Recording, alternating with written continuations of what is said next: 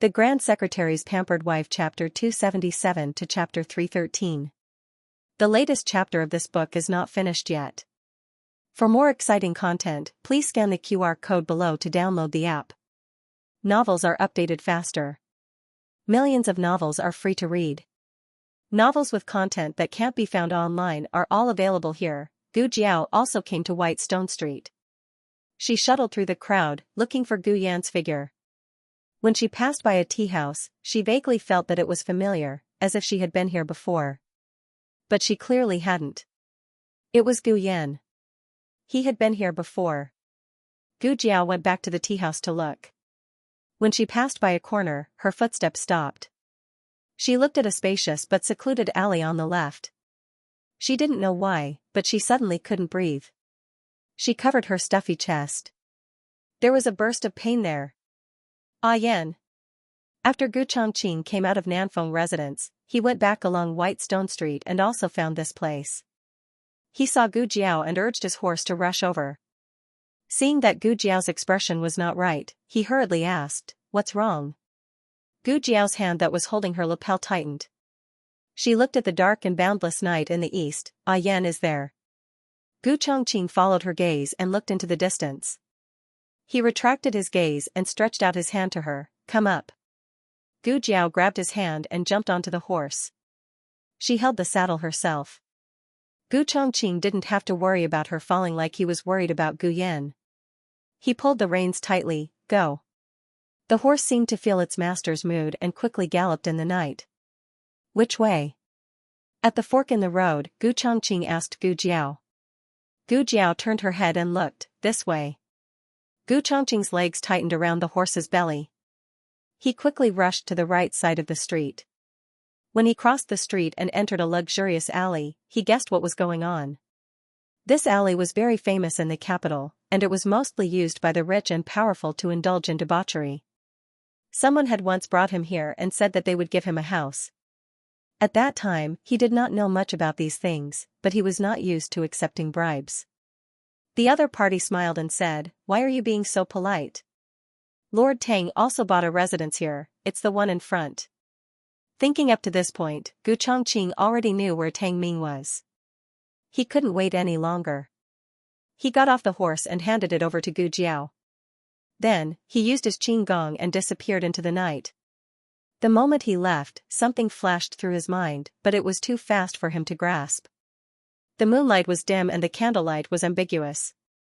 Tang Ming had already torn apart Gu Yan's outer and inner robes, leaving only a thin inner robe draped over his body.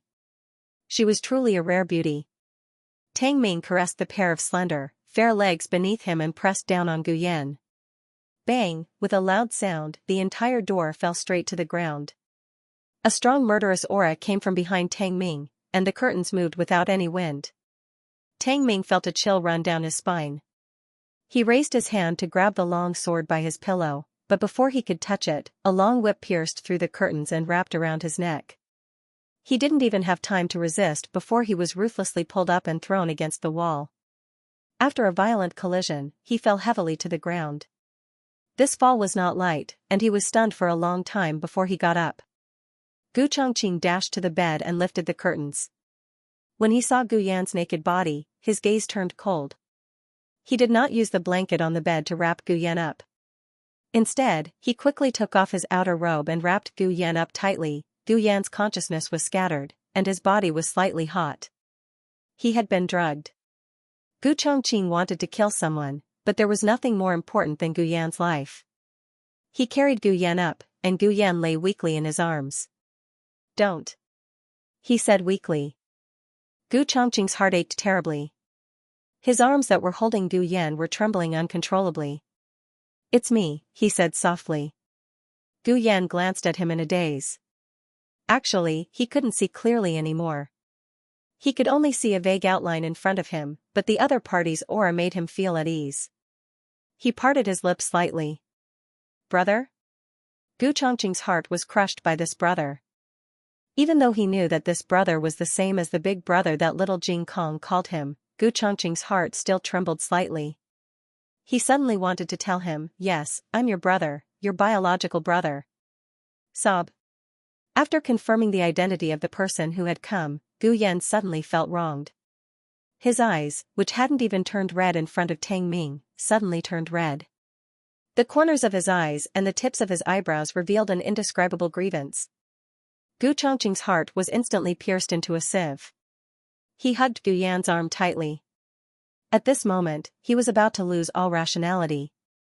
If Gu Yan's aura wasn't too weak, he really wanted to rush over and end Tang Ming. Gu Chongqing. It's you? Tang Ming finally found some strength. He slowly got up from the ground, but before he could get up, he was kicked back down by Gu Chongqing. He suddenly spat out a mouthful of blood. Gu Chongqing looked at him with a murderous look. Tang Ming, I'll settle this score with you. Tang Ming felt like he had seen a ghost. Why would Gu Chongqing come here? Could it be that this brat? Tang Ming suddenly remembered that he had seen Gu Chongqing riding a horse with a youth on the streets.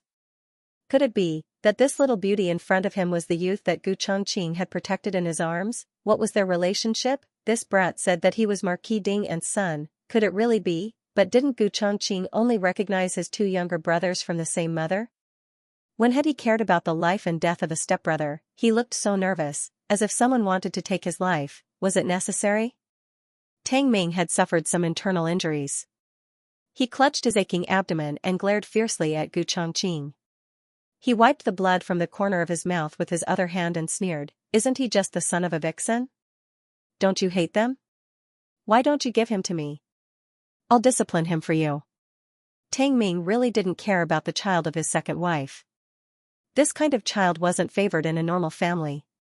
Moreover, he had heard that Marquis Ding and second wife didn't have a high status and had been neglected all these years.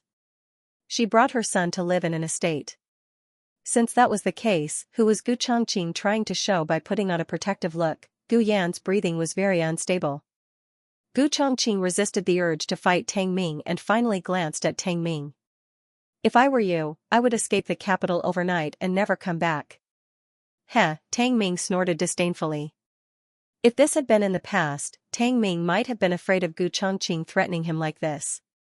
But now, his uncle was the Grand Marshal of the world's armed forces and he had been promoted to Deputy General. Gu Chongqing was just a small Hushan commandant. It wasn't enough to fill the gaps between his teeth. He wasn't afraid that Gu Chongqing would go and complain. Although he was in the wrong in this matter, if it really got out, it would damage this young boy's reputation. When that time came, the entire capital would know that Gu Chongqing's younger brother had been played by him, Tang Ming. Could Gu Chongqing and this beautiful young boy afford to lose this kind of face? Gu Chongqing didn't waste any more time with Tang Ming. He carried Gu Yan and used his qinggong to leave this place. Not long after they left, Gu Chongqing ran into Gu Jiao, who had stopped her horse by the side of the road and was about to rush into the residence. Gu Chongqing saw his mount and remembered that he had forgotten something. His horse had a strange temperament and normally wouldn't let others ride it. Did something happen to his younger sister? Gu Jiao didn't know what he was thinking. She looked at Gu Chongqing, who was wrapped in Gu Yan's clothes. In that instant, a bloody light flashed through her eyes. Who did this? Tang Ming. You don't know him. A member of the Tang family? That's right. Gu Jiao looked at the residents and clenched her fists. She held back the violence in her blood and walked in front of Gu Chongqing. She looked at Gu Yan's face and checked Gu Yan's pulse. Gu Yan's money pouch was gone.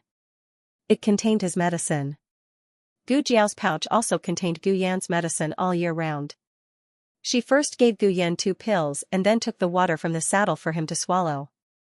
But in Gu Yan's situation, just taking medicine was clearly not enough. The two of them hurriedly brought Gu Yan back to Jade Water Alley. The night wind was a little cold. Gu Chongqing was afraid that Gu Yan would catch a cold, so he took off his inner clothes and only wore a thin inner garment. He carried Gu Yan and walked the whole way. Along the way, there were people who looked at them strangely from time to time, but they didn't recognize who he was.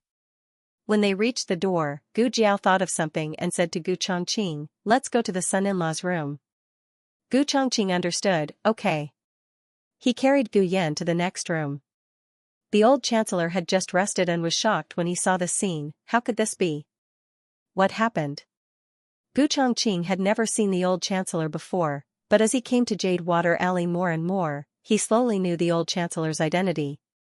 As for how he became Xiao Liulong's granduncle, Gu Chongqing didn't know for now. He didn't deliberately ask about it. "I'll explain to you later." "Is there a side room?" Gu Chongqing asked. "Yes, there is." The west wing was empty. The old chancellor opened the door of the west wing and laid out a clean mattress. Gu Chongqing gently put Gu Yan on the bed. Gu Jiao brought a small medicine box over. With Gu Yan's physical condition, it wasn't suitable to induce vomiting. He could only use infusion to promote the metabolism of drugs. But in the process of metabolism, his organs had to bear a huge burden, which was undoubtedly very dangerous for people with congenital heart disease. Gu Jiao opened the small medicine box and gave Gu Yan a tonic infusion. Gu Jiao measured Gu Yan's blood pressure. The blood pressure was soaring abnormally, which should be caused by drugs.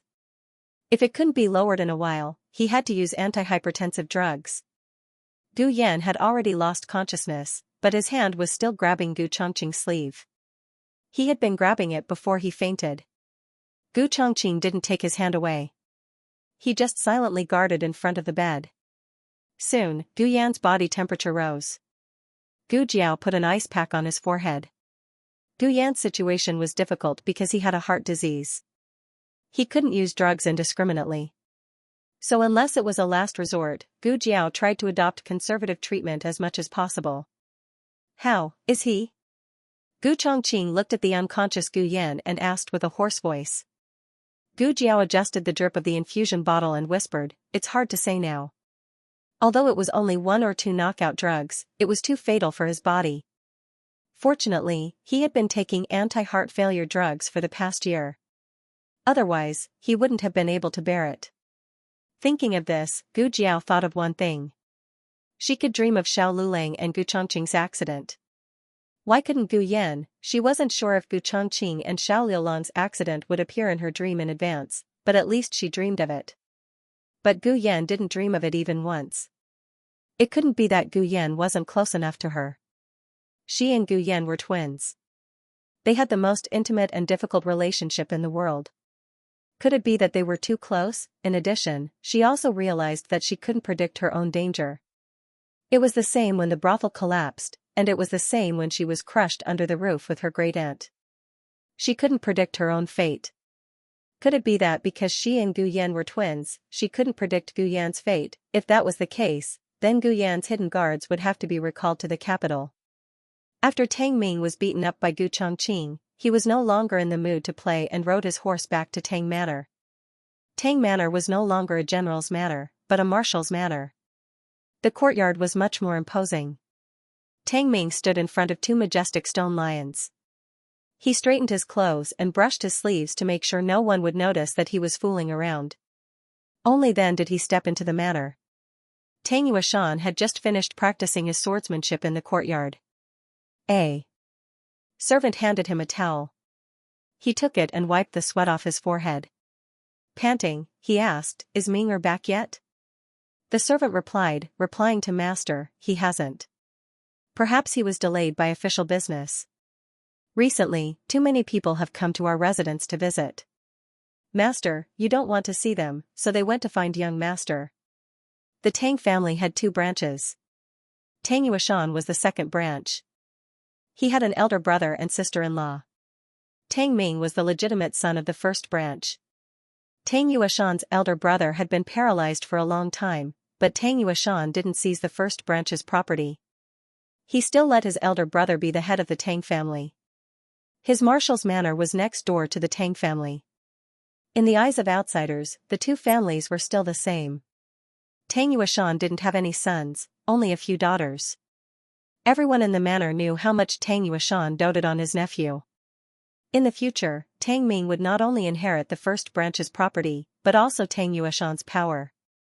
The servants of the marshal's manor all regarded Tang Ming as their young master. Tang Ming's biological father was paralyzed in bed and couldn't take care of him, so he asked his younger brother to take care of him for him. Tang Ming had worshipped his uncle since he was a child, so he was happy to stay with Tang Yuashan. Speak of the devil. Tang Yuashan was just wiping his sweat when he saw Tang Ming come over with a smile. Uncle. I'm back. Tang Yuashan's serious face immediately showed a trace of joy. Why are you so late? Are there too many official business in the military camp? Tang Ming smiled and said, What official business? Uncle, you don't want me to meet those officials in private. I came out a long time ago. I came back late because I went to buy your favorite spicy fragrant snails. As he spoke, he took out the food box he had hidden behind him. Uncle, look. Is this from the restaurant you often go to? When Tang Yuashan heard this, the joy in his heart overflowed. He opened the food box and took a sniff. Satisfied, he said, Yes, this is the smell. The servant smiled and said, Young master is being filial to you. We didn't expect this. Tang Yuashan smiled happily. After autumn, the field snails were the most plump and juicy. Although it wasn't the best time to eat snail meat, the fragrant snails from that restaurant were delicious. Besides, he valued Tang Ming's kindness more. You haven't eaten, right? Tang Yuashan looked at Tang Ming and asked. No. Tang Ming shook his head. Have someone set the table, Tang Yuashan ordered the servant. Yes, sir. The servant hurried off. The weather was getting warmer. The food was placed in the courtyard. Tang Yuashan didn't eat at home often, and he didn't invite his daughters to eat. Tang Ming was the only one he doted on.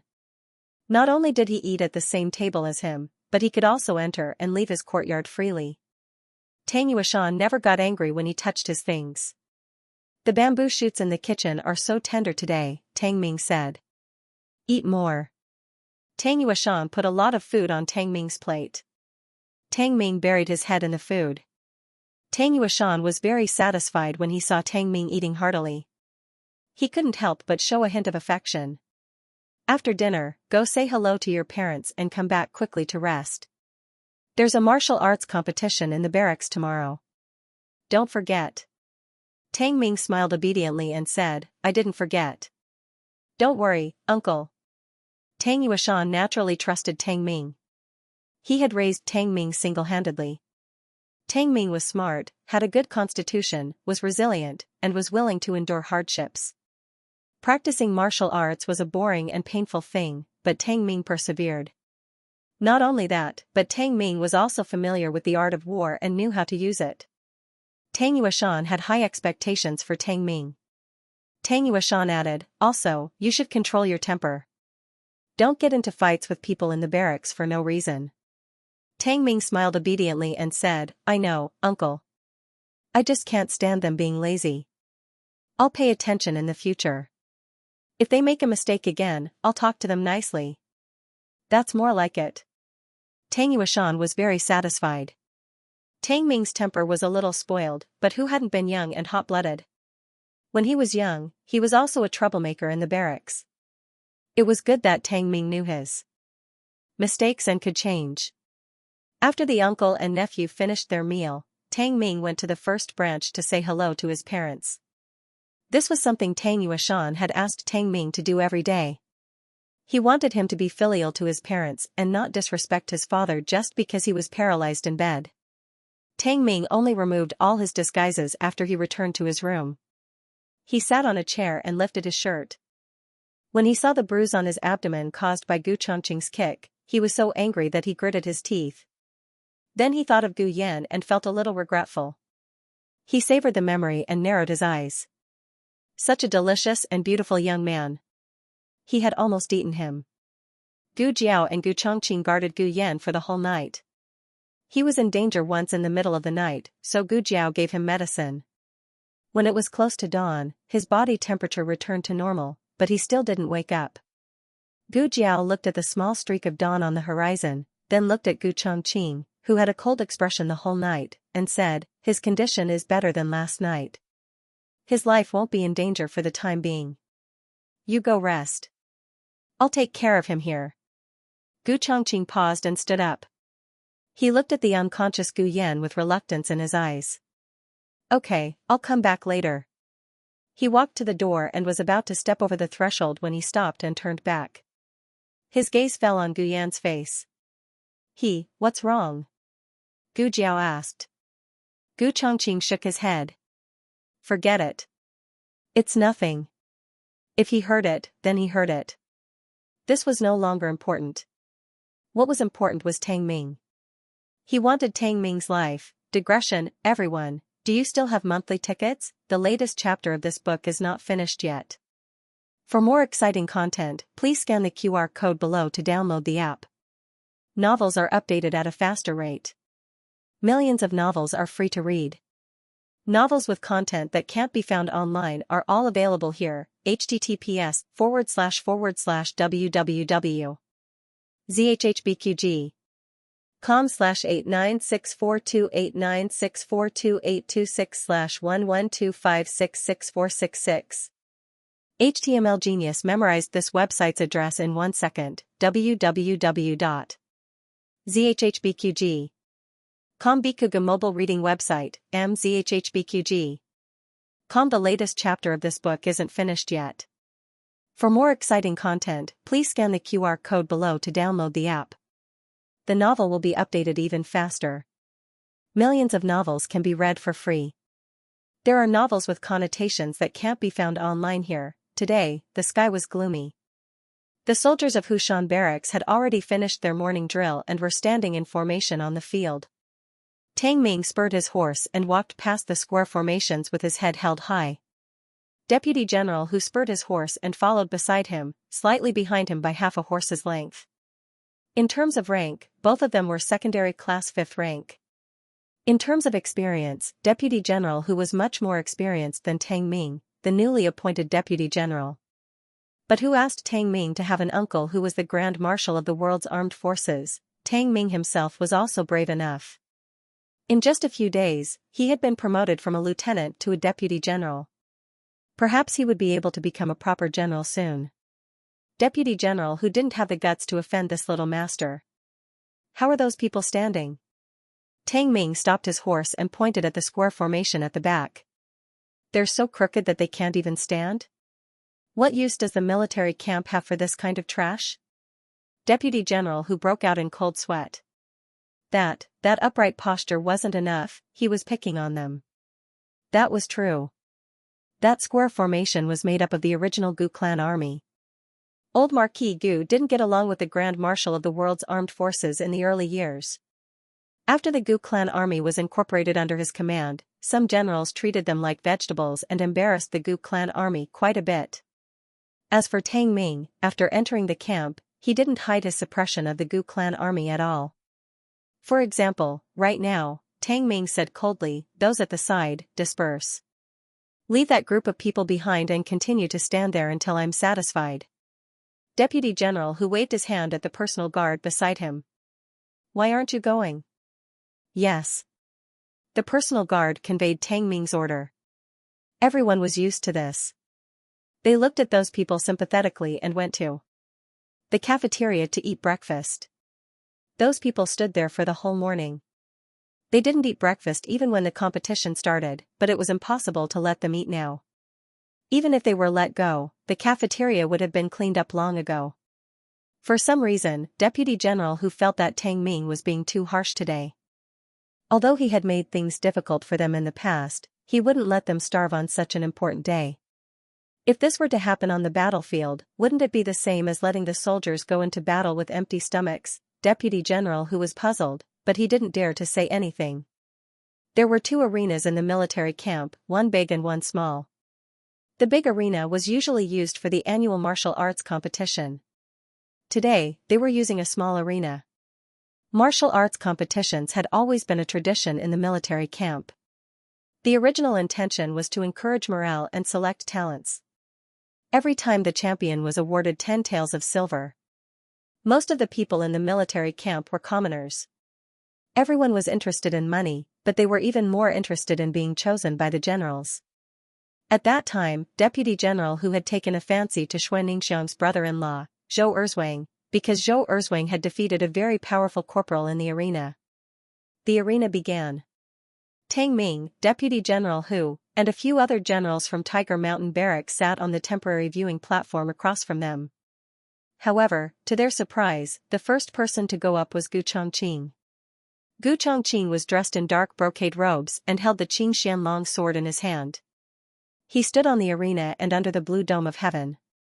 The place where Tang Ming had been beaten by Gu Chongqing was still aching faintly. He narrowed his eyes coldly. What's going on? Why is Commandant Gu going up? That's right. Why did Gu Chongqing come to fight in the arena? Why would he take a fancy to an arena of this level? Actually, in the early days of the arena, the generals had always been the first to fight. After the generals had fought, the arena was handed over to the rest of the soldiers. Later on, the military camp's official style prevailed. The generals with official ranks felt that winning wasn't something to be proud of, but losing was shameful. Gradually, they withdrew from the arena. This was Gu Chongqing's first time in the arena. He faced the wind, his hair bound by a jade crown, his robes flapping. His aura was like a rainbow. For a long time, no one dared to go up. Gu Chongqing then began to call out names. He was a commandant. As long as he didn't call out anyone with a higher rank than himself, no one could refuse. The first name he called out was Fu Peng. He was one of Tang Ming's subordinates. Gu Chongqing didn't give Tang Ming any face and knocked him out of the arena with a single move. After that, Gu Chongqing called out another 17 or 18 people in one go. They were all Tang Ming's subordinates, and they were all defeated with a single move. Tang Ming's fists were clenched tightly. If he still couldn't tell that Gu Chongqing was deliberately targeting him, then it wouldn't make sense. Was Gu Chongqing fighting for justice for the Gu clan army, or was he avenging his stepbrother? Gu Chongqing knocked down another one of Tang Ming's subordinates. He didn't even use his weapon. He looked at Tang Ming and didn't hide the provocation in his eyes. Are these the soldiers that Deputy General Tang brought out? They're just SOSO. Provocation was definitely effective on Tang Ming, especially in front of all the soldiers. He, Tang Ming, couldn't afford to lose face like this. Tang Ming looked coldly at Gu Chongqing. He grabbed the sword on the table and leaped up, landing firmly on the arena. Everyone was stunned. It couldn't be, right? What day was it today? The Tang clan's little overlord was going to go up against the cold-faced Hades. Was it really that exciting? The relationship between Gu Chongqing and Tang Ming had never been harmonious, but this was the first time that they were going up against each other in public. Tang Ming had actually provoked Gu Chongqing countless times, but Gu Chongqing had always chosen to ignore him. Everyone thought that the two of them couldn't go up against each other. It seems that it was Commandant Gu who provoked Deputy General Tang first. That's right. What's wrong with him? I don't know. His gaze is so scary. Everyone could tell that Gu Chongqing was acting strangely today. He had always been a cold-faced Hades in the military camp, but he wasn't rash or provocative, let alone now when he was shrouded in a huge killing intent. This Commandant Gu was really too scary. Tang Ming chuckled. Admit it. You're actually jealous of me. You're jealous that I've become a deputy general and can ride on your head. What do you mean by avenging your stepbrother? I've thought about it. You, Gu Chongqing, aren't such a brotherly person. Gu Chongqing didn't waste time talking nonsense with him. He tossed out his sword and pulled it out in the air.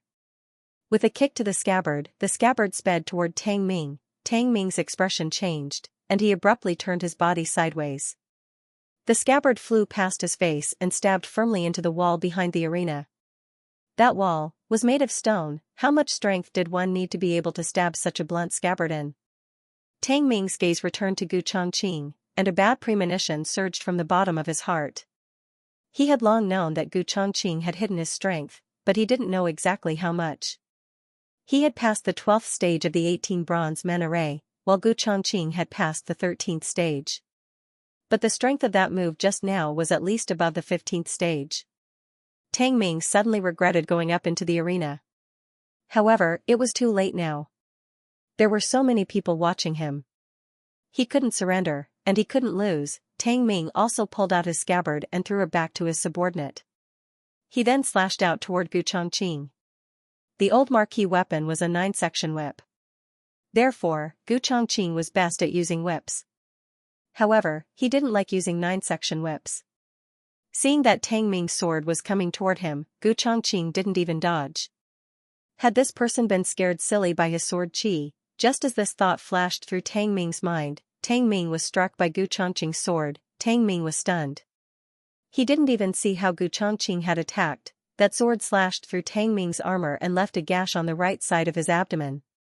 Blood spurted out with a swoosh. Everyone was stunned, although swords and sabers had no eyes. Wasn't this attack a little too fast and vicious? Tang Ming covered his wound in disbelief and retreated a few steps.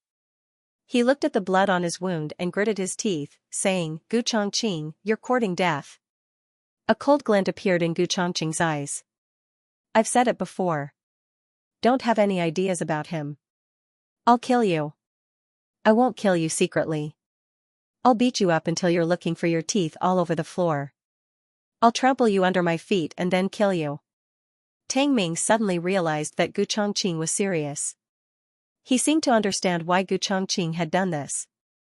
Gu Chongqing was humiliating him. Because he had humiliated Gu Yan, Gu Chongqing was going to let him have a taste of what he had done 10 times, 100 times over. Tang Ming clenched his fists.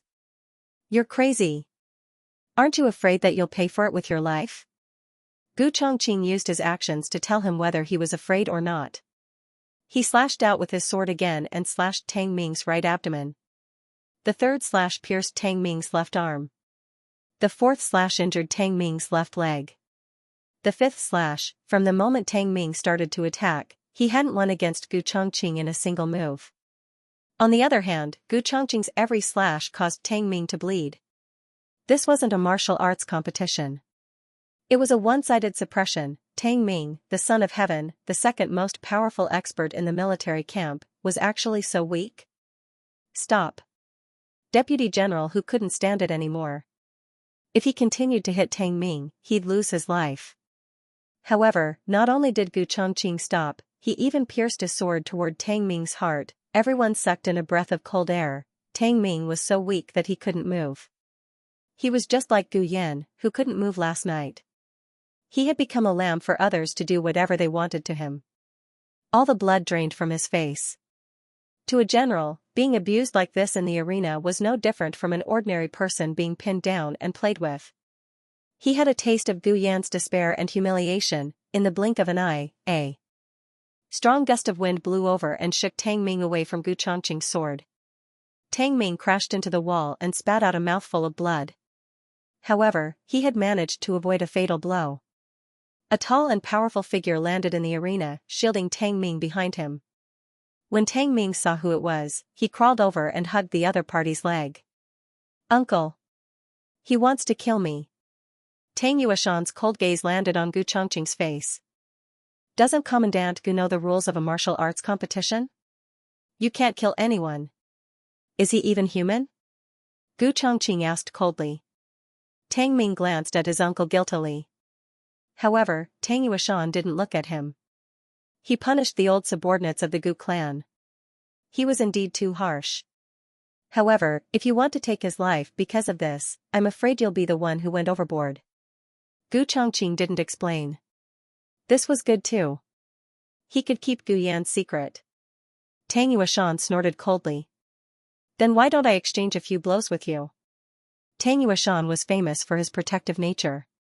This was why almost no one in the capital dared to provoke Tang Ming. Even if they were humiliated by Tang Ming, they could only swallow their anger. Tang Ming looked at Gu Chongqing with deep hatred. A look of vengeance flashed across his face. "Uncle. Kill him. Kill him. Kill him and avenge me." Tang Yuashan naturally couldn't kill Gu Chongqing in front of the entire military camp. However, it would be easy for him to make Gu Chongqing suffer a little. However, just as he was about to make his move, a voice as loud as a bell rang out. "Wait." Gu Chongqing frowned. Deputy General Hu and the others turned to look.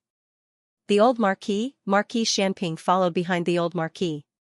The old Marquis had retired and no longer held any official position. However, Marquis Xianping was still the great general of the state. Other than Tang Yuashan, everyone had to bow to him. Tang Yuashan's position was higher than his, but his status was inferior. Marquis Xianping was a first-rank marquis, a relative of the emperor. Tang Yuashan reluctantly made a fist and palm salute. It was a very perfunctory salute. Marquis Xianping didn't mind. He smiled faintly and said, "Long time no see. How are you, Lord Tang?" Tang Yuashan didn't have a good relationship with the old Marquis, nor did he have a good relationship with Marquis Xianping. The former had a grudge against him, while the latter, except for their different standpoints, it was purely because Marquis Xianping was too good at irritating people. Tang Yuashan and Marquis Xianping were the same age, but when they stood next to each other, it was as if they were a generation apart. Marquis Xianping hid his hands in his sleeves and looked at Tang Yuashan's round belly with a faint smile. It seems that Lord Tang has been eating a lot lately. Is the salary of the Supreme Marshal too high? You're already a Supreme Marshal. Don't frown all the time. Look at you, you have more wrinkles. Tang Yuashan was furious. What did it mean to touch the pot that didn't boil? This was it. Speaking of which, he was wronged. When he was young, sure he used to be a handsome man, but now he was fat and looked like a middle-aged greasy uncle. Marquis Xianping looked like this 20 years ago, and 20 years later, he still looked like this. How infuriating. If it were someone else who insulted him like this, he could still say, what's the point of being a handsome man? Do you know martial arts? Can you fight? Can you go to the battlefield and kill the enemy? But Marquis Xianping couldn't say that. Marquis Xianping's arrival changed the atmosphere. Marquis Xianping took away a lot of Tang Yuashan's hatred for Gu Chongqing. When the old Marquis proposed to take Gu Chongqing back to the mansion for strict discipline, Tang Yuashan agreed without hesitation. Of course, it was also because Tang Ming's injuries were too serious and he fainted from excessive blood loss. The latest chapter of this book is not finished yet. For more exciting content, please scan the QR code below to download the app. Novels are updated faster and more complete. Millions of novels are free to read. There are all kinds of novels that you can't find online. https://www.zhhbqg.com/8964289642826/112563408.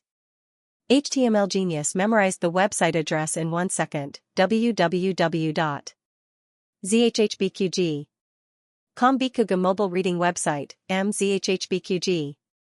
The latest chapter of this book is not finished yet. For more exciting content, please scan the QR code below to download the app. Novels are updated at a faster rate. Millions of novels are free to read. Novels with a deeper meaning that can't be found online are all available here. Malicious wounding in an official martial arts competition would be dealt with according to military regulations, especially when Gu Chongqing was a commandant. What would the soldiers think if a commandant took the lead in doing such a thing? This was the most irrational Gu Chongqing had ever been. At least, that was what the old duke thought. However, the old duke couldn't reprimand Gu Chongqing in front of outsiders. He gave Gu Chongqing a dark look and said, "Come down now." Gu Chongqing slowly walked to the wall and pulled out the scabbard that was deeply embedded in it.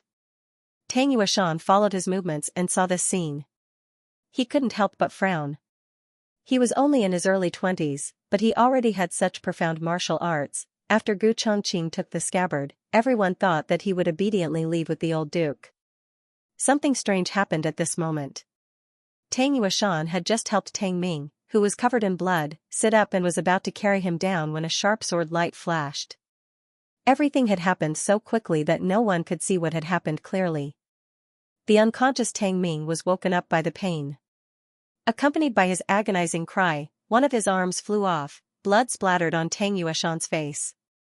Tang Yuashan was stunned. In the next second, Tang Yuashan came to his senses and hit Gu Chongqing with his palm. The vigorous internal energy was so substantial that it was hard to resist. It sent Gu Chongqing flying out of the arena. This scene simply stunned everyone.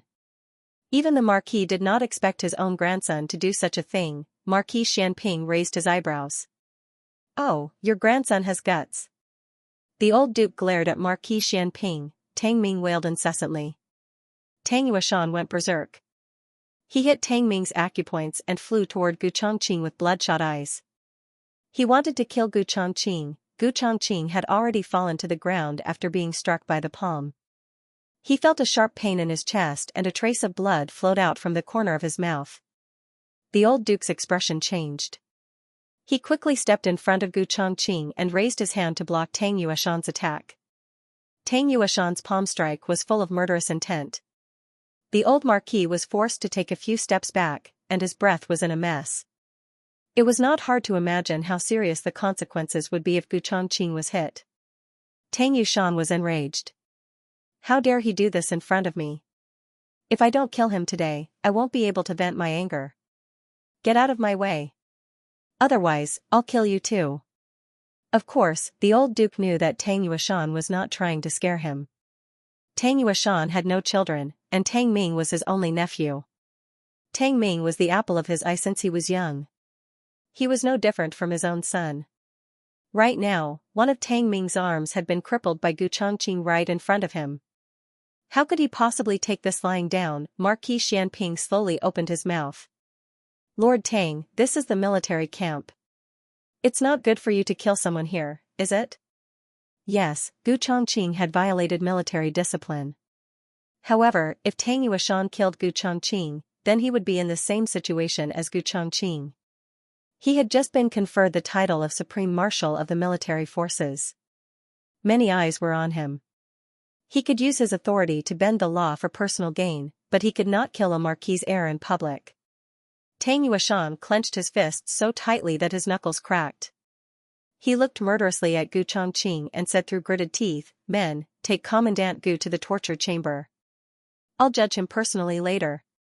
"Yes, sir." 2 guards took away Gu Chongqing's sword and took him to the torture chamber in the camp. Tang Yueshan left with the unconscious Tang Ming.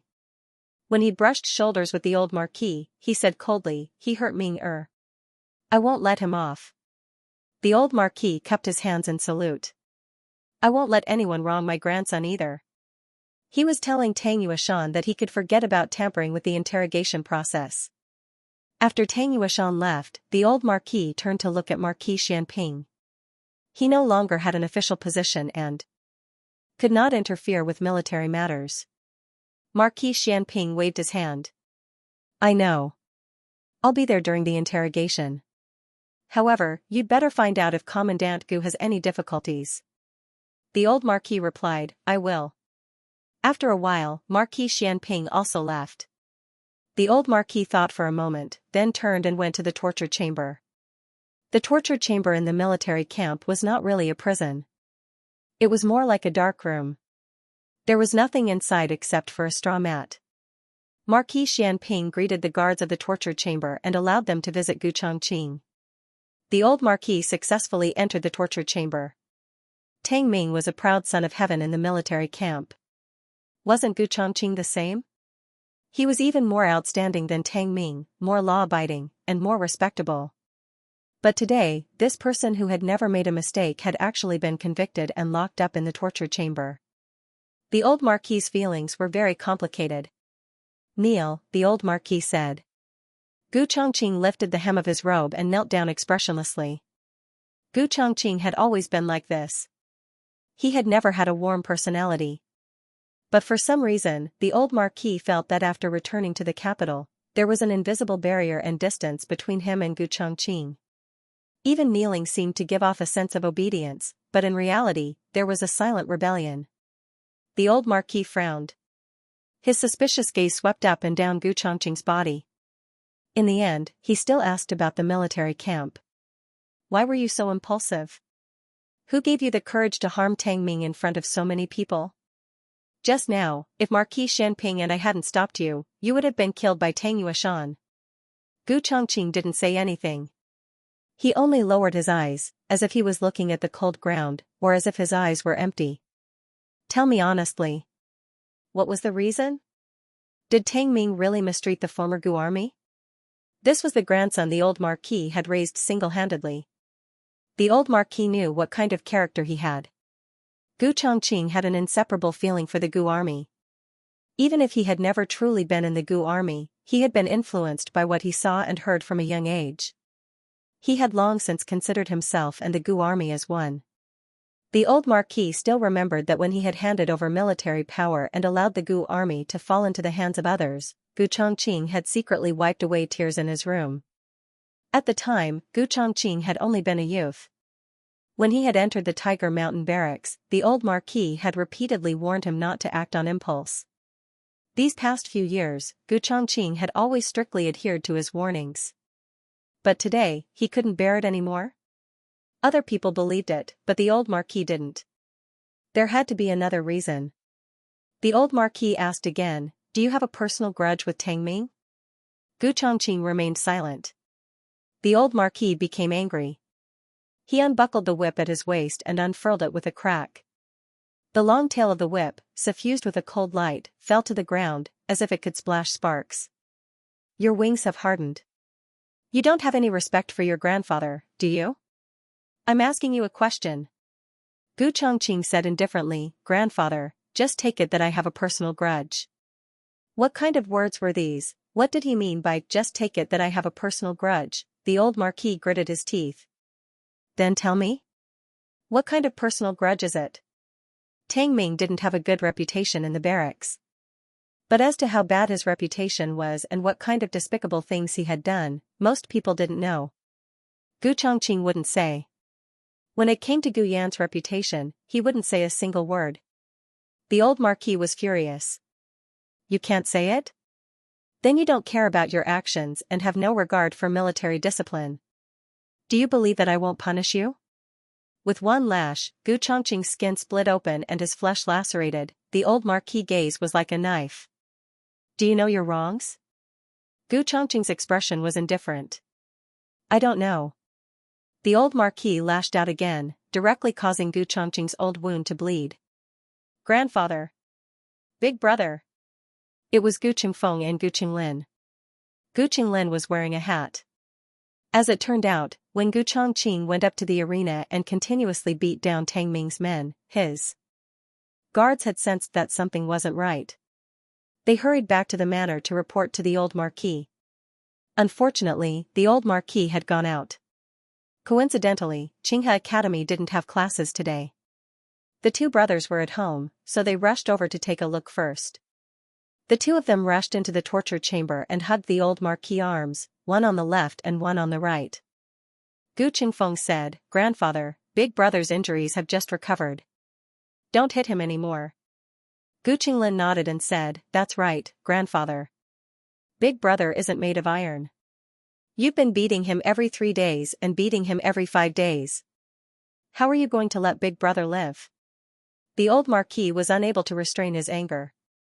"Both of you, get out of my way. Otherwise, I'll beat both of you as well." "Let's beat him then." Gu Qingfeng knelt down beside Gu Chongqing. Gu Qinglin shrunk his neck.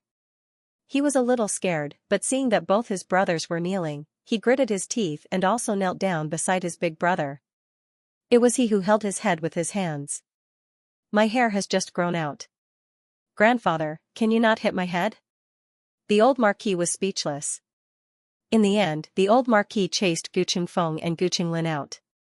Outside the torture chamber, the two of them listened to the sounds of the lashes landing on Gu Chongqing's body. They were so anxious that they spun around on the spot.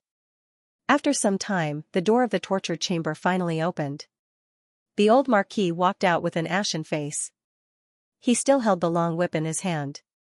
The veins on the back of his hand and on his forehead were bulging. It was clear that he had been serious just now. The two of them looked at the old Marquis hesitantly. The old Marquis didn't say a word and left with a sullen face. Only then did the two of them enter the torture chamber again. Gu Chongqing lay on the straw mat, his body covered in whip marks.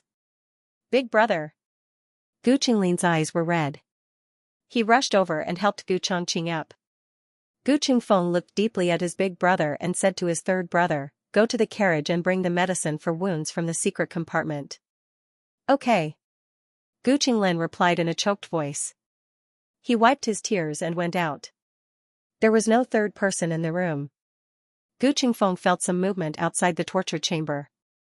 There was someone holding the door, but it wasn't too close. He helped Gu Chongqing sit on the straw mat with his back against the cold wall. Actually, he and Gu Qinglin had heard everything grandfather and big brother said just now. Gu Qinglin had a simple personality and couldn't hear anything, but he felt that something was strange. Gu Qingfeng knelt down on one knee beside Gu Chongqing and looked at Gu Chongqing. "Big brother, you've changed.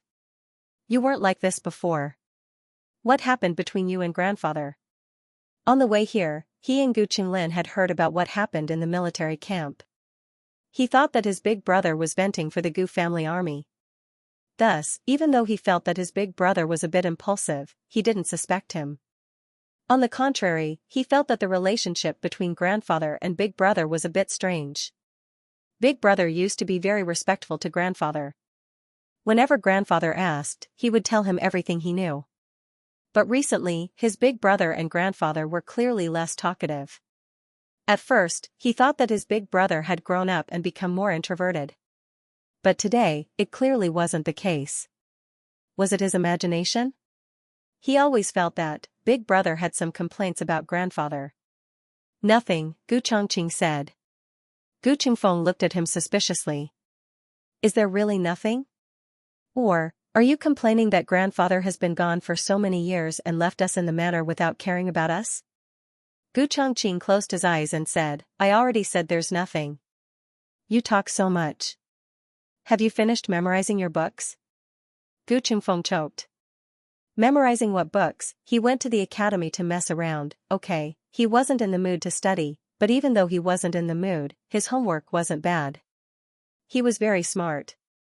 If he wasn't born in the marquis household and didn't have to inherit the family business as the second son who wasn't given high hopes, perhaps he would study diligently and become an official. He couldn't help with his big brother's matter for now. After Gu Qinglin brought the medicine and applied it on his big brother, he and Gu Qinglin returned to the marquis household. He finished the homework assigned by the teacher and also finished Gu Qinglin's. He was about to rest when he saw a white pigeon land on his windowsill. This wasn't an ordinary white pigeon. His eyes moved and he walked over to pick up the white pigeon. He looked around and made sure that no one was around before he untied a note from the pigeon's leg. There was another mission tonight. After Gu Qinglin fell asleep, Gu Qingfeng changed into his night clothes and put on his mask. He quietly left the marquis household. He received the mission through the Thousand Sound Pavilion. The carrier pigeon was placed there after he raised it. The Thousand Sound Pavilion didn't know his identity. The meeting place was a room on the second floor of the Thousand Sound Pavilion. The other party seemed to have been waiting for a long time. He wore a mask and the other party also wore a bamboo hat. Neither of them could see the other's appearance. I've heard so much about you. The other party held a folding fan and smiled at Gu Qingfeng. His voice sounded like he was 70 or 80 years old, but the hand holding the folding fan was unusually young.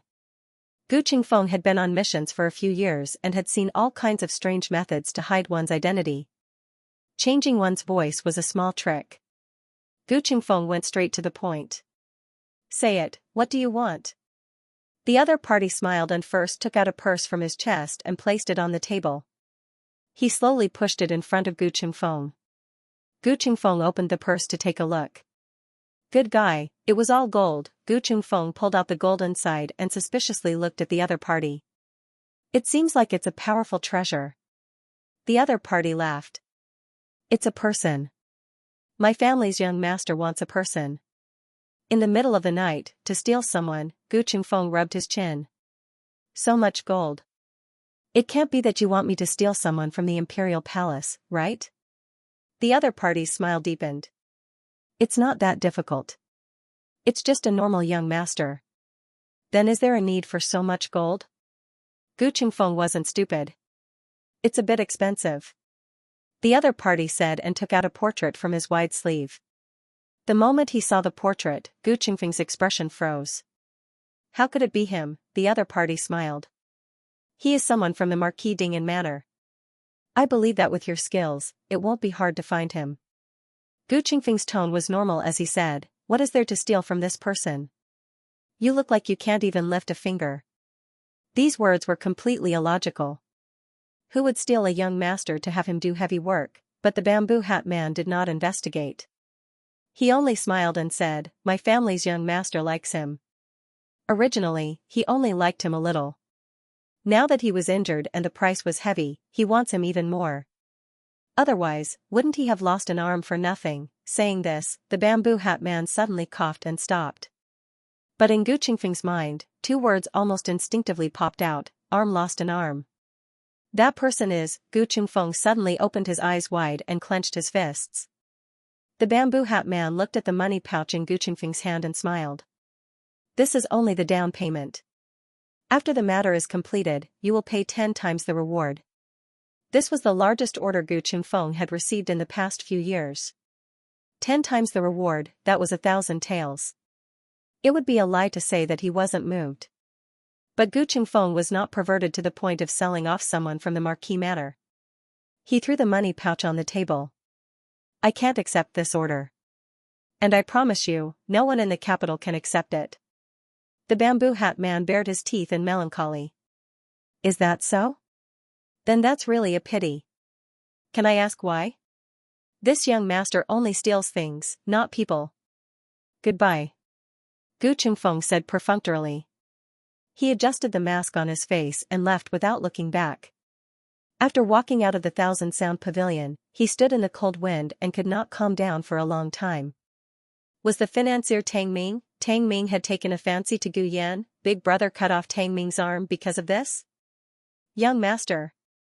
While Gu Chungfeng was deep in thought, a clerk from the Thousand Sound Pavilion walked out and said to him, just now, the pavilion master stopped another order and asked if you want to accept it.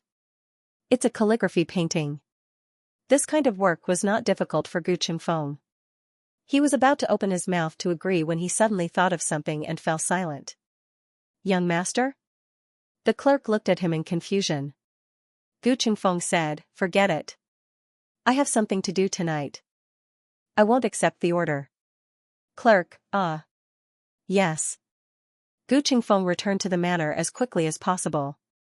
He stayed in his room without taking off his night clothes and occasionally looked out the window. However, after waiting for a long time, there was no movement. He rubbed his chin. Not coming? Or, a flash of lightning flashed through his mind. His expression turned cold. He put on his mask, opened the door, and walked out. In the dead of the night, the solemn general's manor was brightly lit. Tang Ming's arm had been cut off by Gu Chongqing. Tang Yuashan had called over the best medical officers in the military camp. The medical officers spent a Herculean effort to stop Tang Ming's bleeding. What about the arm? Tang Yuashan asked, his veins bulging. Can my nephew's arm be reattached? The medical officers looked at each other. Medical Officer Wu, who was the leader, said in shame, in response to Lord Tang's words, please forgive us for our shallow medical skills. We are unable to treat your nephew's arm. Tang Yuashan said with a sullen face, why can't you treat it? Don't your medical book say something about grafting flowers on a tree? Medical Officer Wu said, it is indeed recorded in the ancient books. Unfortunately, no one has ever succeeded. It is said that there is a precedent in the Yan Kingdom, but that is just a rumor. Tang Yuashan would never go to the Yan Kingdom for a rumor. Even if he was willing, the Yan Kingdom was far away. It would be too late by the time he got there. Just as Tang Yuashan was in a terrible fix, another medical officer surnamed Jiang said, Lord Tang, I know a medical hall. Tang Yuashan said excitedly, tell me. Who is it? Medical Officer Jiang said, I wonder if Lord Tang has heard of the Miracle Hall? Tang Yuashan shook his head. No. Medical Officer Jiang thought for a moment and said, then, have you heard of the bellows incident in the Ministry of Works? Tang Yuashan said in a low voice, I have heard a little about it. What does it have to do with the Miracle Hall? Imperial Physician Jiang said, My lord, you may not know this, but the Miracle Hands Hall was one of the medical centers that were recruited by the Imperial Court to treat injuries. The medical skills of the doctors in the Miracle Hands Hall are far superior to other medical centers, and they have treated the most critically ill patients. Even a craftsman who almost died was saved. Tang Yuashan said hurriedly, then go and invite them here. At night, the steward of the Tang mansion came to the Miracle Hall. He entered the hall and shouted, call out the most skilled doctor here and ask him to come with me to the marshal's mansion immediately. The most skilled doctor in the Miracle Hall was Gu Jiao. Unfortunately, Gu Jiao was not here today. If it was in the past, shopkeeper Wang would have asked Dr. Song to go to the marshal's mansion.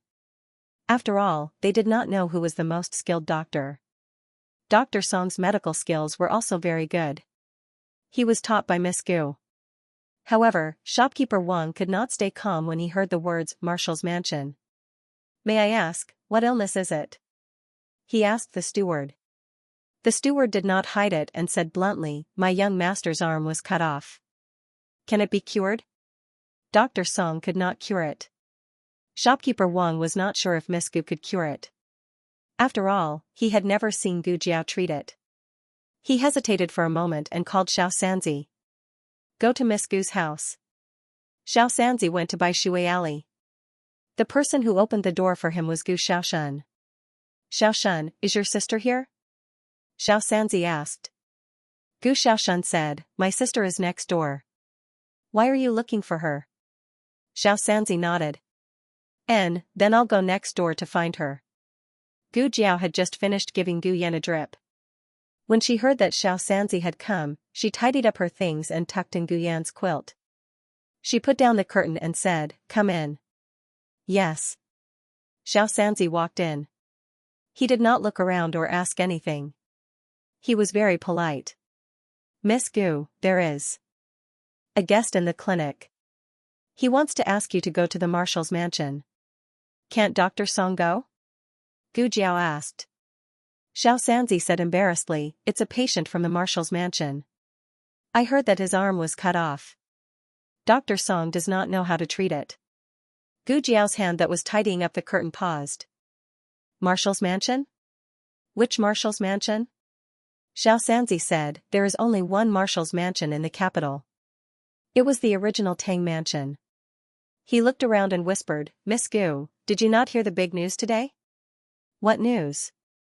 Gu Jiao asked. Xiaoxia said that something happened in the Tiger Mountain barracks. "I heard that the nephew of the world's great marshal got into a fight with someone and was heavily injured. I didn't expect that his arm would be cut off. I don't know who is so daring. Who else could it be?" Gu Jiao narrowed her eyes slightly. A dark light flashed in her eyes. "Okay, I'll go." "That's great.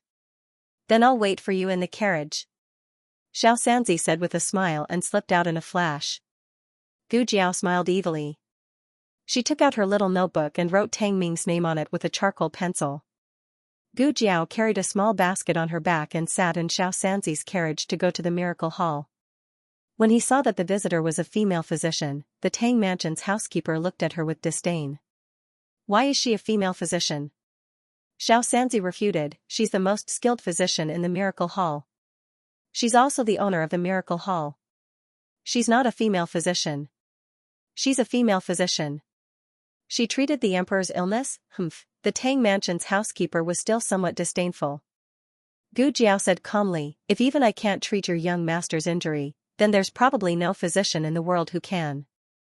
Xiaoxia straightened his back. "That's right." The Tang Mansion's housekeeper expected that a small clinic wouldn't have the guts to fool the Marshal's mansion. After frowning, he brought Gu Jiao to the Marshal's mansion. Tang Yuashan was unhappy to see that the visitor was a female physician. However, Dr. Jiang recognized Gu Jiao at a glance. This is the physician who was at the scene of the accident that day. Her medical skills are very good. She saved the most patients." Hearing Dr. Zhang's words, Tang Yuashan was slightly relieved. He glanced at Gu Jiao. Her face was damaged. However, she didn't show any signs of weakness. Instead, she was very calm and generous. However, he didn't know if it was his illusion, but the girl's eyes seemed to be a little excited. He must be overthinking. Why would she be excited about treating his nephew? She should be nervous. After all, he would be angry if she couldn't treat him. Tang Yuashan said seriously, "You should have heard about my nephew's condition from the housekeeper." "Can you treat him?" "Yes," said Gu Jiao. Tang Yuashan was stunned. "So, easy?" Without hesitation? "The consultation fee is not cheap," said Gu Jiao again. Tang Yuashan snorted. "As long as you can cure my nephew, I can pay you however much you want." Gu Jiao raised a finger. 5,000 taels. Hiss. Tang Yuashan gasped and gritted his teeth. "Fine. As long as you can cure him, forget 5,000 taels, even 10,000 taels is not a problem." Gu Jiao raised her eyebrows. Then 10,000 taels. Tang Yuashan looked deeply at Gu Jiao. Come with me. Tang Yuashan brought Gu Jiao to Tang Ming's courtyard. The marshal's mansion was bigger than Marquis Ding An's mansion. The route was complicated. If someone didn't lead the way, even Gu Jiao, a secret agent from her previous life, couldn't guarantee that she wouldn't get lost. Along the way, Gu Jiao looked around. Tang Yuashan thought she had never been to such a big mansion before and didn't say anything. As soon as they entered Tang Ming's room, the strong smell of blood hit their nostrils. Gu Jiao's expression didn't change. She went forward to examine Tang Ming's wound and said to Tang Yuashan, I will operate on him in a while. You can wait outside. No way. Tang Yuashan said coldly, this marshal doesn't trust you. If you take advantage of this marshal's absence and do something to Ming this marshal will regret it. This old man was quite cautious. Gu Jiao said, oh, as you wish. Tang Yuashan insisted on staying in the room. He saw Gu Jiao open a small medicine box and put on a pair of gloves for herself. She then took out a strange needle and inserted it into Tang Ming's arm. On the other end of the needle was a strange bottle of medicine. Gu Jiao began to stitch up Tang Ming's wound. The entire process was closely monitored by Tang Yuashan. Tang Yuashan wasn't like Gu Chengfeng, an inexperienced youth. He had been on the battlefield, stepped on bones, and dug up meat from piles of corpses to eat. He could completely withstand this kind of bloody scene. However, Gu Jiao's calmness surprised Tang Yuashan. He had killed before, so he wasn't afraid. How could a girl be so calm? It couldn't be that she had killed before. The operation went smoothly. Can he still hold a sword in the future? Tang Yuashan asked. Gu Jiao said, I don't know. I only treat injuries, not martial arts. Tang Yuashan didn't have much hope in his heart. It wasn't easy to reattach this arm. If he really couldn't hold a sword, it didn't matter. He still had another arm. If worst came to worst, he could practice with his left hand from now on. Tang Yuashan asked the housekeeper to withdraw some money from the accounts room to Gu Jiao. After Gu Jiao took the money, she immediately left the marshal's mansion. However, she didn't go back. Instead, she changed into a small black outfit and put on a beautiful peacock plume mask. She quietly sneaked back to the marshal's mansion. She had memorized the way to the marshal's mansion. Tang Ming, she was here. The moon was dark and the wind was strong. After an entire day of chaos, the marshal's mansion finally returned to its usual tranquility. Tang Ming's condition was stable. Tang Yuashan felt relieved and returned to his own courtyard, leaving 2 shadow guards to guard it. The 2 shadow guards solemnly stood guard outside Tang Ming's door. Suddenly, a small black figure descended from the sky. With a whoosh, an anesthetic needle in each hand pierced into the bodies of the 2 shadow guards. The shadow guards' bodies went limp and they fell to the ground. Gu Jiao pushed open the door and slowly walked in. A simple and elegant carriage passed over the cold doorsill. She came to Tang Ming's bedside and looked at him with interest, as if she was looking at a prey that was about to enter the net. The anesthetic Tang Ming had received during the operation was gradually wearing off. However, Gu Jiao had added some other things to it, so he shouldn't be able to move it this time. However, his sense of pain was more sensitive than ever. As expected, Tang Ming was starting to feel pain. The sword wounds on his body and the wound on his arm all fought to wake him up. He opened his eyes with cold sweat. Then, he saw a small ghostly figure in front of the bed. The small figure was wearing a peacock plume mask. There was a strange and frightening feeling to it. Tang Ming jumped in fright. Someone, he shouted loudly. However, he realized that he could only make gurgling sounds from his throat. The corners of Gu Jiao's lips curled up. Oh, the effects of the drug were pretty good. Even his vocal cords were numb. The latest chapter of this book isn't finished yet. For more exciting content, please scan the QR code below to download the app. Novels are updated at a faster rate. Millions of novels can be read for free. Novels with connotations that can't be found online can be found here. https://www.zhhbqg.com/896428964286/11253826/112532. HTML genius memorized this website's address in 1 second. www.zhhbqg.com Bikuga mobile reading website, mzhhbqg.com. The latest chapter of this book is not finished yet. For more exciting content, please scan the QR code below to download the app. Novels are updated at a faster rate. Millions of novels can be read for free. Novels with connotations that can't be found online can be found here. Gu Jiao looked at him with great interest. Her gaze lingered on him as if she was comparing weights. How could you have touched my younger brother? Was it this one? Gu Jiao looked at his right hand. Don't worry, she had just stitched up this arm. She won't remove it. Gu Jiao looked at his left hand again. Tang Ming's heart skipped a beat. In order to let him sleep peacefully, the room was lit with incense and the oil lamp was extinguished. However, the moonlight shone through the window lattice and spread all the way to his bed. The other party's back was against the light, but there was a strange light flashing in his dark eyes. Tang Ming felt that he might have seen a ghost. After all, the marshal's residence was heavily guarded. It was impossible for an assassin to sneak in. Even if they did, there were still secret guards left behind by his uncle standing outside the door. They couldn't have been taken care of as well. Was he really seeing a ghost, or was he dreaming? Didn't they say that people couldn't feel pain in their dreams? He was going to die from the pain. The place where Gu Chongqing had cut him with his sword hurt, and the place where his arm had been connected hurt even more. It was as if someone had sprinkled salt and applied spicy oil. It was so painful that cold sweat broke out all over his body. What Tang Ming didn't know was that this was just the beginning. Gu Jiao took out a pair of gloves from her chest and flicked them lightly. Tang Ming's body instinctively trembled, and a strange chill surged up his spine. The mask only covered half of Gu Jiao's face. Tang Ming could see her delicate chin and slightly curled lips. Tang Ming didn't know whether this person was a man or a woman, but his smile made his scalp tingle. What are you doing? Gu Jiao's lips curled up evilly. She put on her gloves and gently tapped his left hand. The cold temperature of her fingertips passed through the gloves and onto Tang Ming's skin. Tang Ming shivered. The next second, Tang Ming felt the seemingly gentle fingers suddenly increase in strength. With a crack, his wrist was fractured. Under the effects of the medicine, Tang Ming felt as if he had been fiercely slashed by someone. He opened his mouth to shout, but he could only shout in his mind. Gu Jiao's fingertips traced along his broken wrist. Her movements were very gentle, and her eyes were filled with enjoyment, if one ignored the cracking sounds under her fingertips. Tang Ming was in so much pain that he almost fainted. What kind of pervert was this?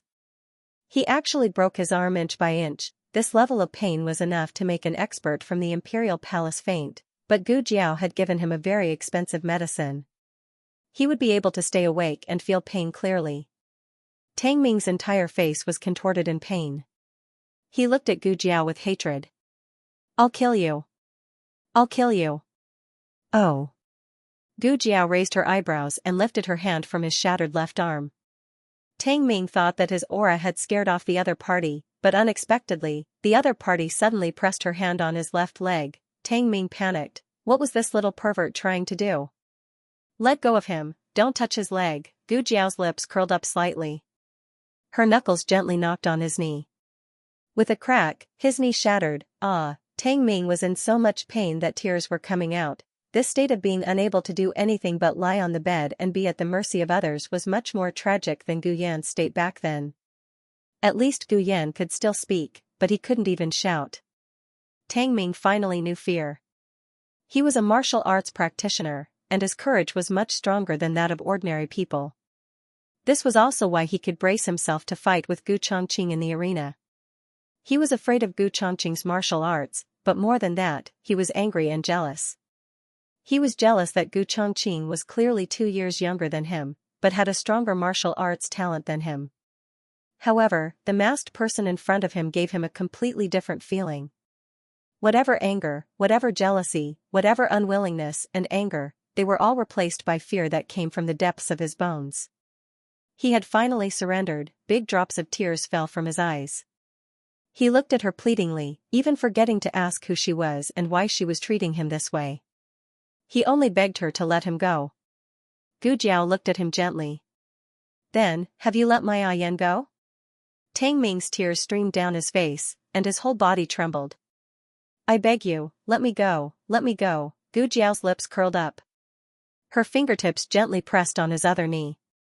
With a crack, it shattered as well. Even with the effects of the medicine, Tang Ming still fainted from the pain. Gu Jiao wasn't in a hurry. She sat patiently at the head of the bed and waited. It didn't take long. After all, the medicine from the research institute was all good medicine. Tang Ming slowly woke up. His face was pale, and his whole body was drenched in cold sweat. He saw that the demon hadn't left yet, and his whole body started to tremble uncontrollably once again. He was no longer the mighty warrior of the grasslands. All of his courage and guts had been destroyed by the person in front of him. He looked at her timidly. Tears filled his eyes, and he was filled with fear and despair. Gu Jiao ignored his despair. She wasn't a good person. She had never been one. She was willing to go to hell after death and be hacked into pieces. However, she would take revenge for the hatred in this life. Gu Jiao smiled gently. You can speak now. Tang Ming moved his mouth and let out a low ah. He could finally speak, but it was very weak. Gu Jiao took out a syringe from her pocket.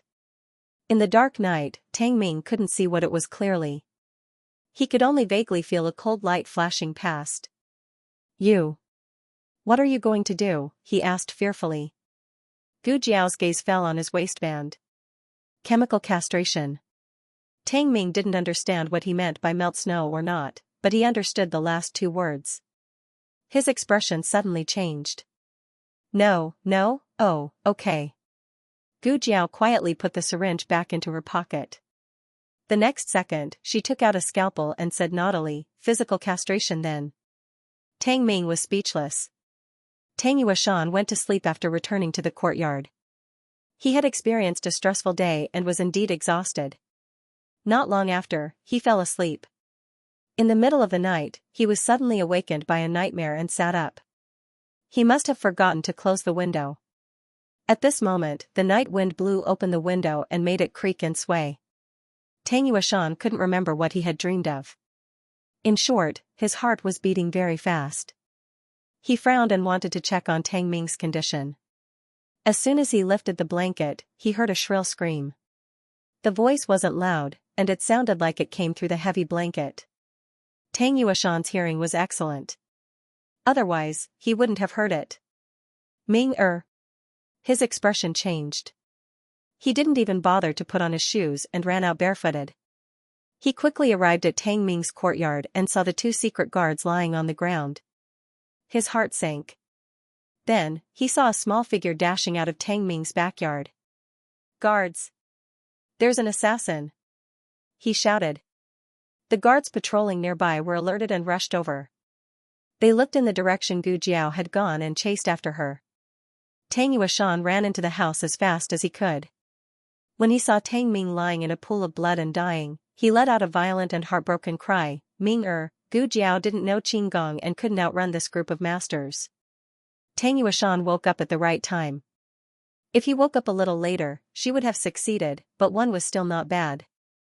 The moment Gu Jiao leaped onto the wall, the masters of the marshal's mansion drew their bows and shot a whole row of arrows at Gu Jiao. Just as Gu Jiao was about to be shot into a sieve, a dark shadow jumped up from outside the wall and grabbed Gu Jiao's waist. He used a dart to deflect the arrows and stopped Gu Jiao's body from landing lightly on the horse's back. Giddy up! He pulled on the reins and the horse galloped away. The horse galloped for dozens of miles in the dark night before stopping. At this time, they arrived at the shore of a lake. This was a lake for people to enjoy and play. The scenery was pleasant with green mountains and clear waters. During the day, people would ride pleasure boats or go boating on the lake. The blue waves rippled and the lake was beautiful. At this time, it was late at night. Other than a few empty pleasure boats that had long gone to sleep, there was nothing else. Under the towering sky, it seemed like there were only two people and one horse left. Did you shake them off? Gu Jiao sat in front of him and asked. Yes, I shook them off. He answered. They had already shaken them off, but for the sake of caution, they still ran a little more. Gu Jiao lifted her long legs and slid down from the saddle. She closed her eyes and enjoyed the moist lake breeze for a while. She asked him, "Why are you here?" Gu Qingfeng also dismounted and led the horse to the grass by the shore. He watched the horse graze as he answered, "Yes, why am I here? I was just wandering around and bumped into you. Can't I?" "Oh." Gu Jiao replied with an "oh." She walked across the grass and sat down on a stone step by the shore. She picked up a broken tile and threw it toward the lake. The tile flew over the water 7 or 8 times before it fell into the water. Gu Jiao was not satisfied. She sighed, "You've regressed." The corner of Gu Qingfeng's mouth twitched. "With your thin arms, it's already amazing that you can fly 7 or 8 times, okay." Gu Qingfeng saw that the horse was eating happily and did not bother with it. He walked to Gu Jiao's side and also found a small tile, planning to show her the strength of a man. In the end, pa, it fell into the water 3 times. Gu Qingfeng was embarrassed. "Haha." Gu Jiao laughed. She had a strange sense of humor. When everyone was laughing, she might not find it funny, but sometimes a very small thing would make her laugh like a child. It was the first time Gu Qingfeng saw her laugh like this. Childish. Gu Qingfeng rolled his eyes and sat down on the step beside her. Gu Jiao picked up another tile and threw it into the water. Gu Qingfeng hesitated for a moment, but still asked, "Why didn't you look for me?" Gu Jiao asked strangely, "Why should I look for you?" Gu Qingfeng snorted, "Don't you like to exploit me? It's such a dangerous thing, why didn't you exploit me?" Gu Qingfeng was just casually muttering a few words, but after he finished, he suddenly fell silent. Because it was too dangerous, she didn't call him? So this girl actually had a little bit of conscience? Gu Jiao sighed, "Sigh, you're so weak, I was afraid that you would drag me down." Gu Qingfeng. So why was he almost touched? She was clearly a heartless little girl. Also, what did she mean by weak? If it wasn't for him just now, she would have been shot into a sieve. Gu Jiao continued to play with the tile. He could see that she was in a good mood, so she must have succeeded. He just didn't know what she did to that guy. While he was thinking, Gu Jiao suddenly threw a brocade pouch into the river. She threw it too quickly, so Gu Qingfeng did not see it clearly, but from the sound of it falling, it seemed that there was something in the pouch. "What is that?" Gu Qingfeng asked. "You don't want to know," Gu Jiao said. Gu Qingfeng silently lit a candle for Tang Ming in his heart. Tang Ming deserved it. He could have provoked anyone, but why did he have to provoke her younger brother? She wasn't even this angry when he provoked her. At the mention of Tang Ming, Gu Qingfeng remembered something. "Tonight, someone paid me a lot of money to kidnap Gu Yan. The backer seems to be Tang Ming." "It's not him," Gu Jiao said without hesitation. "How can you be so sure?" Gu Qingfeng asked. Gu Jiao said, "Tang Ming's injuries are serious and he's been receiving emergency treatment. He can't order anyone to do anything." Gu Qingfeng frowned. "If it's not Tang Ming, then why do they have to act like it's Tang Ming? Are they trying to confuse the public? Or, are they trying to use me to spread the news that Tang Ming is drooling over Gu Yan?" Gu Jiao didn't say anything. As early as in her dream, when Royal Prince Anne's exam papers were switched, she faintly felt that there was an invisible power in the capital. In the past, that power had nothing to do with her, so she didn't pay it any attention. Now, however, it involved Gu Yan. Of course, this was only her guess. She didn't have any evidence to prove that this was the work of that power. Also, the other party might not be targeting Gu Yan. It was more like they were using Fei Shuang to ruin Tang Ming's reputation. Gu Yan would be implicated for no reason. The consequences of being implicated, on a small scale, would cause Gu Yan to be harmed, but this should not be within the scope of the other party's concern. On a large scale, it would increase the conflict between the Marshal's Manor and Marquis Ding'an Manor. Gu Qingfeng also thought of this point. The situation in the capital had always been very complicated, but recently, it seemed to have become even more complicated. However, the other party had missed one point. That was, Fei Shuang knew Gu Yan. She would not spread the news of Tang Ming and Gu Yan. "Gu Yan, is he all right?" Gu Qingfeng asked. Gu Jiao paused, then said, "He's fine. He was just a bit frightened." "Ah, girl. Gu Qingfeng thought of something and spoke again, "Who exactly are you? Where did you come from?" In any case, he did not believe that she was that little fool who had wandered among the commoners. "Me." Gu Jiao rubbed the tile in her hand. It was rare that she did not avoid this topic. She pointed at the distant horizon. "I came from there." "There? Where?" Gu Qingfeng followed the direction of her finger and only saw a vast expanse of starlight. Gu Jiao gazed at the expanse of starlight, very, very far away. "I crossed time and space. I might have also crossed the universe." She had never said these words to anyone before. No one would believe her, and no one would understand. In reality, Gu Qingfeng did not understand either, but he believed her. Gu Qingfeng said, "Then how did you come here?" Gu Jiao held the tile in her hand and did not continue to play with water. Instead, she placed her other hand behind her head and lay down on the green grass. "I also want to know how I came here." She had considered this question more than once. Was her arrival a theology or a science? Was it her soul that had transmigrated, or was it the small medicine box from an advanced civilization that had torn through time and space and brought her brain waves here? Gu Qingfeng studied her expression and found that she was indeed confused. He thought to himself that there was someone who did not know how she came here. Could it be that she had been knocked unconscious and left here? Gu Qingfeng did not know how to respond. He looked at Gu Jiao lying on the grass and leisurely looking at the stars and could not help but mutter, "Is it that beautiful? What about you?" Gu Jiao looked at the starry sky and spoke slowly. Gu Qingfeng was slightly stunned. "What about me?" Gu Jiao slowly exhaled. "Why did I have to be a little thief?" "That's not a little thief. It's a great thief. The number one thief in the capital." Gu Qingfeng exploded. Little thief, how unpleasant it was to hear." Gu Jiao pouted. "Then, isn't that stealing?" Gu Qingfeng, he actually could not refute.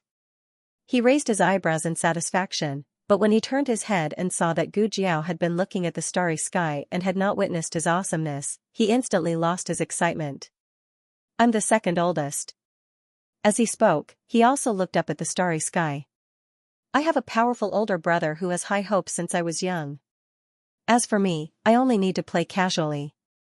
After all, I don't have to worry about food and clothing when I grow up. In the future, when I get a share of the family business, I won't be able to spend it all in my lifetime."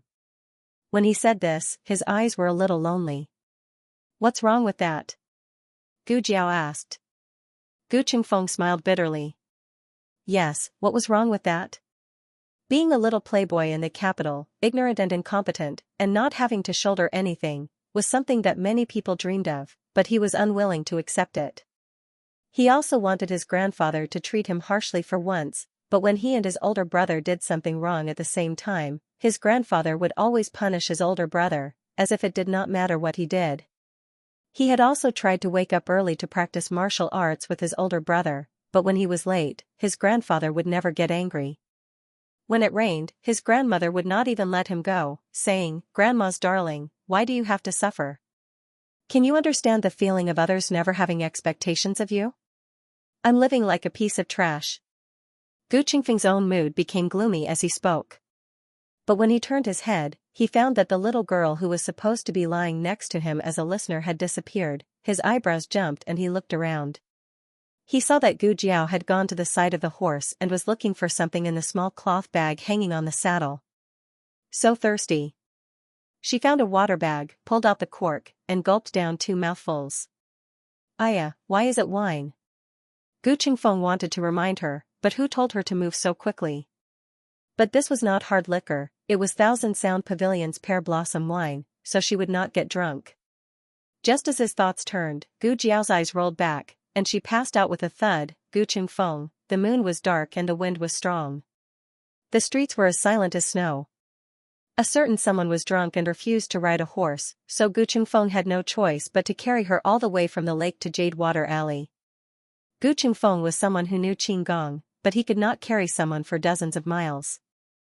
No matter how strong his Qinggong was, he would not be able to bear it. Okay, not to mention, a certain someone was especially restless. Swish, a certain someone stretched out 2 hands and grabbed Gu Qingfeng's ears. "I have a little donkey that I never ride one day. I rode it to the market on a whim. I had a little whip in my hand. I was very proud of it. Giddy up, giddy up. Gu Qingfeng's ears were twisted out of shape. Ah ah ah. What kind of crazy person is this? Someone come and take her away. When Xiao Lulang heard the noise, he opened the door and came in front of the two. Gu Jiao had already pulled Gu Qingfeng's ears, and his hair was also twisted into a chicken's nest. Gu Qingfeng, who always cared about his image, and Fei Xuan, who even made a beautiful and coquettish mask, had never been in such a sorry state. Gu Qingfeng looked at Xiao Lulang, who suddenly appeared in front of him with an ashen face. Very good, someone saw him like this. Gu Qingfeng had stayed in the medical center for a long time, so Xiao Lulang knew him. He knew that he was the second young master of the Ho Fu, Gu Jiao's brother. Xiao Lulang's expression softened. You guys drank? He asked. Gu Qingfeng hurriedly said, no, she was the one who looked for water to drink, and mistakenly drank my pear blossom wine.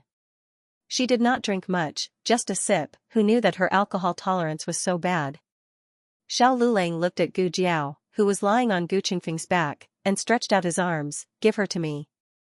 Gu Qingfeng looked at Xiao Lulang doubtfully. Can you do it? Xiao Lulang's mouth twitched, and said expressionlessly, my hand is not crippled. Gu Qingfeng looked at him again, and saw that he was not using crutches, so he must have specially come out to carry her back. Moreover, he was dressed properly, and his expression was sober. It did not seem like he was woken up from his sleep, but rather like he had been waiting for this girl. Gu Qingfeng hesitated, but still gave Gu Jiao to Xiao Lulang. Xiao Lulang would have a hard time walking without crutches, but he still tightly held Gu Jiao in his arms. Gu Qingfeng was curious whether Xiao Lulang would throw her down, and stared at him as he entered the room. The moment he crossed the threshold, Gu Jiao suddenly hugged Xiao Lulang's neck, and kissed him on the cheek. Gu Qingfeng wanted to poke his own eyes out. Why was he waiting here to watch?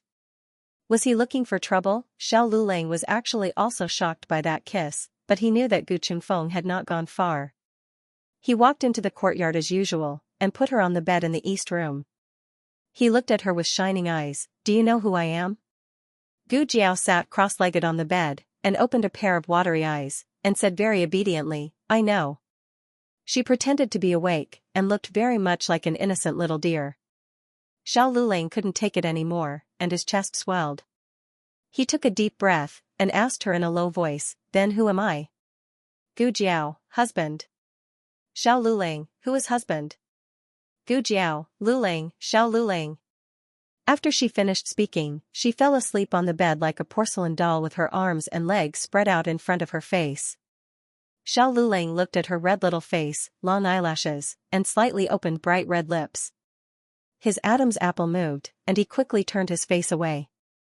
He stood up and was about to leave when Gu Jiao suddenly grabbed his sleeve, and in a daze, he fell towards her. He used his other hand to support his body, and weakly pressed on top of her. Her face was very close, and the smell of the pear blossom wine lingered at the tip of his nose. Xiao Lulang's eyelashes trembled slightly. He didn't know when, but her clothes were crooked, and half of her exquisite collarbone was exposed. His eyes only lightly swept over it, and he felt a rush of blood to his head. His breathing quickened. Gu Jiao grabbed his clothes with 2 fingers, closed her eyes, and muttered, I want a kiss. Kiss who? Jiao Jiao. Who wants to kiss Jiao Jiao? Lulang. Lulang wants to kiss Jiao Jiao. Xiao Lulang took a deep breath again, and raised his hand to cover her eyes that were about to open. He bent down, and just as his lips were about to touch hers, he paused, tilted his head, and gently kissed the corner of her lips. The news of Tang Ming's arm being chopped off by Gu Chongqing spread like wildfire in the capital. However, there was no specific news of Tang Ming's abuse that night. They only knew that an assassin had come to the manor, and the streets and alleys were filled with wanted posters from the government. Unfortunately, the wanted posters didn't even have a face. They only described the assassin's approximate height and figure, and it was a man. Thus, they couldn't find anything. After all, the assassin was a woman. No one suspected Gu Jiao. Of course, Tang Ming had suffered such a serious injury, but they didn't ask Gu Jiao to go to the marshal's manor to treat Tang Ming's injury. This wasn't strange. After all, Tang Ming's injury wasn't in the right place, and there were some things that outsiders couldn't know about. Tang Yuashan looked as if he had half his life taken away. In just one night, several strands of his hair had turned white. By the time the military camp's medical officer finished treating Tang Ming's injuries, it was already the morning of the next day. Tang Yuashan looked at Tang Ming, whose entire body was wrapped in bandages, and the blood vessels in his eyes looked like they were about to burst. "Don't worry, Ming-er. I'll find the murderer and avenge you," Tang Yuashan said coldly. He stroked Tang Ming's forehead lovingly and went to the military camp with a fierce look on his face. After entering the military camp, he went straight to the torture chamber. He believed that Gu Chongqing had something to do with last night's incident. He was in a fit of anger, and his anger had drowned out his rationality. He had forgotten that Gu Chongqing's figure didn't actually look like an assassin's. The assassin was smaller than Gu Chongqing, but he couldn't rule out the possibility that he had seen wrongly in his panic. He kicked open the door of the torture chamber and angrily grabbed Gu Chongqing's collar, pulling him up from the straw mat. "Was it you? Was it you last night?" Gu Chongqing wasn't affected by Tang Yuashan's anger. He looked at him calmly. "Marshal, what are you talking about? Was it me?" Tang Yuashan gritted his teeth. "Don't play dumb with me. You broke into the marshal's residence last night and attacked Ming-er. It wasn't enough that you took his arm. You hurt him like that. Gu Chongqing, you're so vicious." Gu Chongqing looked at him coldly and didn't say anything else. There wasn't much hatred between Gu Chongqing and Tang Yuashan. What happened to the Gu clan troops was caused by their different camps. It didn't have much to do with whether it was Tang Yuashan or not. The Gu clan troops might not have a good time if they fell into the hands of others. However, Gu Chongqing and Tang Ming had an irreconcilable conflict. Tang Yuashan could not protect Tang Ming, so he and Tang Yuashan had completely fallen out. Since that was the case, there was no need to pretend to be polite. The more nonchalant Gu Chongqing was, the angrier Tang Yuashan became. "You don't want to admit it? Fine, then don't blame me for being unreasonable. Guards! Bring me the torture instruments. What is Lord Tang doing?" Marquis Xianpingho's unhurried voice slowly sounded outside the torture chamber. He was a person who didn't even go to the morning court, but he got up early for Gu Chongqing. He was so sleepy. Marquis Xianpingho yawned lazily, stood at the door, and looked inside with sleepy eyes. "It's not good to do such a cruel thing so early in the morning, is it?" Tang Yuashan looked at Marquis Xianpingho with burning eyes. "Xiao Ji, you'd better not interfere in this matter." Marquis Xianpingho was really sleepy. He raised his sleeve and yawned again. A beauty yawn was also pleasing to the eye. He glanced at Tang Yuashan nonchalantly and said, "Unfortunately, I like to meddle in other people's affairs. Especially since you've become the Grand Marshal of the world and taken away my military power. No matter how I think about it, I'm not happy about it. Well, I have to interfere." Tang Yuashan was speechless. Tang Yuashan suppressed his anger and said, "Do you think you can interfere? I'm the Marshal of the world who was personally appointed by the Empress Dowager. In the military camp, there are only official positions, no marquis. My official position is higher than yours. What right do you have to interfere in my affairs?" Marquis Xianpingho was silent, as if he was seriously thinking about Tang Yuashan's words. "Well." He nodded and crooked his finger at Chongjing. Chongjing walked over and asked Marquis Xianpingho, "Do you want to fight?" Marquis Xianpingho frowned reproachfully and clicked his tongue at Chongjing. He said to Chongjing indifferently, "How can you fight so easily? Where did you learn it from? Is this what this marquis usually taught you?" As he reprimanded Chongjing, he reached into the small pouch at her waist and took out 2 marbles. He then turned to Tang Yuashan and said, "Official Tang, how about this marquis make a bet with you? If you win, you can do whatever you want with Commandant Gu. If you lose, you won't torture Commandant Gu." Tang Yuashan said sarcastically, "Oh, you're so cunning. Who wants to bet with you?" Marquis Xianpingho sighed. "Hey, how can you say that? You and I have known each other for so many years. Even if we're not brothers, we're comrades.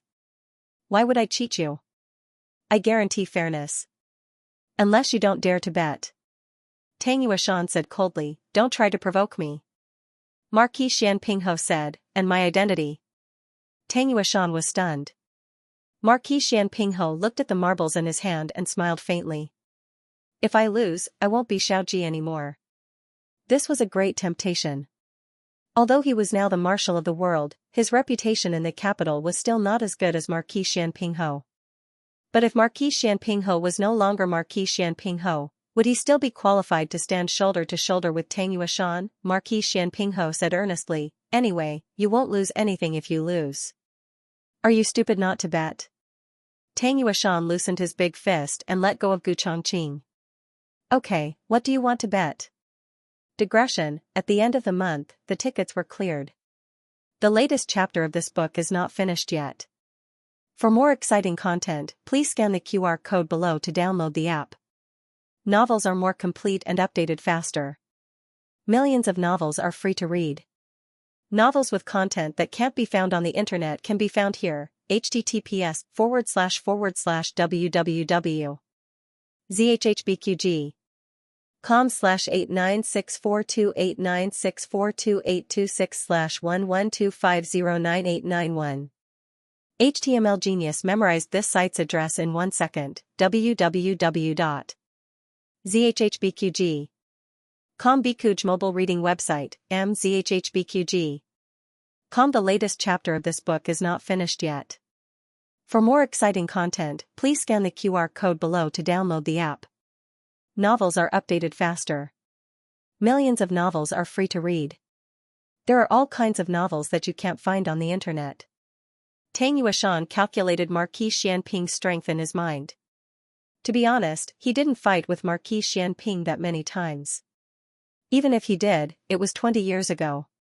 Marquis Xianping's martial arts were slightly better than his, but Marquis Xianping's waist injury had not been completely healed. It would hurt every rainy day. Tang Yueshan was confident that Marquis Xianping was no match for him in martial arts. Was it a competition? Then Marquis Xianping was even less of a match for him. Although Tang Yueshan didn't know much about martial arts, he was still better than Marquis Xianping. Marquis Xianping was an ignorant and incompetent hooligan. Marquis Xianping sighed and said awkwardly, Lord Tang, you should know that I was injured before. Can I find someone to fight for me? It seemed that Marquis Xianping was really going to compete with him. Tang Yueshan glanced at the boy behind Marquis Xianping. He knew the boy. His name was Chongjing, a shadow guard. Tang Yueshan didn't know much about his background. Tang Yueshan couldn't feel the boy's aura at all. There were two possibilities. One was that the boy didn't know martial arts, and the other was that the boy's martial arts were better than his. There was no doubt that the boy was not the first. It was strange, but also not strange. It was not strange because Tang Yueshan was a man who led troops to war. He learned how to defend the enemy on the battlefield. His martial arts were very good, but not as good as a shadow guard. The strange thing was that the boy was so mysterious that no one in the capital had investigated his background. Tang Yueshan cared a lot about his reputation, but he was not the kind of person who would suffer for it. Provocation might work on him, but the real reason why he agreed to the bet was his own selfishness. He wanted to remove Xiaoji's identity as Marquis Xianping. Therefore, he wouldn't let Chongjing fight for Marquis Xianping just to save face, even if Marquis Xianping would say that he had an unfair advantage because of his waist injury. I don't agree. Tang Yueshan said seriously. Sure enough, Marquis Xianping said, you're bullying me because of my waist injury? Aren't you afraid that people will laugh at you? Tang Yueshan snorted coldly. If you can afford it, then go. If you can't, then leave. Bet? Of course I have to bet. Am I the kind of person who can't afford to gamble? Marquis Xianping's shamelessness was well known in the circle. Even Tang Yueshan was afraid of losing, but Marquis Xianping was not. He was thick-skinned. Therefore, he could afford to gamble, and he could afford to lose. In a way, this was Marquis Xianping's unique reputation. Tang Yueshan was not afraid that he would go back on his word. Alright, let's play then. Xianping Ho opened his palm, revealing 2 jadeite marbles. Pick one. Tang Yueshan was taken aback. What? Marquis Xianping said, playing marbles. Tang Yueshan choked. You mean this? Ah, that's right. Marquis Xianping said matter-of-factly, what else do you think we're fighting? Fight, Tang Yueshan clenched his fists. He was so angry that the corners of his mouth were twitching. He was the one who said that if he could afford to gamble, then he could leave. Now he could not go back on his word. After all, it was not a matter of shame. He could not go back on his word. Tang Yueshan sucked in a breath of cold air. He had never thought that he would have to compete with others in this aspect at his age. Was there really nothing wrong with Marquis Xianping's brain? Did he really think that this was the case? Didn't he find it embarrassing? Sure, he used to play with marbles when Tang Yueshan was young, and he was good at it. Besides, martial artists were fast and accurate. Tang Yueshan was not afraid. Fine. I'll take this one. He answered impatiently and picked one of the marbles. Chongjing's marbles looked similar, but each one was different. For example, Tang Yueshan's marbles were blue and white jadeite, while Marquis Xianping's marbles were jade and white jadeite. Marquis Xianping asked his men to dig 2 small holes in the ground. He and Tang Yueshan each took one. There were many ways to play with marbles.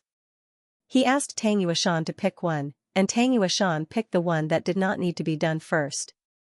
In addition to the marbles in their hands, they each took 10 marbles.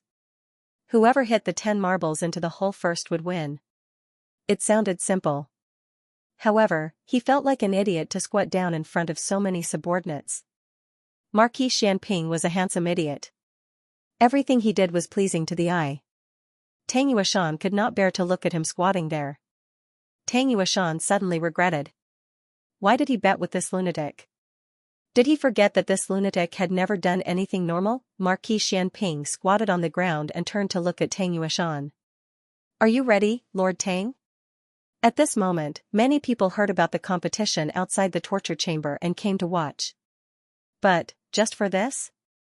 Tang Yueshan was so embarrassed that he yelled in a bluff, "What are you looking at? Don't you need to practice?" The crowd left in a panic. Only the 2 lunatics, no, the 2 magnates, their henchmen, and Gu Chongqing were left. Gu Chongqing was not interested in this. He sat on the straw mat in the torture chamber with his back against the wall and closed his eyes to rest. Tang Yueshan cursed Marquis Xianping thousands of times in his heart. Then, accompanied by the sound of a gong, the day's marbles competition began.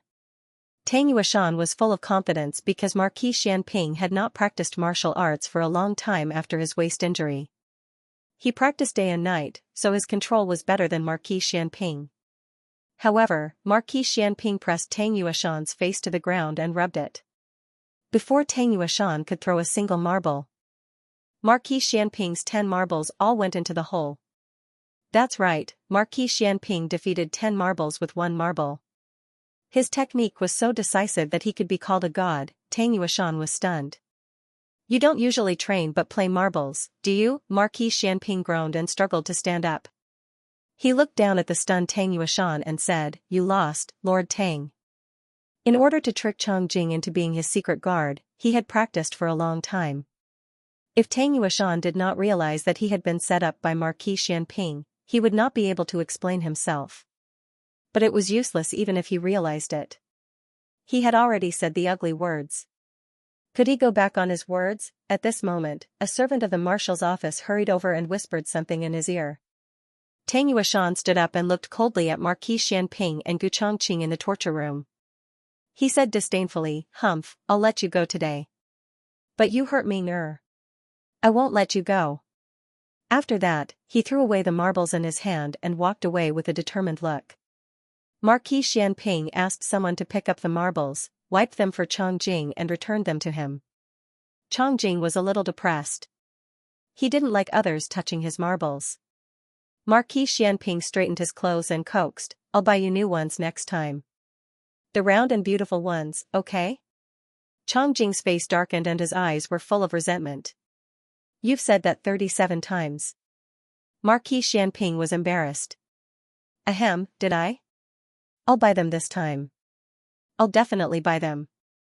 Chongjing lowered his head and carefully wiped his marbles. Marquis Xianping came to the door of the torture room and looked at Gu Chongqing, who had his eyes slightly closed as if he didn't care about life and death. He said, "You're so young. What's there to be depressed about?" Gu Chongqing slowly opened his eyes and looked at the dark and obscure wall with traces of damp water. "I'm not depressed." Marquis Xianping stopped here and didn't argue with him. He said, "If you have difficulties, you can go to the emperor and say it." Gu Chongqing calmly said, "I have no difficulties." Not having any difficulties was the greatest difficulty, because it was simply impossible to say it out loud. Marquis Xianping saw through but didn't expose him. He smiled faintly. "All right, the matter has been taken care of. I should return to the Fu to catch up on my sleep. See you later." Gu Chongqing bowed slightly as a greeting. Marquis Xianping yawned and boarded the carriage. Chongjing sat on the outer seat and drove the carriage. Marquis Xianping knew where the carriage was going even with his eyes closed. He lazily said, "Go to the soft fragrance pavilion." Having been woken up from his sleep, he wouldn't be able to sleep soundly when he returned to the Fu. It wasn't bad to lie down in his arms. Chongjing didn't like that kind of place. There were many women and they always made strange sounds. However, Miss Xianxia of the soft fragrance pavilion could make a lot of delicious food. On the other side, Tang Yuashan hurried back to the marshal's manor. "Where's the young master? Is he really awake?" he asked the housekeeper waiting at the door as he got off the carriage. The housekeeper hurriedly said, "Yes, he really did wake up. I remembered your orders to immediately inform you when the young master woke up." After what happened last night, Tang Yuashan didn't feel safe leaving Tang Ming alone in the courtyard. He ordered people to move Tang Ming to his own courtyard. At this moment, Tang Ming was lying in his room, sleeping on his bed. The room was filled with a thick medicinal fragrance, suppressing the smell of blood on Tang Ming's body. However, Tang Yuashan could still smell it. He frowned and came to the bed. Dr. Jiang and Dr. Wu were both there. The two of them bowed to him. "Lord Tang." Tang Yuashan waved his hand, gesturing for them to dispense with the formalities. He sat down on the edge of the bed and looked worriedly at Tang Ming. Tang Ming's brows were tightly knitted, his eyes were tightly shut, and his face was pale. He asked, "Didn't you say he was awake?" Dr. Wu said, "He woke up for a while, took 2 sips of medicine, then went back to sleep. In fact, he only took 1 sip and spilled half of it." Tang Ming's face was paler than when Tang Yuashan left in the morning. His breathing was also very weak. Tang. Yuashan felt as if a knife was being twisted in his heart. He took a handkerchief from a servant girl and wiped off the cold sweat on Tang Ming's forehead from the pain even though he was unconscious. Then, he asked the 2 doctors, "Can he be saved?" The 2 doctors looked at each other and pushed each other with their eyes. In the end, Dr. Jiang coughed softly and said, "We will do our best." "I don't want you to do your best. It's you who can cure him. I only have one." Tang Yuashan paused and clenched his fists. He endured the pain and said, "Nephew, I don't have a son. He is my heir. I won't allow anything to happen to him. Whether it's his life or his." Tang Yuashan paused and glanced at a certain part of Tang Ming's body. "Can he lift it again?" He was not a scholar, so he couldn't say something polite and subtle. "Lift it again" was the most elegant word he could come up with in front of the doctors. The 2 doctors didn't know how to answer for a while. After all, they really couldn't say for sure. Tang Ming had lost a sack, so it was reasonable to say that he hadn't completely become a father-in-law. However, he was so badly injured that he couldn't be compared with a normal man. Tang Yuashan was furious that the doctors didn't give him a definite answer. Just as the doctors were about to start trembling in fear, a servant reported that Madame Tang had arrived. Tang Yuashan's anger disappeared and he restrained his murderous aura. "You can leave now." "Yes." The doctors were relieved and secretly thought that Madame Tang had come at the right time. Madame Tang entered the room with red and swollen eyes. The bad news made her cry so hard that she almost fainted in the morning.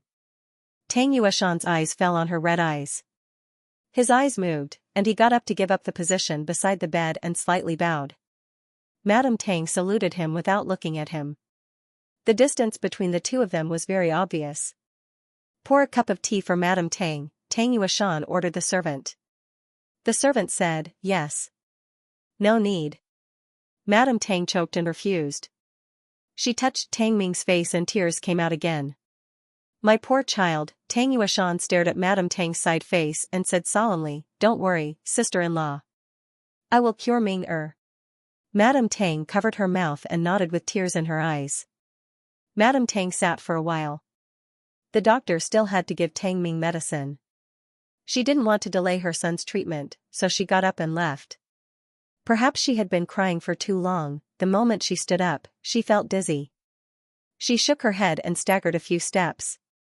Tang Yuashan's expression changed and he went forward to support her. His eyes were full of nervousness. Sister-in-law.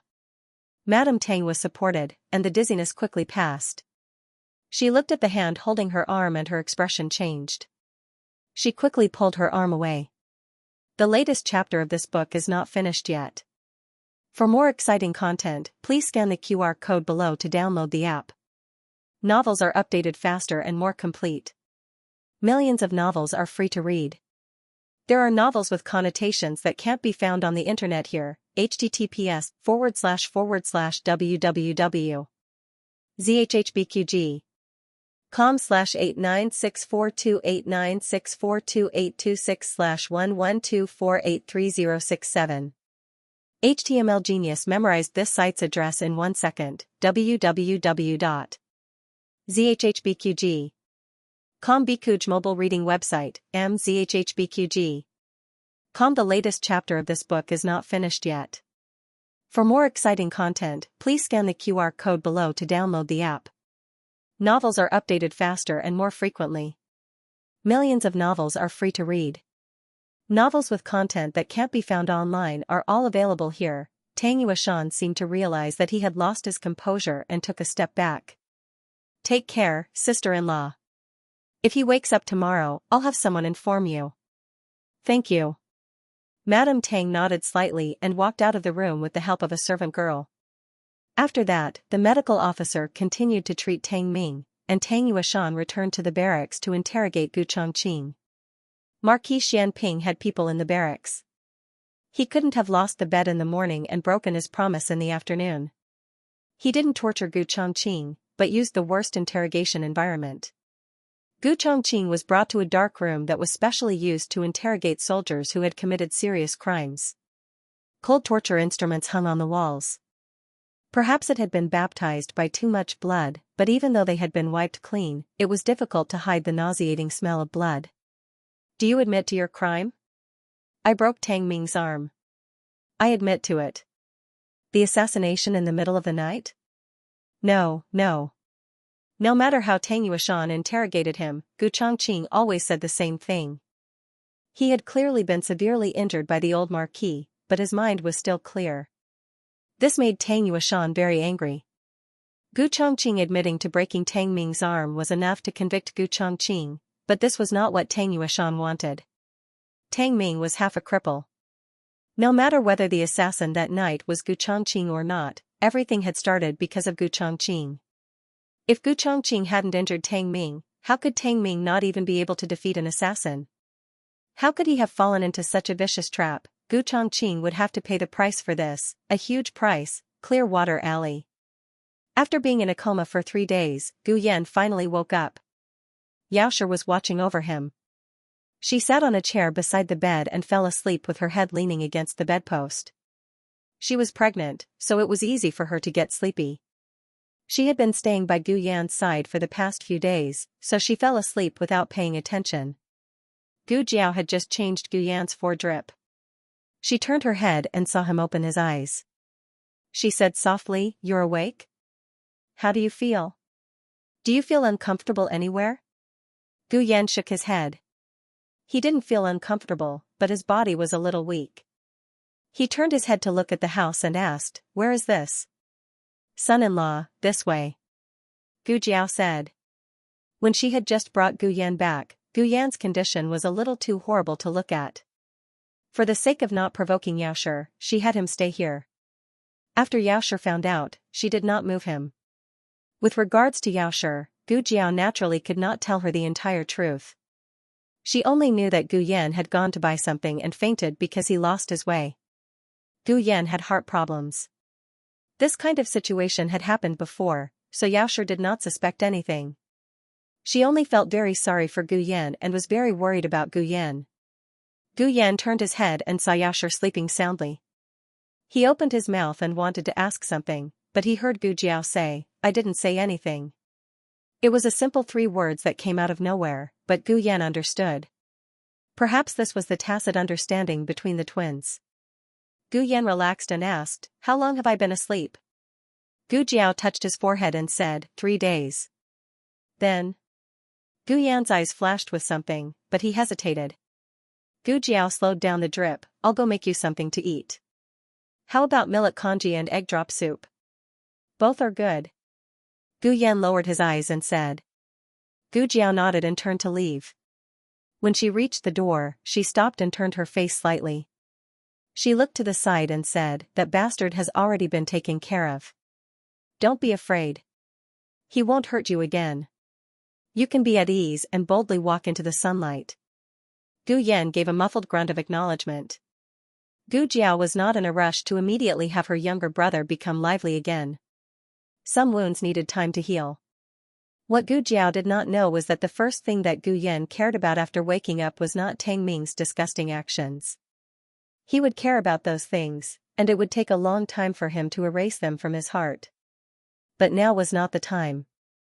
Right now, his mind was filled with a name that he had heard from Tang Ming before he had fainted. Gu Chongqing. As the young master of the Marquis Fu, he was naturally not unfamiliar with this name. He was actually Gu Chongqing. He thought of those unbearable memories from his childhood. Because of his weak body, he only learned to walk when he was 2 years old. He only learned to run when he was 3 years old. One day, he took advantage of his afternoon nap to quietly climb out of bed and go to the Marquis Fu's little garden.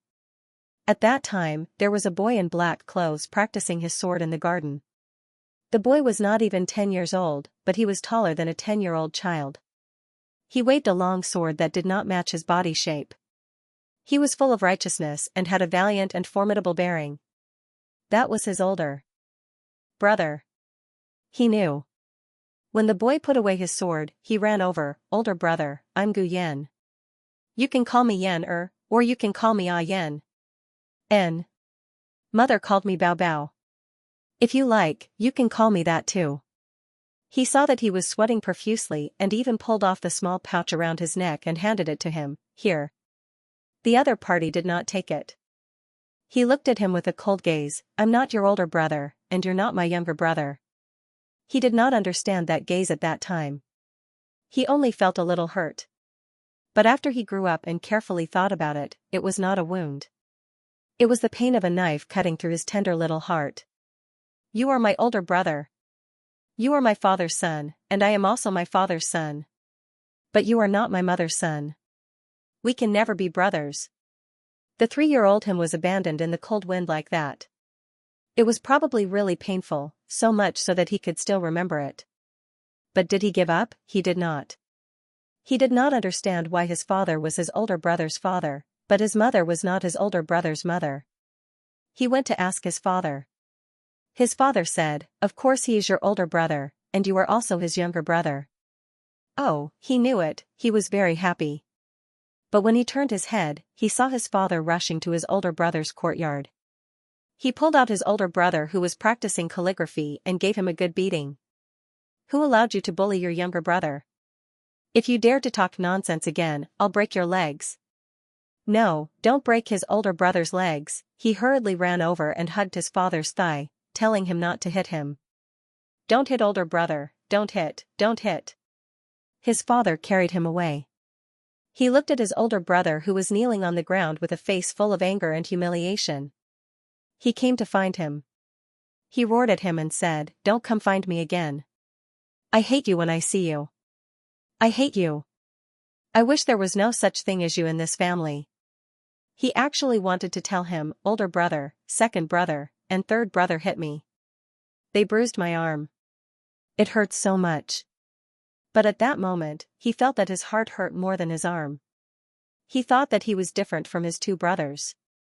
He had seen him touch the little rabbit on the ground, and he had also seen him save the little bird on the tree. He was such a kind person. He even liked little birds. He was so cute, he would definitely like him too. But he did not like him. He hated him. He wished that he had never existed. He held his own heart and sincerely worshipped it to him. In return, he threw it away like it was a pair of worn-out shoes.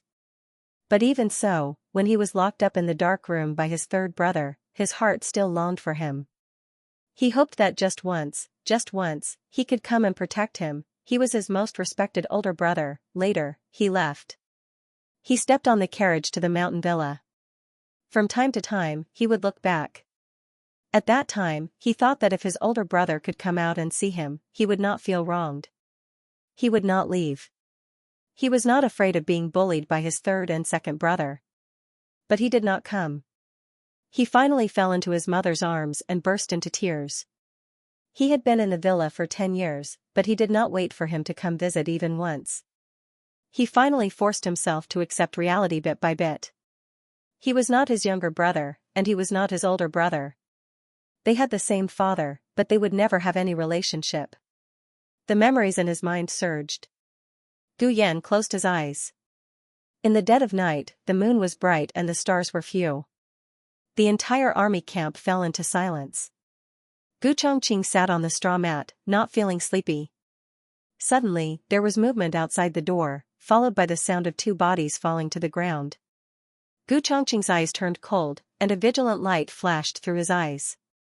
In the next second, the door to the torture room was opened. More than 10 cold hidden weapons shot towards his head and face. This was the rhythm of shooting him into a sieve. Gu Chongqing suddenly rolled on the ground and grabbed the straw mat by the wall. He waved his arm towards the hidden weapons. Using the soft to conquer the hard, he took down the hidden weapons.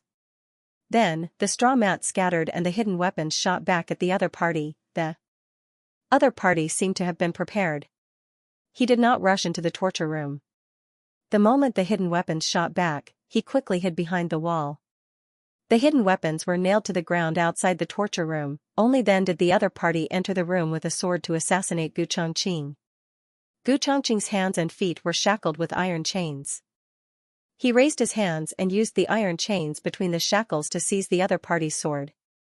Holding the sword in his hand, he fiercely stabbed the other party's heart. It was true that he was injured, but in terms of skill, he was still much stronger than the other party. The masked man in black was almost stabbed by Gu Chongqing. He hurriedly retreated from the torture room. The shackles on Gu Chongqing's feet were tied to the iron rings on the wall. He could not get out. The man in black stood outside the danger zone. He crossed his arms and laughed without restraint. I didn't expect you to be so good at fighting even when injured.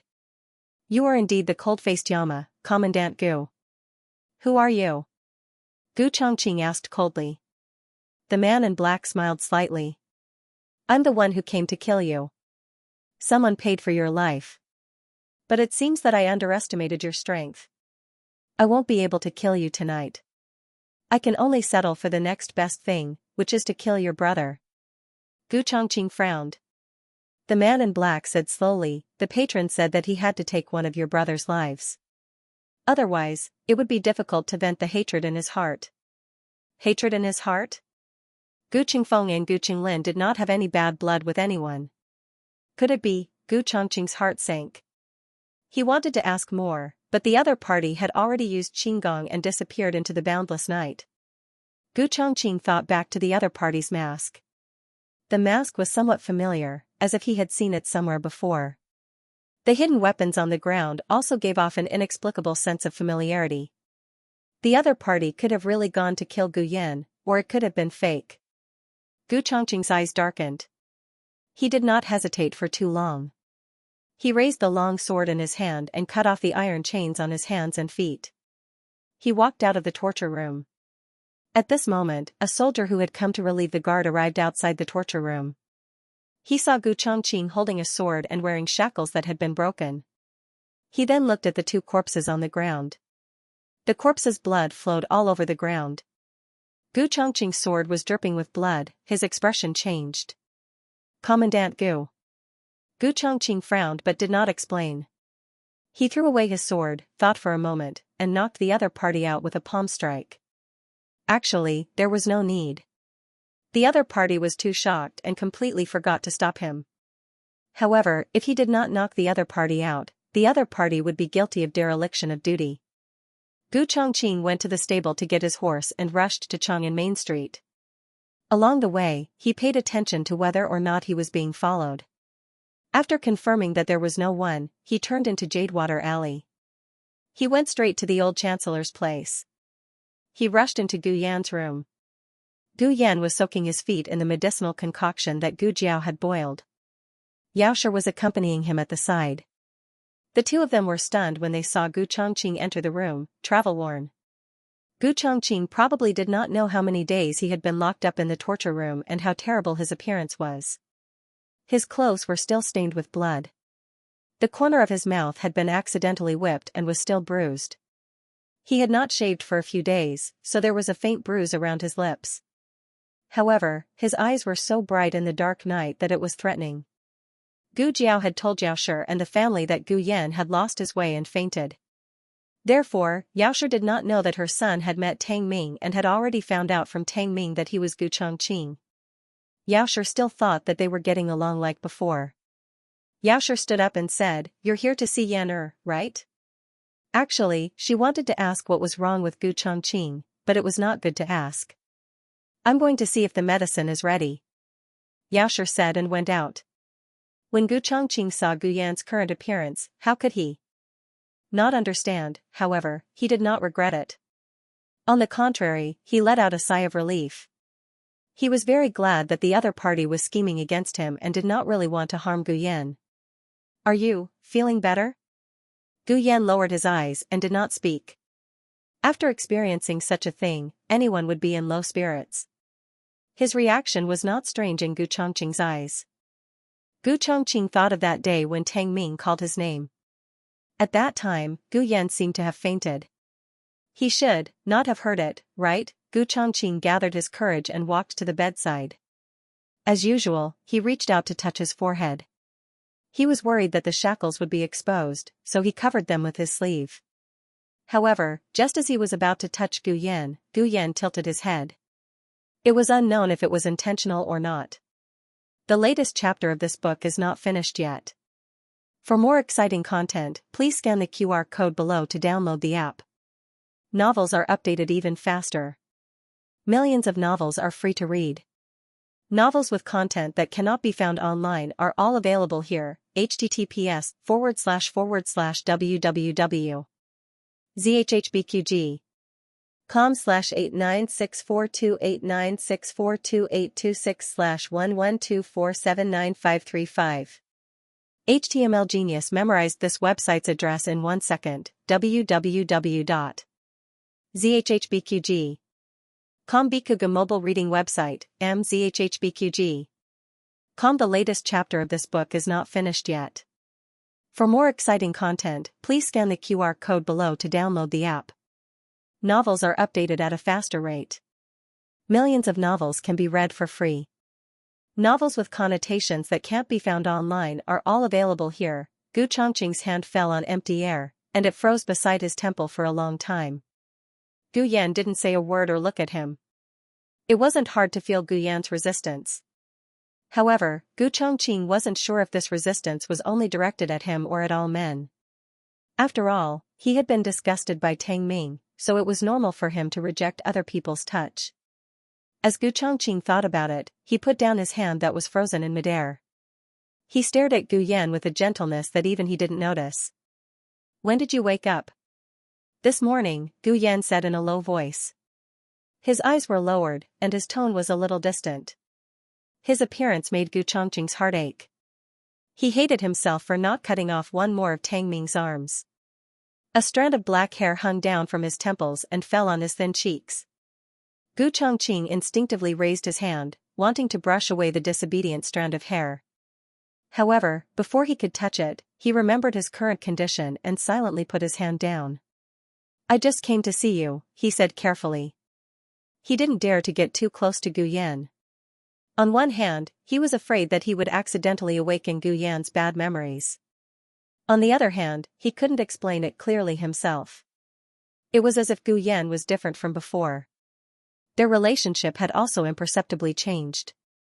He didn't want to think too deeply about it, so he could only use Tang Ming as an excuse and think that everything was because of Tang Ming. Gu Chongqing looked at Gu Yan steadily. It's getting late. You should rest early. I still have something to do, so I'll leave first. After saying that, he stood up and was about to leave, but his steps paused. His gaze fell on the medicine bucket that was no longer hot, and he bent down. However, Gu Yan said, "No need. I still want to soak in it for a while." Okay. Gu Chongqing responded. He put the towel in his hand back on the medicine bucket and said to him, "Then I'll leave." Gu Yan remained silent. Other than when Gu Chongqing entered the room, Gu Yan didn't know who it was. He raised his head and glanced at Gu Chongqing. After that, Gu Chongqing left. Gu Yan didn't look at him again. He heard Gu Chongqing come out of the house. However, he did not know if it was an illusion, but he also heard the sound of iron chains. The iron chain on Gu Chongqing's feet was completely cut off, but there was still a small piece of chain on his hand. When he went out, it accidentally fell out of his sleeve and collided with the shackles. Gu Chongqing hurriedly pressed down on the iron chain and turned back to look at the house, as if he was looking at Gu Yan through the heavy curtain of night. After a moment, he retracted his gaze and mounted his horse. He spurred his horse back to the barracks. As soon as they arrived at the entrance of the camp, a large group of soldiers who were ready to go surrounded them. Leading them was Deputy General Hu. The soldier who had been knocked unconscious by Gu Chongqing had already woken up and was standing beside Deputy General Hu. "Ah. Lord Hu. It's Commandant Gu." This soldier discovered Gu Chongqing and pulled out the sword at his waist. Although he was afraid, he still resolutely stood in front of Deputy General Hu. "He's the one who killed Little Jing and Louis. He even knocked this subordinate out." He looked at Gu Chongqing with eyes full of loathing and vigilance. He was completely unaware that if Gu Chongqing had not deliberately knocked him out, he would have been charged with dereliction of duty just because he had stood there in a daze. Gu Chongqing was just like this. He did the best things, but bore the worst reputation. He never explained, nor did he ever clarify. Deputy General Hu looked at Gu Chongqing with a complicated expression. "Seize Commandant Gu." Everyone swarmed forward and surrounded Gu Chongqing. However, with the deterrence of the cold-faced Yama, no one dared to be the first to charge forward and capture him. Gu Chongqing dismounted from his horse. Everyone pointed their spears at him, but they couldn't help but retreat in unison. Gu Chongqing slowly stretched out his hands and surrendered. Only then did everyone muster up the courage to step forward with the shackles. They looked at him fearfully, then braced themselves to take off his old shackles and replace them with 2 new ones. Deputy General Hu breathed a sigh of relief and said, "Take him back to the torture room. Tomorrow, Lord Tang will deal with him." It rained heavily all night until dawn. Because of the rain, the ground was wet. Little Jing Kong went out and fell again. Gu Jiao picked him up, wiped his little hands, changed his clothes, and sent him to school. Hanlin Academy was on duty very early. Xiao Lulang left before dawn. After Gu Jiao sent little Jing Kong to the Imperial College, she turned around and went to the medical center. The second boss was instructing his subordinates to move boxes of medicine onto the carriage. Gu Jiao looked at it and asked, "Where are you sending it to?" The second boss said, "Little Gu, I haven't seen you for a few days. Is everything okay at home?" Gu Jiao didn't come to the medical center for a few days. She said that her family was a little busy. She didn't explain the details, so the second boss tactfully didn't ask. "Yes, everything is fine." Gu Jiao nodded.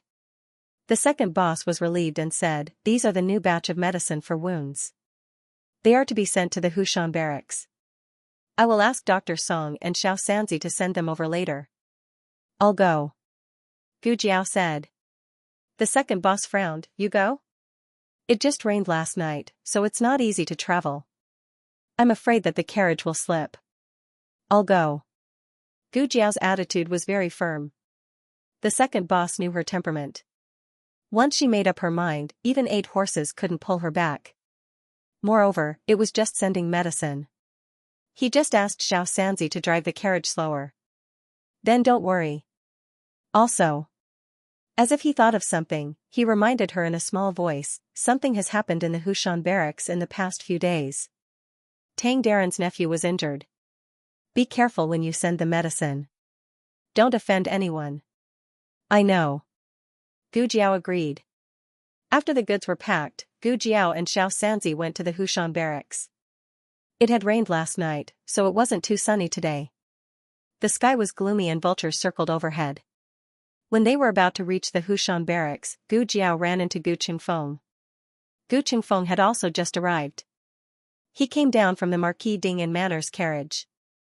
At this time, Gu Jiao was still sitting in the carriage, but he recognized Xianxia and asked, who was in the carriage? Gu Jiao lifted the curtain. It's you? Why did you also come? Gu Qingfeng entered without being invited and got into Gu Jiao's carriage. He said to Xianxia, keep watch. If someone comes, call us. Xianxia was not in a rush to respond. Instead, he looked at Gu Jiao. Seeing Gu Jiao give a slight nod, he jumped out of the carriage and vigilantly stood guard for the two. This was the road leading to the Hushan barracks. 500 steps ahead was the barracks. It was within the barracks' sphere of influence. Normal people would not easily come here. If there were soldiers coming in and out of the barracks, there would not be many of them. Gu Qingfeng saw that it was safe and said to Gu Jiao, did you also hear about what happened last night? Eldest brother is really muddle-headed. How could he forcefully break out of prison in the middle of the night? Although he has not been convicted, he still has an official's position. He is also in the barracks. Privately escaping will be treated as a deserter. I really don't understand where he went in the middle of the night. At this point, Gu Qingfeng realized that Gu Jiao had not uttered a word. His gaze fell on Gu Jiao's small face, which did not show the slightest hint of surprise, and his eyes widened. Do you know where Big Brother went last night? Gu Jiao did not speak. Of course she knew. She came over to change Gu Yan's bandages. Just as she walked to the door, she saw Gu Chongqing urging his horse to leave in front of her. Gu Chongqing had already passed by, so he did not see her. Although there was no news outside, she had treated Tang Ming's injuries before. She guessed that Gu Chongqing was the one who injured him to this extent. She also guessed that Gu Chongqing might be locked up in the barracks for investigation. A person under investigation should not be able to leave the barracks without permission. She came today to see how Gu Chongqing was doing. Big Brother didn't go to Jade Water Alley, did he? Gu Qingfeng asked tentatively. Seeing Gu Jiao's tacit agreement, he stood up with a swish. Did he go to see Gu Yan? He stood up too quickly and forgot that he was in the medical center's carriage. It was not as tall as the Marquis Fu's carriage. His head hit the roof of the carriage, and he gasped in pain. He screamed. He did not know if it was because of the pain or because he was mad that Big Brother went to see Gu Chongqing. Are you done screaming? Gu Jiao looked at him indifferently. Gu Qingfeng snorted. How can I scream as loud as you? A certain someone has already forgotten about grabbing my ear and screaming crazily the whole way after sobering up. Gu Qingfeng sat down again. After venting his emotions, he was only left with confusion and dejection.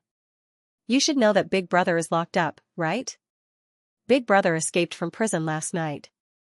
His nature is equivalent to desertion and should be executed, not to mention that he killed someone. Gu Jiao frowned. He killed someone? Gu Qingfeng lowered his head and said sadly, he killed 2 soldiers guarding him. Last night, the news reached the Marquis Fu. Grandfather rushed over overnight and did not return this morning. I guessed that things did not go well, so I wanted to come see Big Brother. I thought you knew. I did not know. Gu Jiao would never have expected that Gu Chongqing would kill someone to escape from prison. This did not seem like something he would do. How could Gu Qingfeng not think so? He said, I do not believe that Big Brother would willfully kill the innocent. Grandfather also does not believe it. However, there are witnesses and evidence. It is said that someone personally saw Big Brother holding a bloody sword and standing next to 2 dead soldiers. However, Big Brother did not kill the soldier who witnessed it. If Big Brother was really so crazy as to willfully kill the innocent, why would he leave a witness? Gu Jiao was silent. Gu Qingfeng's analysis was very reasonable, but there needed to be people willing to believe it. Gu Chongqing killed Tang Ming first and thoroughly offended Marshal Tang. Marshal Tang would not let go of this great opportunity to execute Gu Chongqing. Gu Jiao said, "Let's see him first."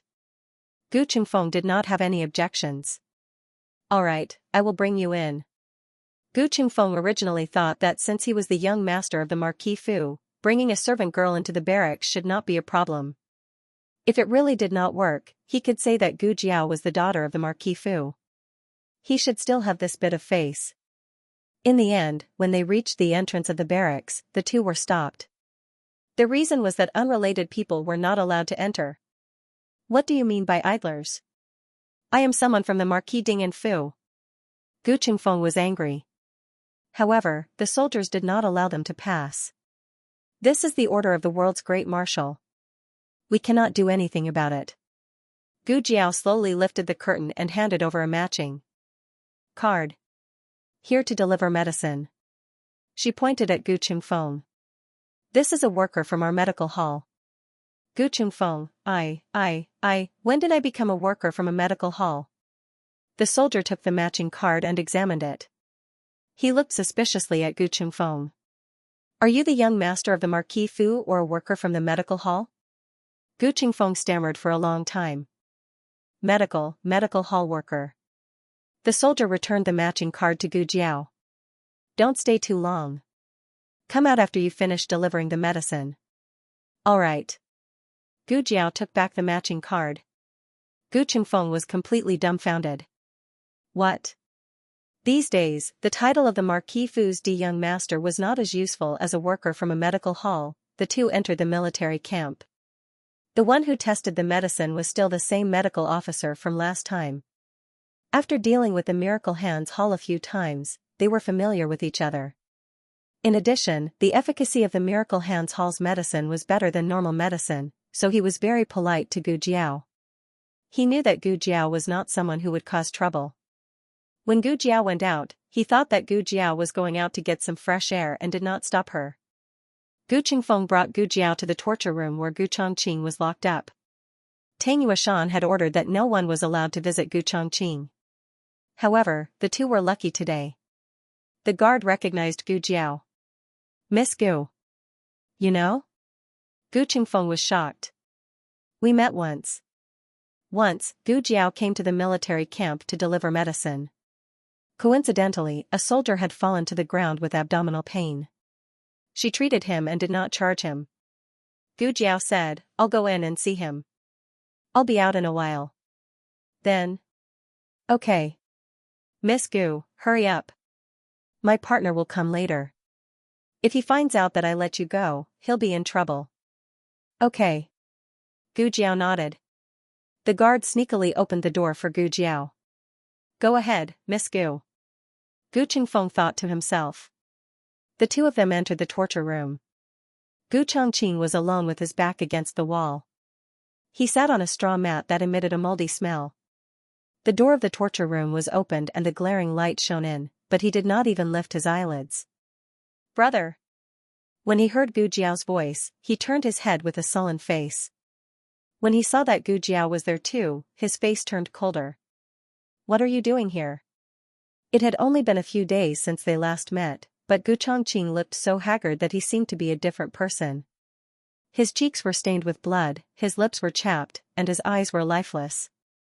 Stubble had also grown around his lips. The faint green circles made Gu Qingfeng's heart ache. "You shouldn't have come. Hurry up and go back."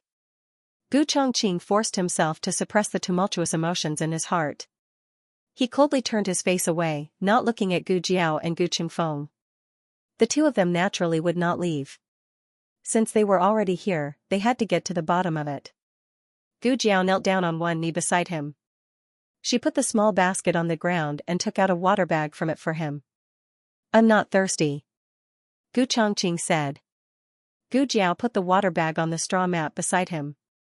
"Why did you suddenly go and see Gu Yan? Who led you there?" She asked so directly that even Gu Chongqing was stunned. Gu Jiao said, "It's fine if you don't tell me. I'll investigate it myself." Gu Chongqing's heart tightened. He said, "Don't investigate it. Don't get involved." Gu Jiao looked at him and said, "Then tell me." Gu Chongqing hesitated for a long time. He closed his eyes and said slowly, "It's Fei Shuang." Cough. Gu Qingfeng choked. Fei Fei Fei. Fei Shuang? Gu Chongqing said, "That's right. I fought with him. I recognized the mask he wore and the hidden weapon he used." Gu Qingfeng refuted, "It can't be him." "How do you know it's not him?" Gu Chongqing said. He suddenly realized something was not right. "You know Fei Shuang?" It was not strange that Gu Jiao knew. Gu Jiao had fought with Fei Shuang before. It was Gu Chongqing who told her that the person was Fei Shuang. However, Gu Qingfeng was always in the academy or the house of Ho. How could he know about the people in the Jianghu? I heard it from her. Gu Qingfeng decisively pushed the blame to Gu Jiao. At this point, Gu Chongqing realized that the two of them came together. Earlier in the house of Ho, Gu Jiao learned how to read from Gu Qingfeng, although it was actually blackmail. However, Gu Chongqing did not know that. Did his sister like her second brother more? Gu Qingfeng said, "Big brother, believe me. It's not Fei Shuang." Gu Chongqing said, "How can you be sure? It's still her." Gu Qingfeng continued to push the blame to Gu Jiao. "She said that she met Fei Shuang last night. She told me on the way here." Gu Jiao, how could he push the blame to her again and again? Gu Chongqing frowned and looked at Gu Jiao. "Fei Shuang came to find trouble with you again?" Gu Jiao's expression did not change. "No, it was just a coincidence. He was drunk. He was dead drunk." Gu Qingfeng's mouth twitched. "The person who fought with me last night did not have the smell of alcohol." Gu Chongqing thought about it carefully. The other party's movements did not seem like it. The reason why he recognized Fei Shuang was mainly because of the mask and the hidden weapons on the ground.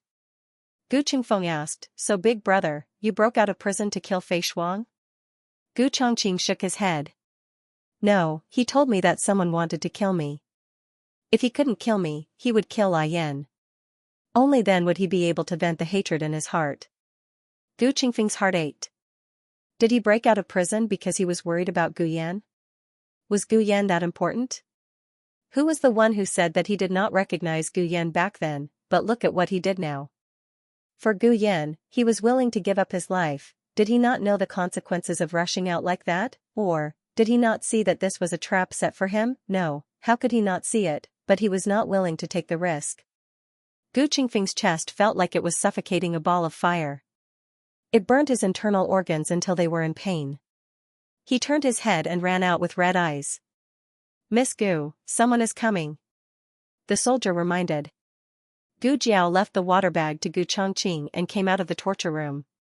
Gu Qingfeng wiped his tears and walked forward angrily. "Ignore me.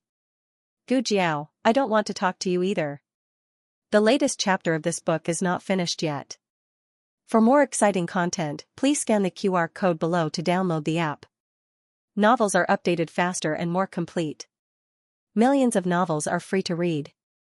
Novels with content that you can't find online are all available here. https://www.zhhbqg.com/89642896428226/112455478. HTML Genius memorized this website's address in 1 second. www.zhhbqg.com Bikuga mobile reading website, mzhhbqg.com. The latest chapter of this book is not finished yet. For more exciting content, please scan the QR code below to download the app. Novels are updated faster. Millions of novels are free to read. Novels with content that can't be found online are available here. After walking for a long time, Gu Qingfeng suppressed the anger and jealousy in his heart, but he was still angry. Who is the one who stabbed him in the back? Not only did he plot against my brother, but he also framed me. This is too abominable. If I find him, I will tear him into pieces. This matter was indeed very strange. It was not strange to set a trap for Gu Chongqing. After all, there were many people who wanted to kill Gu Chongqing. But to pretend to be Fei Shuang and set a trap for Gu Chongqing was somewhat thought-provoking. Did the other party unintentionally pretend to be Fei Shuang, or did he know who Fei Shuang was and deliberately pretended to be Fei Shuang? Gu Jiao and Gu Qingfeng each had their own thoughts. Suddenly, a strong and tall figure walked towards them. Gu Qingfeng looked up and was instantly stunned. Grandfather. The old duke had just finished arguing with Tang Yueshan and was now angry. When he saw Gu Qingfeng with a little girl, he walked over with a cold face. When he came closer, he realized that it was the little doctor who treated the emperor's head injury on the street. The old duke did not have a good impression of the little doctor. She said that someone wanted to harm her, but she did not hand it over to the authorities. Instead, she punished herself. He wanted to arrest her, but she resisted, causing him to whip the emperor's head. "Why are you with a doctor?" the old duke asked Gu Qingfeng in a low voice. Gu Qingfeng opened his mouth. Only then did he remember that the two of them had probably never met before. He hesitated for a moment before introducing her. "Grandfather. She's Gu Yan's elder sister. The other is a fraternal twin." He then looked at Gu Jiao. "He's my grandfather and also your grandfather." Gu Jiao did not call him grandfather. The old duke's eyebrows furrowed. This girl was actually his granddaughter. The old marquis did not think that Gu Jiao had recognized him long ago. After all, in his impression, Gu Jiao had only met him once, and that time, neither the emperor nor Marquis Xianping had called him by name. But, since Gu Qingfeng had already introduced him, could it be that she didn't even know how to call him grandfather? After all, the old marquis didn't care about this granddaughter of his. He didn't have any expectations, so there wasn't much disappointment. If she didn't call him that, then so be it. He didn't care. "What are you doing in the barracks?" old marquis asked. "To deliver the medicine," Gu Jiao said. Yes, she was a doctor. If this granddaughter had grown up in the Marquis Fu, he definitely would not have allowed her to become a doctor. The old marquis was deeply troubled by Gu Chongqing's matter and did not have much time to spend on a granddaughter who was not even close to him. He said to Gu Qingfeng, "Who allowed you to come to the barracks? Without my orders, you are not allowed to come to the barracks again." "But, no buts." The old marquis forcefully stopped Gu Qingfeng's words. "Look at the situation now, don't come here and make trouble." "How did your talk with Marshal Tang go?" Gu Jiao suddenly asked. The meaning of her words was obvious. She knew about Gu Chongqing's situation, and she cared about it. The old marquis had always thought that this granddaughter of his had no contact with the marquis's estate, but now it seemed that this was not the case. She appeared with Gu Chongqing and came to the barracks to deliver medicine on the day of Gu Chongqing's accident. No matter how he looked at it, it was not a coincidence. Naturally, the old marquis would not stop her from interacting with her half-brothers, but the consequences of this matter were too serious. Even he could not intervene, let alone a girl. "This is not something you should concern yourself with," he said in a low voice. "After delivering the medicine, hurry back." He did not have time to deal with a girl. He had to find a way to stop Tang Yueshan as soon as possible, otherwise Gu Chongqing would not be safe. "I'm at the Miracle Hall." Gu Jiao looked at his back and said, "If you need anything, come to me." Oh, what could a girl help with? She did not know the immensity of heaven and earth. The old marquis took Gu Qingfeng with him and left without looking back. Gu Jiao waited for the medical officer to finish examining the wound medicine and got into the carriage to leave. Perhaps it was because she slept too late last night, Gu Jiao fell asleep in the carriage. Then she had a dream. In the dream, the Gu family did not find the real murderer. Gu Chongqing was forced into a desperate situation. There were witnesses and material evidence. Tang Yueshan ordered Gu Chongqing to be punished by military law and beaten to death 3 days later. In order to prevent his brother from being executed, Gu Chongqing resolutely went to the barracks and revealed his identity. He said that he was Flying Frost, that he killed the soldiers, and that Gu Chongqing broke out of prison to catch him. As punishment for fighting with Tang Ming and cutting off one of his arms, Gu Chongqing was beaten 100 times and stripped of his official position. He was then released. But no one expected that on the night Gu Chongqing returned to the Marquis Manor, Tang Ming was killed. Tang Ming did not die earlier or later, but he was killed as soon as Gu Chongqing was released. If it was a coincidence, it was too much of a coincidence. Regardless of whether others believed it or not, Tang Yueshan did not believe it. He was certain that Gu Chongqing killed Tang Ming. Tang Yueshan, who had lost his mind, rushed into Marquis Ding An's manor and stabbed Gu Chongqing in the chest with a sword. Gu Jiao woke up with a start. Everything in the dream was clearly visible. Even the blood that flowed out of Gu Chongqing's heart seemed to still be warm, dripping onto her fingertips. The tragedy happened tonight. After noon, Tang Yueshan announced that Gu Chongqing would be beaten to death 3 days later. In the afternoon, Gu Qingfeng went to the barracks to walk into a trap. That night, Tang Ming was assassinated. It was easy to prevent the tragedy from happening. As long as Gu Qingfeng did not go to the barracks to take the blame, Gu Chongqing would not be released. Tang Ming's death could not be blamed on him. But there was a drawback to doing this. It was unknown whether the other party killed Tang Ming out of a personal grudge or to frame Gu Chongqing.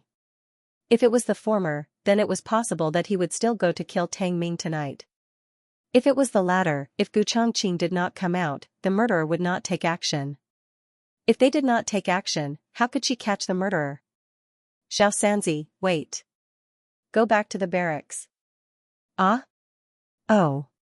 Gu Jiao returned to the barracks and met with Gu Chongqing again. Did you tell them that the murderer might be Fei Shuang?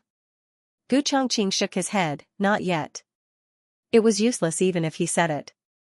Without any evidence, anyone would think that he was making it up. Then did they guess it? Gu Jiao asked again.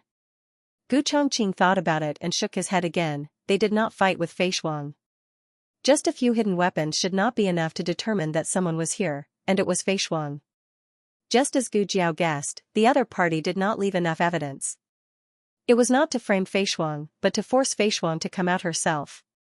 It seemed that the other party knew about the relationship between Fei Shuang and Gu Chongqing, and was sure that Fei Shuang would take the blame for Gu Chongqing.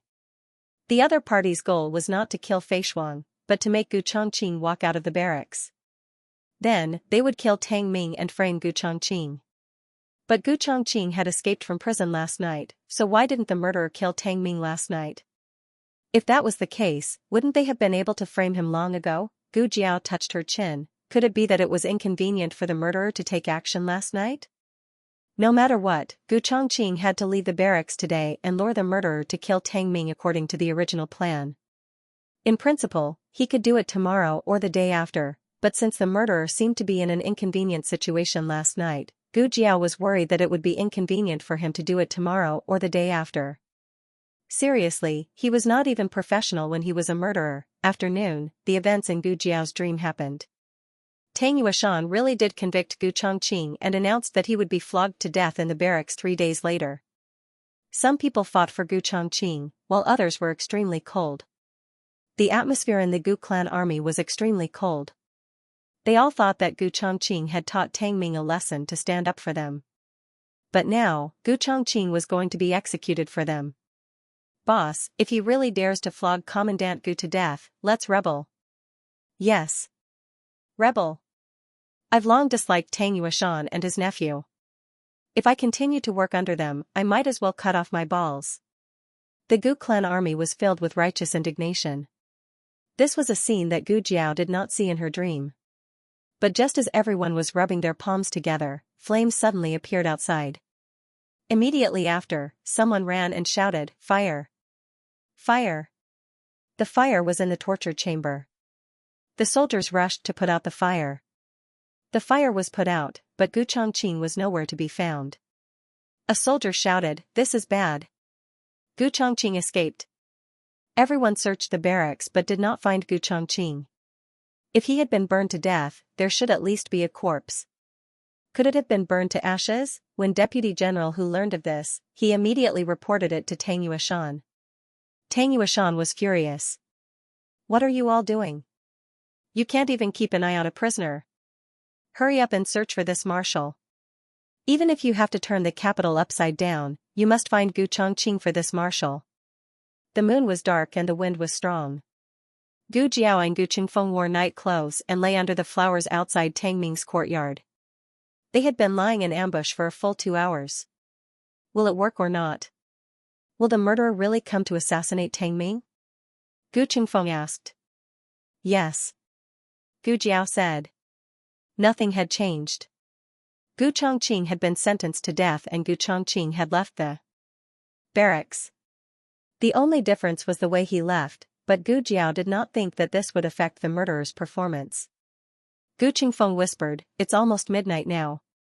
Other than seeing people from the Tang residence coming and going, we don't see a single shadow of the murderer."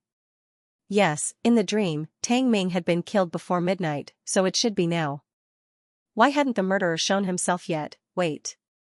People from the Tang residence came and went. Gu Jiao stood up. This is bad.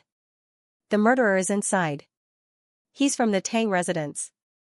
Tang Ming deserved to die, but he could not die tonight. The latest chapter of this book is not finished yet. For more exciting content, please scan the QR code below to download the app. Novels are updated at a faster rate. Millions of novels are free to read. Novels with connotations that can't be found online are all available here. https://www.zhhbqg.com/896428964286/1124522620. HTML Genius memorized this website's address in 1 second. www.zhhbqg.com Bikuga mobile reading website, mzhhbqg.com. The latest chapter of this book is not finished yet. For more exciting content, please scan the QR code below to download the app. The novel will be updated even faster. Millions of novels will be read for free. All the novels that can't be found online are available here. There was no light in the dark room, and the incense stove emitted a faint medicinal fragrance. Tang Ming was wrapped up like a dumpling, and he fell asleep in pain. He was completely unaware that a dark shadow was quietly approaching him. That dark shadow silently came to the bed and raised the dagger in his hand. The dagger flashed coldly and reflected in Tang Ming's eyes. Tang Ming opened his eyes in shock. Who is it? That person covered Tang Ming's mouth with one hand and held the dagger tightly with the other. He stabbed it viciously toward Tang Ming's stomach. Tang Ming struggled, but he was seriously injured. How could he have any strength left? Just as the dagger was about to stab into his body, the window was suddenly knocked open. A dart flew in and hit that person's wrist. That person's wrist was cut. In great pain, his fingers loosened, and the dagger fell to the ground. That person saw that the situation was not good and turned to run. Just as he pulled open the door, Gu Jiao blocked the door. He looked in horror at the black-clothed masked man who had appeared out of thin air. He turned and ran toward the window. Gu Qingfeng jumped in through the window again. He had nowhere to run. His body trembled. In a flash, he suddenly bent down, grabbed the dagger on the ground with his uninjured left hand, and slashed toward his own neck. "Huh, you want to kill yourself? It's not that easy." Gu Qingfeng threw another dart and deflected the dagger in his hand. Gu Qingfeng walked to the wall and pulled out his own darts one by one. He then came to the bed and hit Tang Ming's mute acupoint under his terrified gaze. "Listen carefully. Who is it that wants to kill you?" Gu Qingfeng had seen Tang Ming before. At that time, Tang Ming was still insufferably arrogant. But now, he didn't have any arrogance at all. He was extremely terrified. Gu Qingfeng didn't bother with Tang Ming anymore. Instead, he slowly looked at the person who was captured alive. This person's attire was no different from the manservant of the Tang residence. When Gu Jiao had injured Tang Mingji, she had seen this person before. He was one of Tang Ming's servants. His name was Gu Jiao, but she wasn't sure. Gu Qingfeng kicked him to kneel on the ground. "Who sent you? Who are you?" the servant asked. "Oh, you still have the guts to ask who they are when you're about to die." That was true. If he didn't have enough guts, he wouldn't have been able to murder Tang Ming. Gu Qingfeng cleared his throat and crossed his arms. He looked down at him and said, "We are the secret guards sent by the marshal to secretly protect young master." "Young master?" The servant smiled. "Master never calls him young master. He always asks us to call him young master." Each manor had their own custom and address. For example, Ding'an Manor was addressed as young master, causing Gu Qingfeng to use this when he opened his mouth. The corner of Gu Qingfeng's mouth twitched. Did it collapse so quickly? Could he let the #1 bandit in the capital have a taste of being a secret guard? The servant said sarcastically, no. Matter what you ask, the answer is always the same. If you want to kill me or cut me up, it's up to you. If I spit out half a word, then you have the ability. Gu Qingfeng's teeth ached. This was his father's first interrogation, yet he encountered such a hard nut to crack. Can't you be a bit more reasonable? Gu Jiao did not say anything. She walked directly in front of the servant and waved her hand.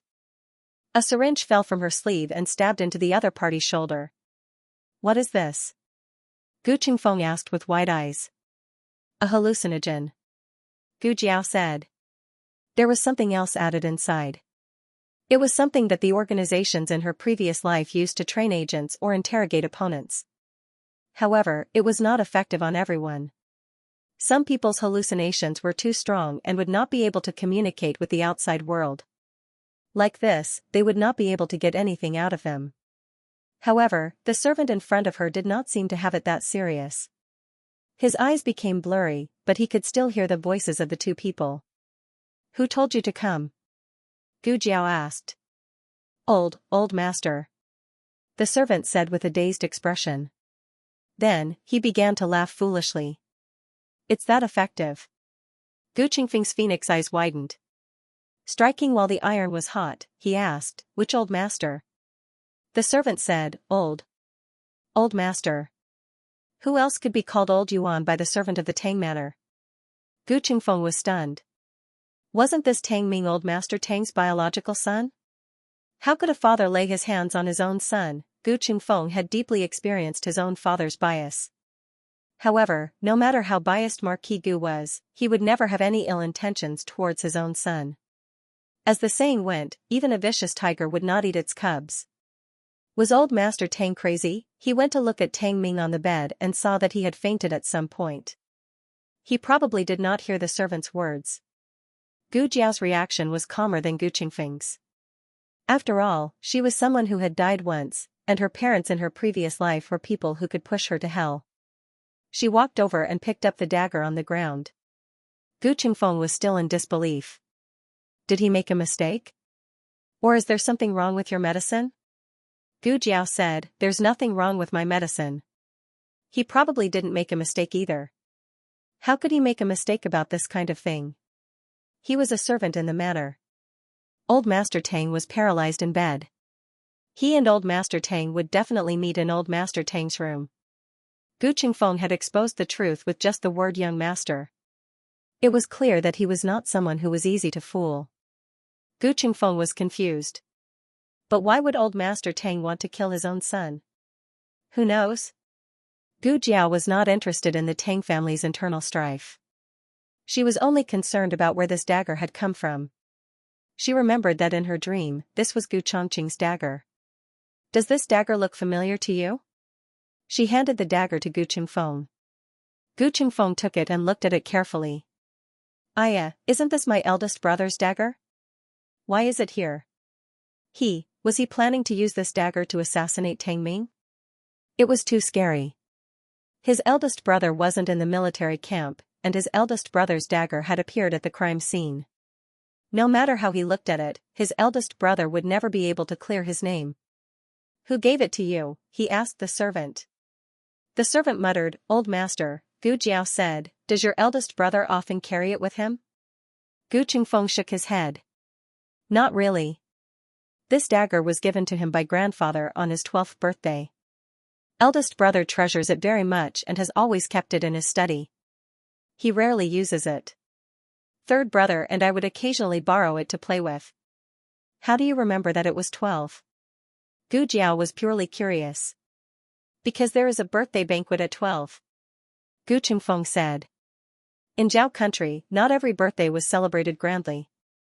Other than 1-year-old, the next big birthday was 12 years old. The third was when women turned 15 and men turned 20. Gu Jiao made an O sound.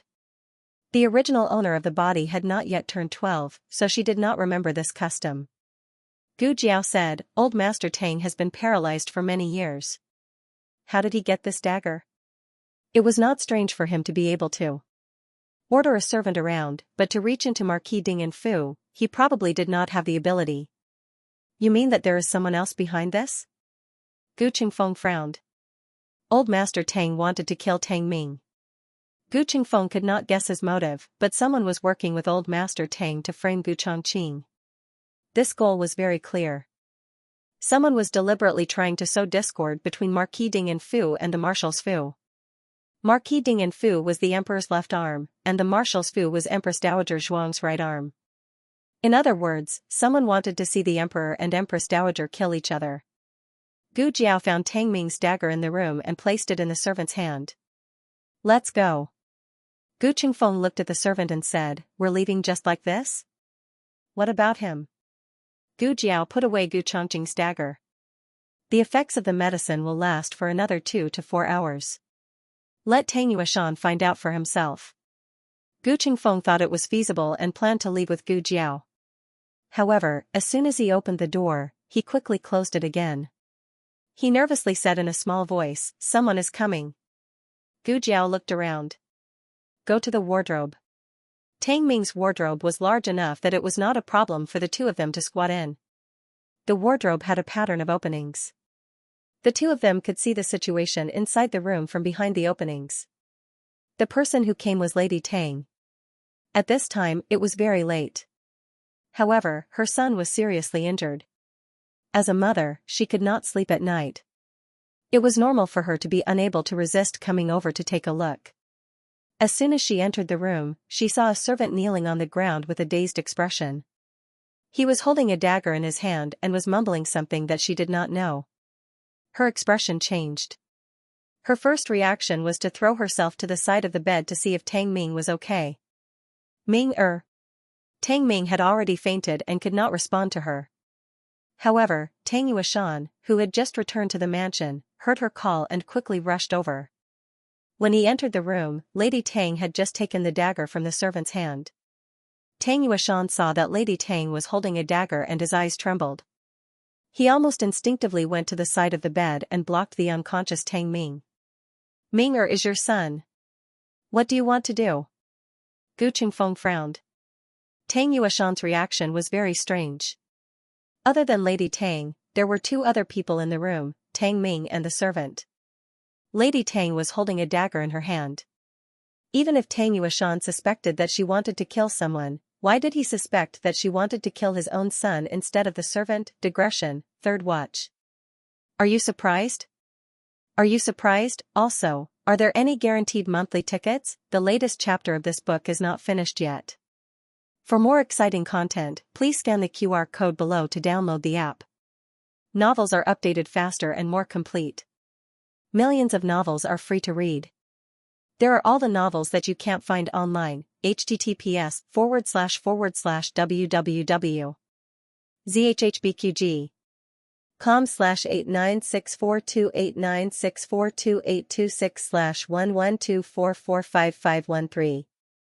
HTML Genius memorized the website address in 1 second. www.zhhbqg.com Bikuga mobile reading website, mzhhbqg.com. The latest chapter of this book is not finished yet. For more exciting content, please scan the QR code below to download the app. Novels are updated faster. Millions of novels are free to read. There are all kinds of novels that can't be found online. After all, Mrs. Tang was just a housewife. She was not shrewd or scheming.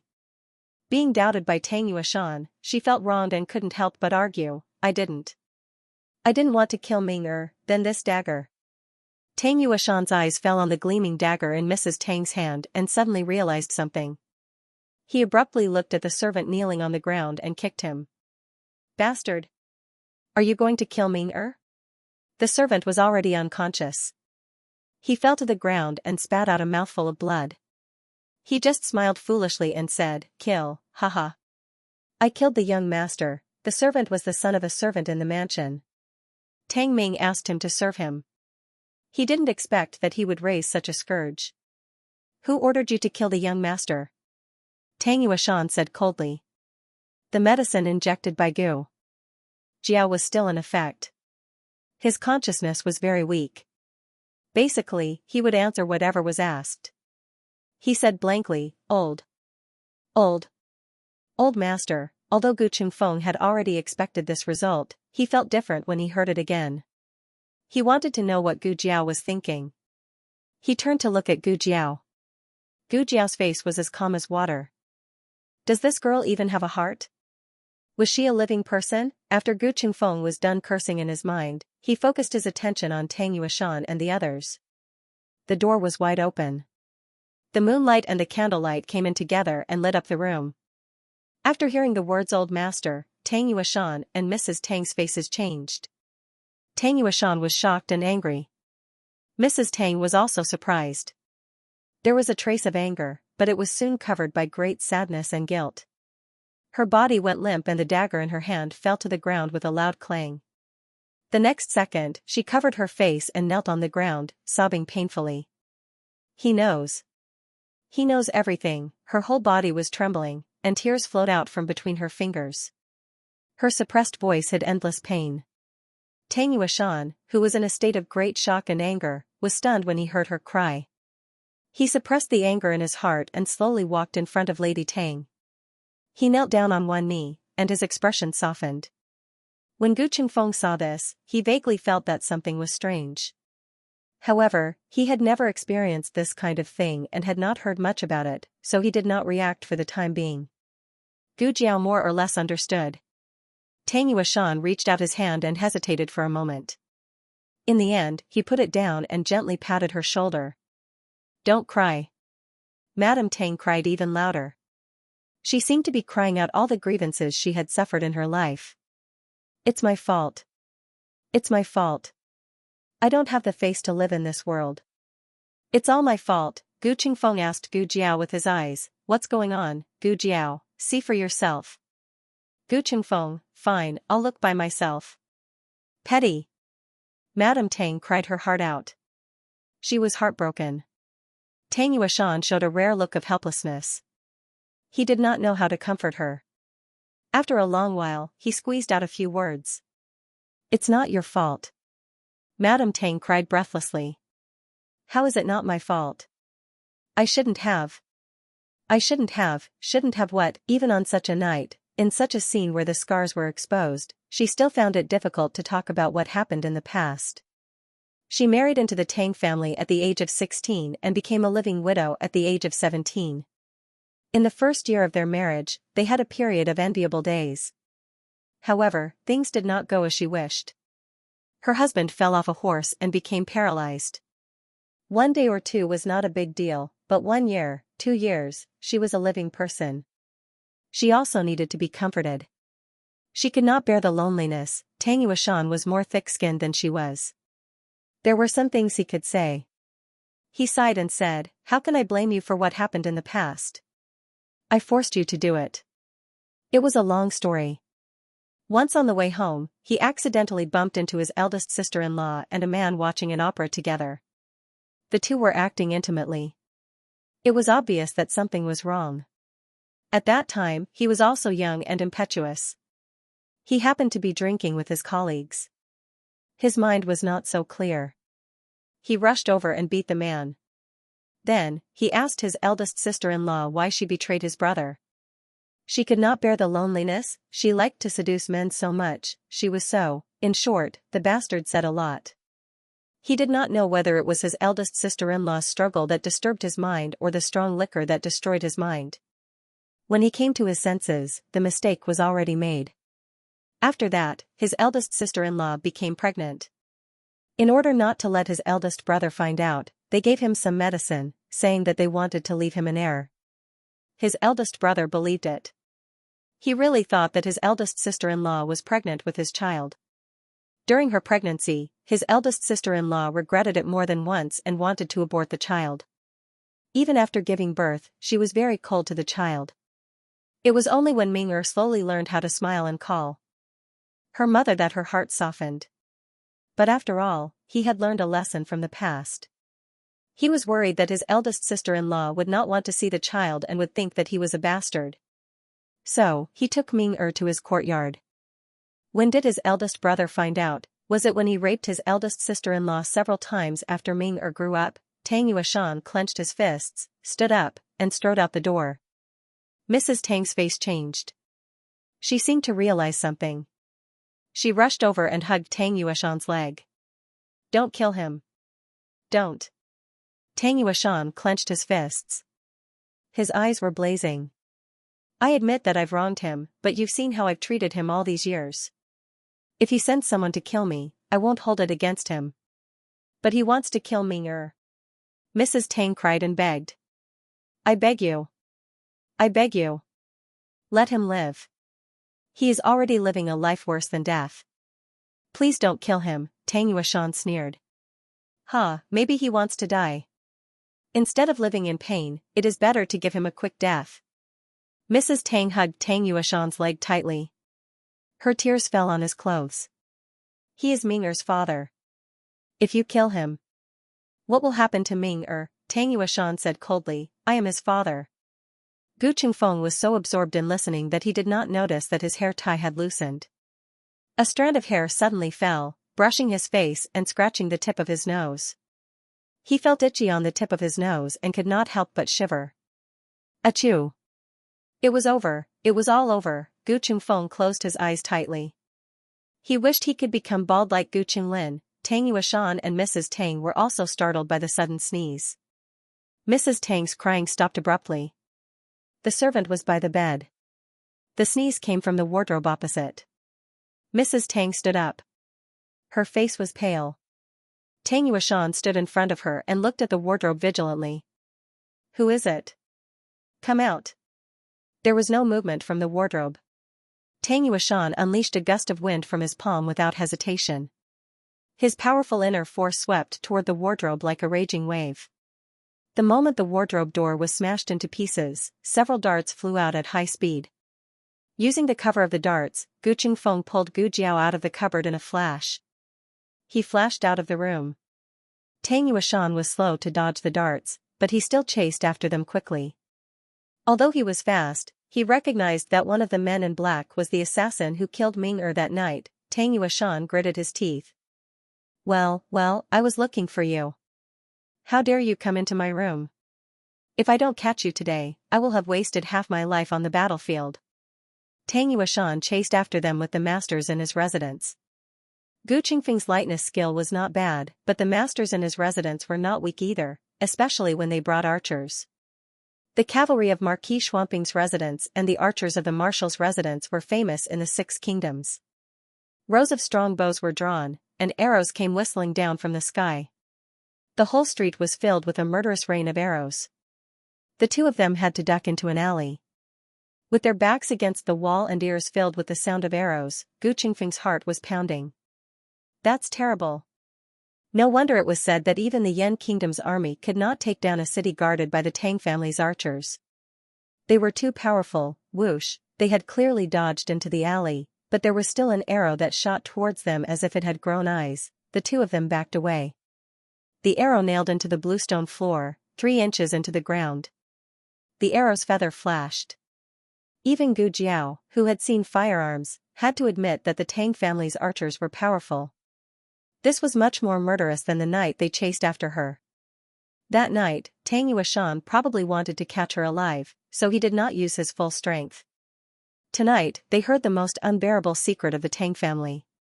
Tang Yueshan would never let them live to see tomorrow's sunrise. A guard rode his horse and chased into the alley. Gu Jiao shot him down from the horse's back with a silver needle.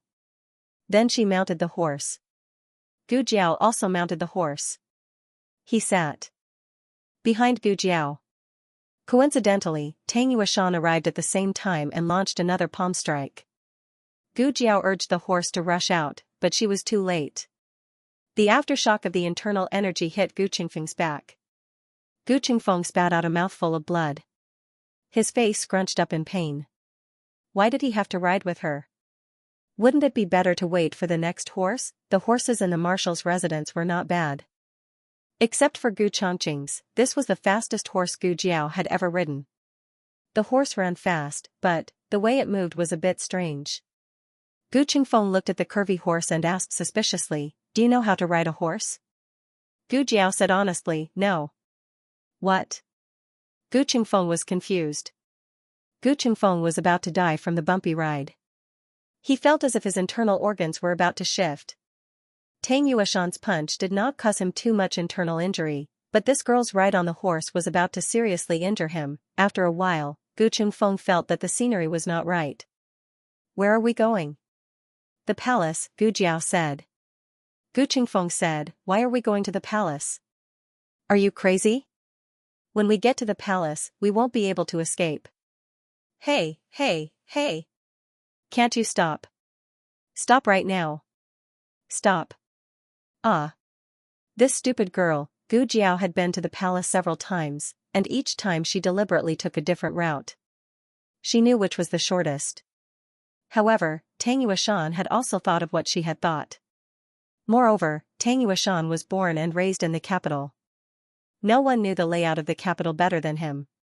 When they were about half a mile away from the palace, Tang Yuashan and his men caught up with Gu Jiao and Gu Qingfeng. Tang Yuashan quickly outflanked the two of them and the horse. The archers of the Tang residence were ready. They drew their bows to their fullest and knocked at least 3 arrows on each string. If the arrows were aimed at the two of them, they would be shot full of holes. Gu Jiao's horse stopped. Tang Yuashan rode on his tall and mighty steed and slowly walked towards Gu Jiao and Gu Qingfeng. He stopped about 10 steps away from them. He tightened his grip on the reins and looked at the two of them with disdain and hatred. I'll give you a chance. Who sent you? Why did you hurt me, Nur? If you tell me the truth, I'll give you a quick death. You won't be able to live. You hurt someone you shouldn't have hurt and heard something you shouldn't have. The best I can do is to make sure you suffer less so that you can die a quick death. Gu Qingfeng gritted his teeth.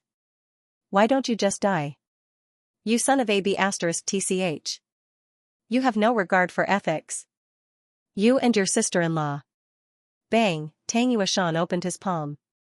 The force of his palm went through Gu Jiao and knocked Gu Qingfeng to the ground. Was he trying to hit a cow through a mountain? Gu Jiao estimated Tang Yuashan's strength in her mind and concluded that she was no match for him at the moment. Gu Jiao thought for a moment and took out a small notebook from her pocket.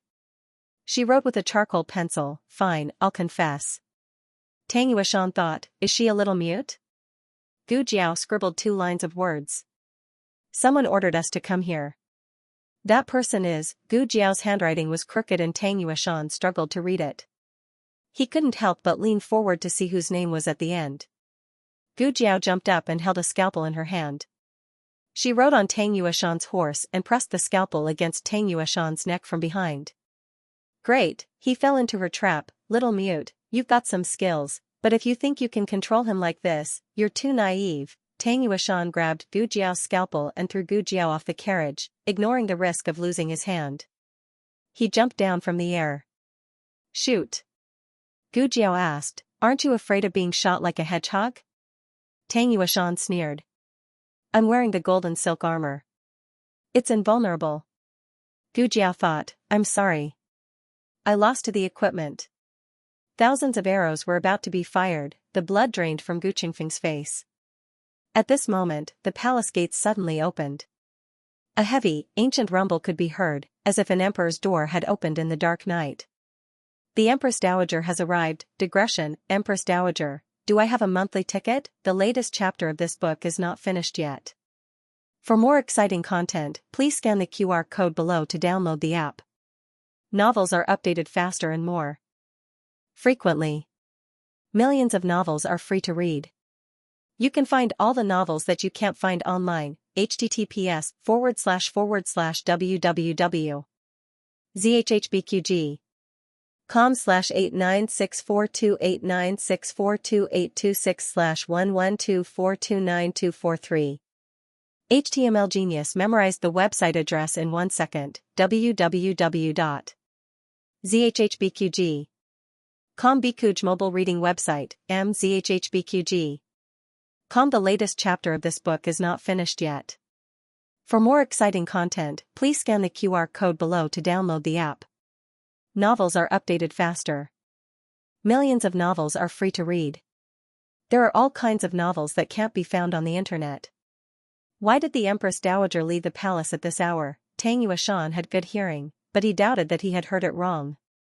He glanced at the palace gate and saw the Empress Dowager's golden phoenix carriage dazzling in the dark night. "All of you, stop!" he shouted. The archers hurriedly withdrew their bows. Tang Yuashan was not afraid that Gu Jiao would run away. If she dared to run, she would be offending the Empress Dowager and he would shoot her into a hedgehog. Tang Yuashan lifted his clothes and knelt in the direction of the Empress Dowager. As soon as he knelt, the guards and archers around him knelt as well.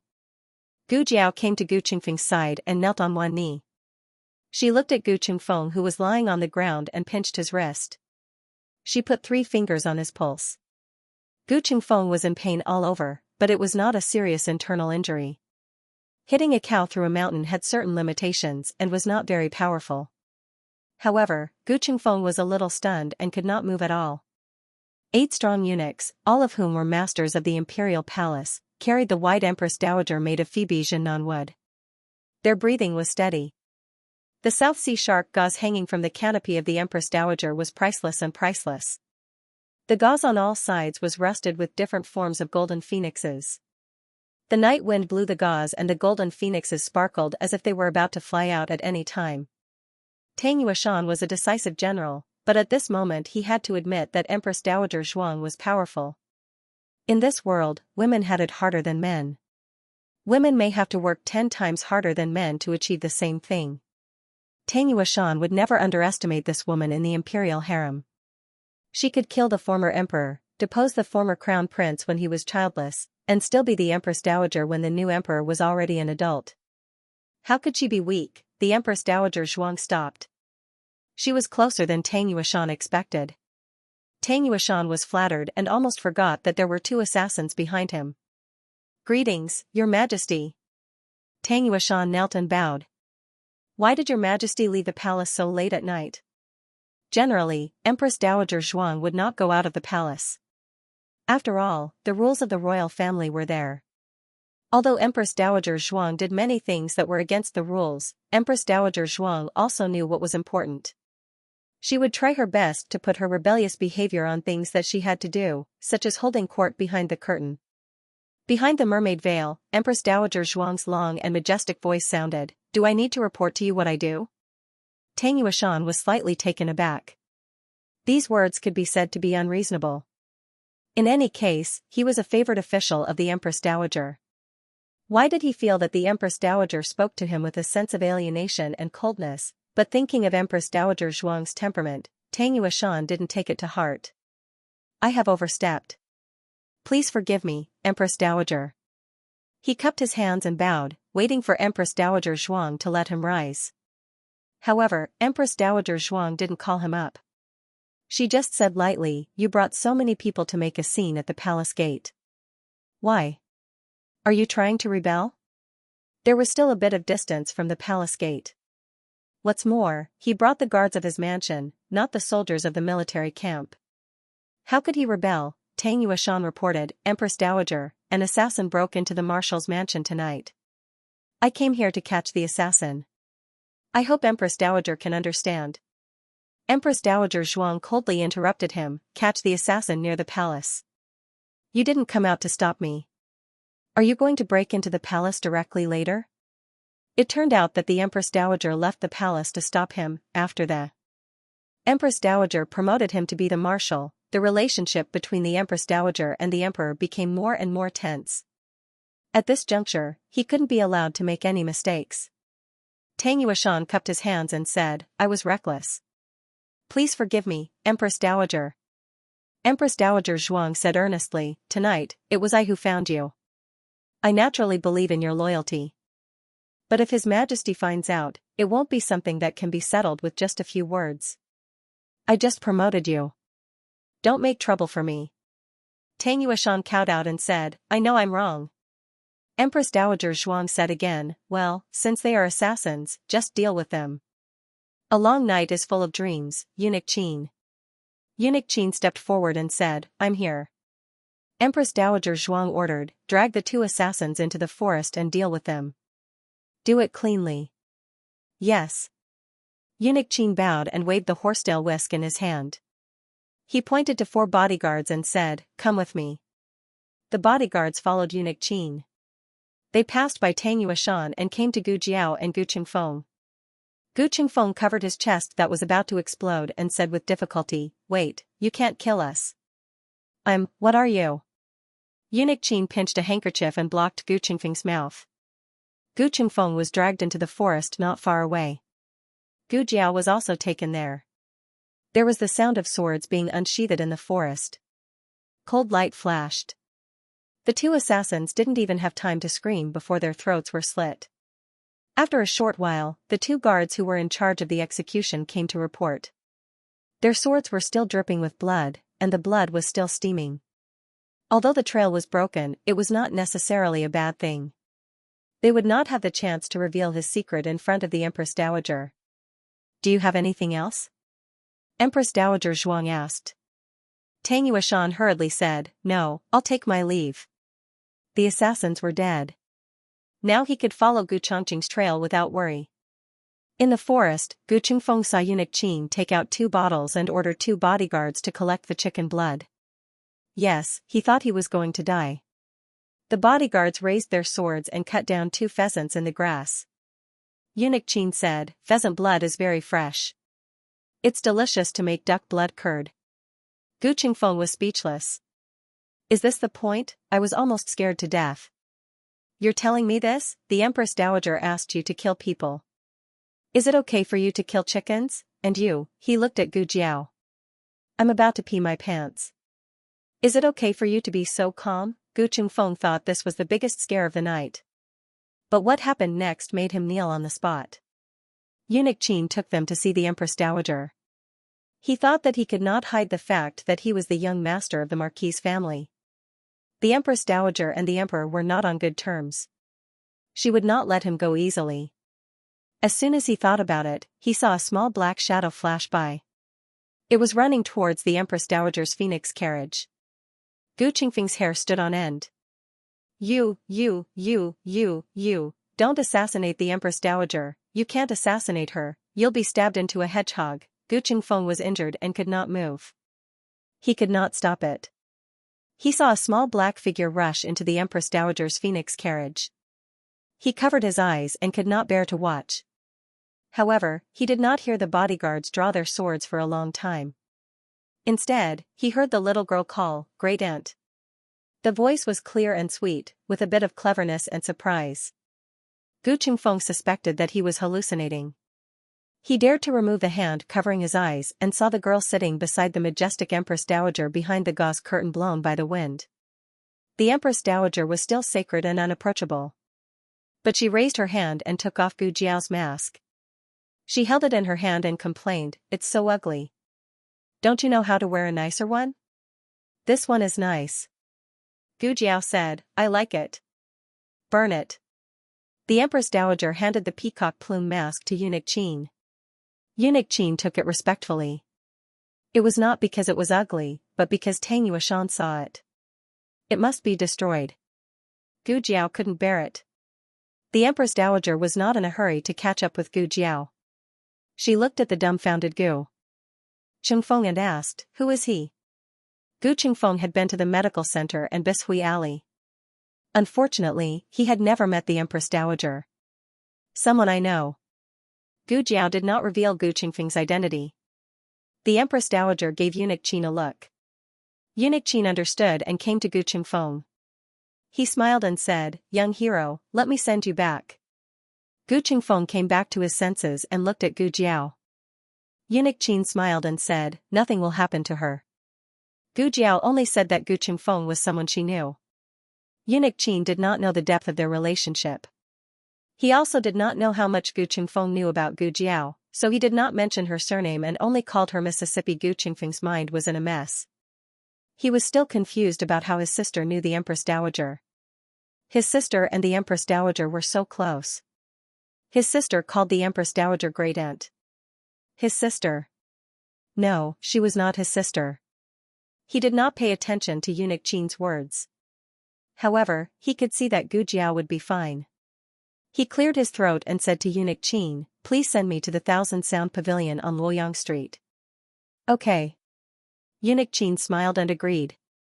The latest chapter of this book is not finished yet. For more exciting content, please scan the QR code below to download the app. Novels are updated faster. Millions of novels are free to read. Novels with connotations that could not be found on the internet are available here. https://www.zhbqg.com/8964289642826/112425889. HTML Genius memorized the website address in 1 second. www.zhbqg.com Biku Pavilion Mobile Reading Website, mzhhbqg.com. The latest chapter of this book is not finished yet. For more exciting content, please scan the QR code below to download the app. Novels are updated faster. Millions of novels are free to read. Novels with connotations that can't be found online are all available here. The people of the Tang family left. Gu Qingfeng also left under the escort of eunuch Qin. Empress Dowager Zhuang took Gu Jiao back to Rinzhou Palace. Gu Jiao was dressed in a small black dress. She crawled into cabinets and ran away, making her body dirty. Empress Dowager Zhuang took Gu Jiao to the bathing pool in Rinzhou Palace to freshen up. Although she knew that Gu Jiao didn't like strangers to serve her, the pool was too big. There were some things that she hadn't used before. Empress Dowager Zhuang still arranged for 2 clever palace maids to serve her. It was Gu Jiao's first time soaking in the palace pool. It felt strange and fresh. The bright and spacious palace hall was surrounded by golden dragon pillars. The bathing pool was in the middle. There were gauze curtains on all sides. The scene inside was faintly discernible. Outside the gauze curtains, there were 4 candlesticks in the 4 corners. From top to bottom, the number of candlesticks increased with each floor. There was no fire inside the gauze curtains. Instead, the floor and the walls of the bathing pool were inlaid with very large luminous pearls. The pool was sprinkled with freshly picked petals. Each petal exuded a strong fragrance. Gu Jiao soaked her entire body under the petals. Only her small round head was exposed. The palace maid knelt by the pool and said to her, "Miss, this servant will comb your hair." "Oh." Gu Jiao nodded. It was rare that she didn't refuse a stranger's approach. The palace maid took a wooden comb and dipped it in fragrant essential oil. She let down Gu Jiao's long hair that was coiled on top of her head. Her movements were very gentle, as if she didn't dare to break a single strand of Gu Jiao's hair. Gu Jiao closed her eyes in enjoyment. She didn't even comb her own hair so gently. The hair was combed until it was soft and shiny. Then the palace maid took out soap and washed Gu Jiao. This soap was not the ordinary soap on the market. It was added with a lot of spices. It was directly made into a smell that ordinary people couldn't afford. It was so comfortable that Gu Jiao almost fell asleep. By the time Gu Jiao finished bathing, it was already more than an hour later. She was so busy catching the murderer that the food she had for dinner had already been digested. Her stomach was rumbling with hunger. She came out wearing a light purple ice silk nightgown. This nightgown was not Empress Dowager Zhuang's nightgown. It was suitable for her age. Empress Dowager Zhuang watched her come out of the candlelight surrounded by palace maids. She was in a trance. "Great aunt." Gu Jiao stepped forward.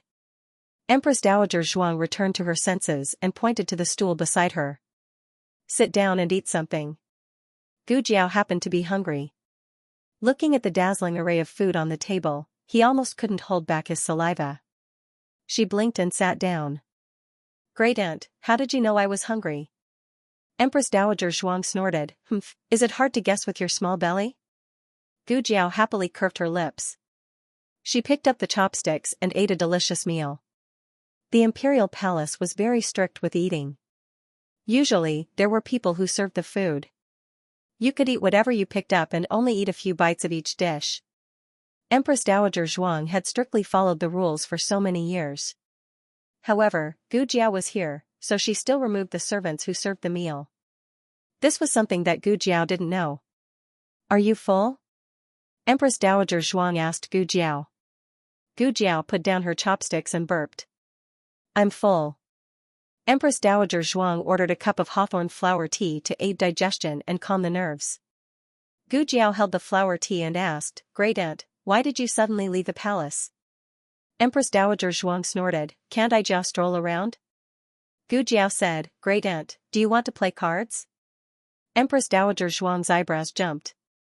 Nonsense. How could Jia be going to play cards? Jia obviously just came back from playing cards. Empress Dowager Zhuang quickly shifted the blame away from herself. You have the nerve to ask me why I left the palace. Jia should ask you, what happened? Why did you go to Tang Manor in the middle of the night? Gu Jiao glanced at her, lowered her head, and counted her fingers. To catch the murderer. Empress Dowager Zhuang gasped. What murderer did you catch? You took him to Marshal's mansion? Gu Jiao said, someone wanted to kill Tang Ming and frame Gu Chongqing. Empress Dowager Zhuang knew Tang Ming. He was Tang Yueshan's nephew and was quite handsome. Gu Chongqing. Empress Dowager Zhuang frowned. This name was a bit familiar, but she couldn't remember it. Empress Dowager Zhuang's recovered memories were mostly related to Gu Jiao and little Jing Kong. Gu Chongqing came too rarely, so she couldn't remember him. Gu Jiao saw Empress Dowager Zhuang's confused face. She thought for a moment and said, "It was his first time playing cards and he won a lot of money from me." Empress Dowager Zhuang's face darkened. There was an image. This matter was complicated to describe, but Empress Dowager Zhuang had already heard some rumors. After all, the commotion at the military camp was so big. How could she not know that Tang Ming's arm had been chopped off by a military officer of Marquis Ding'an Manor, but she was the same as the other soldiers. She believed that the military officer was fighting for justice for the original Gu family soldiers. Marquis Ding'an Manor was the emperor's power. Naturally, she couldn't stand up for the other party. Moreover, the other party had indeed gone too far. Tang Ming's punishment was unfair, but his crime didn't warrant having his arm cut off. He used the name of a martial arts competition to hurt Tang Ming. No matter how she looked at it, there was no way to be kind. It wasn't for the Gu family soldiers. Gu Jiao hesitated for a moment, but still told the truth. Tang Ming bullied Yan. He took Yan away and locked him up. We searched for half a night before we found him. It was Gu Chongqing who found him. He was just one step away. What? Gu Jiao didn't say anything else. But who was Empress Dowager Zhuang? She had eaten more salt than other people had eaten rice. How could she not have guessed what had happened? Empress Dowager Zhuang only had one request for Gu Yan. That was to live. It could be seen that this child was weak. Encountering this sort of thing was equivalent to taking away half of his life. Empress Dowager Zhuang's expression sank. Only one arm was cut off? Gu Jiao blinked. I also taught him a lesson. Tang Yueshan found out, so he wanted to capture me. Empress Dowager Zhuang expressed her suspicion. He only captured you for this? I think he just wanted to kill you. That was because I heard his secret. But in reality, it wasn't that different. Tang Yueshan wouldn't have let her go whether she heard the secret or not. That night, Gu Jiao and Empress Dowager Zhuang chatted for a long time. Gu Jiao was not someone who was good at communicating with others. She didn't speak much. Normally, if she knew something, she would be too lazy to speak. But her grandaunt had this kind of ability. She was able to make her put down the defenses in her heart and the awkwardness of her self-esteem. She was also able to be a little loudspeaker spirit for once. When Eunuch Qin returned to Rinshou Palace to report, Gu Jiao had already fallen asleep on Empress Dowager Zhuang's phoenix bed. Her small face was facing Empress Dowager Zhuang.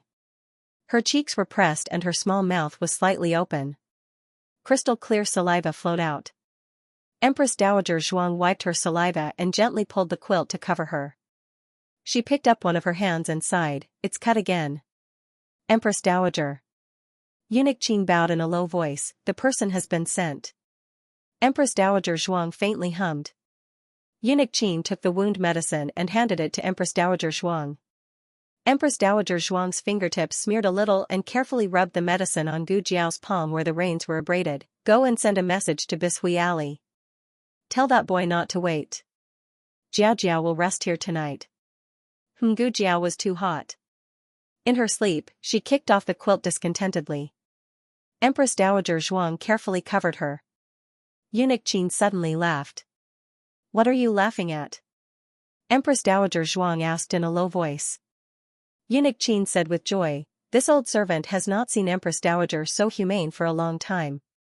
It seems that after you lost your memory, you found many things that were lost in the past." "Things that were lost in the past?" Empress Dowager Zhuang murmured. Eunuch Qin smiled and said, "Yes, the last time you were so humane was when Princess Ningyan was by your side." Empress Dowager Zhuang's expression turned cold when he mentioned Princess Ningyan. Eunuch Qin realized that he had said something wrong and quickly lowered his head. This servant misspoke. Empress Dowager Zhuang lowered her eyes and stroked Gu Jiao's fingers. She said lightly, "You can leave." Eunuch Qin responded, "Yes, this servant will go to Bishui Alley." "Wait." Empress Dowager Zhuang stopped him. Eunuch Qin turned around. "Empress Dowager, do you have any other orders?" Empress Dowager Zhuang said, "Jiao remembers that there are many masks in the storehouse?" Eunuch Qin said, "Yes, does Empress Dowager want masks?" Empress Dowager Zhuang looked at the sleeping Gu Jiao and said, "Bring them all. Give them to the princess." Eunuch Qin's whole body shook. Empress Dowager Zhuang paused, "Let Jiao Jiao choose tomorrow morning." Eunuch Qin secretly sighed, "Yes." After Tang Yuashan bid farewell to Empress Dowager Zhuang, he immediately went to catch Gu Chongqing. In the end, he was told that Gu Chongqing had been in the barracks the whole time. Tang Yuashan quickly rushed back to the barracks and looked in disbelief at Gu Chongqing, who was quietly waiting outside the torture chamber where the fire had just been extinguished. Gu Chongqing was still handcuffed and shackled, and there was no trace of him escaping. You didn't escape?" Gu Chongqing said indifferently, "I have been in the barracks the whole time. I don't know where Lord Tang's words come from." "Impossible. I have searched the entire barracks. You were clearly not there." "You." Tang Yuashan suddenly thought of something and his eyes trembled. "You were in the 18 bronze minaret. That was the only place in the barracks that couldn't be searched, because entering it meant death. Tang Ming could only break through to the 12th level, let alone the other soldiers. Gu Chongqing only needed to hide in the last few levels to ensure that no one could find him. Cunning, too cunning, but Tang Yuashan couldn't figure out why Gu Chongqing would do this. If he had escaped to kill Tang Ming, it would make sense. But he didn't, and another assassin did. So why was he hiding in there? "To play hide and seek," Gu Chongqing said seriously. "I was afraid that the fire would be too big and burn me to death, so I found a safe place to hide." Tang Yuashan, no matter how bad Tang Yuashan thought this reason was, it couldn't change the fact that Gu Chongqing didn't escape the barracks. Tang Yuashan was full of anger, but he had nowhere to vent it. He gritted his teeth and said coldly, "Humph. So what if you didn't escape this time? You'll still be executed in 3 days." In Gu Jiao's dream, Tang Yuashan let Gu Chongqing go because Gu Qingfeng took the blame. But now, without Gu Qingfeng taking the blame, Gu Chongqing would still be executed in 3 days. Originally, Gu Qingfeng and Gu Jiao thought that if they caught the real murderer of Tang Ming, they would be able to find the mastermind behind the impersonation of Fei Shuang and wash away the truth of Gu Chongqing's prison break. Who would have thought that the mastermind would be so cunning? He didn't even show himself, but let old Master Tang do it. They wanted to remind Tang Yuashan, "Hey, your big brother didn't just want to kill that bastard, he also conspired with others to kill you." But who were they to say that? Was it Gu Chongqing's younger brother or sister, or was it an assassin who had been executed by the Empress Dowager? Tang Yuashan wouldn't believe any of them. This kind of thing had to be said by someone Tang Yuashan trusted without a doubt. Tang Yuashan was a very suspicious person, which could be seen from his suspicion that Madame Tang would kill Tang Ming. The next day, Eunuch Qin came to the marshal's mansion. "The Empress Dowager wants to see Lord Tang. Please come with me to the palace immediately." Tang Yuashan followed Eunuch Qin into the palace. He was an outsider and couldn't enter the harem. Empress Dowager Zhuang met him in the side hall of the throne room. Empress Dowager Zhuang sat on a chair made of yellow pear wood on the steps. She was wearing a black robe embroidered with golden phoenixes.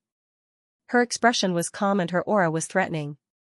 Tang Yuashan knelt down and saluted. "Greetings, Your Majesty." May your majesty live for thousands of years. Rise. Empress Dowager Zhuang said. Thank you, your majesty. Tang Yueshan stood up and looked straight ahead. Give him a seat. Empress Dowager Zhuang ordered Eunuch Qin. Eunuch Qin and a young eunuch brought a chair for Tang Yueshan and placed it in the center of the hall, facing the Empress Dowager. Sitting face to face with the Empress Dowager like this made the atmosphere a little strange. However, it was a special honor and Tang Yueshan enjoyed it very much. Empress Dowager Zhuang said majestically, "You are my right-hand man. I trust you and won't beat around the bush. I called you here today because of Commandant Gu." Tang Yueshan heard this and his expression froze. Gu Chongqing's incident was a big deal and the palace should have already heard about it. However, he didn't expect the Empress Dowager to ask about it. Empress Dowager Zhuang gave Eunuch Qin a look. Eunuch Qin understood and came forward with a tray. There was a carved dagger on the tray. Lord Tang, please take a look. Tang Yueshan picked up the dagger and looked at it. There was nothing special about the scabbard. However, when he pulled the blade out, he saw a word engraved where the hilt met the blade, Qing. He vaguely guessed whose dagger it was, but he didn't understand why it was in the Empress Dowager's hands. He frowned strangely. This is, Empress Dowager Zhuang's expression didn't change. I found it on the two assassins after they were dealt with last night. Tang Yueshan said, they were Gu Chongqing's men? This official knew it was them. Empress Dowager Zhuang coldly said, you've been in the army for so many years, yet you can't even see through such a clumsy framing. If they were really Gu Chongqing's men, would they carry Gu Chongqing's belongings to commit the crime? Tang Yueshan choked. If Gu Chongqing himself was the one who carried out the assassination, it was possible that he accidentally left his belongings at the scene. However, if someone else took his belongings, how could it not be framing? Empress Dowager Zhuang continued. Don't look. This official has already confirmed with the Marquis Ding and Fu. This is Commandant Gu's dagger. Also, this official heard that last night, the barracks torture chamber caught fire and almost burned Commandant Gu to death. Tang Yueshan put the dagger back on the tray. Eunuch Qin took the tray and retreated to the side. Tang Yueshan replied, yes, but he hid in the 18 bronze men formation and was unharmed. Empress Dowager Zhuang's eyes were cold. Is a mere fire worth him hiding in the formation? In this official's opinion, it's clear that someone wants to force him out. Then why didn't he capture the other party? Tang Yueshan asked. There was a reason for his suspicions. If Gu Chongqing could beat the other party, then there was no need for him to hide. But if Gu Chongqing could not defeat the other party, then the other party could also break through the array formation that he could break through. They could still force him out. Empress Dowager Zhuang calmly said, if the other party turned around and said that they came to save him and were his accomplice, what would he do? Would you believe him, or would you believe the assassin? Naturally, he would believe the assassin. Hatred had already blinded Tang Yueshan's eyes. He wouldn't believe any evidence that would be beneficial to Gu Chongqing. Tang Yueshan was choked speechless. Empress Dowager Zhuang slowly sighed. This official knows that you really want to execute Commandant Gu. Tang Yueshan clenched his fist. Doesn't he deserve to die? He harmed Ming-er.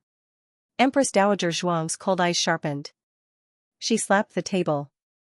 But your Ming-er also harmed others. Even a top-notch expert like Tang Yueshan almost succumbed to the Empress Dowager's phoenix aura. Tang Yueshan's momentum weakened, but he was still full of unwillingness. Why do you say that, Your Majesty? Bring him in. As soon as Empress Dowager Zhuang's voice fell, 2 strong eunuchs escorted in a young man with unkempt hair and a dirty face. Tang Yueshan looked at him for a long time before he recognized him. You. Aren't you Ming-er's servant? The one called Deng-ger? Deng-ger fell to his knees. Your Majesty, please spare my life. Master, please spare my life. Tang Yueshan's face darkened. Where have you been these days? I've been looking for you everywhere. Deng-ger cried in fear. I heard that Commandant Gu cut off young master's arm. I ran away. Tang Yueshan frowned. Why did you run away? You're not the one who hurt him. Deng Ger trembled. He did not dare to say anything. I was afraid that Commandant Gu would come after me for revenge. Tang Yuashan became more and more confused. He said impatiently, "Who do you think you are? He would come after you for revenge?" Deng Ger hugged his head and curled into a ball. "It was me. I drugged young Master Gu and took him out of the carriage. But I was following young Master's orders." "You can't blame me," Tang Yuashan said angrily. "Drugged young Master Gu? What nonsense are you talking about?" Deng Ger cried. Young Master kidnapped young Master Gu. He wanted to do something to young Master Gu. It was Commandant Gu who arrived in time. Boom. Tang Yuashan felt as if a bolt from the blue had struck his heart. He was stunned for a long time in disbelief. Suddenly, he lifted his foot and kicked Deng Ger hard. "Bastard! Who allowed you to slander Ming-er?" Empress Dowager Zhuang frowned. Eunuch Qin said sternly, "Lord Tang, don't be presumptuous in front of the Empress Dowager." Tang Yuashan clenched his fist and resisted the urge to step on Eunuch Qin's head. Empress Dowager Zhuang waved her hand. Two eunuchs dragged Deng Ger away. Tang Yuashan trembled and his eyes were red. No. Ming-er wouldn't do that. He's such an upright person. How could he do something so despicable? Empress Dowager Zhuang could not help but roll her eyes. Soon, she coughed softly and said in a low voice, "Do you know that the young master of Marquis Dingen has a heart problem? He was humiliated by Ming-er and suffered a heart attack. He hasn't woken up yet. Your Ming-er only lost an arm and you want to kill the murderer." Tang Ming's younger brother was already half dead, so how could he not want to kill Tang Ming? "Tang Yuashan, you're a man. If it were you, would you be able to swallow this?"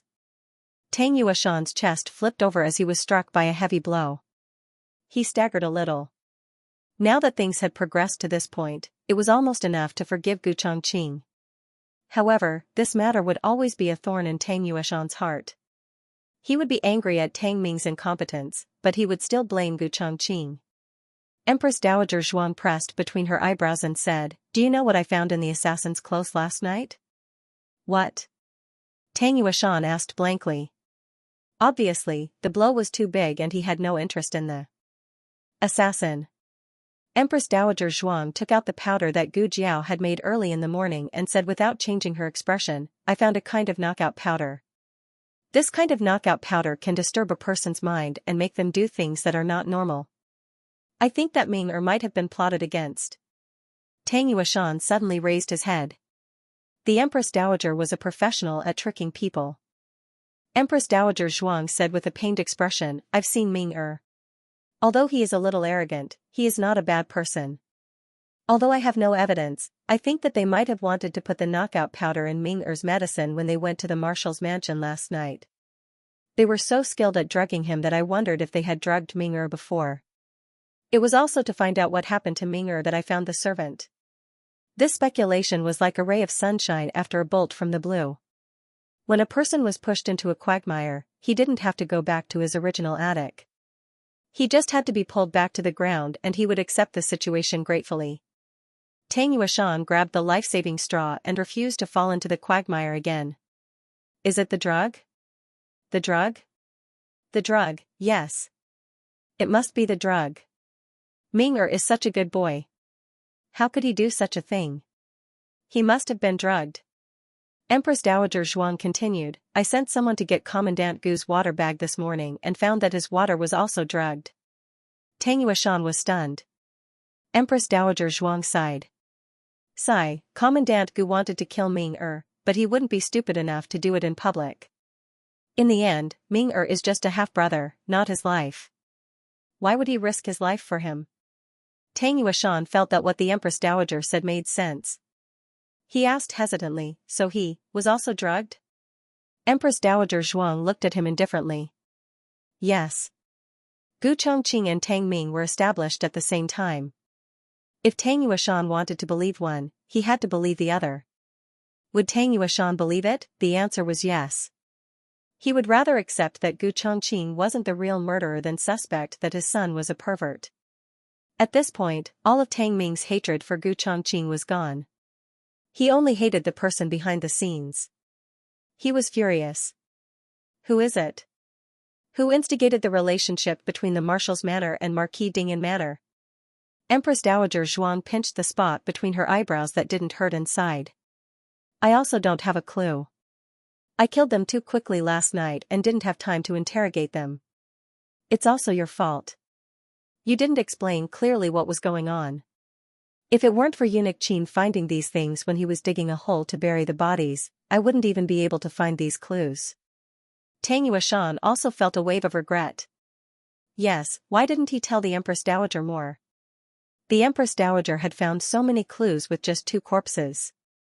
If he had persuaded the Empress Dowager to leave them alive, wouldn't he have found out who was behind the scenes? What did it mean to be sold and still count the money? This was it. Empress Dowager Zhuang saw that she had deceived him enough. She could stop after a few more words. She waved her hand carelessly. All right, I've said all that needs to be said. What you should do is up to you. If you really want to kill Commandant Gu, I won't stop you. After all, he's one of the Emperor's people. Killing him isn't a pity. It wasn't a pity, but, when he thought that doing so would be exactly what the person behind the scenes wanted, Tang Yueshan couldn't bear this grievance. After causing his main to be like this, how could he let the other party succeed? Was he stupid? Haha. Not only would he not kill Gu Chongqing, when the limelight was over, he would promote Gu Chongqing. He wanted to show the person behind the scenes that he, Tang Yueshan, wasn't a fool. After the news that Gu Chongqing was about to be executed came out, the old duke didn't sleep a wink all night. Finally, it was dawn. He didn't even have time to eat breakfast before he rushed to the palace to see the emperor. The emperor knew why he came. The emperor was also very melancholy. If this happened anywhere else, he might have a way to deal with it. However, this was the military camp. Everything was done strictly according to military rules. Even the emperor and the Empress Dowager couldn't interfere. Tang Yueshan didn't arrest Gu Chongqing for cutting off Tang Ming's arm. He arrested him for breaking out of prison in the middle of the night and becoming a deserter. This was a capital offense, regardless of official rank. Not to mention that he killed 2 innocent soldiers. Your Majesty. My grandson was wrongly accused. There must be more to this than meets the eye. Gu Chongqing didn't say a word to the old duke. The old duke didn't know that an assassin had come, nor did he know that Gu Chongqing had gone to visit Gu Yan. However, the old duke believed that Gu Chongqing wouldn't kill the innocent, and definitely wouldn't become a deserter. The emperor sighed. Why wouldn't I want to save him? However, all the evidence is against him, and he admitted it himself. This was the key point. Gu Chongqing admitted that he had broken out of prison. Even if he was the emperor, he couldn't act recklessly. The emperor gritted his teeth. If there's no other way, I will allow you to bring your men of sacrifice to the execution ground. However, this way, Gu Chongqing could no longer live under the sun. He couldn't inherit the Marquis estate. What was the difference between this and strangling someone? The old duke slumped to the ground in defeat. Suddenly, Eunuch Wei rushed in. Your Majesty! Your Majesty! Something big has happened. Military officer Gu, he. The old duke's face paled. What happened to Chongqing? Eunuch Wei smiled. He's been acquitted. The emperor, the old duke. Meanwhile, Empress Dowager Zhuang couldn't wait to return to Rinshou Palace after finishing today's hoodwinking. Jiao, it's done. Where's Jiao's sugar eggs? Eunuch Qin, who was following behind Empress Dowager Zhuang, almost stumbled and fell. You've been trying to persuade me the whole morning, just for a bowl of sugar eggs? You're the Empress Dowager, can't you be a little more mature? It's done. Gu Jiao curved her lips and came out of the small kitchen with a bowl of sugar eggs. Empress Dowager Zhuang rubbed her hands and looked at her sugar eggs expectantly. Jiao said that she would add 2 more spoonfuls of sugar and 2 more eggs. 2 spoonfuls of sugar, can you imagine? Empress Dowager Zhuang slurped her lips and looked at the big bowl that Gu Jiao put on the table. In just a second, her face darkened. Empress Dowager Zhuang, didn't you say you'd add 2 more spoonfuls of sugar? Gu Jiao, I did. She just added 2 more bowls of water. Empress Dowager Zhuang, then, what about the 2 extra eggs? Gu Jiao, I also put them in. It's just that it's Mimi's quail egg, the kind with the yolk removed. Empress Dowager Zhuang cried in her heart. Aijia feels wronged. Aijia won't say. Eunuch Qin rarely saw Empress Dowager Zhuang suffer, so he couldn't help but laugh. Empress Dowager Zhuang stared at him with a death stare. Eunuch Qin trembled. The fear of being dominated by Empress Dowager Zhuang in the past hit his heart. His legs went soft and he knelt down. Empress Dowager, please forgive me. Empress Dowager Zhuang narrowed her eyes dangerously. Just when Eunuch Qin thought he was going to die, Empress Dowager Zhuang suddenly raised her hand and pointed at Eunuch Qin. She said to Gu Jiao, Eunuch Qin also worked hard today. Jiao Jiao, make him a bowl too. When Eunuch Qin heard this, he wondered if he was scared silly. Empress Dowager said he worked hard, she even asked Miss Gu to personally cook him a sugar egg. Eunuch Qin hurriedly kowtowed. This servant doesn't dare. This servant doesn't dare. Empress Dowager Zhuang gloomily said, no, you dare. A quarter of an hour later, another bowl of sugar egg was brought over by Gu Jiao. The color of this bowl was much richer, and the aroma of brown sugar could be smelled from afar. Empress Dowager Zhuang said, you eat with Aijia. Eunuch Qin knelt down in fear. Eunuch Qin, eat. Gu Jiao said with amusement. Eunuch Qin looked at Empress Dowager Zhuang with fear. He felt that if he ate, he would die. If he didn't, he would also die. He had to bite the bullet and sit down. Empress Dowager Zhuang said seriously, Jiao Jiao. Someone is calling you outside. Is that so? Empress Dowager Zhuang nodded. In the Imperial Garden. Oh. Gu Jiao raised her eyebrows and walked out. As soon as she left, Empress Dowager Zhuang snatched Eunuch Qin's sugar egg. The dumbfounded Eunuch Qin, digression Empress Dowager Zhuang, Wu, Aijia felt wrong today. I need monthly. Votes to be comforted, the latest chapter of this book is not finished yet.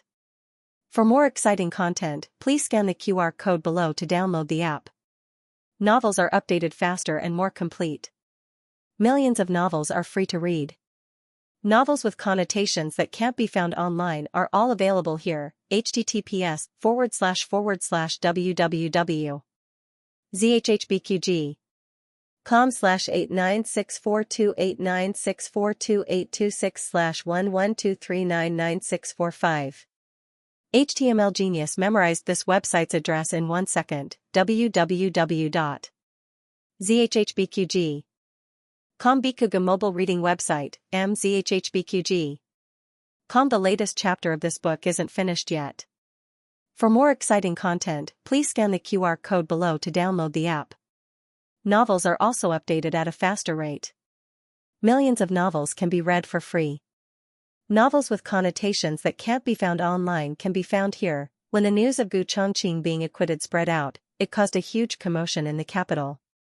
There were too many details that everyone didn't know, such as the fact that Tang Ming had been abused in the matter.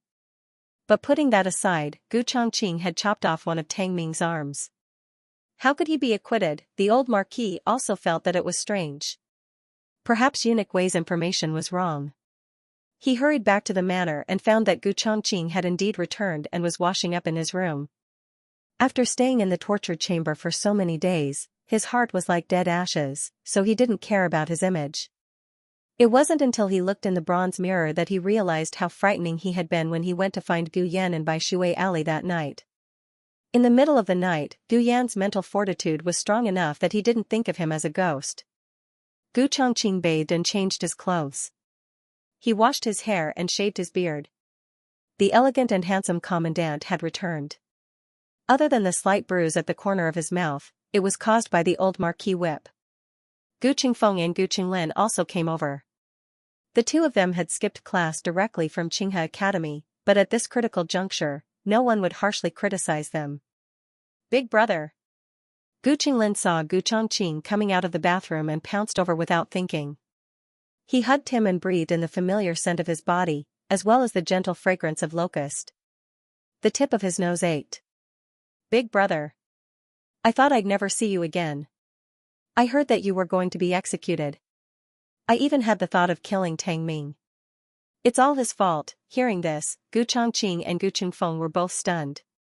Could it be that Gu Qinglin also knew about Tang Ming? Gu Qinglin choked out. Why did he bully the Gu family army for no reason? He's a villain. He's a scoundrel. Big Brother taught him a lesson. His martial arts weren't good and his skills weren't as good as others, yet he blamed Big Brother. If it weren't for that, Big Brother wouldn't have been locked up.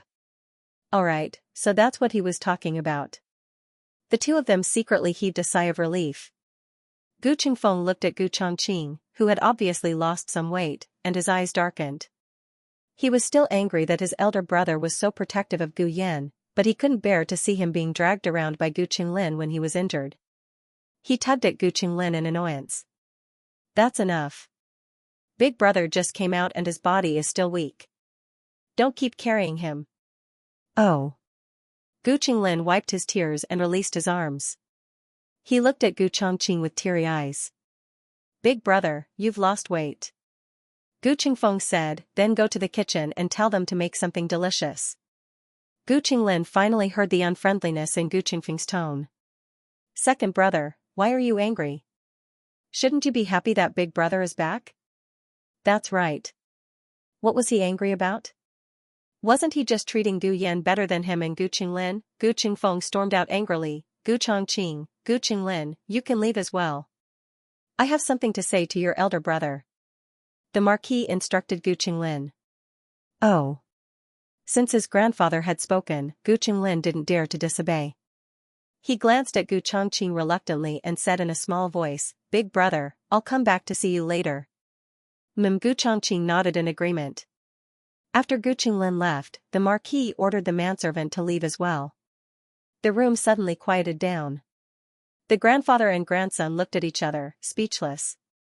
The Marquis looked at Gu Chongqing's injuries and actually didn't feel good either. However, in that situation, if he hadn't let Gu Chongqing suffer, Tang Yuashan would have made him suffer. At least he knew the severity of his actions, but it was hard to say if Tang Yuashan had done it. In fact, it was thanks to his injuries that Tang Yuashan believed that he couldn't be the assassin who had cut off Tang Ming's balls that night. However, both grandfather and grandson had the same temperament. They had a strange sense of self-esteem and would never defend themselves. The Marquis cut to the chase. What's going on with Tang Ming? Why did Tang Yuashan suddenly release you? Why did he hold on to you and not let you go earlier? As for why Gu Chongqing had cut off Tang Ming's arm in anger, and why he had broken out of prison, the Marquis had already given up on the former. As for the latter, the Marquis believed that Gu Chongqing had gone to chase after the assassin. Of these three questions, Gu Chongqing only answered the second one. Tang Yuashan caught the assassin who had broken into the military camp that night. He found some clues from the assassin's body and knew that I was innocent. He also knew that the mastermind wanted to sow discord between the Marquis Ding An's manor and the Marshal's manor. He didn't want to fall into the trap, so he let me go. How do you know? The Marquis asked. He told me personally, Gu Chongqing replied. This was the truth. However, it wasn't all of it. Tang Yuashan had also said that he had been drugged, which was why he had acted against Tang Ming. He wanted him to quickly see a doctor. At the time, he was confused and didn't understand why Tang Yuashan would say such a thing. Tang Yuashan had also said that Tang Ming hadn't done it on purpose and had also been drugged. He hoped that the two of them wouldn't fall into the mastermind's trap and become enemies. Gu Chongqing knew very well what kind of person Tang Ming was. It was impossible for him to have been drugged. It was also on the way back that he gradually understood that his younger sister must have used some method to trick Tang Yuashan. As for the assassin, Gu Jiao had come to find Gu Chongqing and had him set fire to the torture chamber. She had also made it look like she had escaped, leading the assassin to act and frame him. This morning, Tang Yuashan had told him that the assassin had already been dealt with. Gu Chongqing thought that Tang Yuashan had caught the real assassin. As for Gu Jiao's involvement, Gu Chongqing didn't tell the Marquis. The Marquis hadn't fought with the assassin and didn't know how cunning the assassin was. He thought that with Tang Yuashan's ability, it wasn't strange that he had caught the assassin, so he didn't suspect anything. Although the Marquis desperately wanted to know what kind of irreconcilable conflict Gu Chongqing and Tang Ming had, the Marquis couldn't do anything if Gu Chongqing wasn't willing to speak. The Marquis urged him to rest well and not go to the barracks for the next few days, so he got up and left. After such a big incident, not only did Tang Yueshan want to investigate the mastermind behind the scenes, he also wanted to know who had stabbed him in the back. Not long after the Marquis left, Gu Qingfeng came again. He had thought of business after being depressed for a while, so he came to find Gu Chongqing to clarify things.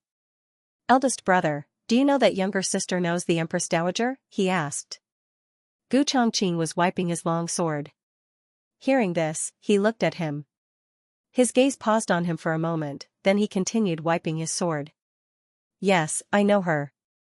"That's it, can't you answer with a little more sincerity? How could I reveal that girl's secret?" "I saw it." Gu Qingfeng pursed his lips. Gu Chongqing paused, then said, "There are some things you don't need to know too much about.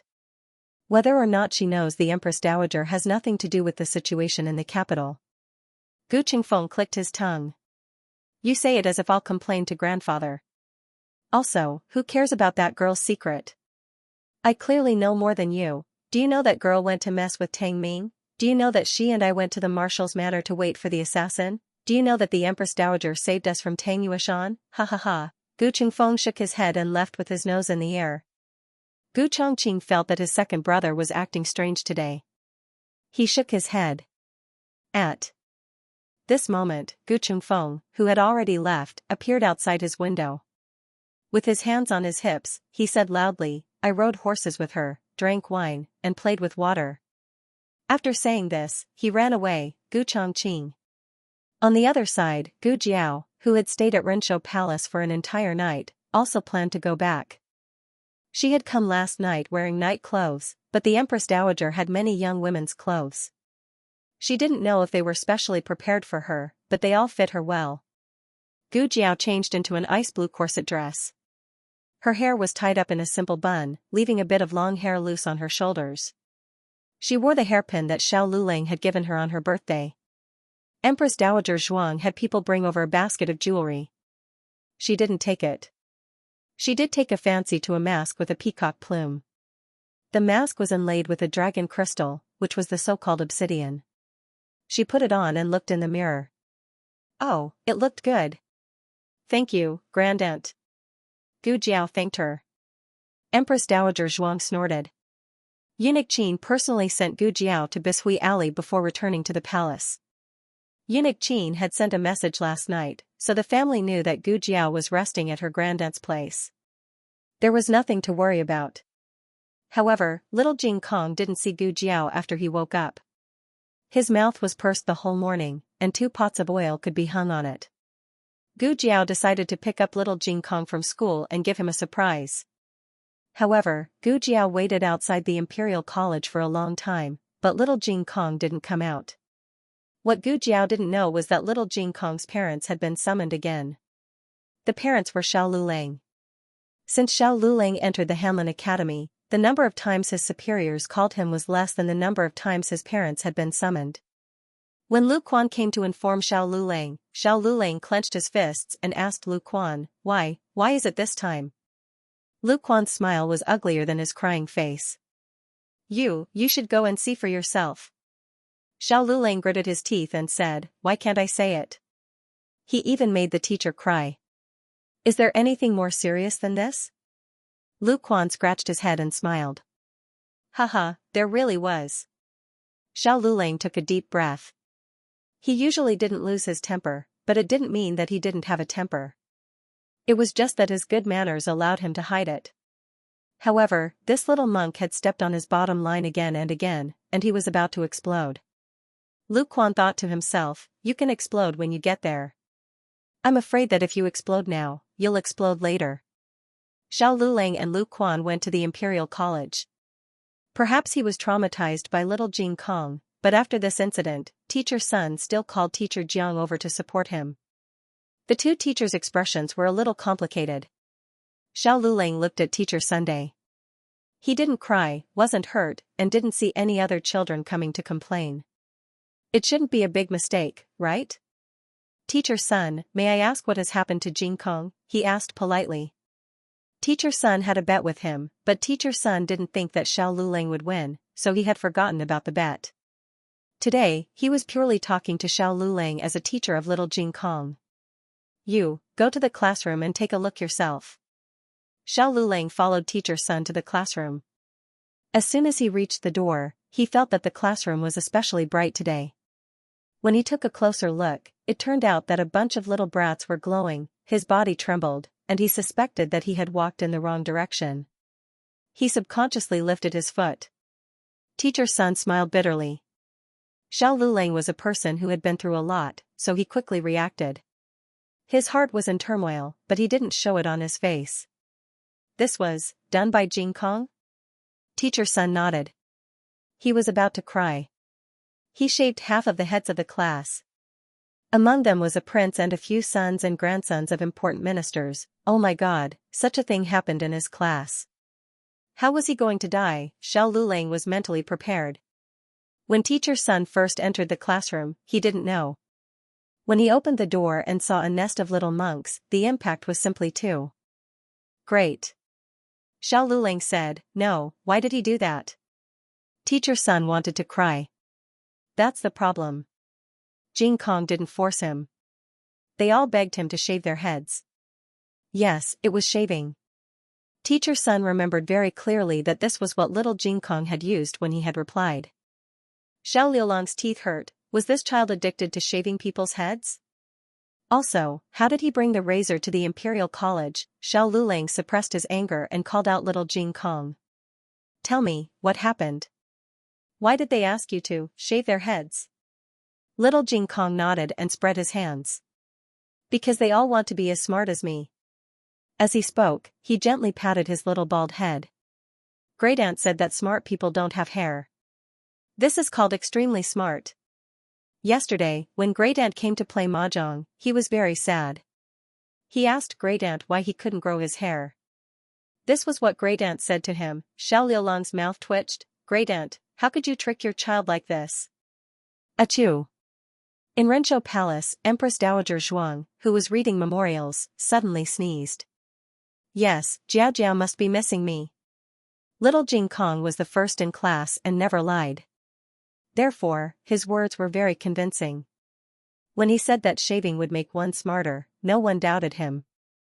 Qin Chuyu was the first to support his little friend, and Su Kanji was the second. After that, the situation became uncontrollable. If teacher Sun didn't come early, little Jing Kong would have ruined the hair of the entire class.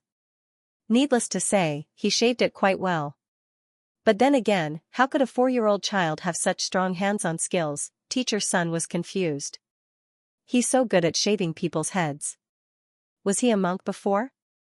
Xiao Lulang said, yes. Teacher Sun, digression, little Jing Kong sang, if Buddha doesn't save me, then I'll save you. By the other shore of forgetfulness *, Mr. Gu's Canary, by Li Bian. One day, the chairman of Junhua Group attended an international business meeting. The reporters raised their cameras and asked, Mr. Gu, how did you get together with Mrs. Gu? Gu Jiangyan stopped in his tracks and turned around slightly with a faint smile. Draw a circle and plan slowly. His friend smiled and asked, what if the canary flies? The man leaned back in his seat, the corners of his lips curled up slightly. His slender fingers tapped the cigarette ash, and his words were cruel and heartless. Then I'll break her wings and destroy her dreams, and raise her in captivity. The latest chapter of this book is not finished yet. For more exciting content, please scan the QR code below to download the app. Novels are updated faster. Millions of novels are free to read. There are novels with connotations that can't be found online here. https://www.zhhbqg.com/896428964286/112372406. HTML Genius memorized the website address in 1 second. www.zhhbqg.com. Biku Pavilion mobile version reading website, zhhbqg. The latest chapter of this book is not finished yet. For more exciting content, please scan the QR code below to download the app. The novel will be updated at a faster rate. Millions of novels will be read for free. Novels with content that can't be found on the internet can be found here. Gu Jiao waited at the entrance of the Imperial College for a long time, but little Jing Kong did not come out. She asked the guard and learned that school was not over yet, so she decided to continue waiting. But after a while, Xianxia hurried over. "Miss Gu. There's a patient who needs to be seen urgently. All the doctors in the clinic have gone to see him, but only Dr. Liu is in the clinic. But he can't leave now because there's a patient in the clinic." "Got it, I'll go see him." Gu Jiao got into Xiaoxia's carriage and went back to Bai Shui Alley to get her medicine box. Then, she went to the clinic to see the young man who came to ask for a doctor. The young man was dressed in plain clothes and did not look like he came from a rich family. He took someone else's carriage and went back to sit outside with Xiaoxia. The weather in May was not cold anymore, and it was even a little hot in the afternoon. The young man was happy to sit outside and enjoy the breeze. From the young man, Gu Jiao learned that the place they were going to was called Xianxia Village, which was equivalent to the orphanage in Gu Jiao's previous life. There were Xianxia villages everywhere, and most of them were opened by the government. There were also some rich local gentry who opened some Xianxia villages to show their kindness and help the people. Since there was an orphanage, Gu Jiao asked if there was a nursing home. The young man said, "Miss Gu, are you talking about a nursing home? There is no nursing home on our street, but there is one on Shilu Street. They take in more soldiers and workers who are old and weak and have no children to take care of. There are not many people who go there." "Why?" Gu Jiao asked. The young man smiled bitterly. "I can't take it in." Gu Jiao did not say anything. Welfare institutions were the same in every time and space. Not everyone could go there. But the intention was good, and it did solve some people's needs. Xianxia Village was remote, and the carriage finally arrived at the entrance of Xianxia Village after more than an hour. The words on the plaque were peeling, the door was cracked, and the walls were covered with mold and moss. It was shabby. This was Gu Jiao's first impression. Entering the gate, there was a large courtyard that was similar to the layout of their house. On the left, there was a small vegetable garden, and on the right, there was a small fish pond. The courtyard was connected to a few rooms, which seemed to be for adults to live in. After passing through the hall, the second courtyard was for the children. There were many children's clothes hanging in the yard. The material was not bad. They were new and clean, without any patches. It was close to dinner time, and the children of Xianxia Manor were eating in the eastern dining hall. Gu Jiao smelled the aroma of vegetables and meat. The food was not bad. It seemed that Xianxia Zhuang had spent all their money where it should be spent. "Where is the patient?" Gu Jiao asked. The young man said, "In the back, please follow me." The patient lived in a room in the tertiary hospital. The orientation of the room was not good. It was cold in the winter and hot in the summer. Whenever it rained, the room would leak. Gu Jiao had just stepped over the threshold when she felt a stuffy air. She could imagine how uncomfortable it was to live in this room. The young man stood at the door and scratched his head, saying, "This young man and I will not go in. I will have to trouble Miss Gu to treat her." Xiaoxianzi suspected that the other party had said the wrong thing. Shouldn't he have said, "I will have to trouble Miss Gu to treat her"? When Gu Jiao entered the room, she understood why the young man had said that. The patient lying on the cold and hard bed inside was actually Gu Jinyu. Gu Jiao had not seen Gu Jinyu for some time. She had not expected to see her here. Gu Jinyu was dressed in the coarse hemp clothes of the commoners. The pearl hairpins in her hair had been replaced by 2 simple hair ribbons. Her cheeks were thinner, but her skin was not as fair as when she lived in the manor. It was obvious that she had been exposed to the sun. She also seemed to have grown a little taller. A trace of surprise flitted across Gu Jinyu's eyes. She had not expected that it would be Gu Jiao. She looked at Gu Jiao with a complicated expression. She opened her mouth and finally said in a low voice, "It's you." This time, she did not call her elder sister. Gu Jiao had not come because she had called her elder sister. She had accepted the other party's money to treat her illness. That was all. She walked forward and sat down on the stool by the bed. "What's wrong?" Gu Jinyu lowered her eyes and said in a low voice, "My period came. I had a stomachache and fainted from the pain just now." "Give me your hand," Gu Jiao said. Gu Jinyu slowly extended her right hand. Gu Jiao had not interacted much with Gu Jinyu, but she had seen her hands before. Her fingers had never touched the sun or water. They were as delicate as porcelain and as shiny as jade. Now, they were much rougher. Although they did not have large and small wounds like Gu Jiao's hands, they had lost their original luster. They were hands that had worked before. Gu Jiao took her pulse and withdrew her hand, saying, "Her abdomen caught a cold and has a blood stasis. She'll be fine after taking some medicine that relaxes her muscles and activates her blood. Prescribe some painkillers as well. If the pain is too much, take one. You don't have to endure until you faint." After Gu Jiao finished speaking, she turned and placed the small basket on the table. She took out the medicine from the small medicine chest and separated them into porcelain bottles. She used a charcoal pencil to write down the instructions and dosage on the bottles that were covered with cloth. Gu Jiao did not ask how she had appeared at Xianxia village. Had she come on her own or had the Marquise Fu chased her out? Gu Jiao prepared to leave after giving her the medicine. "Elder sister." Gu Jinyu suddenly called out to her. Her expression and tone were filled with hesitation and apprehension. "Are mother and younger brother well?" "They're fine," Gu Jiao said concisely. "I'm sorry," she said in a small voice. Her throat was slightly choked. Gu Jiao said mildly, "A patient doesn't need to apologize to a doctor." Gu Jinyu looked steadily at Gu Jiao and said, "I know you don't like to hear this, but I'm really not putting on a show. I've stayed at Xianxia village for a period of time before I fully understood how hard life is for the poor. Elder sister's life back then must have been even harder than theirs, right? I heard that family often didn't give elder sister food to eat. They even beat and scolded elder sister and forced elder sister to work. If we hadn't been swapped, I would have been the one to bear all this. I stole elder sister's life, but in the end, I was jealous of elder sister because I didn't receive mother and younger brother's care. I looked down on elder sister because elder sister was a peasant woman from the countryside. Xianxia village had a few clever children, but they were abandoned in this kind of place. They couldn't study and couldn't learn anything. Such good seedlings were ruined just like that. If it had been me who had stayed in the countryside, I would probably have been like them. I always looked down on elder sister because I had some talent. I never thought that these opportunities to learn were given to me by elder sister's status. If elder sister was like me and grew up in the Marquis' household, how much worse could she be than me now? I was unwilling to admit that elder sister was more outstanding than me. It was my vanity that caused trouble.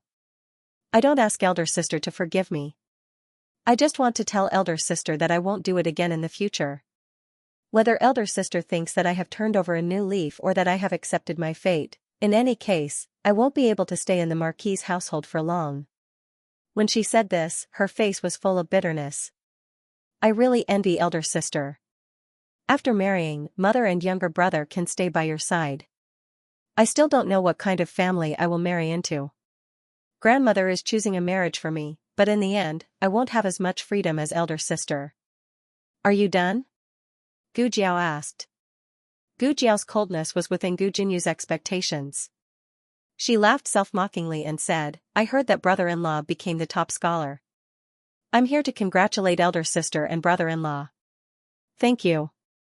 After Gu Jiao finished speaking, she carried the small basket on her back and left. Gu Jiao's heart was like iron as she sat on the carriage back. While Xianxia was waiting outside for Gu Jiao, he chatted with the young man and a few children from Xianxia. He did not know that the patient inside was Gu Jiao's younger sister in name, the daughter who had been swapped with Gu Jiao when they were young. Since there was nothing to do on the road, Xianxia told Gu Jiao the news he had heard. It is said that the young lady is the daughter of a large family. She concealed her identity and came to Xianxia to do good deeds. If she had not fainted today and was helped into the room by the kitchen maids of Xianxia and found her token, we would not have known that she was someone of status. But she did not say what her identity was. Gu Jiao lifted the curtains and admired the scenery by the roadside. Xianxia continued, Xianxia did not receive much money every month, so the children did not have enough to eat and wear. It was because of that young lady's arrival that the situation of Xianxia improved. She bought all the children's clothes, and she also paid for the groceries every month. In this world, there are not many young ladies who are so kind, Xianxia continued to ramble on, but Gu Jiao did not hear him. She fell asleep. On the other side, Xiao Lulang had finally finished cleaning up the mess left by the little monk. He came out of the Imperial College with a gloomy face. He held little Jing Kong's hand. Although little Jing Kong's hand was held by him, his little head drooped. His small body expressed infinite resistance, as if he was going to be dragged home by the traffickers. Xiao Lulang saw that the little fellow was unwilling, so he sneered, "Oh, I won't help you this time." He finally realized that he was fearless now that she was always covering for him. Last time, he made teacher's son cry. This time, he shaved half of the class bald. He really dared to shave. Little Jing Kong felt wronged. I already said that they wanted me to shave. Shouldn't classmates help each other and be friendly and united? What's wrong with me helping them? You didn't praise me for being open-minded, and you didn't care that they became smarter and fought with me for first place. You even complained to Jiao Jiao about me. You're unreasonable. Reasonable, right? Okay, I'll explain it to you. Xiao Lulang stopped in his tracks. In the quiet alley, he looked at him seriously. If you shave because they asked you to, then shave. If they ask you to be the last in the exam, will you be the last in the exam? Little Jing Kong pursed his lips and said hesitantly, I want to take the exam. But I'm not good enough. Xiao Lulang laughed. Xiao Lulang continued, also, doesn't the Imperial College prohibit carrying knives? You can shave again for me. Little Jing Kong couldn't shave anymore. He was caught red-handed. However, if the hard way didn't work, he would use the soft way. Little Jing Kong looked at him cutely and twisted his body. Sister, can I not tell Jiao Jiao? Xiao Liulan's body trembled. Don't act cute. This time, he was in big trouble. In the Zhao Kingdom, men were not allowed to shave their hair after they reached the age of 12. However, most people stopped shaving after they were 2 or 3 years old, unless they were injured or sick. Among them, the rules of the royal family were the strictest.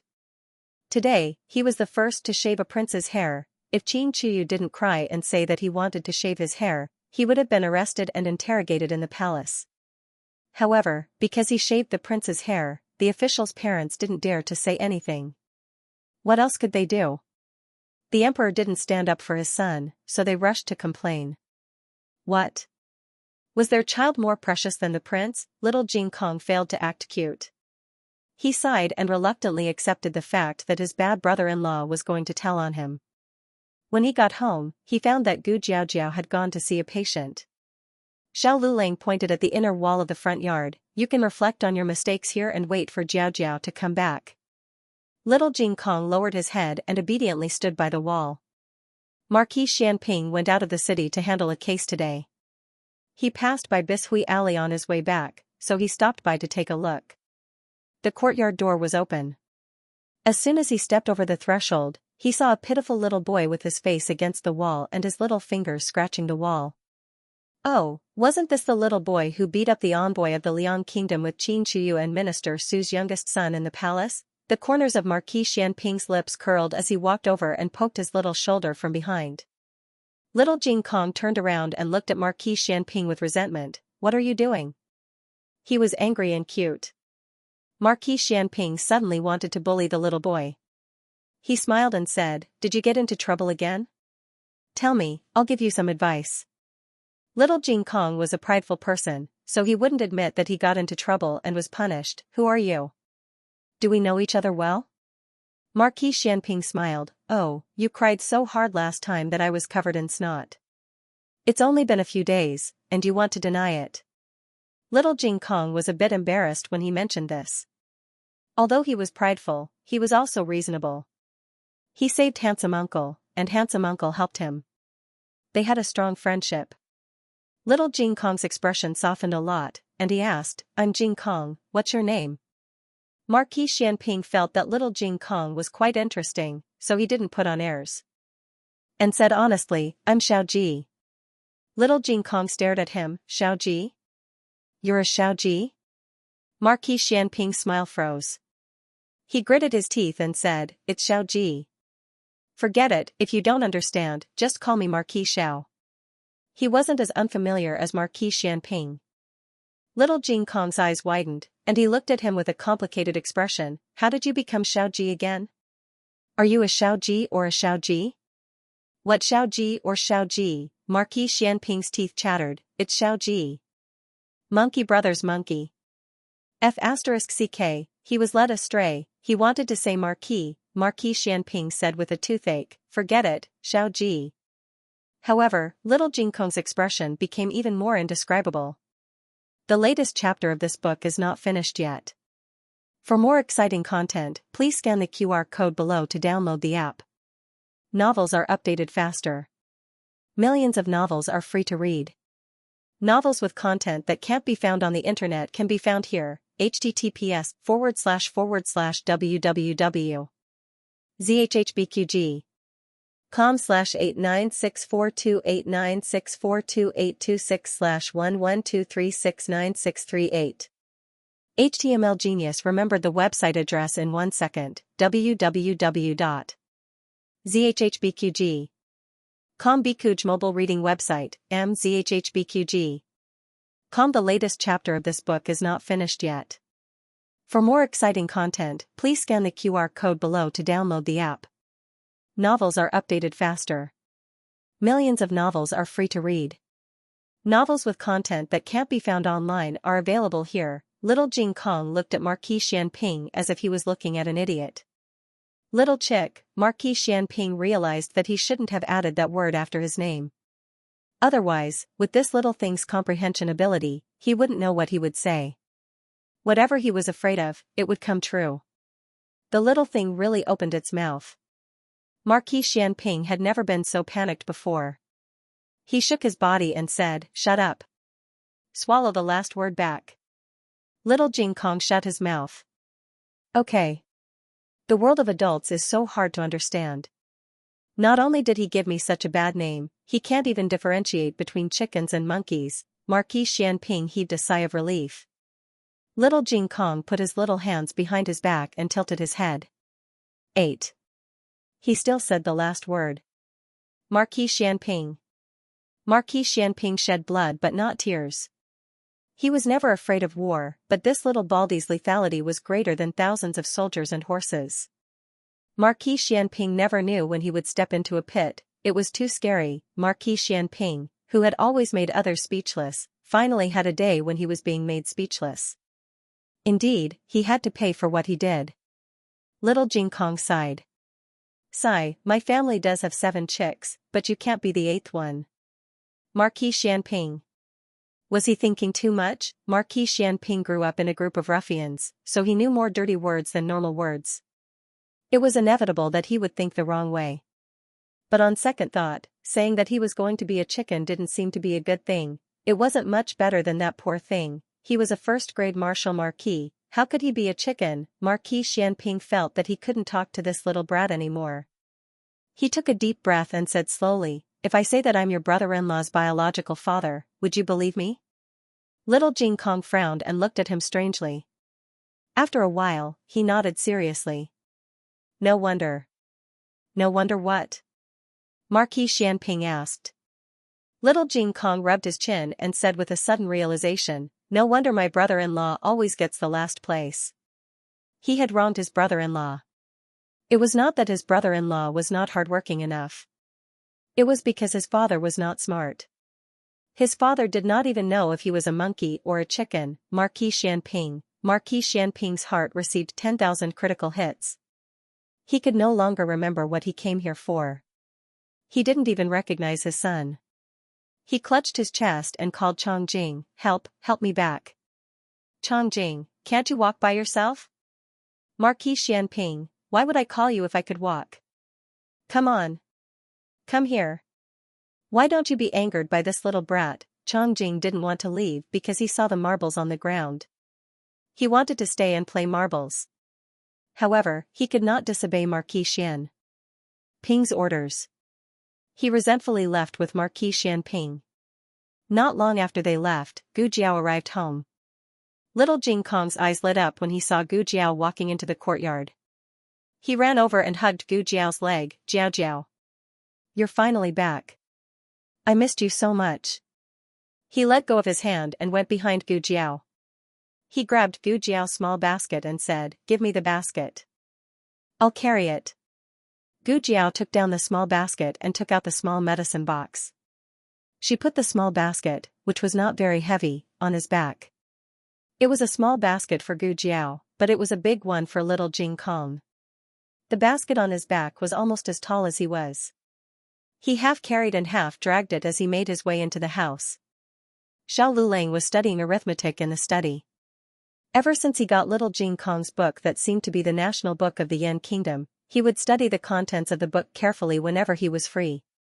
Since the book was written in a completely different language, it was still difficult to understand even though there were some annotations. However, the strange characters used to represent numbers aroused his strong interest. The things called formulas that were listed out by those characters and symbols also made him feel amazed. Since the numbering technique was lost, the Zhao kingdom still used the method of cutting the circle to calculate the ancestral rate. However, even if a circle was cut into tens of thousands of sides, it might not be able to calculate beyond 7 digits. The formulas recorded in this book were much simpler, but he had not understood them yet. Xiao Lulang was immersed in the sea of questions until he heard a loud thud. Only then did he raise his head to look out the window. He saw little Jing Kong carrying a small basket on his back as he walked in. Behind little Jing Kong, Gu Jiao was wearing an ice blue dress. She was elegant and graceful like a swallow, which made people's eyes light up. At this moment, Gu Jiao seemed to have sensed something and looked toward the window of the west room. Their eyes met. Gu Jiao slightly curved her lips. Like a budding begonia, it bloomed in the night wind, under the starry sky, and in the softest heart. Xiao Liulang's heart beat faster. His eyelashes fluttered, and he looked away and continued to study hard.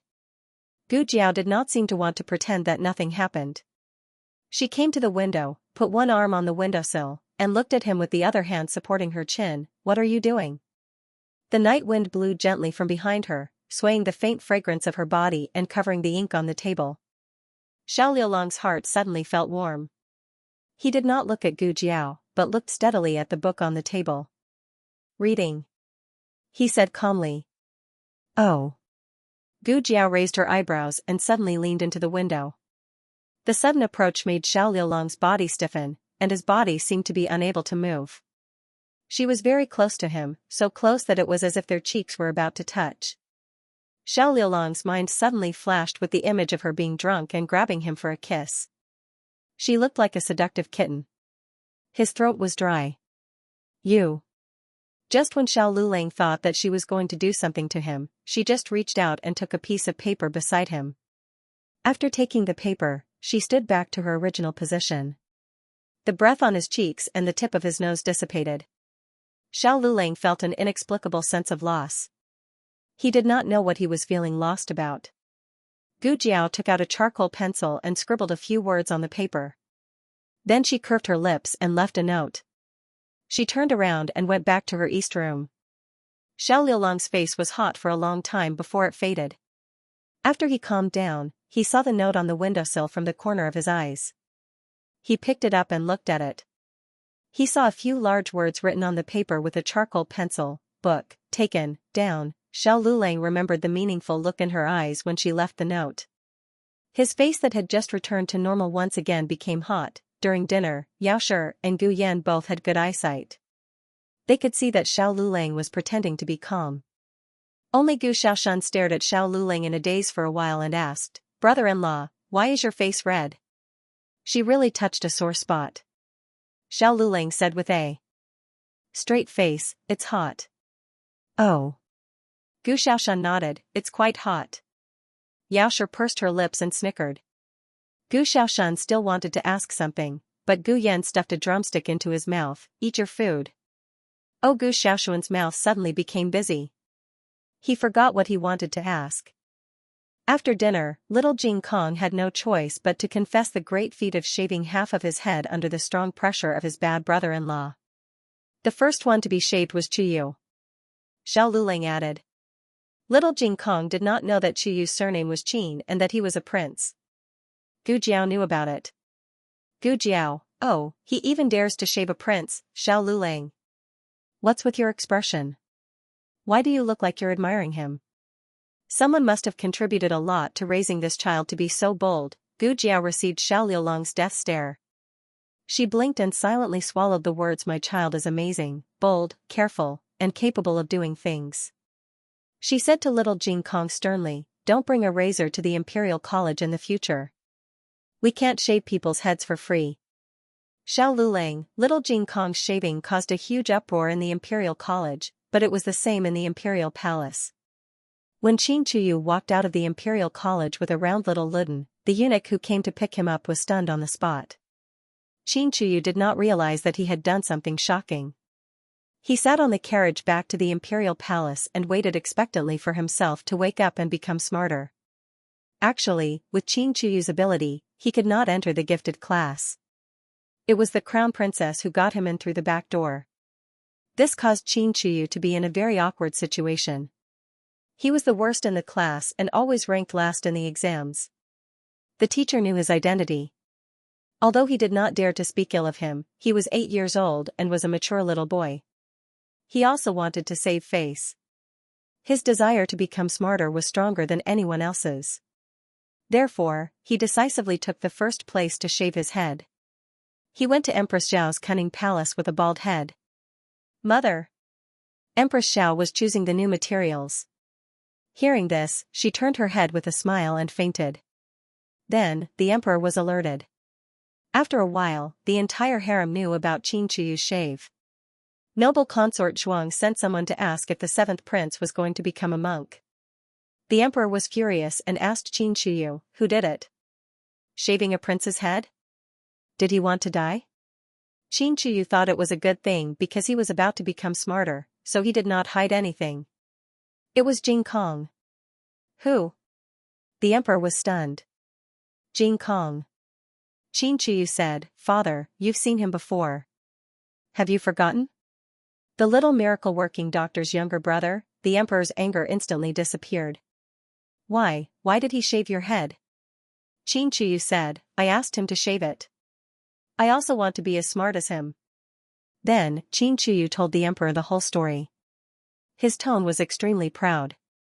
He was going to become smart soon. The emperor clenched his fists, and the corners of his mouth twitched. This stupid boy, did the books go to the cow's stomachs? Was this how smart he was? In the end, Qin Chuyu was very honored to eat his father's bamboo shoots fried with meat. It hurt so much. Sob, the emperor punished Qin Chuyu behind closed doors. Moreover, the emperor punished him not because he shaved his head, but because the emperor did a spot check on his homework and he did not memorize it. The officials and parents of the shaved children waited for the emperor's statement. In the end, the emperor did not say anything, so they gave up the idea of asking for an explanation. Strictly speaking, that little guy could not be blamed. It did not seem like he did it on purpose. Moreover, even if he did it on purpose, a group of 6 or 7 years old people were fooled by a 4-year-old.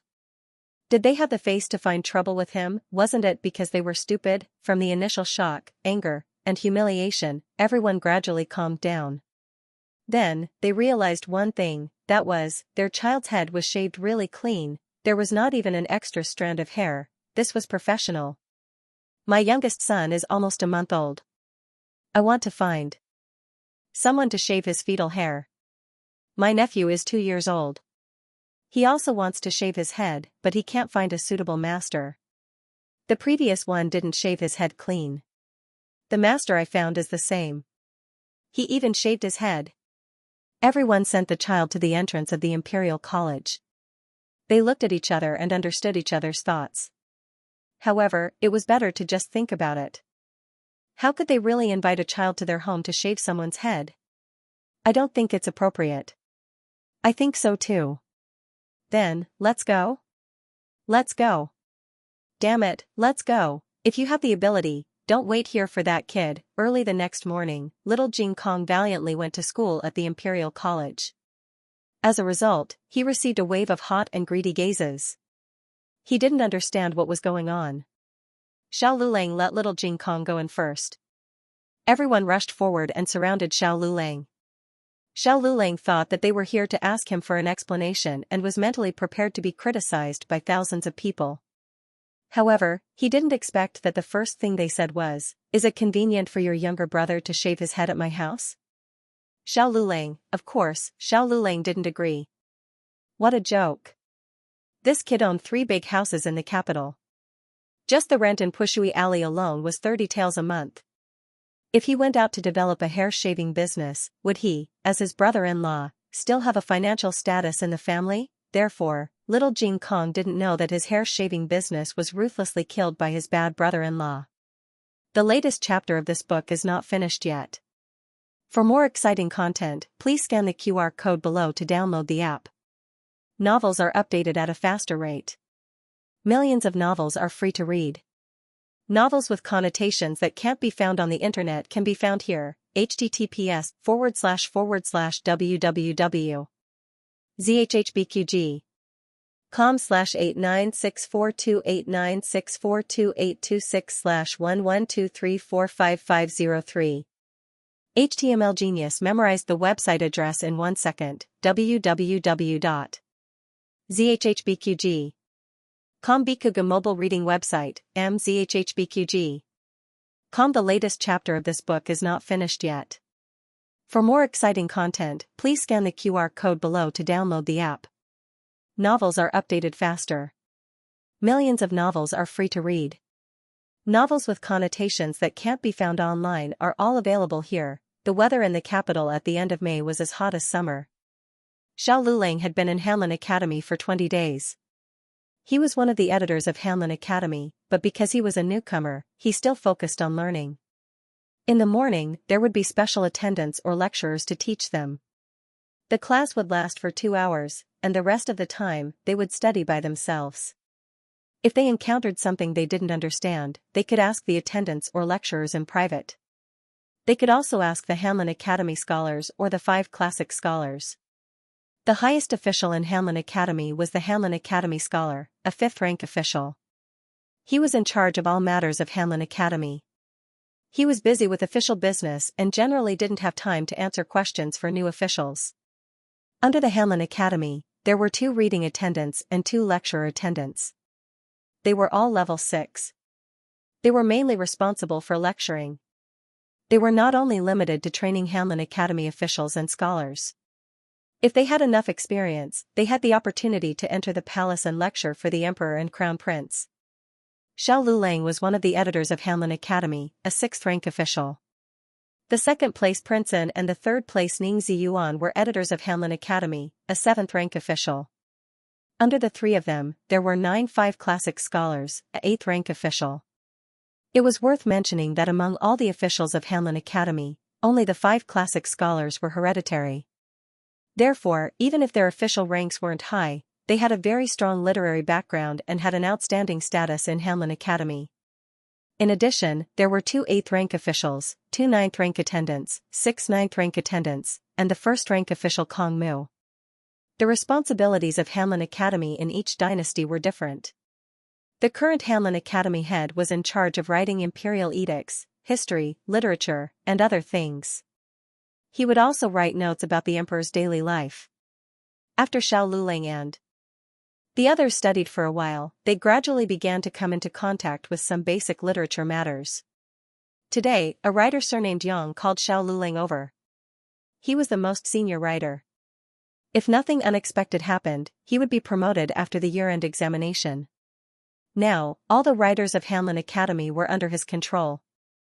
He asked Xiao Lulang to write an inscription, saying that His Majesty had plans to rebuild the imperial mausoleum. Half an hour later, Xiao Lulang handed the inscriptions he had written to Xianxia. After Xianxia read it, he frowned in dissatisfaction. "You're the new top scorer, and you're only at this level? Look at what you've written. If we show this kind of inscription to His Majesty will definitely be angered." Xiao Lulang paused and asked, "Then may I ask, which words will infuriate His Majesty?" Xianxia had a look of disbelief on his face. "Can't you tell? Do you still need me to teach you? How did you become the top scholar?" Xiao Lulang pursed his lips and didn't say anything. He went back and rewrote it. In the end, Xianxia was still not satisfied. Xiao Lulang wrote 17 or 18 inscriptions in the morning, but they were all rejected by Xianxia. Xianxia said angrily, why can't you even write a decent inscription? I think you don't need to eat lunch. Stay here and continue writing for me. Write until I'm satisfied. After saying this, Xianxia Sua left Xiao Lulang and coldly went to the Hanlin Academy's restaurant. Xiao Lulang took the inscription back to his office and continued to grind, pick up the brush, and write the inscription. The weather was stuffy, and his office was like a steamer. A thin layer of sweat seeped out of his body and soaked his clothes. Suddenly, a head with an official's hat poked in. He pinched his nose and looked around. After making sure that no one was outside, he quietly hugged the food box and slipped into the office. A dark shadow pressed down on his paper. Xiao Lulang paused his writing and looked up at him. Why are you here? Ning Ziyuan put the food box on the table and said, I brought you food. I just ran into Feng Lin and Lin Qingye at the restaurant. They asked me why you didn't come to eat, and I said you already ate. As he spoke, he opened the lid of the food box. It wasn't a good dish. His family was poor, and the price of food in Beijing was high. His meager salary wasn't enough for him to spend every month. He brought Xiao Lulang a bowl of Yangcheng noodles, sprinkled a few green onions, and a plate of marinated bean sprouts. It was just that. Xiao Lulang's office was too close to the bedroom. The weather was cold and fashionable, and now that it was hot, the smell was a bit strong. He hurried to close the door and windows. The smell was finally better, but the room was more like a steamer. Hurry up and eat.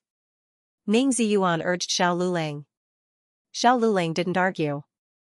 He took out a bowl and chopsticks and ate the Yangcheng noodles and marinated bean sprouts. The taste of the Yangcheng noodles was bland, and the marinated bean sprouts were salty, but he wasn't picky and ate very thoroughly. In such a short time, Ning Ziyuan was already sweating. He really didn't know how Xiao Lulang survived every day. Seeing that Xiao Lulang had finished eating, Ning Ziyuan hurriedly endured the exhaustion of heatstroke and walked over to open the door and windows. A gentle breeze blew over, relieving the heat, but also ecstasy. Xiao Lulang put away the bowls and chopsticks. Ning Ziyuan looked at the dense stack of inscriptions on his desk, hesitated, and asked, Yan Shouju embarrassed you again? It wasn't the first time. The last few times, it was more subtle, only asking him to rewrite 3 to 5 chapters. Today, he didn't even allow Xiao Lulang to eat lunch. Ning Ziyuan casually picked up a few inscriptions and looked at them, speechless. His writing is much better than mine. He even praised me this morning. I think you shouldn't write a new one. Just take a random one and submit it. I bet he didn't even read the ones you wrote before. However, it was undeniable that Xiao Lulang's inscriptions were indeed better than the one before, but his first one was already amazing enough. How did this guy do it? Didn't anyone see you coming? Xiao Lulang asked. Ning Ziyuan smiled and said, they're all eating. No one noticed me. Don't stay too long. Go back early, Xiao Lulang said as he took out a silver coin from his money pouch. This is for the meal. Ning Ziyuan waved his hand. I don't want your money. I can still afford a bowl of Yangcheng noodles. Xiao Lulang thought about it and didn't insist. Okay, thanks. Ning Ziyuan sat there for a while. It was really stuffy and smelly. It was really hard for Xiao Lulang to stay in such a difficult place every day and be constantly bullied. If it were him, he would have broken down and resigned long ago. Forget it. He wanted to persuade Xiao Lulang to give in to Royal Princeton. In fact, it wasn't that Royal Princeton was messing with him. Royal Princeton had just arrived and couldn't order these people around. Ning Ziyuan guessed that it was Grand Tutor Zhuang's instructions. He wanted to make Xiao Lulang suffer a little. However, if Royal Princeton was willing to mediate between them, he could more or less protect Xiao Lulang. After all, the 3 of them were the top 3 in this year's competition. They were the emperor's disciples and had a special relationship as fellow disciples. However, he also understood that Xiao Lulang wasn't the kind of person who would pretend to comply but secretly oppose. You should go back, Xiao Lulang said. It's too hot here. Okay, I'm leaving. Ning Ziyuan saw that he didn't want to talk about this topic. He sighed, took the food box, and carefully left. In the afternoon, Xiao Lulang gave a new inscription he wrote to Xianxia. Xianxia naturally had a lot of picky comments. If it weren't for the rules, he might have thrown this stack of inscriptions at Xiao Lulang's head. You can't do anything right. He sat back in his chair angrily and glared at Xiao Lulang. Why are you standing there? Hurry up and rewrite it. Xiao Lulang turned and left. Hey, what's with your attitude? Xianxia gritted his teeth and was about to explode when Royal Prince suddenly walked in. He looked at Xiao Lulang who was walking in and then looked at Xianxia who was fuming. He said gently with a hint of guilt, "Did I come at a bad time?" How could it be? Xiao's expression changed in a second. He stood up with a grin and came in front of Royal Prince and dodged his bow and said politely, "There's no Royal Prince in here. There's only Zhuang Yuheng." Xiaoxia, you're too polite. Yes. Yes. Xiaoxia laughed and scratched his head. He asked, "Yuheng is looking for me, is there something you need from me?" Royal Prince said, "I met Scholar Han on the way here. He said that there's a batch of history books in the library of Mount Uoluo that needs editing. He asked Xianxia to bring a few people over. It's best if you can finish it by today." The library of Mount Uoluo was donated by a hermit. There were many history books from different dynasties inside. However, some of them needed editing. Xianxia quickly said, "Okay, I'll bring people over immediately." Editor Zhuang. I can go. Royal Prince nodded. Xianxia smiled brightly. Royal Prince looked at Xiao Lulang who had already walked out and said, "Bring Xiao Lulang with you. I remember that he's very good at history." Xianxia flattered, "He can't be compared to you." However, since Royal Prince said so, Xianxia temporarily gave up on torturing Xiao Lulang to write the inscription on the tombstone. Instead, he brought Xiao Lulang and Royal Prince to Mount Uoluo outside the capital. Ning Ziyuan didn't go. He was called to do odd jobs by the reading officer in the afternoon. The latest chapter of this book isn't finished yet. For more exciting content, please scan the QR code below to download the app. Novels are updated faster and more complete. Millions of novels are free to read. Novels with content that can't be found online are all available here. https://zhhbqg.com/89642896428226/112342720.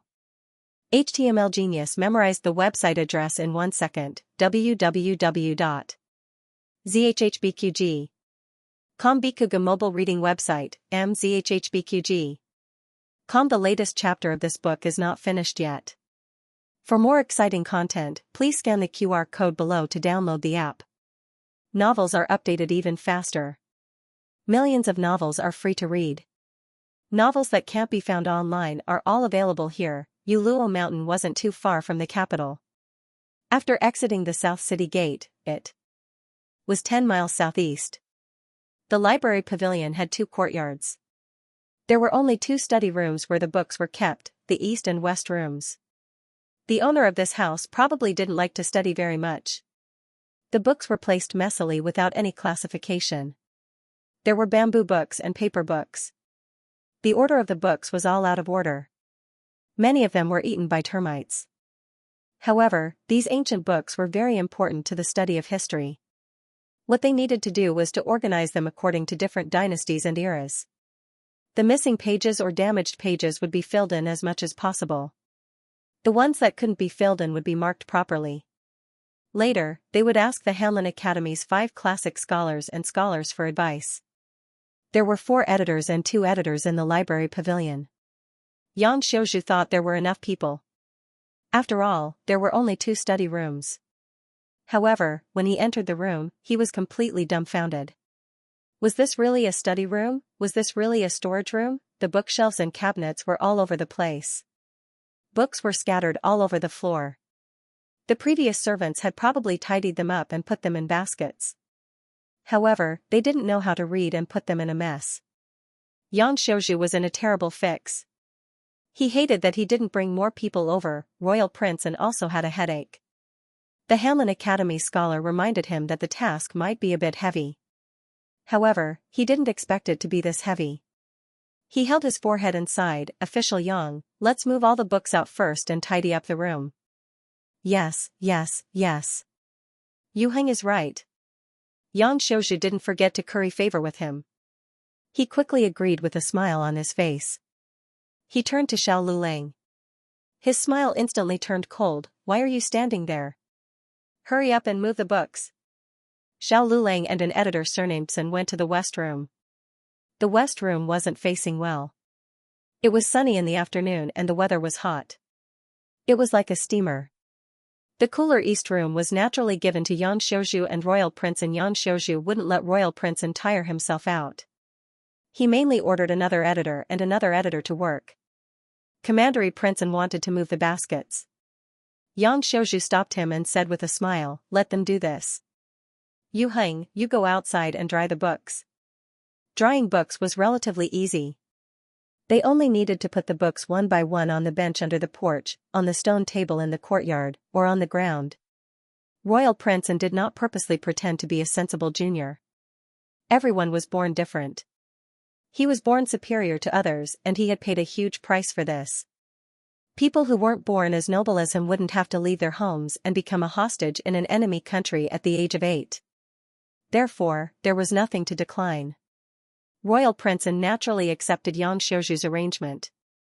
Yang Xiao was mainly in charge of directing at the scene and occasionally helped Royal Prince to dry his books. Xiao Liulang's legs were inconvenient, so his movements were slower. Editor Sun, who was assigned to the same room as him, was a scholar from 3 years ago. When the library closed this year, he entered the Hanlin Academy as an editor. He was also a newcomer, but he was a few months earlier than Xiao Lulang, Royal Prince, and Ning Ziyuan. Of course, he knew that Xiao Lulang was the new top scholar. However, this top scholar seemed to have offended the second place. Even the third place scholar, Ning Ziyuan, had a better life than him. Editor Sun curled his lips in annoyance. "How unlucky, why am I assigned to the same room as you?" Xiao Lulang didn't say anything.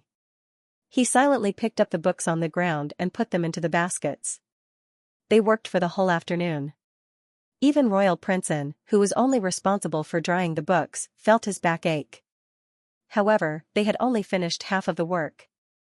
They had moved the books out, but they hadn't put them in the baskets yet. "You two, clean the room first." Yan Xiaozhu ordered Xiao Lulang and editor Cen, "You clean the east room, you clean the west room." Editor Sun didn't dare to disobey. Between the two rooms, he chose the east room, which was relatively cooler. Xiao Lulang didn't fight with him. Editor Sun didn't feel grateful. Instead, he sneered at Xiao Lulang, "If I wasn't assigned to the same room as you, I wouldn't be so unlucky." These words were a bit too much. Xiao Lulang was a 6th-rank editor. His official position was higher than his. Today, whether Xiao Lulang came or not, he would have to do the dirtiest and most tiring work. After all, they were both 7th-rank editors. They couldn't let the noble Royal Prince do it. Why would Royal Prince care about a 7th-rank minor official? It wasn't because the Zhuang family had grandparents and grandchildren. All the descendants of the Zhuang family had to take the imperial exam and enter the government. They couldn't be officials. Royal Prince wouldn't waste his talent like this.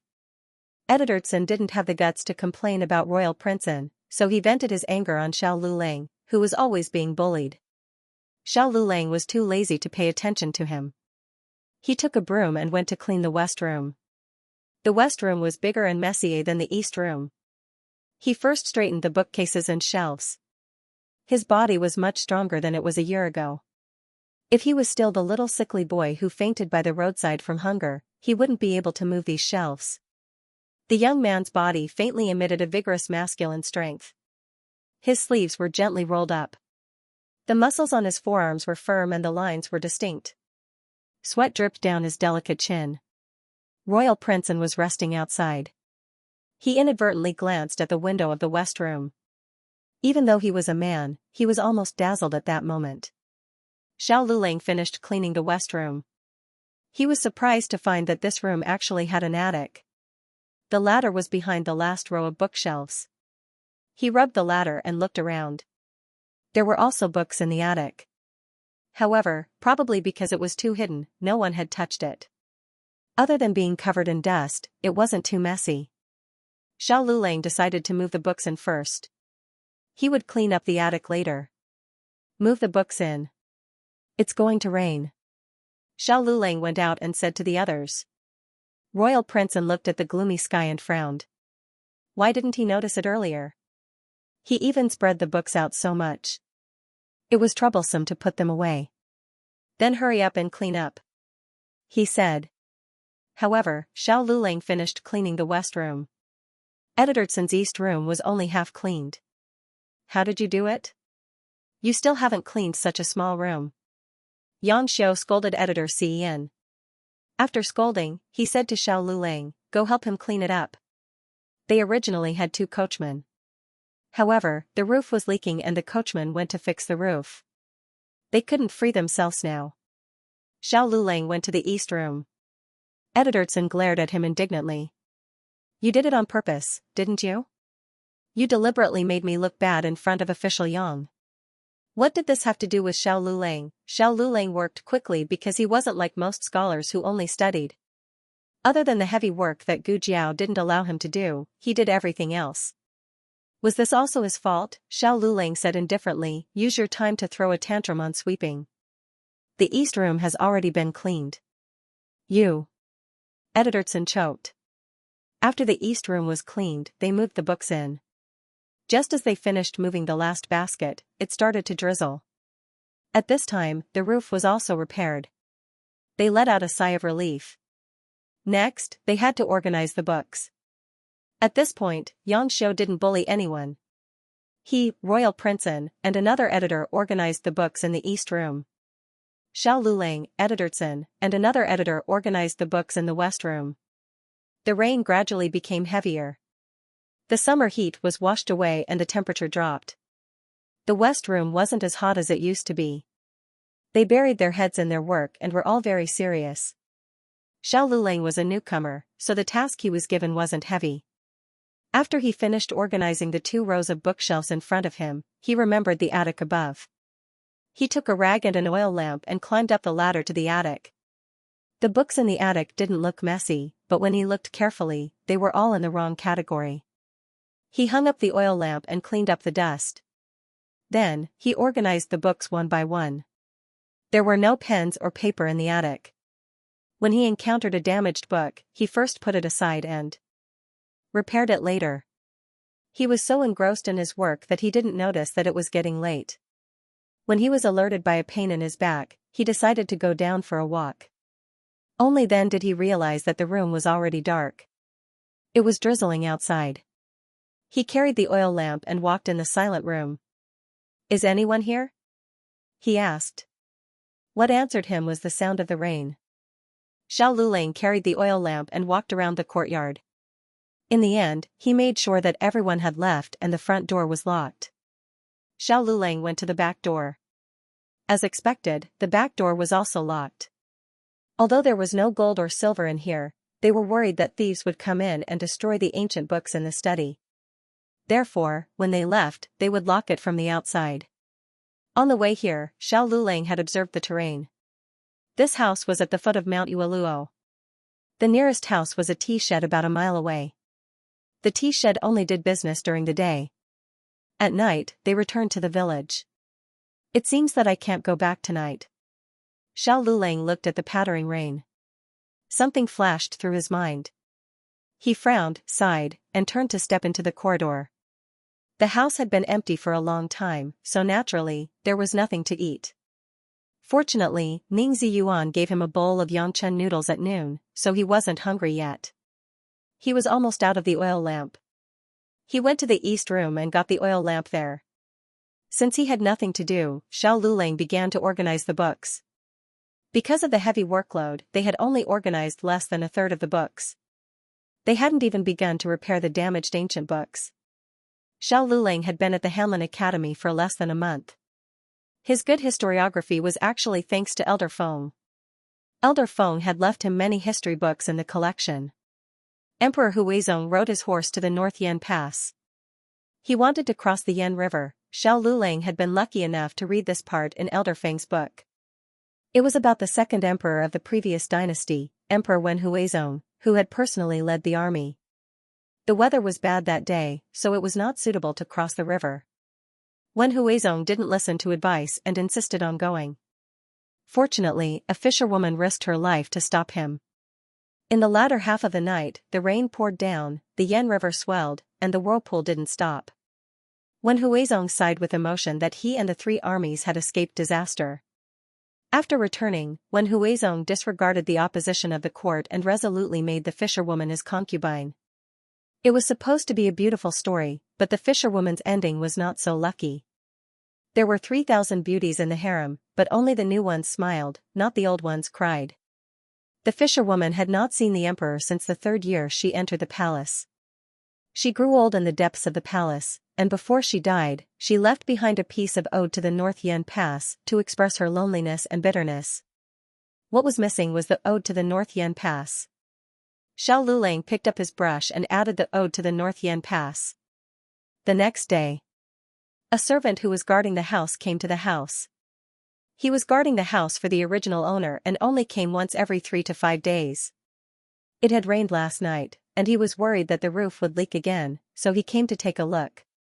He first went to the east study. Who would have thought that as soon as he entered, he would see a person lying on the desk?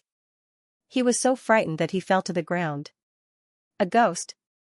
It was no wonder that he thought the other party was a ghost.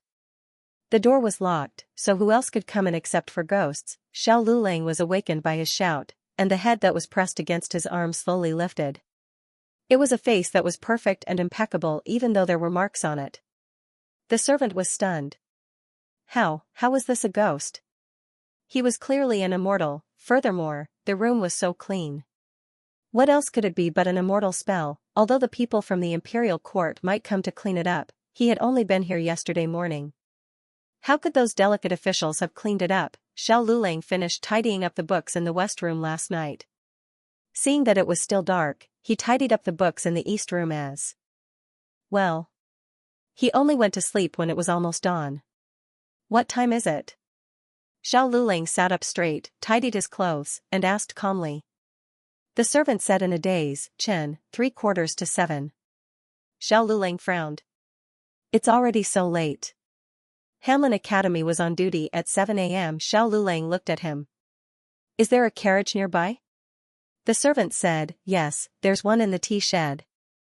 Immortal, young master, do you need a carriage? Xiao Lulang opened his pouch, took out a silver pellet, and handed it to him. Please help me hire a carriage. Okay. The servant stepped forward, took the silver pellet with both hands, and went out to hire a carriage for Xiao Lulang. Xiao Lulang stood up and planned to go to the backyard to get some water to wash up. When the servant turned around, he happened to see Xiao Lulang coming out of the east room with a cane. He was stunned. Xiao Lulang took the carriage back to the capital. He wasn't the only one in the carriage. There were 2 other peddlers going to the capital. They had hired the carriage first, so he had to send them off first. The place they were going to was not far from Hamlin Academy, so Xiao Lulang went directly to Hamlin Academy. As soon as he entered Hamlin Academy, Ming Ziyuan hurried over. Lulang, where did you go? You came to Hamlin Academy so late. Don't you know that you'll get a demerit for being late? Yan Shouwen was so angry just now. He's gone out now. Xiao Lulang said, I didn't do it on purpose. They didn't call me when they came back last night. Wait, did you say Yan Shouwen was angry? Ming Ziyuan said, yes, he said what's wrong with you? Do you think you're so great just because you're the new top scorer? Oh, why didn't they call you when they came back? Xiao Lulang was about to answer when Editor Tsin came out of the office with a few books in his arms. When he saw Xiao Lulang, he stopped in his tracks. Then, his eyes flashed, and he lowered his eyes guiltily, pretending not to see Xiao Lulang as he walked past. Ming Ziyuan wasn't familiar with Editor Tsin, and he didn't know about the discord between him and Xiao Lulang, so he didn't notice Editor Tsin's strange behavior. However, he noticed Xiao Liulang's gaze on Editor Cen Lulang. What's wrong with you? Ming Ziyuan asked. Nothing. Xiao Lulang looked away and said to Ning Ziyuan, "You can go back to work." There were too many people here, and Xiao Lulang was ostracized, so Ning Ziyuan didn't dare to get too close to him. It wasn't easy for him to get to where he was today. Everyone had their own rules of survival. Xiao Lulang would rather break than be gay, but Ning Ziyuan could be gay, but he would keep his bottom line in his heart. After Ning Ziyuan left, Xiao Lulang returned to his office. Editor Tsun quietly opened the door to his office, stuck his head out, and looked at Xiao Lulang's office. There were so many people yesterday, so Xiao Lulang shouldn't have suspected him for no reason. However, once a person did something wrong, they would easily feel guilty. He always felt that Xiao Lulang would rush over and question him in the next second. In fact, Xianxia had asked Xiao Lulang last night. At that time, everyone was so tired that they couldn't even move their fingers. Xianxia, Commandery Princeton, and Lu Xiuzhua got into the carriage in front. He, Xiao Lulang, and Wang Xiuzhua were in the same carriage. Yang Xiuzhua's carriage left first.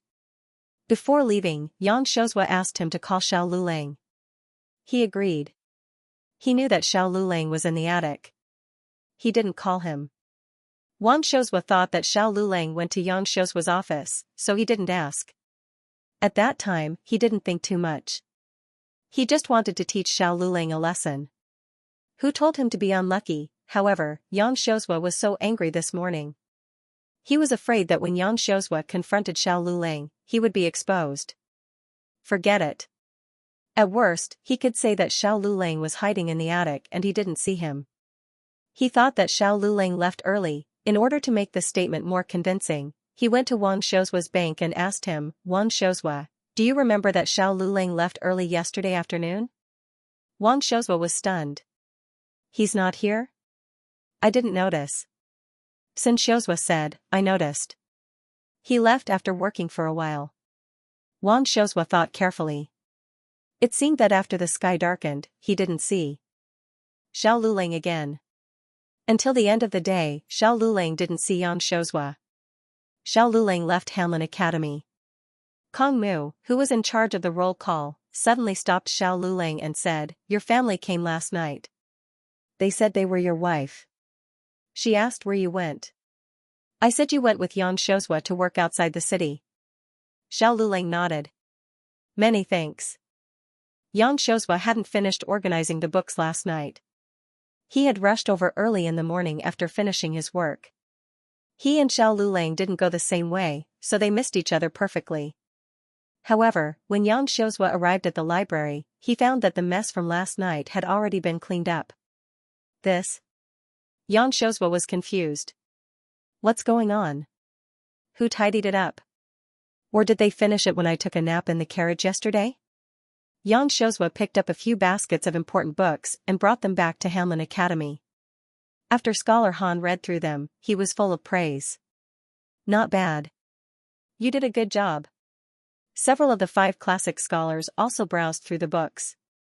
These books were all important documents of great value to the study of history, especially the section related to the previous dynasties when Huizong. Even the complete version couldn't be found in Hanlin Academy's library. Scholar Han picked out a few books and sent them to the cabinet. He had them look through them and see if there were any mistakes. Grand Secretary Yuan was also there. He focused on the ode to the north of Yin. This ode had been lost for hundreds of years. Many scholars had spent their entire lives trying to restore it. Even he had tried before. However, after consulting all the documents, he could only restore the first small section. He thought this ode would have 500 words at most. He didn't expect there to be over 1,000 words. How much effort did this take? Grand Secretary Yuan looked at it as if he was looking at a rare treasure. Even the movements of his hands became lighter. Scholar Han couldn't tell whether it was them who restored it or the previous owner of the library. After all, there were many traces of restoration in the library. Some of the traces were even very new. However, Grand Secretary Yuan could tell that the handwriting was made within 3 days. Scholar Han thought for a moment and said, "That must be Princeton. I heard from Yang Xiuzhua that it was all thanks to him this time. If it weren't for him, this time wouldn't have gone so smoothly." Among the people accompanying them, Yang Xiuzhua only emphasized Princeton. He didn't mention Xiao Luling at all. Grand Secretary Yuan paused. Are you talking about the grandson of Grand Secretary Zhuang? That prince who was only 18 years old? Scholar Han nodded. Right, that's him. Even though he is a prince, he has never considered himself a prince in Hanlin Academy. Yesterday, when I went to organize these books, he also didn't complain about the hard work, not uttering a single word of complaint. Grand Secretary Yuan remained silent for a moment. He stroked his beard. Grand Secretary Zhuang has obtained a good grandson. After pausing for a moment, he then said, could you leave these books here for me to admire for a few days? Scholar Han cupped his hands and said with a smile, Grand Secretary sir, you can look at them for as long as you want. There is no need to rush. Scholar Han brought the books here precisely for Grand Secretary Yuan to admire. If he didn't like to look at them, then he would have come for nothing. Moreover, to be able to obtain Grand Secretary Yuan's favor was such an honor. Even though Grand Secretary Yuan didn't like to play with power like Grand Secretary Zhuang, his influence in the court was definitely not something Grand Secretary Zhuang could suppress. Grand Secretary Zhuang would rather offend Marquis Xianping than offend Grand Secretary Yuan. Similarly, Marquis Xianping had insulted all of the court's civil and military officials, but he had never insulted Grand Secretary Yuan. This was an elder of 3 dynasties who stood above the vortex of power. He had assisted 3 emperors. Even Empress Dowager Zhuang would get off the sedan chair for him when she saw him. The newest chapter of this book is not finished yet. For more exciting content, please scan the QR code below to download the app. Novels are updated even faster. Millions of novels are free to read. Novels with connotations that can't be found online are all available here. https://www. zhhbqg.com/89642896428226/11231847. HTML Genius memorized this website's address in 1 second. www.zhhbqg.com Bikuga mobile reading website, mzhhbqg.com. This book's newest chapter isn't finished yet. For more exciting content, please scan the QR code below to download the app. Novels will be updated even faster. Millions of novels will be read for free. Novels with content that can't be found online are all available here. An old official like Grand Secretary Yuan didn't need any meaningless social interactions. It was fine even if he didn't go. After the end of the day, Grand Secretary Yuan read a few books before returning to the Yuan Manor. Old Madame Yuan was born into a scholarly family in Jiangnan. The manor was built under her supervision, so it was like a small Jiangnan garden. Grand Secretary Yuan had never taken a concubine in his life, and none of his sons took a concubine either. Only after his second daughter-in-law passed away in childbirth did his second son remarry. In the garden, a blue-clothed little Taoist nun was absent-mindedly reading a book. It wasn't some scripture, but rather a novel she found in a small study room. At her side, a purple-clothed girl was using a net made of spider silk and bamboo strips to catch butterflies. When she saw Grand Secretary Yuan walk over, the purple-clothed girl's eyes lit up. She handed the bamboo net in her hands to her accompanying maid, and then she raised her skirt, running over without any regard for her image. Grandpa, Grandpa! You're back! Grand Secretary Yuan felt a headache when he saw his little granddaughter run like crazy. Don't run, be careful not to fall. I definitely won't fall. The purple-clothed girl stopped in front of him and gave him a proper greeting. Then, she intimately grabbed his arm. Grandpa, Grandpa, why did you come back so late today? Grand Secretary Yuan said, I was reading a book for a while. Oh. The purple-clothed girl clearly wasn't interested in books, so she didn't ask any further. Grand Secretary Yuan's eyes landed on the little Taoist nun on the stone bench. The little Taoist nun seemed to have sensed his sizing up. She slowly put down the book and gave him a proper Taoist priest greeting. Benefactor Yuan. Grand Secretary Yuan slowly sighed. You still haven't returned to the secular world? The little Taoist nun said, I haven't. Grand Secretary Yuan looked at the novel in her hands. If you haven't returned to the secular world, how can you read these romantic books? The little Taoist nun was silent for a moment. Her expression didn't change as she said, "In Benefactor Yuan's eyes, these are romantic books, but in this poor's eyes, they are a world of their own." Grand Secretary Yuan, all right, stop saying strange things. The purple-clothed girl had a headache. One was her elder sister, and the other was her grandfather. If they were separated, she would be able to understand what they were saying. But when the two of them were talking, she couldn't understand a single word. Grand Secretary Yuan, if you have the ability, don't eat meat at night. Immeasurable celestial venerable. The little nun curtsied with a pious expression. Wine and meat pass through the intestines, but the celestial venerable's heart remains. Grand Secretary Yuan was speechless again. Grand Secretary Yuan was ultimately defeated, leaving with a dark face. Who would have thought that Grand Tutor Yuan, who even Grand Tutor Zhuang couldn't subdue, would be defeated by a little granddaughter? To put it bluntly, he still doted on her. This granddaughter was born with bad fortune and almost died. Old Madame Yuan found a Taoist priest to read her fortune, saying that she had to be raised in a Taoist temple under the protection of the immeasurable Tianzuan so that she could grow up safely. Grand Secretary Yuan didn't believe this at first, but old Madame Yuan insisted on sending the child to the Taoist temple. That child really did get better, but as soon as he was brought back, he fell ill again a few days later. After repeating this a few times, the child was finally able to live in the Taoist temple. It was only when she turned 16 that she was brought back. Father. Grand Secretary Yuan's eldest son saw him outside the courtyard and curtsied. You've come back late today. Did something happen in the inner court? It's not official business. Grand Secretary Yuan waved his hand and walked into the courtyard. He sat down on a chair with an official's hat in the central room. A maid served him tea. He drank a mouthful of tea, and then slowly said to his eldest son, Baolin isn't young anymore. It's time to discuss marriage, right? Yuan Pei chuckled and said, It is time to discuss marriage. Father, do you have a suitable candidate in mind? Grand Secretary Yuan paused. Originally, I didn't. Then he did now. Yuan Pei looked towards his father expectantly. Grand Secretary Yuan said, That child from the Zhuang family isn't bad. Zhuang family? That Grand Tutor Zhuang's Zhuang family? His family's young master of the right age. Yuan Pei ran through the names in his mind, and then he was shocked. The new second-ranked royal princeton? N. Grand Secretary Yuan nodded. Yuan Pei pondered. That child isn't bad indeed. He had a reputation for being virtuous, and he was smart and motivated. When he was 8 years old, he was taken hostage in Qin country, yet he didn't cry or make a fuss.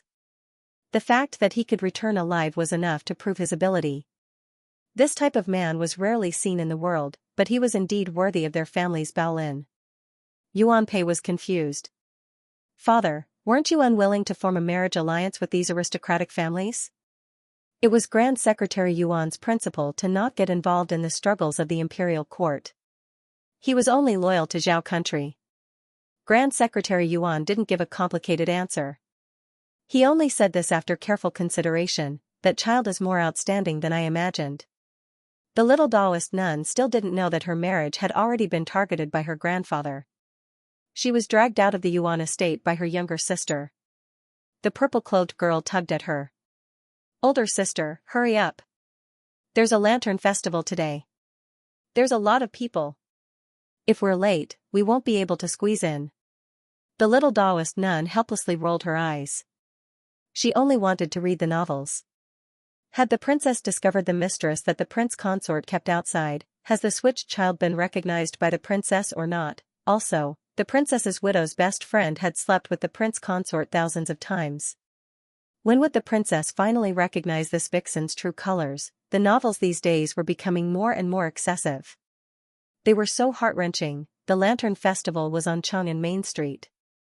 There weren't many people at the moment, but it would be hard to say in a while. All right, right here. The purple-clothed girl called for the carriage to stop. She grabbed the little Taoist nun's hand and jumped off. She was in too much of a hurry, so she didn't notice a carriage coming out of an alley to the side. The little Taoist nun did notice it, but they were too close for the purple-clothed girl to slowly hide. She pulled the purple-clothed girl back.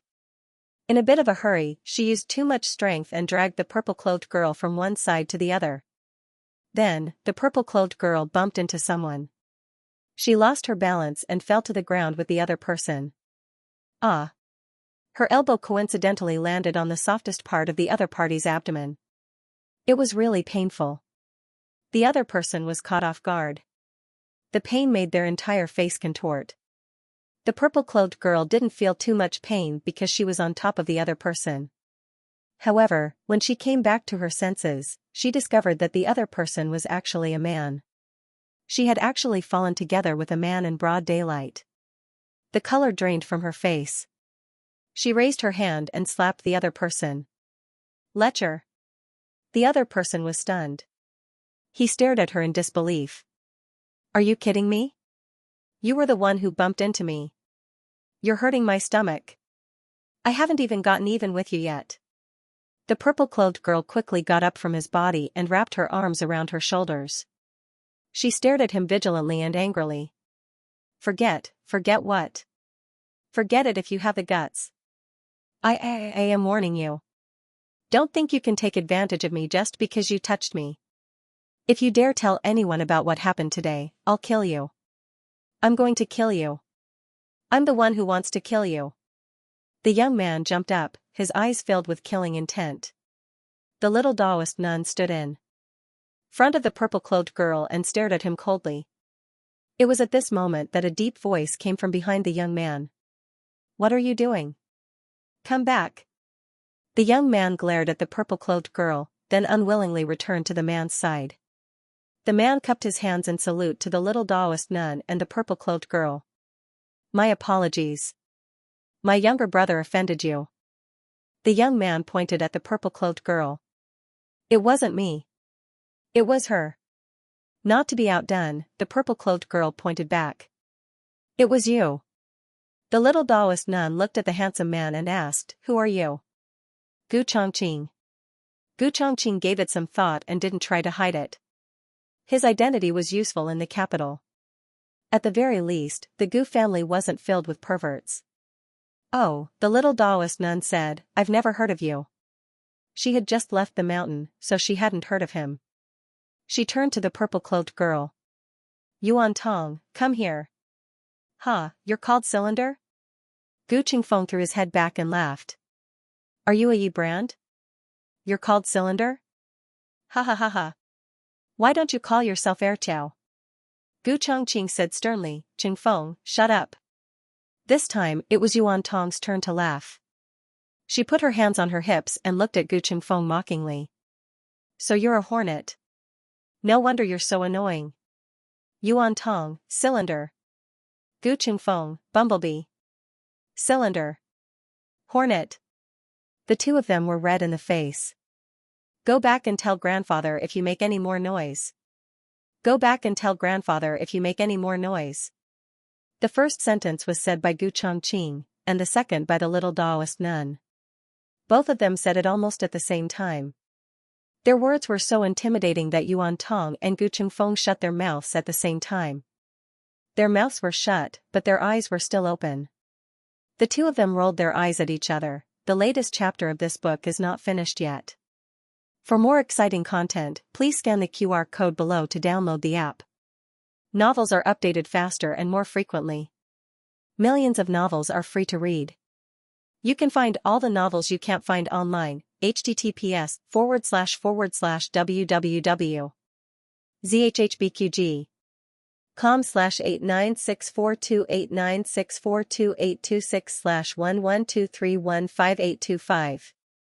HTML Genius memorized this website's address in 1 second. www.zhhbqg.com Bikuj mobile reading website, mzhhbqg.com. The latest chapter of this book is not finished yet. For more exciting content, please scan the QR code below to download the app. Novels are updated even faster. Millions of novels are free to read. Novels with content that can't be found online are all available here. This farce didn't last long because the Lantern Festival had begun. Yuan Tong didn't have the time to argue with this big wasp and dragged her sister to the festival. She's really too much. Are women nowadays so unreasonable? Gu Chenfeng touched his crushed stomach and then touched his face. Yuan Tong was a little girl who didn't know martial arts. That slap wasn't too strong, but it was to embarrass Gu Chenfeng. The real pain was in his waist. Could a man's stomach be crushed here? Would it still work in the future? I suspect it's all bruised, Gu Chenfeng muttered bitterly. Gu Chongqing looked at him lightly and said, "How old are you?" 18. 19, what's wrong? He was the same age as Xiao Lulang, but the months were different. Now he was 18 years old and 19 years old. But Gu Chongqing didn't say anything and only gave him a look. Gu Qingfeng didn't feel that he was in the wrong. He was the one who was hit, but he was slapped for no reason. Who could he reason with? Gu Chongqing ignored him and turned to walk towards Jade Water Alley. Those who grew up in the capital knew the Lantern Festival like the back of their hand. In a while, Chang'an Main Street would be so congested that not even a drop of water could trickle through. Gu Chongqing looked at Gu Qingfeng who was following behind him and asked, "Aren't you here to watch the Lantern Festival? Why aren't you going?" Gu Chongqing went to see Gu Yan and Gu Qingfeng went to watch the Lantern Festival. The two of them were going the same way, so they walked together. Gu Qingfeng snorted, "I was going to watch the Lantern Festival, but that Yuan Tong is also going there. I don't want to meet her.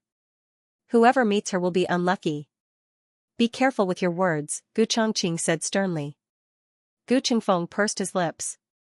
Speaking of morals, Gu Qingfeng was actually not as good as his younger brother, Gu Qinglin. Gu Qinglin was spoiled by his family, but his words and actions outside were still very much like a noble young master. If Gu Qinglin was slapped by this girl today, he would probably choke until his face turned red and he wouldn't be able to say a single word. Gu Chongqing didn't say anything else. If Gu Qingfeng wanted to follow, then so be it. Du Yan's body was fine and he had already moved back from the old chancellor's place. However, for the time being, he didn't go to Qinghe Academy to study, nor did he go to Nanxiang and Master Lu's place to learn skills. Gu Jiao and the others were not there. Only little Jing Kong came back from the Imperial College. He was holding his personal bucket in one hand and his personal paddle in the other. He was carefully watering the recipes in the front yard. After watering, he would put the chicks in to catch insects in the vegetable field. Little Jing Kong stopped watering when he heard the door being pushed open. He turned around and said excitedly, "Big brother, you're here." Jing Kong. Gu Chongqing nodded and stepped over the threshold. Gu Qingfeng also walked in. He didn't come to Qingshui Alley many times. What left the deepest impression was that he was anesthetized and thrown on the bed and witnessed a bloody and terrible operation with his own eyes. He couldn't eat meat until now. Eh? This big brother is here too. Little Jing Kong had seen Gu Qingfeng in the medical center before. However, he didn't know his name, so he called him Big Brother. It was every doctor's professional ethics to not ask about the patient's privacy. Jiao Jiao was a doctor, but he was also a junior doctor. He had successfully saved a handsome uncle, Gu Qingfeng hummed. He looked at the little guy who shaved Gu Qinglin's hair into a yin-yang hairstyle. In fact, there was still a little shadow in his heart. However, it was undeniable that the little guy was really good-looking. "I'll help you," Gu Chongqing said to little Jing Kong. Little Jing Kong thought for a while and said, okay. Jiao Jiao said that sometimes you don't need a person's help to accept it. It's okay to like it. He liked Big Brother. The water in the small wooden bucket was almost gone. There was still half a dish to be watered, so Gu Chongqing went to the backyard to get water. He passed the gifts he had brought for them to little Jing Kong along the way. Little Jing Kong held the big bag in his arms and looked at Gu Qingfeng with his head tilted. Gu Qingfeng was embarrassed by his gaze. He touched the bridge of his nose and said to him, "Then, I'll help you too. Is there any other work to be done?" Little Jing Kong nodded. His eyes were shining. He pointed his finger and said, "There's a small bucket over there too." Little Jing Kong brought Gu Qingfeng to another small bucket. Then, his fair and handsome face suddenly darkened. Why was his big brother carrying water? It was his turn to carry feces. Gu Qingfeng resisted the urge to roll his eyes and said, "Why did you pick this thing?" Little Jing Kong said seriously, "To fertilize it." The better the fertilizer, the fatter the vegetables. The standard to determine if the fertilizer was good was, Gu Chengfeng didn't dare to think further. Originally, he just couldn't eat meat. From now on, he couldn't eat vegetables as well. What kind of hatred and resentment did he have with this house in Jadewater Alley? If it happened again, he wouldn't even need to drink water anymore. He wanted to help the little monk, so he had to help him even if he had to cry. Wu Gu Chengfeng, the noble young master, finally understood what it meant to make a life worse than death. Gu Chongqing went to Gu Yan's room. Gu Yan had just woken up from his sleep. He was sitting in front of the window in a daze. A tuft of hair on the top of his head stood up restlessly. Perhaps it was because of the rain last night, but the weather today wasn't hot. There was a cool breeze, which was very comfortable for Gu Chongqing. But it was a bit cold for Gu Yan. He sat there in thin clothes. At first glance, he looked like a helpless little boy. Actually, he was just waking up from his sleep. However, in Gu Chongqing's eyes, he was sad because of something. Was it because of Tang Ming, or was it because of him? Gu Chongqing wasn't sure. A layer of apprehension surged in his heart. He wanted to go over and put some clothes on him, but he was worried that he would hate him and not want to see him. "You're here." It was Yao Shi's voice. Yao Shi had just gone to the kitchen to make a plate of pastries for Gu Yan. She didn't see Gu Chongqing in the front yard, who was being squeezed dry by little Jing Kong. She wasn't surprised by Gu Chongqing's appearance. "I heard that something happened in the army camp a while ago. Are you okay?" Yao Shi asked. This was the first time she, as his stepmother, openly showed concern for Gu Chongqing after he grew up. When she first married into the Marquis's household, she naively thought that she could raise 3 children, even if it wasn't what she wanted. But she was already married. She didn't think of running away. But the result was obvious. "I'm fine," Gu Chongqing replied politely. Hearing his voice, Gu Yan finally reacted. He reflexively turned around. Gu Chongqing noticed his movements from the corner of his eyes and hurriedly looked over, as if he wanted to see his expression. But Gu Yan didn't know if it was because he suddenly thought of something, but he turned his head back halfway. Gu Chongqing felt a wave of disappointment. Yao Shi looked at Gu Yan and lowered her eyes to smile. She handed the plate of pastries in her hand to Gu Chongqing. "I suddenly remembered that I still have a set of clothes that I haven't finished making. Help me give it to Yan." Gu Chongqing was hesitating whether or not to refuse, but Yao Shi had already stuffed the plate of pastries into his hands. Gu Chongqing looked at Yao Shi's back as she walked away. He suddenly felt that if he didn't have so many prejudices in the past and didn't misbelieve the rumors, Yao Shi might really have been a very gentle and understanding stepmother. It was just that his relationship with Yao Shi couldn't be repaired to its ideal state. But between him and Gu Yan, he squeezed his fingers. He didn't want to give up. He knocked on the open door. "I'm coming in." Gu Yan didn't say anything. He only moved his small body forward, silently expressing his resistance. Gu Chongqing came to his side and placed a stack of delicious mung bean cakes in front of him. "It's still hot. Eat it while it's hot." Gu Yan didn't eat it. Gu Chongqing turned his head and opened the wardrobe. He took out a long gown and put it on him. Gu Yan grabbed the long gown and threw it on the floor without any trace of politeness. If it was said that he had only been testing and guessing before, then Gu Chongqing was almost certain that Gu Yan was angry at him. He didn't feel that he had done anything to make Gu Yan angry. If there was anything, it would be the night he was lured out of the military camp by the assassins. His slovenly appearance had offended Gu Yan. But Gu Yan wasn't such an unreasonable child. So, Gu Chongqing took a deep breath. A guess that he didn't want to face and didn't want to think about flashed through his mind. "Did you?" He closed his eyes. In the end, he didn't ask those few words. If he could go back in time, he wouldn't have rejected the child who hid behind the tree and secretly watched him practice swordsmanship. He wouldn't have deliberately thrown away his handkerchief. He wouldn't have been indifferent when he needed him the most. He wouldn't have vented his father's anger on him. He wouldn't have neglected him. He wouldn't have hurt him. He wouldn't have, there were too many things that he wouldn't have done. The latest chapter of this book isn't finished yet. For more exciting content, please scan the QR code below to download the app. Novels are more complete and updated faster. Millions of novels are free to read. Novels with connotations that can't be found online are all available here. https://www.zhhbqg.com/89642896428226/112291435. HTML Genius memorized the website address in 1 second. www.zhhbqg.com Bikuga mobile reading website, mzhhbqg.com. The latest chapter of this book is not finished yet. For more exciting content, please scan the QR code below to download the app. Novels are updated faster. Millions of novels are free to read. Novels that can't be found online are all available here. Xianxia went to the front yard to collect chili peppers and saw Gu Qingfeng sweating in the vegetable field.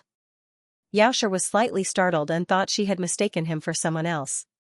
But she quickly dismissed the idea. It was indeed Gu Qingfeng.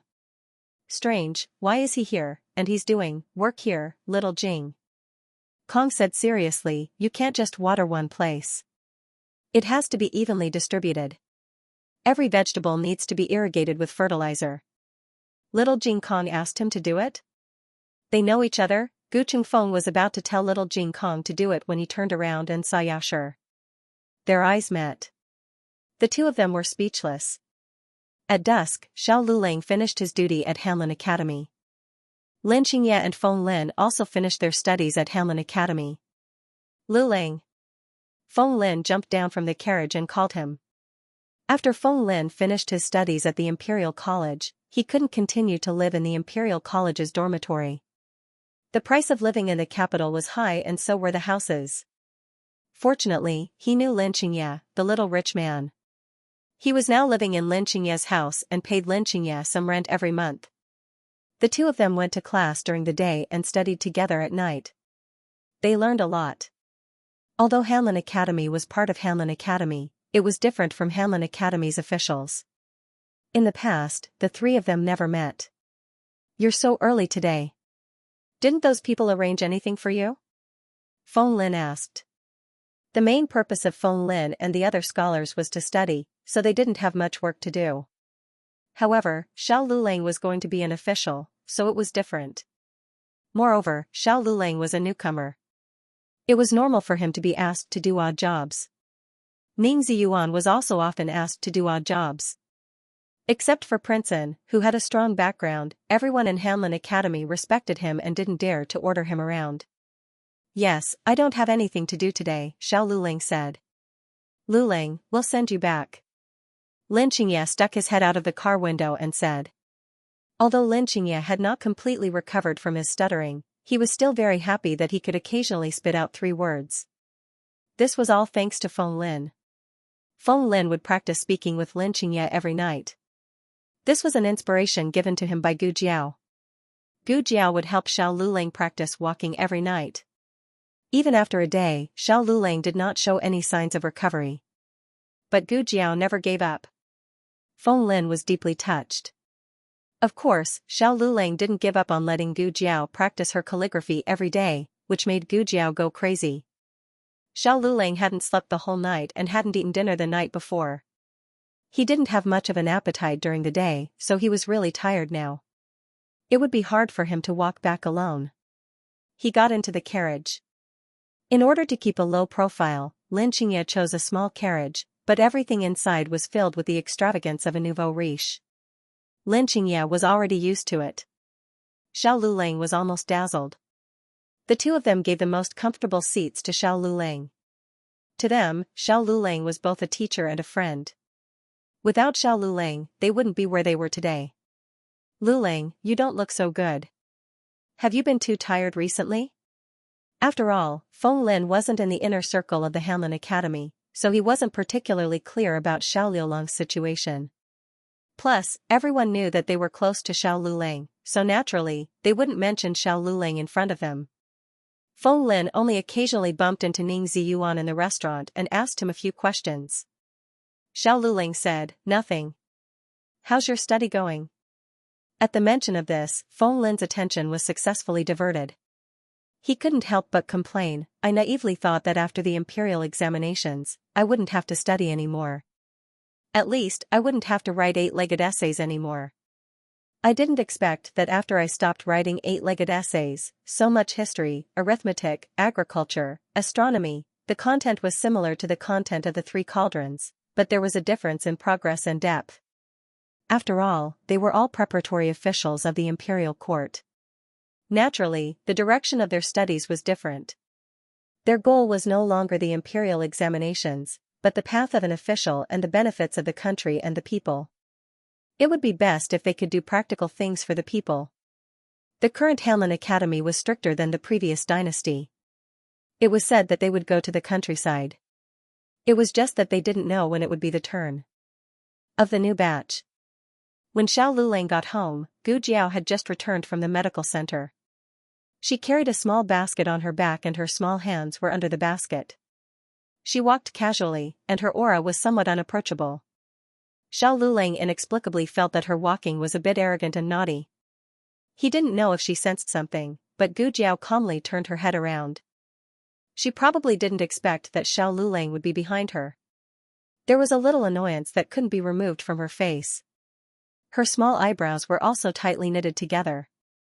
The only thing missing was a few words written on her face: "Don't provoke me. I am very annoyed." When Gu Jiao saw Xiao Lulang, she changed her expression in a second and put on an obedient expression. If being obedient didn't work, then being gentle would do too. Gu Jiao widened her eyes and did her best to show off her S-grade acting skills. Unfortunately, it was too late. Xiao Lulang saw everything that should have been seen. Oh, so she was like this in private? Xiao Lulang seemed to have discovered a new continent. He was stunned for a moment, and then he couldn't help but laugh softly. His stomach that had been hungry for a day and a night, his mind that had been tired the whole night, and his tiredness that had been busy the whole day, all disappeared in the evening breeze at this moment. Gu Jiao grabbed the straps of the small basket with both hands. She lowered her head and kicked the small pebbles on the ground with the tip of her foot. "Don't laugh. You'll see a foul. Give it to me." Xiao Lulang walked over with his walking stick. He wanted to take the small basket on her back. "No need, it's not heavy," Gu Jiao said. The last time she refused to help him carry something was when they went to buy candied haws in Little Jing Kong. A familiar scene flashed through his mind. Xiao Liulang's expression changed slightly. His eyelashes trembled, and he slowly reached out to hold her small hand. His fingertips were so close that he could almost feel the heat on the back of her hand. "Lulang is back. Jiao Jiao is back too." Auntie Lu suddenly walked out of her courtyard and looked at the two of them with a smile. Xiao Lulang quickly pulled back his hand that was about to touch Gu Jiao's fingertips. He greeted Auntie Lu without changing his expression. "Auntie Lu." Gu Jiao looked at Auntie Lu with hidden bitterness. Auntie Lu felt a chill on her forehead. "Aya, what's wrong with Jianyang today? She doesn't seem very happy." Auntie Lu hurriedly said to Xiao Lulang. "Lulang, you, hurry up and coax your wife. Is it because you didn't come back last night that you made her unhappy?" Xiao Lulang couldn't help but smile. He tried his best to suppress the corners of his lips. It took him a lot of effort to keep a serious expression on his face. "Last night, I went with the yamen to do my duty outside the city." He said this to Auntie Lu and also to Gu Jiao. Auntie Lu stood at the door and looked at the young couple lovingly. She had no intention of entering the house. Xiao Lulang was thin-skinned, old-fashioned, and serious. There was no chance of holding her hand. Gu Jiao walked away with a face full of hidden bitterness. The two of them entered the house. Gu Chongqing and Gu Qingfeng were still there. It had rained last night, and the roof of Master Zhao's house had been damaged. He had originally planned to ask Gu Jiao to help fix it, but Gu Jiao had come to see him before the sun had risen. Master Zhao had come over again just now. After understanding the situation, Gu Chongqing went to fix the roof for him. Master Zhao leaned against the wall of his house and chuckled. "Jiao Jiao's mother, is that your eldest son? He's quite capable."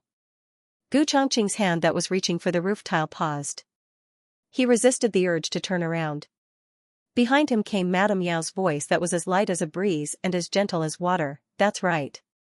Dirty linen should not be aired in public." The relationship between Madame Yao and Gu Chongqing was not something that outsiders could talk about. Even though he understood that Yao Shi's yes was not truly acknowledging him, Gu Chongqing still let out a sigh of relief for no reason. On the other side, Gu Chengfeng was still fertilizing the vegetable garden. He was extremely conflicted and in pain. Little Jing Kong had some free time. He sat on a stool with little Eight in his arms to supervise the work. While supervising, he stroked little Eight's fur. He still did not give up on his wish to turn his bad brother-in-law into little Eight. His master had said that if he was sincere, it would work. Every day before he went to bed, he prayed to Buddha.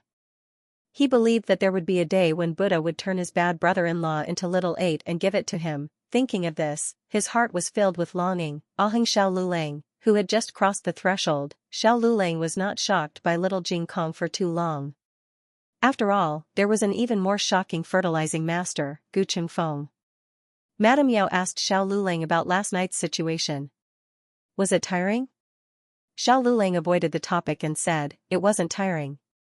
I just tidied up the library and did some classification and document repairs. She told him to change his clothes and prepare to eat. She then said to little Jing Kong, go call the young master over to eat.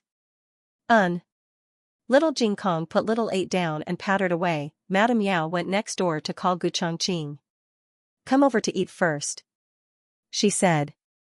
She paused for a moment and seemed to realize that her invitation was not in line with her relationship with Gu Chongqing. She added, you fix the roof for Master Zhao. If you don't fix it, you'll have to Jiao do it later.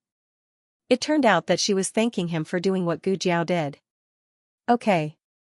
Gu Chongqing finished fixing the roof and replaced the last tile, then came down from the roof. Master Zhao brought some fruit and pickled vegetables over and thanked the two. The pickled vegetables were made by home, so Madame Yao accepted it.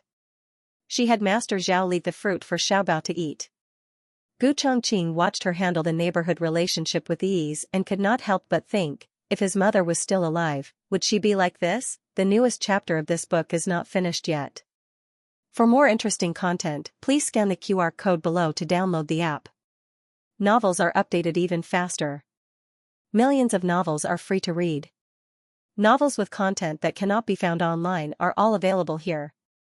https://www.zhbqg.com/89642896428226/1122888801.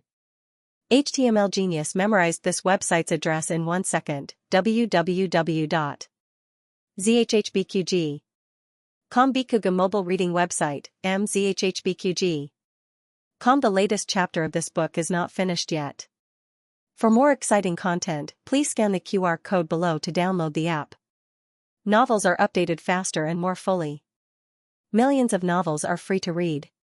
Novels with content that can't be found online are all available here. The next day, Xiao Lulang woke up early and went to Hanlin Academy. Hanlin Academy was very lively. From time to time, congratulations and laughter could be heard from another row of office rooms. Xiao Lulang didn't know what was going on at first. When Ning Ziyuan arrived, he whispered to him that Yang Xiuzhu had been promoted. Yang Xiuzhu's promotion was no secret, but he heard that it would be at the end of the year. Do you know how he got promoted? Ning Ziyuan asked.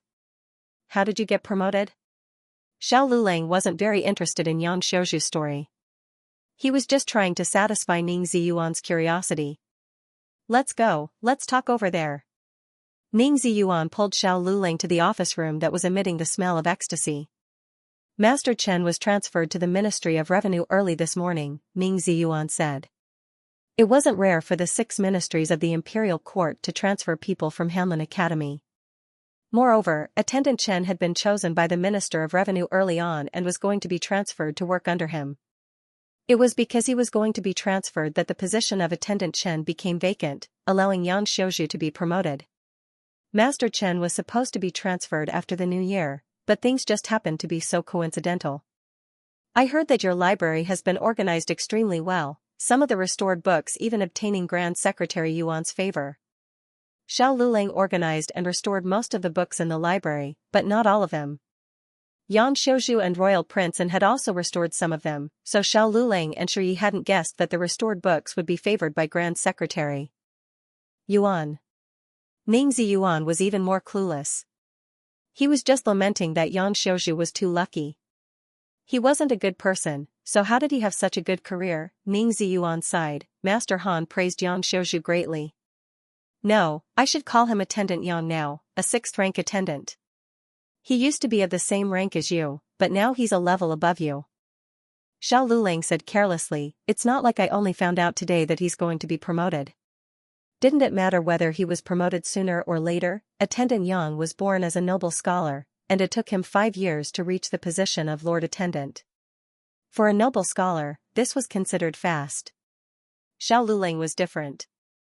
He was the #1 scholar. As long as he didn't court disaster, his promotion speed would definitely be faster than the Jinshi of the same batch. Reading Attendant Yang's superiority over him was only temporary. Take a look at this. Ningzi Yuan took out an inscription tablet from his chest. Xiao Lulang asked, why are you carrying this thing with you? No, I want you to take a look at its contents. Ningzi Yuan handed the manuscript of the inscription to Xiao Lulang. Does it look familiar? Xiao Lulang said, I wrote it. What's wrong? Ningzi Yuan clicked his tongue and said, Attendant Yang handed it in and said that I guided him for half a day and made him rewrite it 17 times. That's all your credit. Tell me the truth, did he guide you in a single word? Xiao Lulang took the inscription tablet and casually placed it on the table. He said casually, it's just an inscription tablet. You're really not angry? Ningzi Yuan didn't seem to believe him. What's there to be angry about? Xiao Lulang asked. As long as you're not angry. Ningzi Yuan finally let out a sigh of relief. This kind of thing is commonplace in the bureaucracy. Before you make it big, you don't have the right to speak. You're so young, but you're able to keep your composure. You're much better than I was when I was young. But Xiao Lulang, promise me, even if one day you climb over these people's heads, you won't become like them. Ningzi Yuan was 30 years old. His appearance wasn't outstanding. His face was square and his skin was dark. But at this moment, he looked at Xiao Lulang with eyes that were bright and full of passion and conviction. It almost made one's eyes burn. Xiao Lulang looked at him steadily and nodded. Ningzi Yuan showed a relieved smile. He patted Xiao Lulang on the shoulder and said with great ambition, don't think that I come from a humble background, have no background, and have no connections. Occasionally, I dream that one day, I will climb up. I don't need to climb too high. Becoming a 5th rank Hanlin Academy scholar is my lifelong dream. As he spoke, he clenched his fists, as if he wanted to force out all the contempt he had received along the way from his bones. I'm thinking, when I have that day, when I'm in charge of the Hanlin Academy, I won't appoint people blindly for money, blindly for connections, blindly for people, blindly for people, blindly for people, blindly for people, and blindly for people to make trouble for me. After the rain, the weather in the capital was pleasant. After court, the officials left the palace in succession and headed to their respective yamens. Grand Tutor Zhuang also left the throne room and chatted with a few colleagues he had good relations with. There was nothing to report to the Empress Dowager today, so he planned to leave the palace. He had only taken a few steps when he was stopped by Grand Tutor Yuan. Grand Tutor Zhuang. Grand Tutor Zhuang turned around with a bit of surprise. Grand Tutor Yuan? Grand Tutor Yuan was the #1 official in the imperial cabinet, but the 2 secondary secretaries, the palace secretary, and the 3 imperial cabinet scholars were all Grand Tutor Zhuang's people. That was why it could be said that almost half of the imperial cabinet was under Grand Tutor Zhuang's control. However, the imperial cabinet still respected Grand Tutor Yuan, so his words still carried the greatest weight. However, Grand Tutor Yuan was getting on in years and wouldn't be able to remain as Grand Tutor for many more years. One day, one of the secondary secretaries would take over his position. When that time came, that would be when Grand Tutor Zhuang completely seized control of the imperial cabinet. On the surface, Grand Tutor Zhuang never clashed with Grand Tutor Yuan, but the two of them never interacted much, so it was unknown why Grand Tutor Yuan stopped him today. Grand Tutor Yuan walked forward and looked towards Grand Tutor Zhuang with an amiable expression. Grand Tutor Zhuang's complexion has become better and better recently. Grand Tutor Zhuang said politely, "It's all thanks to you." Grand Tutor Yuan laughed. Grand Tutor Zhuang is too polite. Grand Tutor Zhuang said bluntly, "Is there something Grand Tutor Yuan needs me for?" Grand Tutor Yuan said, "It isn't anything major. Yesterday, I saw some of the ancient texts Hanlin Academy sent over. They were restored quite well. There were quite a few places that not even the great scholars of the imperial court could make a decision on, but Hanlin Academy filled them all in. I heard that Princeton also participated in the editing and restoration." Grand Tutor Zhuang said, "Is that so?" I didn't inquire too much about ancient Jade's matters. He really didn't inquire about it. However, there were naturally people who reported it to him. The reason why he said this was to avoid arousing suspicion in front of Grand Tutor Yuan, to express that he didn't interfere with Hanlin Academy.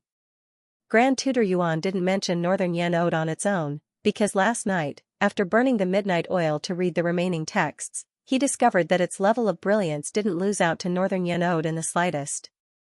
At his age, burning the midnight oil to read was already something from 30 years ago, yet he couldn't stop reading last night. Even though he didn't personally see the original ancient texts, most of this history could be verified from other ancient texts. In other words, in order to restore these ancient texts, one needed a vast amount of historical knowledge as a foundation. Moreover, there weren't any mistakes in the handwriting. Even if it was Grand Tutor Yuan himself, it was hard for him to guarantee that under that type of dry state, he wouldn't make a single mistake. Grand Tutor Yuan still didn't know that Xiao Lulang burned the midnight oil lamp to restore it. If he knew, it would be even more shocking.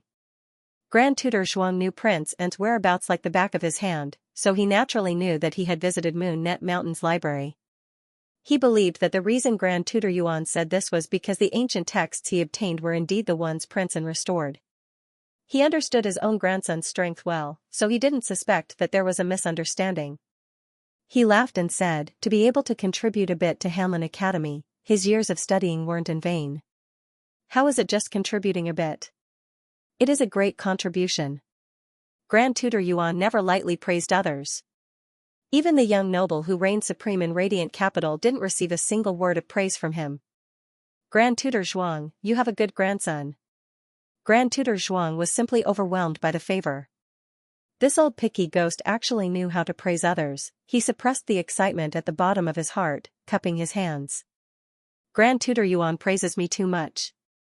Grand Tutor Yuan released a laugh, asking, "I heard that Grand Tutor Zhuang's grandson still hasn't discussed marriage?" Grand Tutor Zhuang stared blankly. At the end of the 5th month, Hanlin Academy held an examination. Among the scholars, Feng Lin and Lin Xianxia were respectively ranked 4th and 5th from the bottom, while Du Werhan squeezed into the top 9. Grand Tutor Yuan's legitimate grandson, Yuan Yu, was originally ranked 1st in the scholar examination. This time, he performed abnormally, falling to 5th place. The composers and editors didn't rank their results together with them. After all, the examination questions were different. Xiao Lulang was ranked 7th, Ning Ziyuan was ranked 6th, and 1st place was Prince and Ning Ziyuan came to find Xiao Lulang, saying quietly, "That's impossible. I clearly made so many mistakes in my math, you didn't get a single question wrong, how could I possibly do better than you?" Math was the easiest to calculate marks in. Right was right, wrong was wrong, unlike the literary test questions, which were too subjective. Moreover, even in the literary test, Ning Ziyuan was definitely inferior to Xiao Lulang. Needless to say, it was obvious that Xiao Lulang's results had been deliberately suppressed. This kind of internal examination wasn't as strict as the imperial examination. If the imperial examination examinees weren't satisfied with the results, they could go to the yamen or the examination hall to flip through the examination papers. If they still weren't satisfied after reading, they could go to the yamen to complain. If the imperial examination was over, then so be it.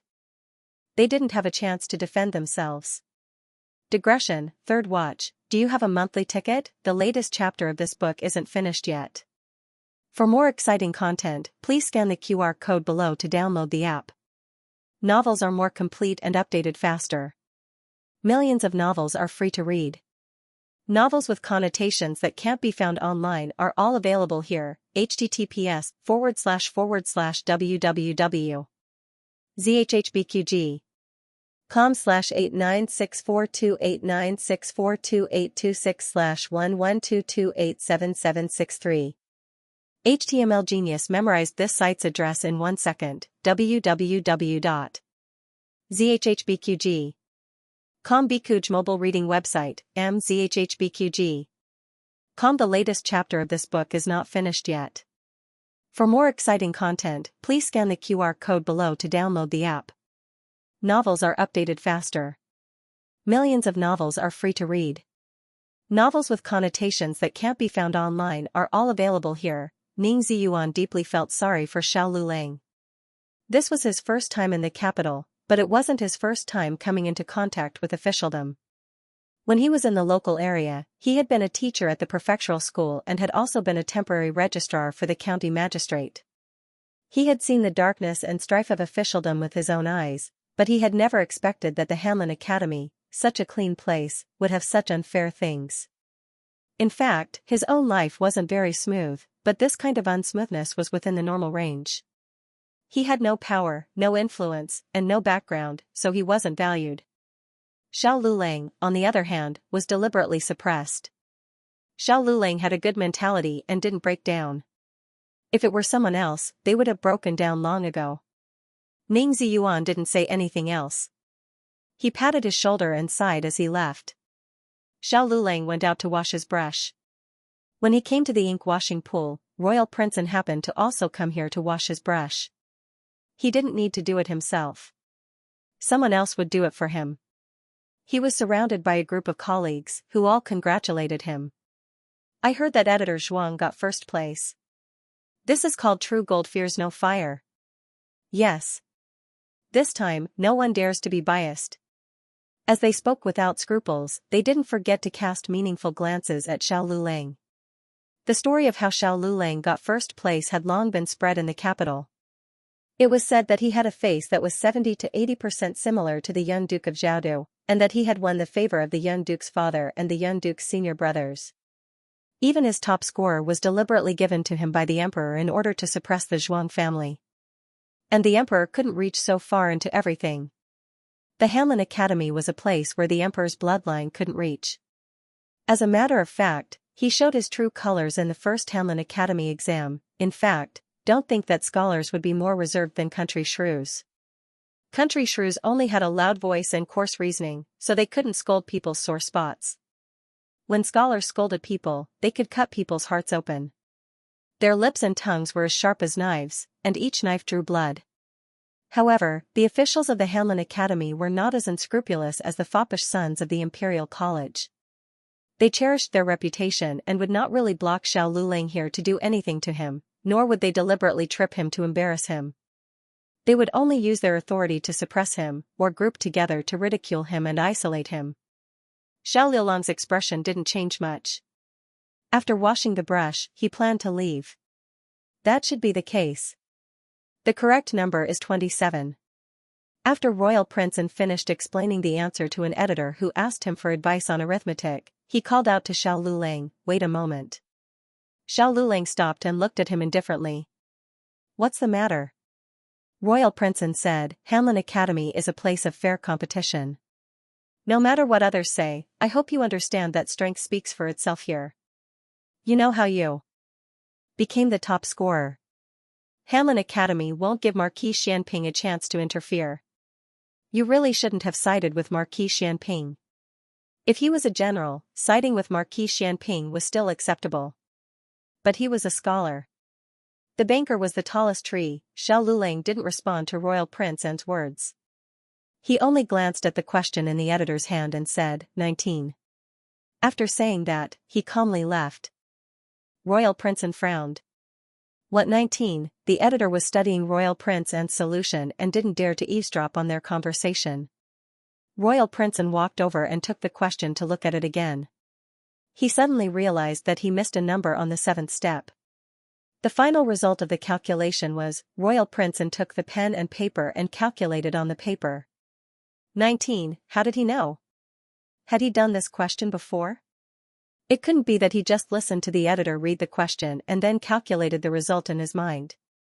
Impossible, he wasn't that smart. For this kind of huge calculation, an ordinary person would have to calculate on paper for a day. Even the Hamlin Academy scholars who were smarter than ordinary people would have to spend at least an hour. He was exceptionally smart, so he only used a quarter of an hour. But this still required him to write down the complicated and huge calculation steps on paper.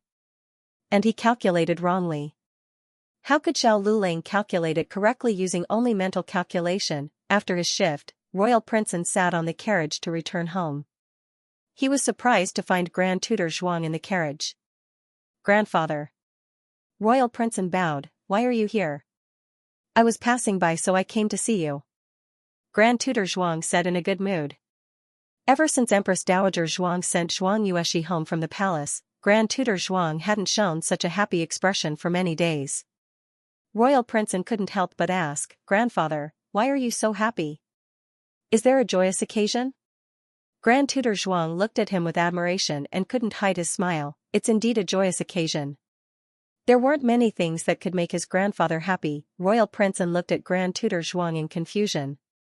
He didn't know why, but he had a bad feeling in his heart. Grand Tutor Zhuang finally stopped keeping him in suspense and smiled at Royal Princeton. "Grand Tutor Yuan is interested in you." "Grand Tutor Yuan?" Royal Princeton was shocked. Grand Tutor Yuan was a prominent figure in Zhao country. He was the #1 assistant minister in the cabinet. Why would he suddenly be interested in him? It wasn't that Royal Princeton looked down on himself and felt that he didn't have the ability. It was just that his reputation had spread out long ago. If Grand Tutor Yuan wanted him, he would have done so long ago. If it was because of this imperial examination, he only got second place. Above him was Xiao Lulang, the new top scholar. Grand Tutor Zhuang smiled. "When you went to Mount Yuluo to organize the library, he saw the ancient books you organized and was very satisfied with you." Royal Princeton was also very satisfied with the ancient books he organized. He had read a lot of books since he was young and never slacked on his studies in Qin country. He was also quite good at history. He didn't organize many ancient books that day, but he was confident that he organized them the best. Grand Tutor Yuan loves to study ancient books, Grand Tutor Zhuang said. "I see." Royal Princeton was enlightened. No wonder he suddenly liked him. "Then, does he plan on taking me as his disciple?" It would be great if he could take Grand Tutor Yuan as his master. Although they were all considered the emperor's disciples after passing the Jinshi exam, no one would dislike having such an excellent master. In his opinion, only 4 people in the 6 countries were qualified to be his master. One was the deceased elder Feng, one was Yan country's layman Han Shan, one was Zhao country's Sir Lian Yun, and the last was Grand Tutor Yuan. Even his 4th uncle Zhuang Xianxia wasn't qualified. As for Chancellor Hua, he didn't get along with Empress Dowager Zhuang. Royal Princeton naturally didn't like him that much. "Not a disciple, but a grandson-in-law," Grand Tutor Zhuang said. Royal Princeton frowned. Grand Tutor Zhuang said, "He wants to betroth you to his granddaughter who grew up in the Taoist temple. That girl's talent is quite good. Grand Tutor Yuan values her, but she's a woman and can't inherit Grand Tutor Yuan's legacy. If you really marry her, you'll be no different from Grand Tutor Yuan's disciple." How was there no difference? There was a generation difference. Royal Princeton didn't say this. His marriage wasn't up to him to decide. However, if he didn't marry the girl he liked, then wouldn't it be the same no matter who he married? After Attendant Yang was promoted, he was busy teaching the scholars in Hamlin Academy and temporarily didn't have time to make things difficult for Xiao Lulang. Xiao Lulang finished his duty on time. He packed his things and left Hamlin Academy. As soon as he left, Editor Tsun also came out of his office. He had been hiding from Xiao Lulang for the past 2 days. Firstly, he felt guilty for scheming against Xiao Lulang.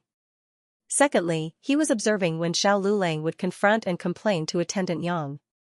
Xiao Lulang headed west after leaving Hamlin Academy.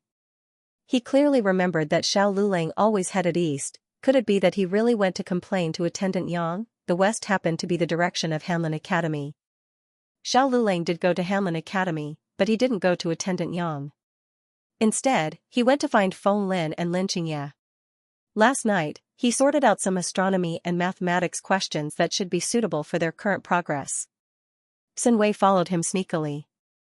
When he saw Xiao Lulang heading in the direction of Hanlin Academy, his heart jumped to his throat. However, he did not expect that Xiao Lulang would be stopped by someone on the way. It was a woman. The woman was dressed beautifully, her eyebrows were delicate, and her hair was full of pearl hairpins. Although she wore a veil, it was still difficult to hide her charm. Sun only took one look and felt his eyes pop out of their sockets.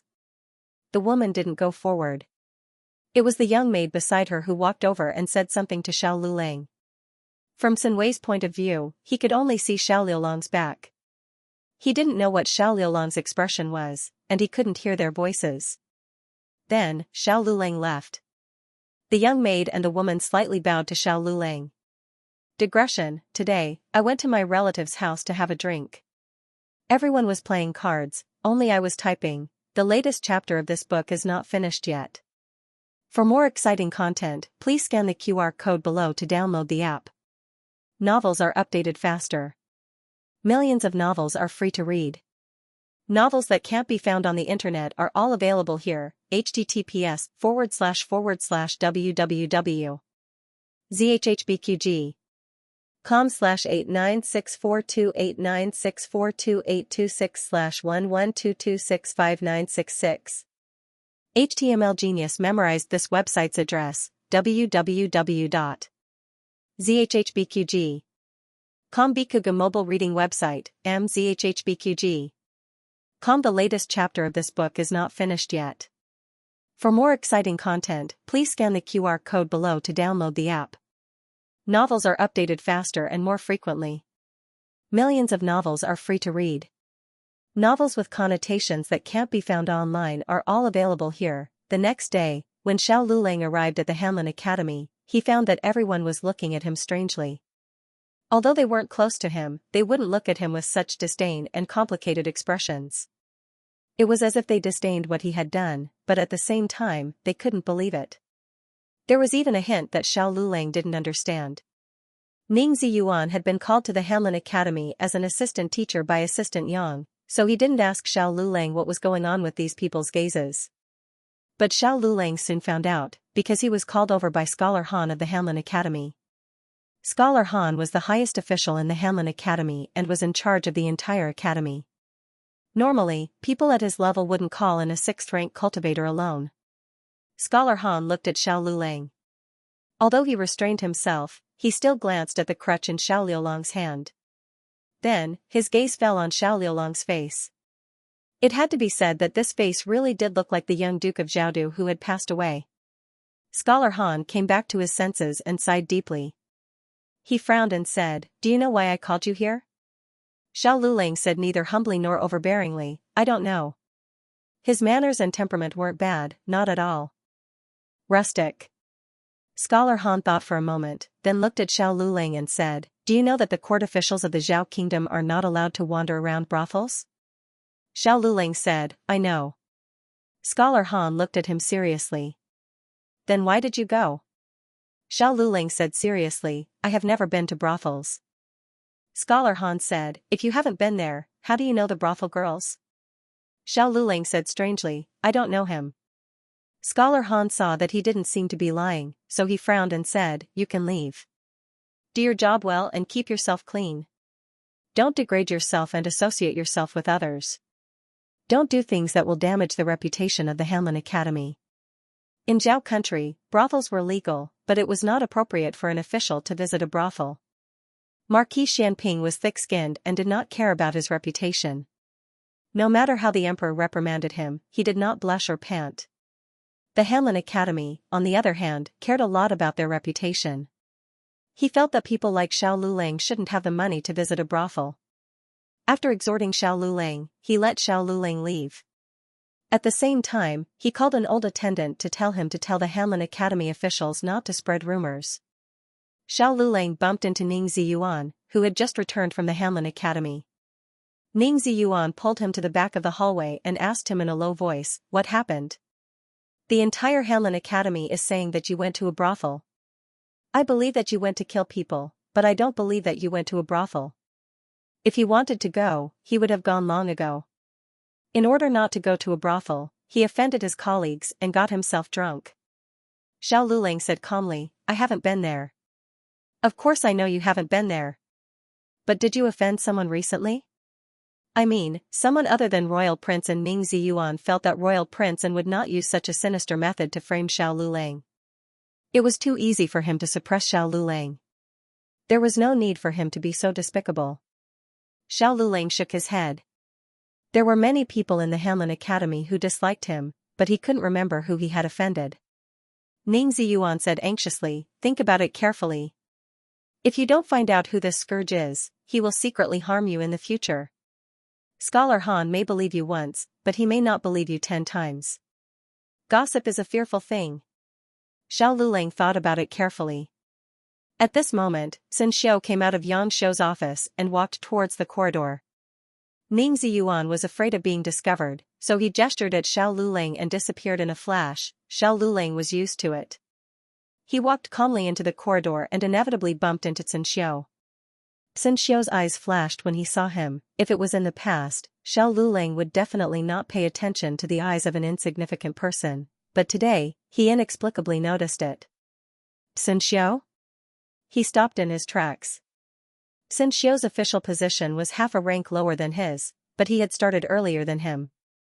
He was a Shushi from Anka in the year of Ichou.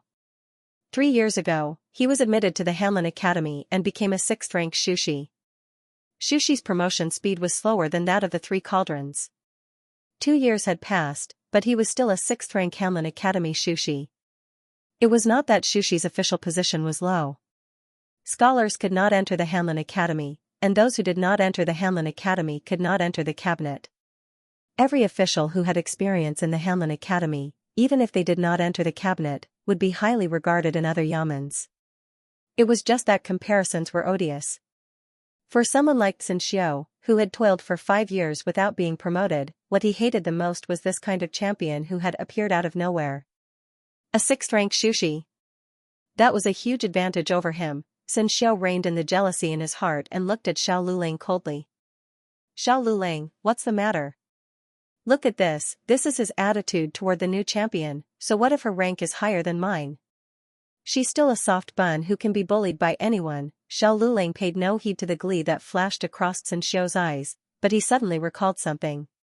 Back when Sun Xiu was working in the Compendium Pavilion, he seemed to have some complaints about me. Sun Xiu harumphed. Isn't that because you implicated me? If I hadn't been assigned with you, would I have been able to do so much?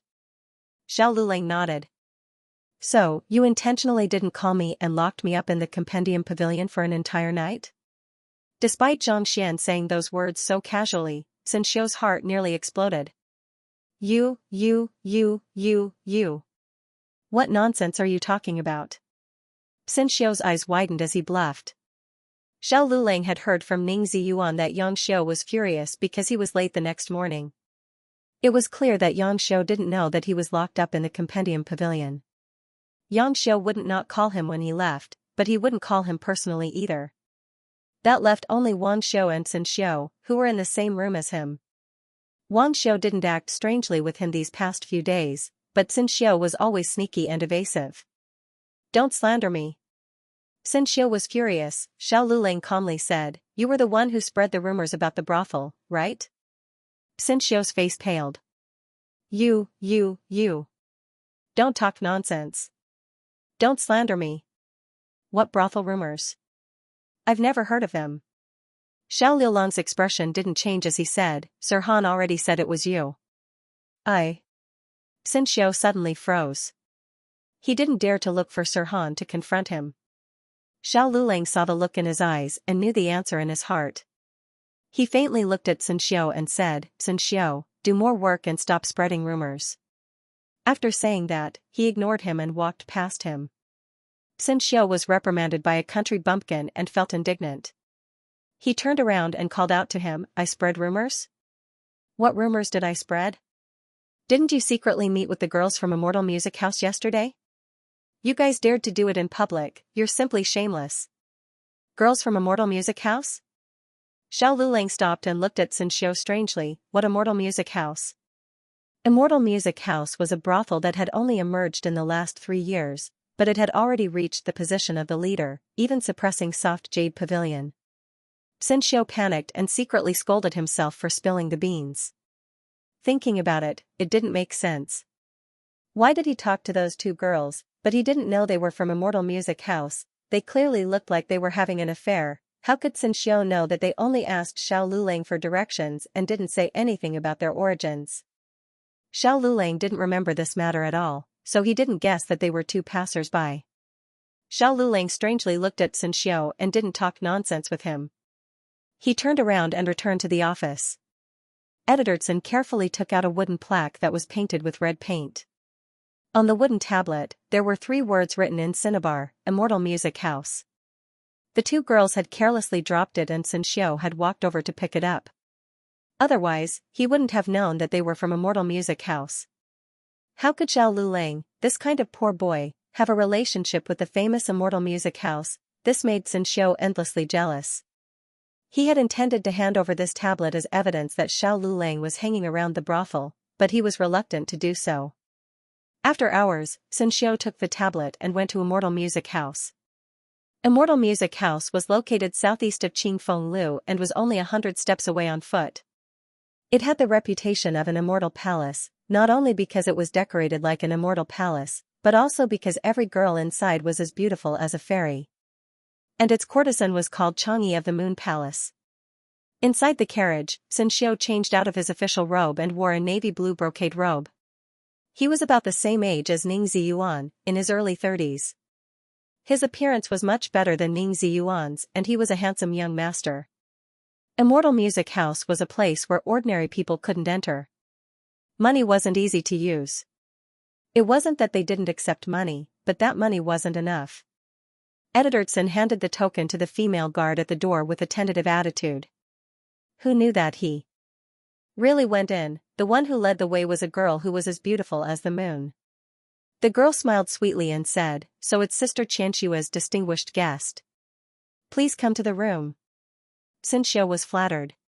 He looked at the girl in front of him and couldn't help but smile. The rumors are true.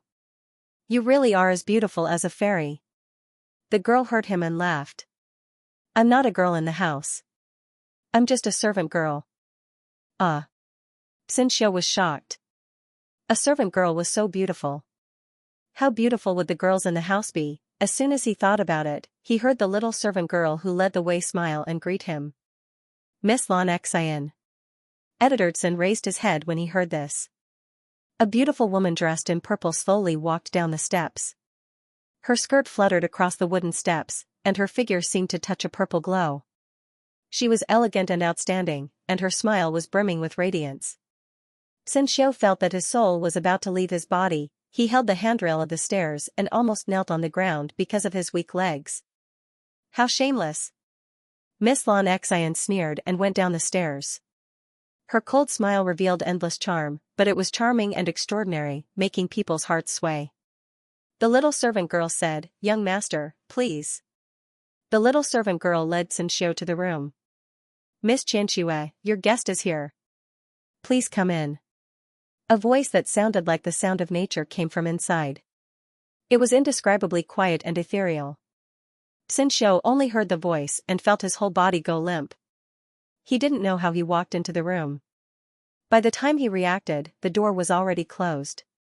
It was the girl he saw yesterday. The girl was holding the token that she had lost and recovered. She raised her hand and took off the veil on her face. Xianxia only took one look and even stopped breathing. What did he mean by as beautiful as a fairy? This was the real Nine Palaces Moon Fairy. Despite his knowledge and experience as a Hanlin Academy editor, he couldn't find a suitable word to describe the beauty of the girl in front of him. Who are you? After the girl saw Xianxia's face clearly, her eyes turned cold and she put the veil back on her face. Xianxia came back to his senses and thought that she was asking about his background. He quickly bowed and said, "I'm Xianxia." "Greetings, Miss Xianxia." The girl asked with a smile, "Why is the token in your hands?" Xianxia was dazzled by her smile. His heart was beating wildly and he said with a red face, "Mrs. Token was lost." I accidentally picked it up and recognized that it was from Immortal Music House. That's why I brought it here. Ah, you personally picked it up? The girl smiled slightly. Did anyone else see it? Xianxia shook his head. No. The girl lowered her head and smiled. Why did you trouble yourself to bring it here? How embarrassing. Xianxia said shyly, it's a small matter. It's not worth mentioning. The girl said with a smile, but you saw my appearance. It's enough to mention. Huh? Xianxia was stunned. However, without waiting for him to react, the girl's face turned cold. Drag him out and kill him. Xianxia's whole body trembled. Ant didn't come out. His mouth was covered by a black-cloaked man and he was dragged out like a sack. It's so dirty. The girl threw the token in her hand to the ground in disgust. Her personal maid hurriedly used a copper basin to fetch water. Mississippi, the girl fiercely dipped the hand that had touched the token into the water and angrily said, I'm so angry. I'm so angry. What a mess of a stinky man. Why didn't he pick it up? Why did he let others pick it up? Her personal maid sighed. Yes, it's a pity that Mrs. Good intentions were wasted. You deliberately dropped a token for him, but he turned a blind eye and walked away, letting others take advantage of you. Digression, no. Lulang, yes. Liulong's peach blossom, no. The latest chapter of this book is not finished yet. For more exciting content, please scan the QR code below to download the app. Novels are updated faster. Millions of novels are free to read. Novels with connotations that can't be found on the internet are all available here. https://www.zhbqg.com/8964289642826/112264524. HTML Genius will remember this site's address in a second. www.zhbqg. Bikuga mobile reading website, mzhhbqg. The latest chapter of this book is not finished yet. For more exciting content, please scan the QR code below to download the app. Novels are updated faster. Millions of novels are free to read. Novels with connotations that can't be found online are available here. Xiao Lulang didn't know anything about the token. Naturally, he didn't know that Editorson would take the token to Immortal Music House. That was a veritable brothel. The Qinglu Yamen, such as the Hanlin Academy, could never step in without permission. Who would have thought that Editorson would be so bold? However, for the next 2 days, Editorson didn't come to Hanlin Academy for duty, nor did he send anyone to ask for leave. On the first day, everyone was puzzled, but they didn't think of the worst. They only thought that he might be sick or that something urgent had happened at home, so he couldn't report to Hanlin Academy. The second day was the same. Editor Yang had the mentality that he used to be my subordinate, so he sent someone to Editorson's home. Editorson was an ordinary scholarly family in the capital. Fatherson was a scholar who opened a private school to support the family. Motherson was a concubine's daughter from an old official's family, so she had some family property. The Tsin family wasn't considered wealthy in the capital, but they had a house to live in and servants to order around. Unexpectedly, the Tsin family also planned to go to Hanlin Academy to find Editor Cen. They thought that Editorson was on duty at Hanlin Academy. This kind of situation had happened before. The busiest time in Hanlin Academy was when Editorson didn't return home for 3 days. But this time, it was obviously not the case. Both parties immediately reported to the authorities. The authorities solved the case very quickly, or perhaps the case itself wasn't that difficult. They found Editorson's body in the corner of Immortal Music House's west gate. We've seen many cases like this. Another person who wanted to sneak into Immortal Music House was beaten to death as a thief. Immortal Music House's threshold was high. Ordinary people couldn't enter, but it couldn't stop people from having wishful thinking. Coincidentally, Immortal Music House's west gate was a place where sundries were piled up. The guards of Immortal Music House weren't to be trifled with. Coming uninvited was a thief, so they would be beaten to death. The Tsin family didn't believe it, and Hanlin Academy didn't believe it. However, Editorson had indeed changed out of his Hanlin Academy uniform and was wearing a newly made navy blue brocade robe. He had also shaved his beard. It was obvious that he was going to meet someone important. Perhaps they put it on him after they killed him. The Tsin family said. Killing an official of the imperial court was different from killing an ordinary person. However, this conjecture was quickly denied because the government constables found the carriage driver that Xianxia had hired that day. The coachman explained that when Sun Weisho got on the carriage, he was wearing Hanlin Academy's official robes. After getting off the carriage, he changed his clothes and shaved his beard. I sent him to the Cool Breeze Inn. After that, I saw him go in the direction of the Celestial Music House. With this, Xianxia's path and purpose were basically determined. Moreover, with Xianxia's identity, it was indeed impossible for him to openly enter the Immortal Music residence.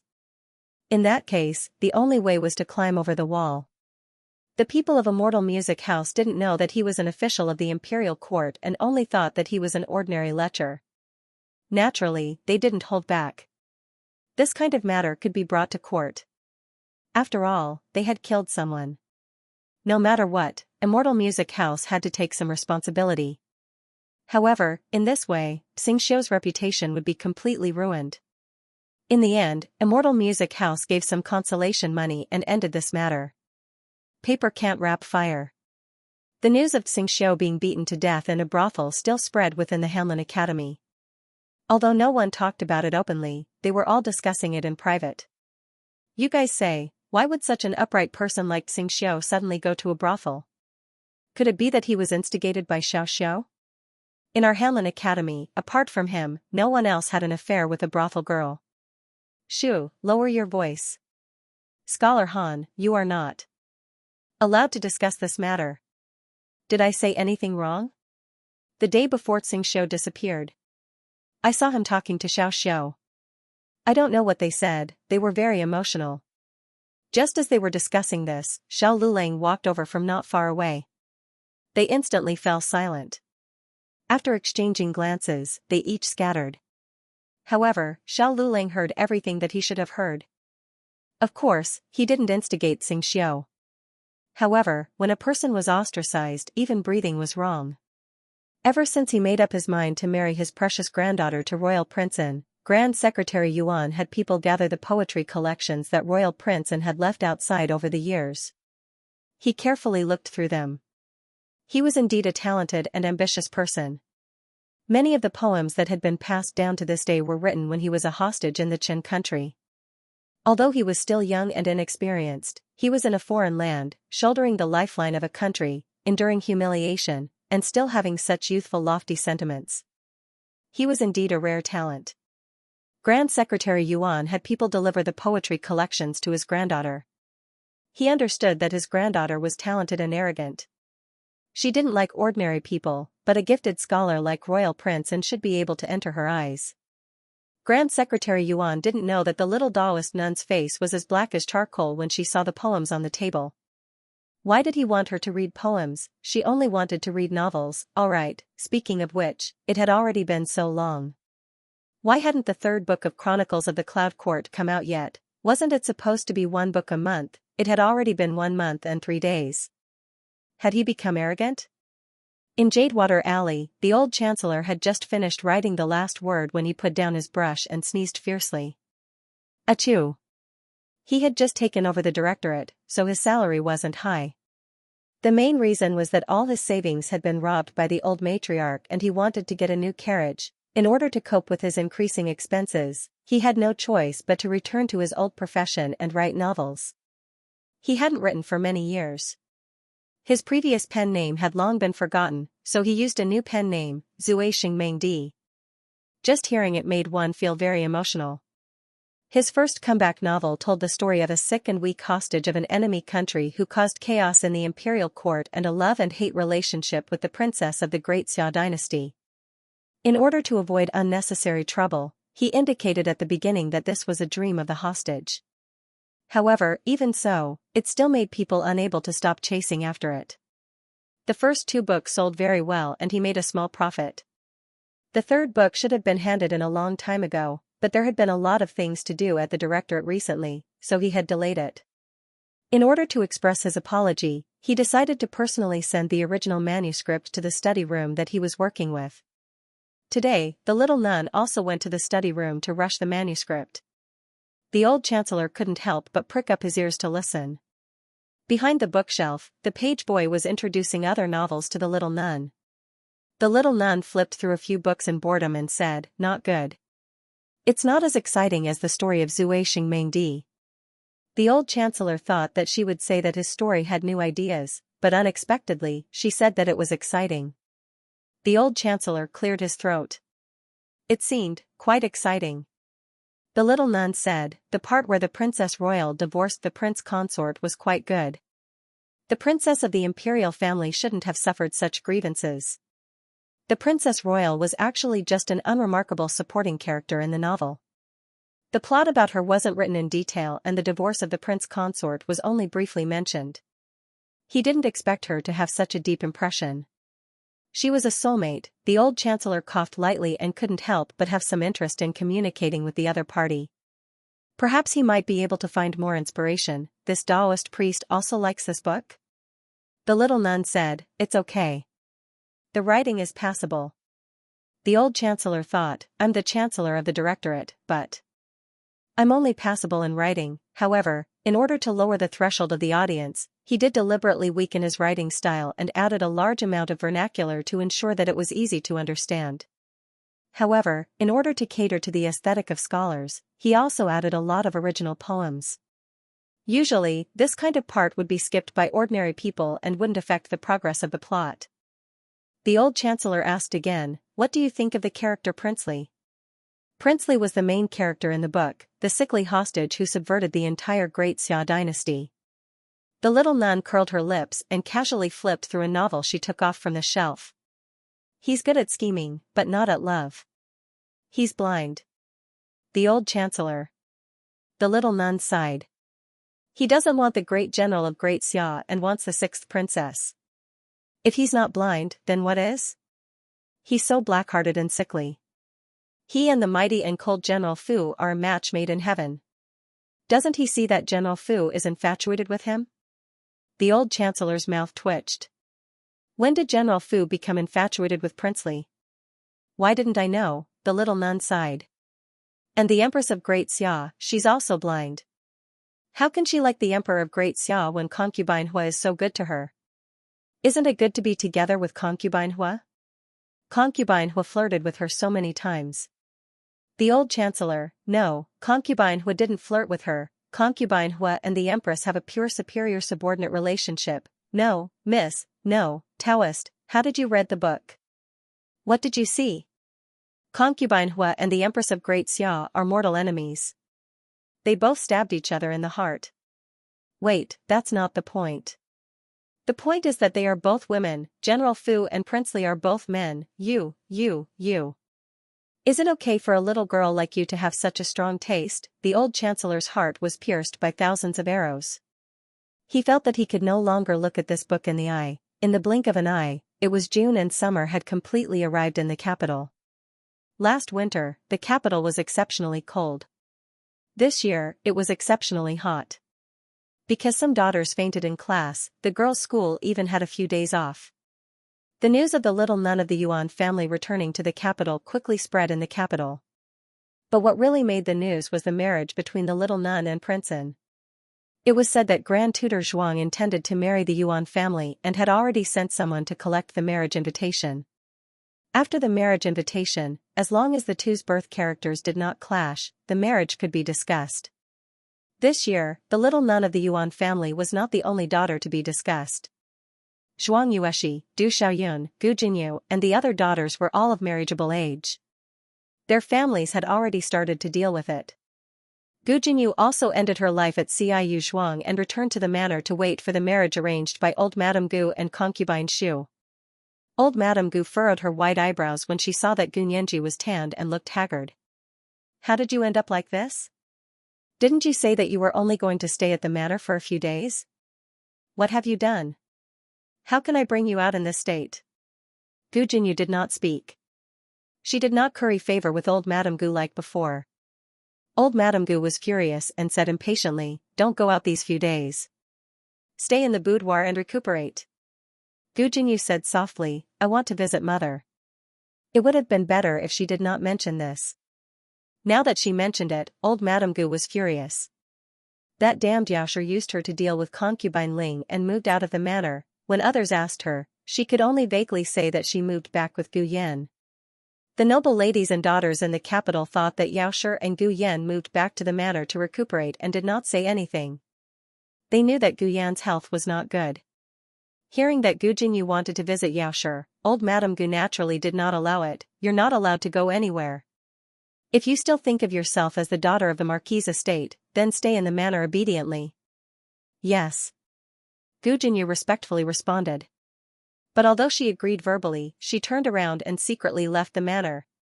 Mother. She came to Jade Water Alley. After getting off the carriage, she eagerly entered the courtyard. Yaoshi was sitting in the hall playing the lottery. At this time, the children in the family had gone to school to work and had not returned yet. Gu Yan had also gone to school. Only she and Nanny Feng were idle at home. Actually, they were not idle. In the morning, Auntie Lu called her over to help her daughter embroider a wedding dress. In the afternoon, the Wan family's maidservants came to ask for guidance on needlework and cooking. The Wan family's maidservants had just left. Her days were quite fulfilling. The baby in her belly was growing day by day.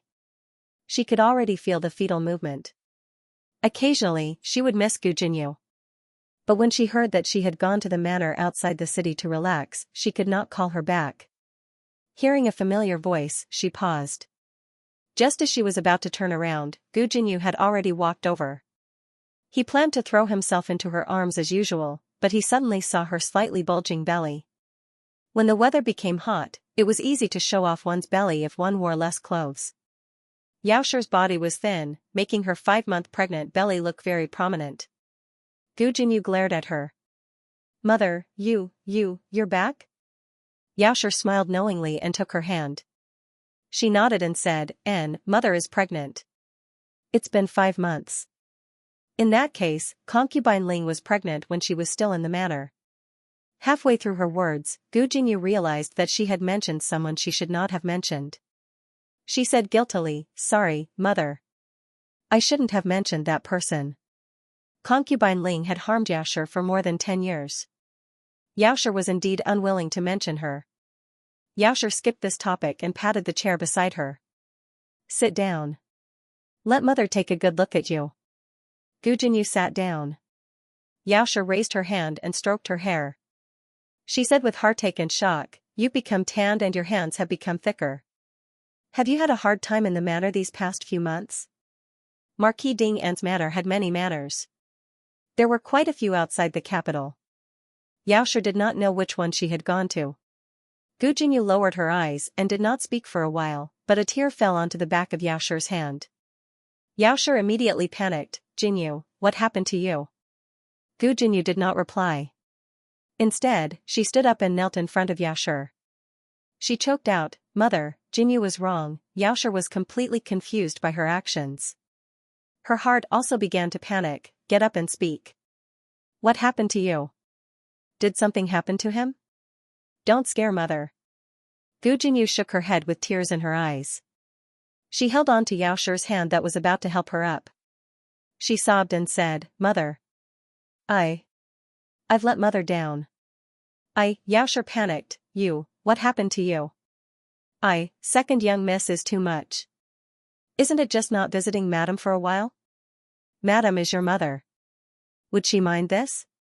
Granny Feng walked out of the kitchen with a smile. In her hands was a plate of fried peanuts. She said to Yaoshi, Wasn't Madam craving for this just now? It's done. A pregnant person did not have any resistance to food. Her attention was immediately drawn over. She said to Gu Jinyu, You also have a taste. Granny Feng placed the peanuts on a small stool to the side and helped Gu Jinyu up, The floor is cold. Madam understands that second young miss is being filial. There is no need to blame yourself. Is second young miss living well in the manor? I see that second young miss has grown taller. Her body is not as thin and her face is not as pale. Gu Jinyu's original thinness was all thanks to consort Shu. He did not eat sweet food or fatty food, making him look weak and frail. Now, although he was a little darker and his skin was a little rougher, it was true that he was a little rounder. Xiaoshi took a look and found that it was true. Gu Jinyu was interrupted by Granny Fong and could not continue to confess to Xiaoshi. She followed Granny Fong's words and said, "I miss Mother too much. I haven't come to see Mother for so long. I didn't even know that Mother was pregnant. I'm really unfilial." Xiaoshi sighed, "So it was because of that. You scared me to death. I thought that something had happened. I don't blame you. But why did you suddenly go to live in the manor? Are you unhappy at the Marquis' estate?" "No." Gu Jinyu lowered her head. Gu Jinyu lowered his eyes. "That place is very close to Father's residence. I can go over and keep Father company." "I see." The relationship between father and daughter was very good. Xiaoshi did not suspect anything. The mother and daughter chatted for a while. Granny Fong kept them company. Later on, Xiaoshi was tired and went to take an afternoon nap. Granny Fong then brought Gu Jinyu to the front yard and said to Gu Jinyu, "Second young miss, no matter what you wanted to say to Madam, I hope that you will not say it again." Gu Jinyu was stunned. Granny Fong said, "Madam suffers from very serious depression. It was not easy for eldest young miss to cure her. This servant does not wish for Madam to fall ill again. Furthermore, Madam is pregnant now. She cannot be provoked. I did not think it through."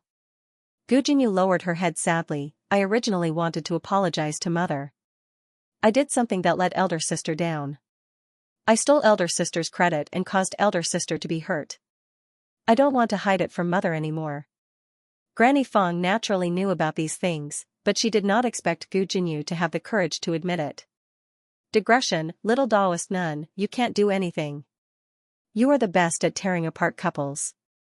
Old Chancellor, I am not Consort Hua. Zhuang Jintz is also not the Empress of Xia. If she is not, then she is not. Then, may I ask what the name of the Empress of Xia is, Old Chancellor?" Say Jin Zhuang. The latest chapter of this book is not finished yet. For more exciting content, please scan the QR code below to download the app. Novels are also updated at a faster rate. Millions of novels are free to read. Novels with connotations that cannot be found online are all available here. https://www.zhhbqg com/89642896428226/1122400096. HTML Genius remembered this website's address in 1 second. www.zhhbqg.com Bikuga mobile reading website, mzhhbqg.com. The latest chapter of this book is not finished yet. For more exciting content, please scan the QR code below to download the app. The novel will be updated even faster. Millions of novels will be read for free. There are all kinds of novels that can't be found online. When Gu Jiao returned to Bishui Alley, Gu Jinyu had already left. Nanny Fong had been guarding the door. When she saw her return, she hurriedly went forward and told her about Gu Jinyu's visit. "I know." Gu Jiao nodded. Nanny Fong noticed her stiffness and asked worriedly, "Eldest miss, what's wrong?" "I'm fine," Gu Jiao said. Today, she met a tough opponent at the martial arts center. Her arm was actually numb. She hadn't met such an interesting opponent for a long time. Looking at second Miss's appearance today, she seems to be sincerely repentant. Nanny Fong said thoughtfully, "What did she experience at the farmstead that made her change so much?" Gu Jiao paused and said, "She didn't go to the farmstead. She went to Ciu farmstead." Nanny Fong was surprised. "Eldest miss, has seen her before?" "Yes, I happened to see her once." Gu Jiao told her about her visit last time. She actually went to that kind of place to suffer. Nanny Fong suddenly didn't know what to say. Nanny Fong had watched Gu Jinyu grow up. Nanny Fong could tell whether she was sincerely remorseful or putting on an act. Second Miss seemed to have really changed. Then, would eldest Miss forgive her? Gu Jiao didn't say anything and stepped into the house. After June, the sky turned dark late. When Xiao Lulang returned from Hanlin Academy, the sky was still bright. Little Jing Kong went for a walk with chickens. Gu Jiao was arranging rooms for people next door. Before the old lady regained her memory, in order to make it easier to rob the old chancellor of his private money, she asked the old chancellor to connect the two houses and open a door on the wall of the backyard. As soon as Xiao Lulang arrived at the backyard, he saw Gu Jiao carrying several clean mattresses over. He stopped her. "Is there a guest at home?" Gu Jiao said, "It's Gu Yan's secret guards." Not only had they arrived, but they had also brought Yu from the hot spring villa. This was Gu Jiao's order. Gu Yan had lived in the farmstead for so long, but the only servant he hadn't chased out was Yu. Even Nanny Feng had been chased out by him once. There were more and more things to do at home. Gu Jiao thought that it would be good to have a clever maid. Fortunately, there were many empty rooms next door. After the two families were connected, they could be considered one family. Thus, senior servant Feng had already moved in and didn't have to squeeze in the same room as Madame Yao. Xiao Lulang also helped to move some things. The two secret guards were usually nowhere to be seen. Yu was at the scene the entire time. It was her first time seeing Xiao Lulang. She was so excited that her eyes almost popped out. Yaya. Was this the son-in-law? Son-in-law is so handsome. Gu Jiao tilted her head. Oh, I think so too. Yu's explicit praise didn't affect Xiao Lulang, but Gu Jiao's understated words made Xiao Liulang's heart feel strange. He cleared his throat and said calmly, "I'll go see if the people from Jing Kong are back yet." After saying that, he turned around and left. Looking at his strange walking posture, Yu quietly moved closer to Gu Jiao and asked with an indescribable expression, "But eldest miss, why does the son-in-law walk with his hands and feet in the same direction?" There was no need to learn martial arts today. When Gu Yan returned from Qinghe Academy, he saw the secret guards and Yu, whom he hadn't seen in a long time. "Young master, do you still remember this servant?" Yu asked happily. He had almost forgotten Yu's name. After a long time, he frowned and said, "Bean Sprout?" Yu's face darkened. All of a sudden, everyone came back. After dinner, Xiao Lulang checked the children's homework as usual. He didn't bring his experience in Hanlin Academy back home. He restrained himself and tidied up his emotions. He patiently tutored little Jing Kong, who had been arguing with him the entire time, as well as Gu Yan and Gu Xiaoshen, who had been daydreaming all night. At night, when everyone was asleep, he took out the ancient book and continued to study the formulas. Gu Jiao gently pushed open the unlocked door. "Can I come in?" "Come in," Xiao Lulang said. Gu Jiao pushed open the door and entered with a bowl of lotus seed soup in her hand. The weather was hot, so the lotus seed soup had been chilled with well water to cool down and relieve the heat. Xiao Lulang was wearing thin pajamas. Because he had sweated a little, the pajamas stuck to his body and inadvertently outlined the contours of his body. His young body exuded a vigorous masculinity that perfectly combined with his youthful aura. Gu Jiao's eyes grew on his body.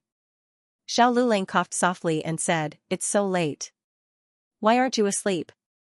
Gu Jiao placed the lotus seed soup beside his hand. "Lotus seed soup. Xiao Lulang, have you eaten?" Gu Jiao shook her head. Xiao Lulang, then do you want to what, eat together, or do you want to eat first? There was only a bowl and a spoon. You eat. Xiao Lulang quickly pushed the bowl in front of her. Gu Jiao sat down in front of him and looked at him with her chin in her hands. "I don't want to eat. I made it for you." If Xiao Lulang continued to refuse, it would be inexcusable. He paused, took the bowl, and tasted it gently. The bitter lotus seed heart was picked, and mint and osmanthus sugar were added. It was cool and sweet, but not greasy. "Is it delicious?" Gu Jiao asked. "It's delicious," he said. Gu Jiao curved her lips. Xiao Lulang finished the bowl of lotus seed soup. Gu Jiao kept looking at him with her chin in her hands. Actually, the weather was hot, and she didn't wear much. She wore a thin summer shirt over her pajamas. She didn't grow much in the past 2 months, but her figure became more exquisite. Xiao Lulang swore that he didn't mean to peek, but she was sitting in front of him. He inadvertently glanced at her. Gu Jiao's lapel was slightly open, revealing a small section of pink undergarment lace. This was supposed to be a normal attire, but in the darkness of the night, it gave off a sense of privacy and charm. "Why are you sweating?" Gu Jiao tilted her head and asked, "Is the lotus seed soup not cold enough?" It was strange that he could sweat while eating something cold. Xiao Lulang didn't know how to explain. He wasn't just sweating. His heart was beating faster. This had nothing to do with the feelings between a man and a woman. It was purely a man's instinct.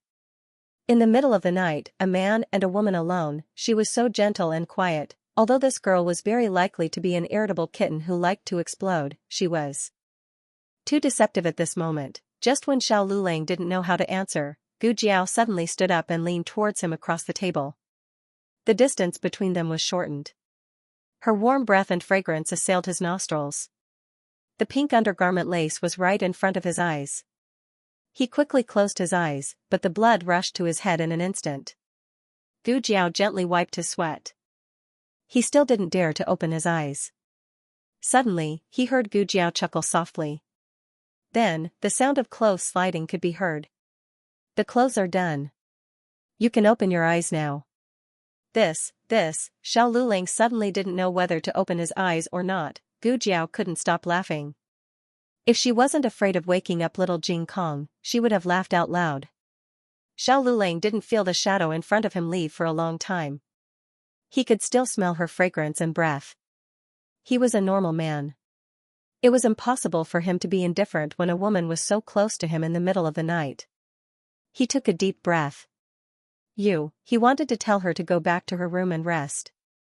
Before he could say anything, he heard her say, "Look, what's outside the window?" He turned his head, opened his eyes, and looked at the moonlight outside the window. Everything was as usual. "There's nothing," he said as he turned his head. At this moment, Gu Jiao supported herself on the table and moved forward. When Xiao Lulang turned his head, he saw Gu Jiao's movement. However, it was too late for him to avoid it. "Jiao Jiao!" Little Jing Kong's sleepy voice suddenly sounded from inside the curtain. Gu Jiao retreated, Xiao Liulang's lips touched the air. He wanted to avoid it when he couldn't, but if he really avoided it, Gu Jiao came to the bedside and lifted the curtain. Little Jing Kong didn't wake up, but he seemed to want to pee. He covered his little butt and said, "Jiao Jiao. Let me do it." Xiao Lulang came over and carried the half-asleep little guy to the backyard to pee. Some things couldn't be continued once they were interrupted. Xiao Lulang put the little guy back on the bed. The weather was too hot. Little Jing Kong only wore a small red doo-doo and slept on the mat. Xiao Lulang closed the curtain and said to Gu Jiao, "It's getting late. Go back to your room and rest." Gu Jiao said, "Oh." She took the bowl out, washed it, and went back to the east room. Xiao Liulang's mind kept flashing with images that he shouldn't have. It took him a lot of effort to calm down. He forced himself to study for an hour. He thought that he could clear his mind and reduce his desires. However, as soon as he put down the book, the thoughts that he shouldn't have had came back again. The latest chapter of this book is not finished yet. For more exciting content, please scan the QR code below to download the app. The novel is more complete and updated faster. Millions of novels are free to read. There are all kinds of novels that can't be found on the internet. https://www.zhhbqg.com/89642896428226/1122237431. HTML Genius remembered the website address in 1 second. www.zhhbqg.com. Bikuga mobile reading website, mzhhbqg.com. The latest chapter of this book is not finished yet. For more exciting content, please scan the QR code below to download the app. Novels are updated even faster. Millions of novels are free to read. Novels with content that can't be found online are all available here. What's wrong with me? Although I've been restless before, I've quickly suppressed it. This time, this feeling of not being able to control himself made Xiao Lulang feel at a loss and even a bit irritated. Could it be that after reading so many sage books, in the end, he only became a beast? He shook his head and forced himself to get rid of these distracting thoughts from his mind. The effect was not satisfactory. It was as if the more he forced himself to suppress it, the more it was like boiling lava, burning his entire chest until it was boiling hot. In the end, he had no choice but to get up and go to the ancient well in the back courtyard to get a bucket of water and take a cold shower. Gu Jiao, on the other hand, was much more heartless. It was true that she teased him, and it was not false that she slept with him after teasing him. A certain person fell asleep with her head against the pillow. However, she was destined to not sleep well. She had a dream again.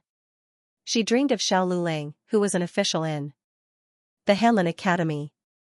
Xiao Lulang was from a humble family and had defeated Royal Princeton to become the new top scorer. Many people were jealous and envious of him.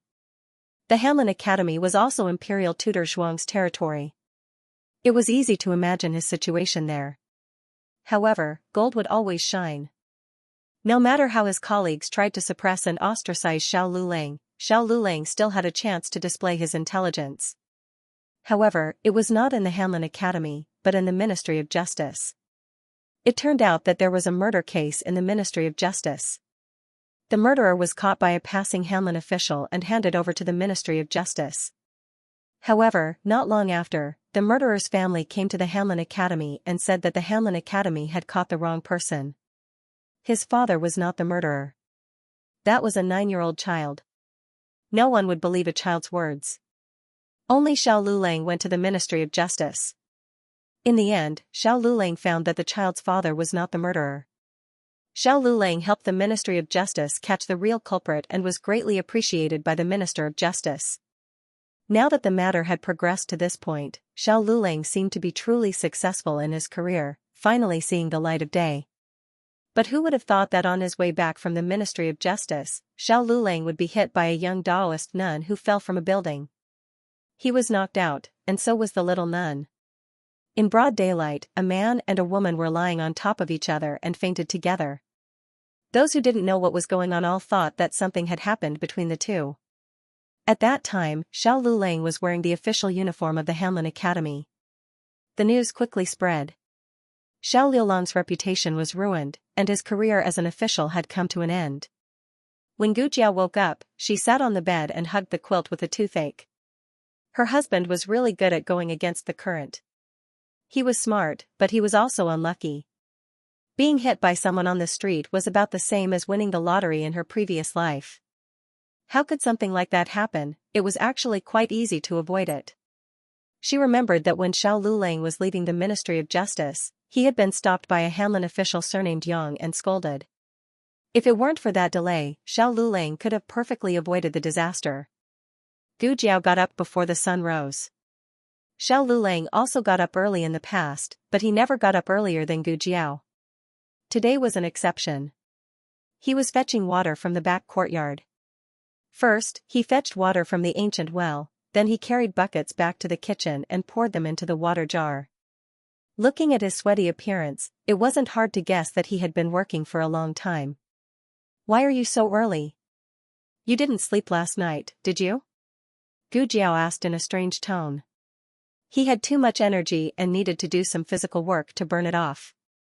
Otherwise, he would be too hot.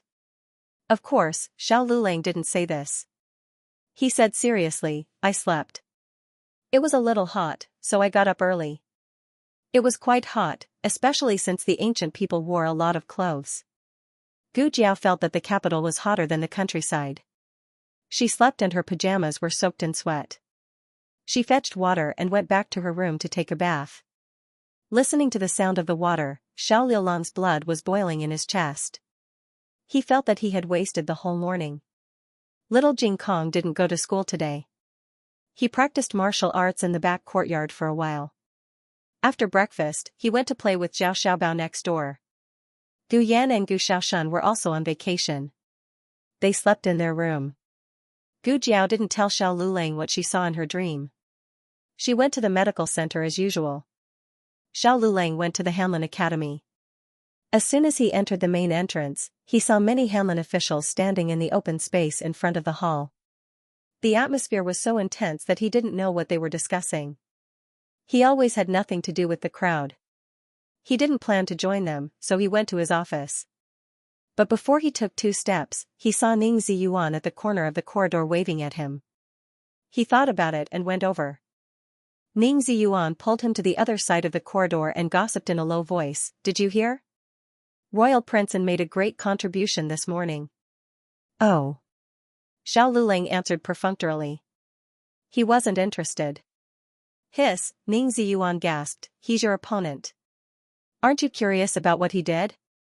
You're the top scholar, and he's the second. Logically, you should be faster than him. If he's faster, well, it's normal to be faster than you. You can't beat him in terms of family background." This was the truth. A poor student might not be able to reach the starting line of others even if he worked hard for 8 to 10 years. Some people were born at the end of their lives. But Ning Ziyuan still wanted to say, there was a murder on Beifeng Street. It was reported in the middle of the night. The murderer was arrested this morning. Royal Princeton arrested him? Xiao Lulang asked. Ning Ziyuan said, "That's right. He was on duty." When he passed by the Ministry of Justice, he met his uncle, the Assistant Minister of the Ministry of Justice. The Assistant Minister of the Ministry of Justice told him about it.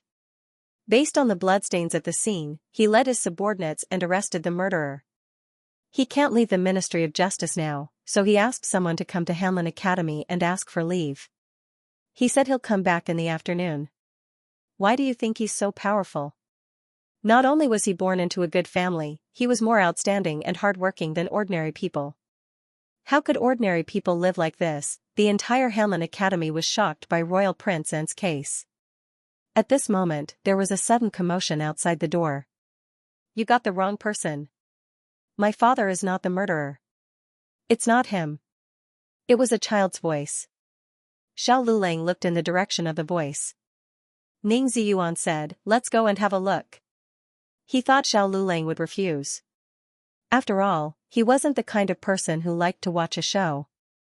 Who knew that Xiao Lulang would actually follow? There was a commotion outside the door. A child dressed in cotton clothes, less than 10 years old, was thin and small, and his clothes were messy. Perhaps because he had been running all the way, he was sweating profusely and one of his shoes had fallen off. He tried to rush in, but was stopped by Kong Mu of Hanlin Academy. His eyes were red, but he held back his tears. "Your Hanlin Academy has caught the wrong person. My father is not the murderer. He didn't kill anyone. He was a child after all." When he heard that a Hanlin official had helped solve the case, he thought that his father had been arrested and brought to Hanlin Academy. He screamed at the top of his lungs, but no one present believed him. Kong Mu was a little impatient. "How would we know if your father is the murderer? Even if you want to make a scene, you should go to the Ministry of Justice. Hanlin Academy is not the place to hear cases."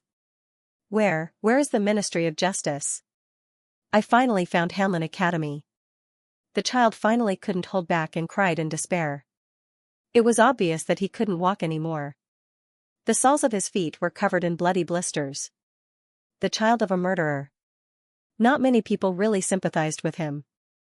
Just as he was crying uncontrollably, a tall and slender figure came in front of him. "I'll take you to the Ministry of Justice." His crying stopped abruptly. He raised his teary eyes and looked at the handsome face in disbelief. Really? Everyone looked at Xiao Lulang as if they were looking at an idiot. Helping the child of a murderer? Was he crazy? "I'll take a leave of absence," Xiao Lulang said to Kong Mu. Kong Mu was probably shocked by his behavior and didn't say a word. Xiao Lulang hired a carriage and took the child to the Ministry of Justice. The child's narrative ability was quite clear. Xiao Lulang learned from him that he had abdominal pain in the middle of the night. His father went out to find a doctor for him, but he didn't return for the whole night. The next day, he heard that his father had been arrested as the murderer. His mother had fainted. Xiao Lulang asked, "Is there anyone else in the family?" He shook his head. "No. Sir, my father wouldn't kill anyone. He really wouldn't. Believe me." Xiao Lulang only believed in evidence. If his father really was the murderer, then he had to understand that the imperial court didn't wrongly accuse anyone. If his father wasn't the murderer, then the imperial court would give his father justice. Xiao Lulang took him to the Ministry of Justice. Seeing that it was a Hanlin official, the guard of the Ministry of Justice was very polite. He took Xiao Lulang to the side hall. There, Royal Prince An was discussing the details of this case with his uncle, Assistant Minister Qin. Because the murderer was unwilling to confess, they had to find more evidence to punish the murderer. Sir Qin, someone from the Hanlin Academy is here, the guard reported outside the door. Assistant Minister Qin didn't understand. Why is someone from the Hanlin Academy here? Royal Prince An shook his head. I don't know. He was also very confused. Come in, Assistant Minister Qin said. Xiao Lulang walked in with the child. It's you? Royal Prince An's brows furrowed as his gaze fell on the child. Who is he? He's the suspect's son. He went to the Hanlin Academy, Xiao Lulang said in a tone that was neither servile nor overbearing. Assistant Minister Qin had heard about the new top scorer. Seeing that he was leaning on a cane, he guessed the other's identity. Humph, it was this brat who stole his nephew's top scorer position, the child said. My father isn't the murderer. He didn't kill anyone. Who told you to bring him in? Hurry and take him out. Assistant Minister Qin shouted harshly. Seeing that Xiao Lulang didn't move, he said coldly, someone come. A guard walked in and took the crying child out. Xiao Lulang looked at Royal Prince An. He didn't say a word, but Royal Prince An felt like there was a thorn in his back from his gaze. He sighed. It was already suspicious for him to appear on the street in the middle of the night. When Wu Yang found him following the bloodstains on the street, he was planning to bury the tools used to commit the crime. My father wasn't suspicious. My stomach hurts. He went out to get a doctor for me. You're the suspicious ones. You're wrongly accusing a good person. The child's stubborn roar came from the corridor outside the door. Can I go take a look? Xiao Lulang asked. Normally, the Hanlin Academy couldn't interfere with the Ministry of Justice's work. Royal Prince An was purely helping his uncle. However, since he was involved, it wasn't a big deal to let Xiao Lulang take a look. The corpse was placed in the Ministry of Justice's ice cellar. Xiao Lulang first went to take a look at the corpse, then went to see the child's father. That child's father is a butcher. Royal Prince An said to Xiao Lulang. It was as if he was telling Xiao Lulang that people who killed more often seem to have an easier time killing people. You've got the wrong person. The murderer isn't him, Xiao Lulang said. Assistant Minister Qin was so angry that he laughed. You think it's not him just because you say so? Xiao Lulang said, the wound is on the right lower abdomen of the deceased. The back of the knife is above and the blade is below. The tip of the knife is slightly tilted to the left of the back. This is an oblique stab wound. It's not easy to stab with the right hand at this angle. The murderer used his left hand to hold the knife, so his dominant hand is most likely his left hand. Royal Prince An frowned. You're saying that he's left-handed? Xiao Lulang nodded. Royal Prince An said, that butcher, Xiao Lulang said, I've tried. He's not left-handed. Royal Prince An's expression became serious. Assistant Minister Qin sneered. What nonsense are you talking about? How could the royal prince catch the wrong murderer? Assistant Minister Qin wasn't like this in the past. He was too confident in Royal Prince An and felt that as long as it was sent by Royal Prince An, it couldn't be wrong. Are there any footprints at the scene? Xiao Lulang asked. Yes. Royal Prince An handed the drawing that the artist drew from the scene to Xiao Lulang. One side of the footprints is deep and the other is shallow. He should be injured. The suspect's leg is also injured. Xiao Lulang looked at the drawing and said, this isn't an injury. He was born with a limp. The injured footprints are messy and have different depths. These footprints are very regular. Royal Prince An was speechless. He wanted to ask how he knew. His gaze swept over the suspect's leg and he instantly understood. There were no signs of fighting at the scene. It was more likely that the murderer was an acquaintance. Moreover, the murderer was a man about 5 feet tall. Assistant Minister Qin didn't believe it at first. However, even if he didn't believe it, there were others who believed it. Another assistant minister surnamed Ming brought the guards to find the murderer. According to the characteristics provided by Xiao Lulang, the murderer was arrested and brought to justice without any effort. Assistant Minister Ming's eyes were crooked from smiling. Oh my God, this was simply a merit that fell from the sky. Who would have thought that you could catch a fake murderer? He patted Assistant Minister Qin's shoulder and said with a smile, the one who makes the first move doesn't necessarily have the upper hand, right? Assistant Minister Qin's mouth was about to fly off. Assistant Minister Ming went to the Minister of Justice to ask for credit. Of course, he didn't forget to bring Xiao Lulang along. The Minister of Justice was very surprised. How do you know all this? Hanlin Academy wouldn't teach this, right? Xiao Lulang paused and said, my eldest brother was a coroner. In order to support his mother and young Xiao Lulang, brother Xiao gave up the opportunity to study and became a coroner. The Minister of Justice suddenly understood. He had heard about the background of this new top scorer. He heard that he came from a poor family. However, he didn't expect that he had a brother who was a coroner. The Minister of Justice asked, your brother is now, Xiao Lulang said in a low voice, he passed away. The Minister of Justice didn't have a good impression of Hanlin Academy officials. Perhaps it was because he didn't enter Hanlin Academy in the beginning, so he said that grapes were sour. However, he felt that Xiao Lulang was different from those Hanlin Academy officials who thought they were a cut above the rest. He accidentally chatted with Xiao Lulang until late at night. When Xiao Lulang came out of the Ministry of Justice, it was already noon. It was around the same time as Gu Jiao predicted. On the other side, the news that Royal Princeton had caught the wrong person had already spread to Hanlin Academy. Assistant Minister Yang angrily rushed to the Ministry of Justice. What was wrong with Xiao Lulang? Did he think that he was arrogant just because he was a little smart? He actually dared to undermine Royal Princeton.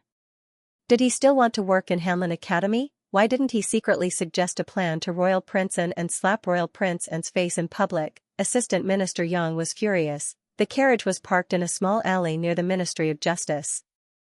As soon as Assistant Minister Yang jumped off the carriage, he was put in a gunny sack by someone. It wasn't too far from the Ministry of Justice to Hanlin Academy. The reason why he hired a carriage in the morning was because the child couldn't walk. Now, Xiao Lulang planned to walk back. He took a shortcut. When he walked through the secluded alley, he had a feeling that something was going to happen. He looked back but didn't see anything. Strange. He suddenly had the illusion that he had survived a disaster. In a stable near the Ministry of Justice, Assistant Minister Yang was being beaten up by a gunny sack. Help, ow, ow, ow, ow, ow, you bullied my husband, he. Gu Jiao's small fists landed on his body like snowflakes. Assistant Minister Yang was beaten up to the point of doubting life.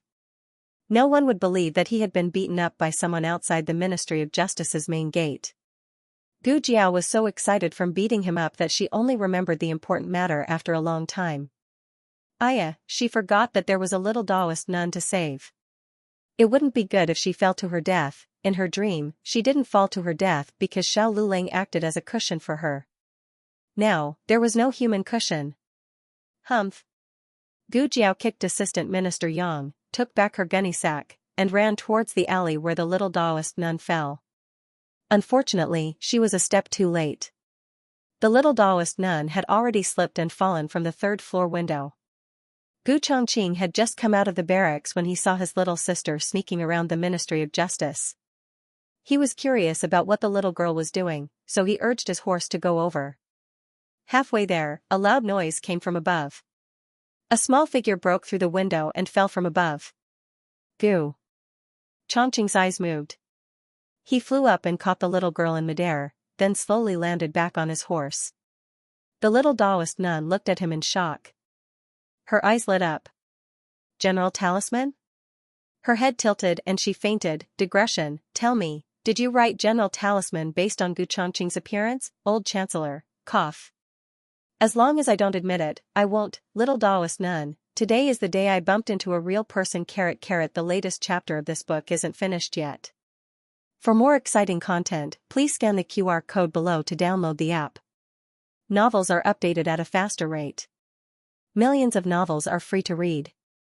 Novels with a deeper meaning that can't be found online are all available here. https://www.zhhbqg com/8964289642826/11221010. HTML Genius memorized this website's address in 1 second. www.zhhbqg.com Bikuj mobile reading website, mzhhbqg.com. The latest chapter isn't finished yet. For more exciting content, please scan the QR code below to download the app. Novels are updated faster and more frequently. Millions of novels are free to read. There are all kinds of novels that can't be found online. When the little nun opened her eyes again, she was already lying on a bed in the clinic. She froze for a moment, then remembered that she had just fallen down the stairs. She might have fallen to her death. The little nun closed her eyes. Since she was already dead, she might as well sleep. No. Suddenly, a proud young man's voice came from outside. Then, a deep and magnetic voice said, "Then, let's ride a horse? Do you want to ride a horse?" What kind of beautiful voice was this? And what kind of spoiling tone was this? The little nun was so engrossed in her novel that she threw off the quilt, got out of bed, and opened the window. She saw a well-built man in dark light armor. His hair was as black as ink, and his thick eyebrows were slanted to his temples. His facial features were deep and stern, and his temperament was cold. His eyes were filled with endless tenderness and love. This was the General Fu from the novels. She looked at the young man opposite the General Fu. He wore a light blue robe, and his body was thin. His cheeks were pale and sickly, but his features were exquisite and as handsome as jade. Most importantly, his temper was especially stinky. Especially black-hearted. The sickly hostage, Prince Li Yanting. Didn't she say they were a good match? The scene was so beautiful. The little nun looked at the two people under the tree and swallowed her saliva. Creak. The door was pushed open. Dr. Song came in with a bowl of medicine. "Eh? Miss, you're awake? Shoo, don't be noisy." The little nun stared at the two people in the courtyard. Dr. Song strangely walked forward and followed her gaze. He smiled and said, "So it's the two young masters go. Miss, do you want to thank them?" The little nun frowned and looked at him. Dr. Song thought she didn't hear him clearly, so he repeated his words with a pleasant expression. "Miss, do you want to thank them?" The first sentence. The little nun said. Dr. Song thought for a moment, then said with uncertainty, "So it's the two young masters go? They're brothers?" "Yes." "Biological?" "Yes." "Oh." The little nun lowered her head. Dr. Song's face was inexplicable. "Why are you so disappointed all of a sudden?" Dr. Song checked the little nun's pulse and let her drink the medicine. After asking Dr. Song, the little Taoist nun learned that she was saved by the heir of Marquis Dingyan Manor, Gu Chongqing. Gu Chongqing and a little Taoist nun had met once before, but the little Taoist nun hadn't taken a good look at him. "Sister! Sister!" Soon after Dr. Song went out, Yuan Tong came in a hurry. "Sister, are you all right? I just went to buy a box of osmanthus cakes." "How did you disappear?" "I'm dying of anxiety." "Fortunately, someone came to deliver a letter, saying that you came to the medical center next to the girls' school." The letter was sent by Gu Chongqing. Gu Chongqing only recognized her after saving her. It wasn't that Gu Chongqing didn't take a good look at her face last time. It was just that it would be difficult to find a second Taoist nun like her in the entire capital. The little Taoist nun sat down on a chair by the window. "I'm fine. I just tripped and fell down from upstairs." "How did you suddenly fall down from upstairs?" Yuan Tong looked at the little Taoist nun. She pinched her face, then her arms and legs to make sure she was fine. The little Taoist nun said, "The room was too stuffy. I wanted to open the window to get some fresh air, but my foot suddenly slipped and I fell out of the window." Yuan Tong indignantly said, "It must be because they didn't clean the floor properly, causing sister to slip. I'll go find that tea shop later." The little Taoist nun shook her head, "Forget it. It was my own carelessness." Yuan Tong wanted to ask her sister who brought her to the medical center, but she was suddenly interrupted by a hateful voice. "Yuan Tong. Yuan Tong clenched her fingers and coldly looked out the window. Gu Qingfeng stood outside the window with his arms crossed. Oh, it really is you. Yuan Tong gritted her teeth. Bumblebee. Gu Qingfeng asked, what are you doing here? Yuan Tong chuckled, why do you care what I'm doing here? Gu Qingfeng, are you sick? Yuan Tong, you have medicine. TCH. Gu Qingfeng rolled his eyes in disdain. I'm just asking if you're sick, so I can introduce you to a reliable doctor. Qingfeng, don't be rude. Gu Chongqing was startled by the quarrel. The little Taoist nun stood up and slowly bowed to Gu Chongqing. Many thanks for saving my sister, Master Gu. Gu Qingfeng looked at Yuan Tong proudly. Did you see that? My big brother saved your sister. Yuan Tong's words were stuck in her throat. She glared at Gu Qingfeng, childish. The little Taoist nun was fine. After resting for a while, she paid the consultation fee and left with her sister. Gu Yan wouldn't talk to the Gu brothers, so he returned to Gu Jiao's courtyard. Gu Qingfeng habitually walked towards Gu Jiao's courtyard, but Gu Yan blocked the door. This is my sister's courtyard. Gu Qingfeng snorted, so what if you have a sister? Gu Yan, of course you do. If you have the ability, you can have a sister too. He didn't have a sister. He would never have one in this lifetime, at most he had, forget it, that girl wasn't even the Gu family's daughter. In another room, Gu Chongqing and Gu Jiao talked about the recent news. The assassin who set me up at the military camp that night should still be in the capital. Tang Ming is also investigating the whereabouts of that power. Tang Ming and Gu Chongqing had a common enemy, so they temporarily abandoned their opposing positions and worked together to investigate the truth of that power. In the end, they really did find some clues. Immortal Music House. Gu Chongqing said, that person is related to Immortal Music House. What's Immortal Music House? Gu Jiao had never heard of it. Gu Chongqing hesitated, but still said, it's a brothel. Oh. Gu Jiao was very calm. She didn't have the bashful reaction of a normal girl when hearing about a brothel. It's definitely not possible to investigate openly. It's easy to alert the enemy and make a secret investigation. Gu Chongqing didn't set foot in that kind of place, but if it was necessary to solve a case, he couldn't care less. Gu Jiao understood and asked, is it hard to enter a secret investigation? Gu Chongqing, do you know who's behind Immortal Music House? Gu Jiao, who? Gu Chongqing, the Empress Dowager. Gu Jiao's brows wrinkled, great-aunt? Gu Chongqing nodded. Gu Jiao shook her head, great-aunt would not harm the Tang family, nor would she assassinate Tang Ming. She would also not provoke discord between the Marquis Ding and Fu and the Marshals Fu at this time. Gu Chongqing was deep in thought. That's where the problem lies. Originally, the Marquis Ding and Fu and the Marshals Fu belonged to different camps. There was no need to provoke them. Unless that person felt there was a need to provoke them. Jiao Jiao. Gu Chongqing looked at Gu Jiao. Gu Jiao also looked at him, and Gu Chongqing sternly said, although the matter of you inventing the bellows and mortar was not announced to the public, there were still people who knew it was you. You received the Emperor's appreciation and you also received the Empress Dowager's protection. Gu Jiao thought for a bit, so that person felt that the two of them would make peace because of me? This idea was simply too naive. Even if Gu Jiao did not deliberately inquire, she knew that her great-aunt and the emperor had already fought over 100 rounds in the palace. Although Gu Chongqing knew that his sister was highly regarded by the two, he did not believe that they would let go of their many years of enmity. More importantly, your relationship with the emperor and the Empress Dowager is not known by the common people. Even in the palace, there are not many people who know. Gu Jiao said, but that person knew. Gu Chongqing said, that's right. Gu Jiao picked up a tea leaf, there was a traitor by great-aunt's side. Gu Chongqing analyzed, the Empress Dowager's leprosy in the past should also be related to this person. Although it was the emperor who did it, the success must have been due to this person's help. So I was thinking that the power behind Immortal Music House was not the Empress Dowager, but it was someone that the Empress Dowager was willing to protect.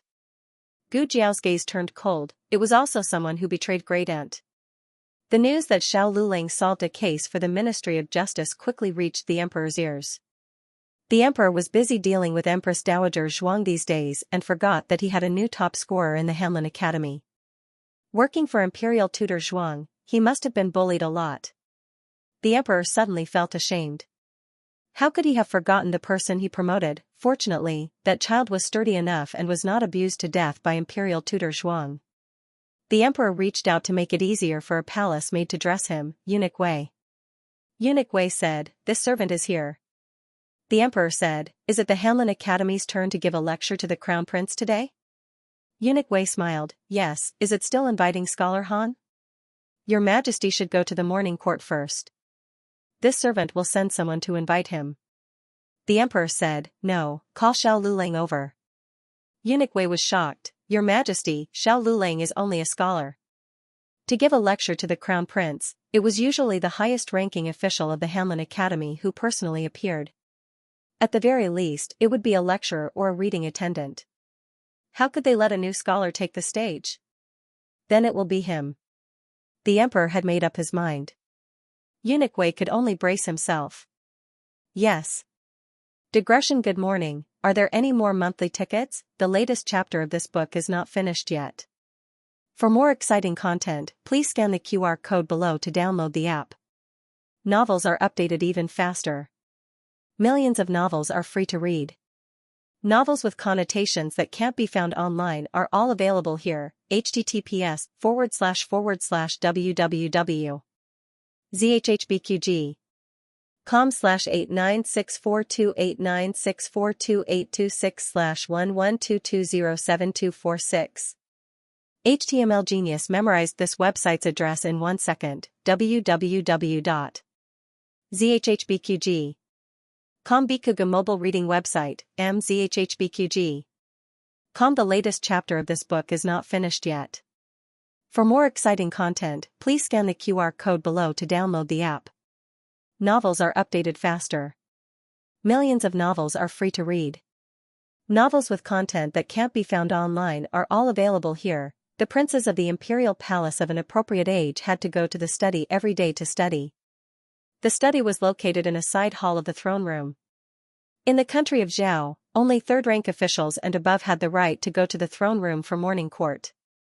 Therefore, teaching the princes was the only opportunity for officials below third rank to set foot in the throne room. But they still couldn't enter from the front door. Xiao Lulang was led by Eunuch Wei to the throne room from the side. They walked through the corridor and arrived outside the study. The other princes have already finished their homework. You will be teaching the crown prince alone. Eunuch Wei reminded him. The princes and the crown prince had classes together. The teachers were all highly respected officials. The difference was that the crown prince had more work to do than the other princes. After the princes finished their classes, he still had to continue.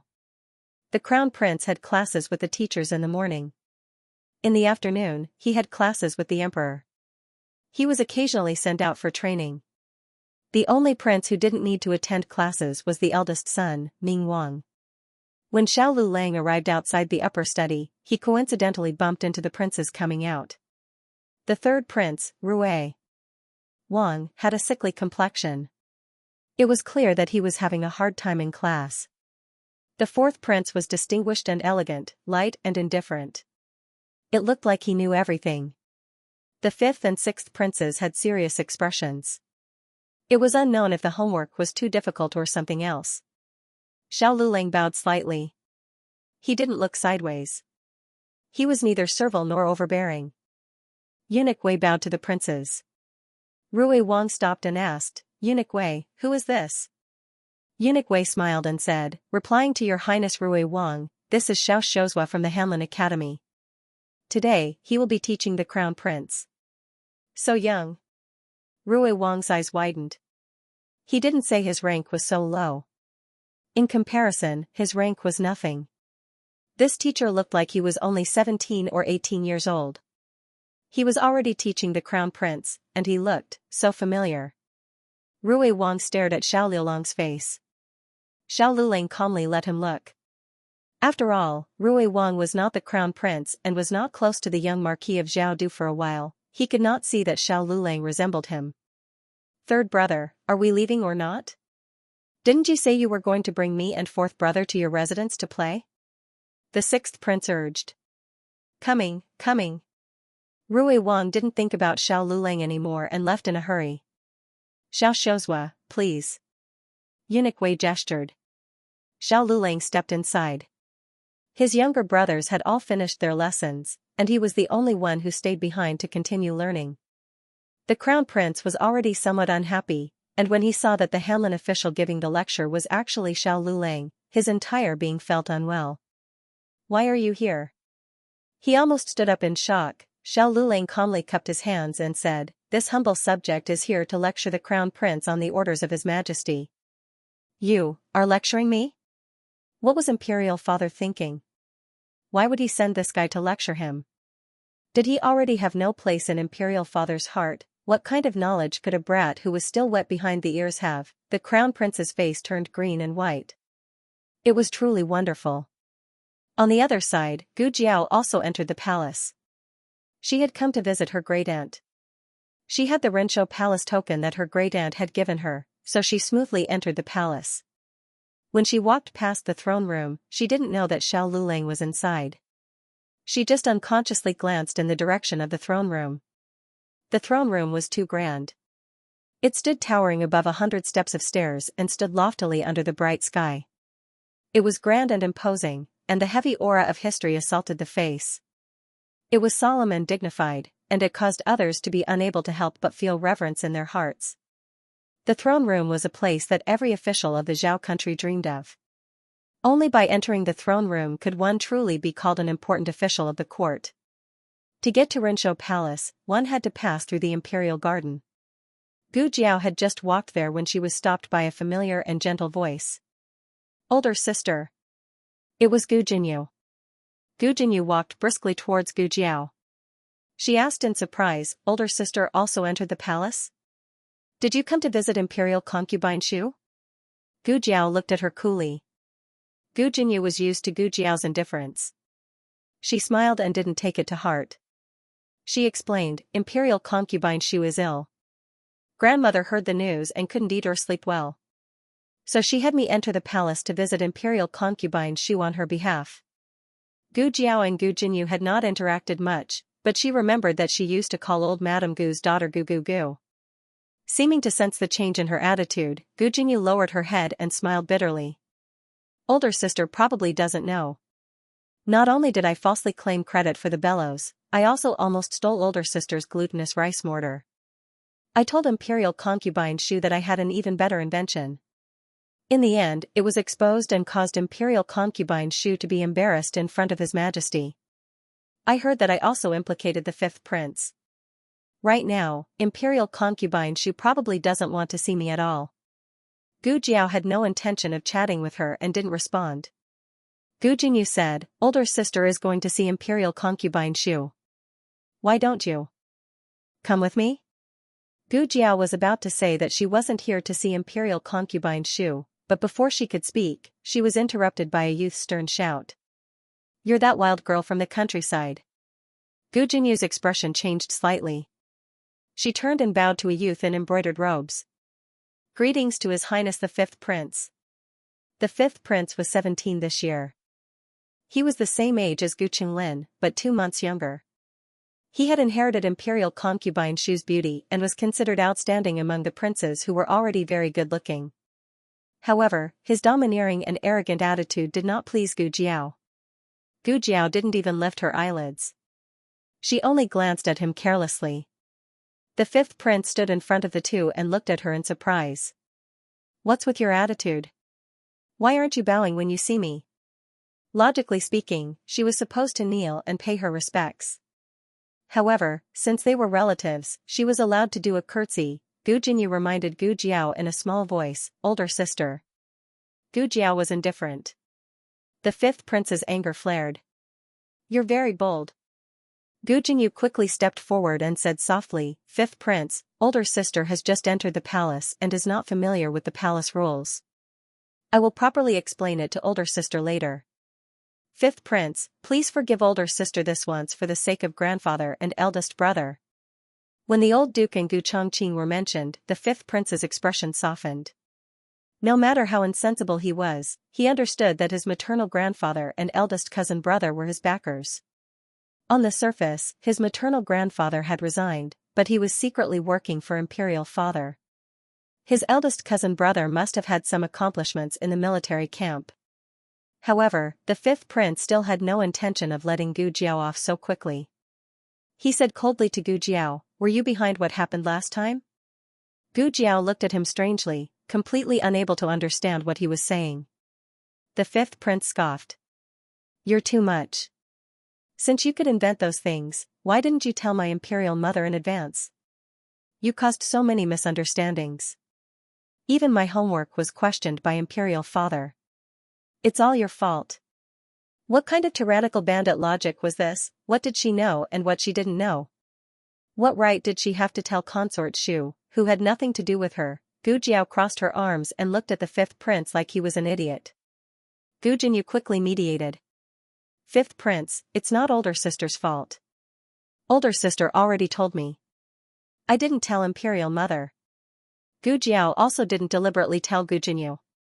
Gu Jinyu's words were clearly pushing the blame onto himself. But the fifth prince didn't buy it. "Don't speak for her. I've always heard about her. She clearly returned to the capital, but she didn't move back to the manor and didn't come to pay respects to my Imperial Mother. Older sister is married. How can a married daughter move back to her maiden home? As for paying respects to Imperial Mother, isn't she here now?" Gu Jinyu continued to give Gu Jiao meaningful looks, indicating for Gu Jiao to give in. Gu Jiao remained indifferent. The fifth prince's hair stood on end again. See. She has no sincerity at all. She clearly doesn't care about Imperial Mother and me. The fifth prince had been sullen recently.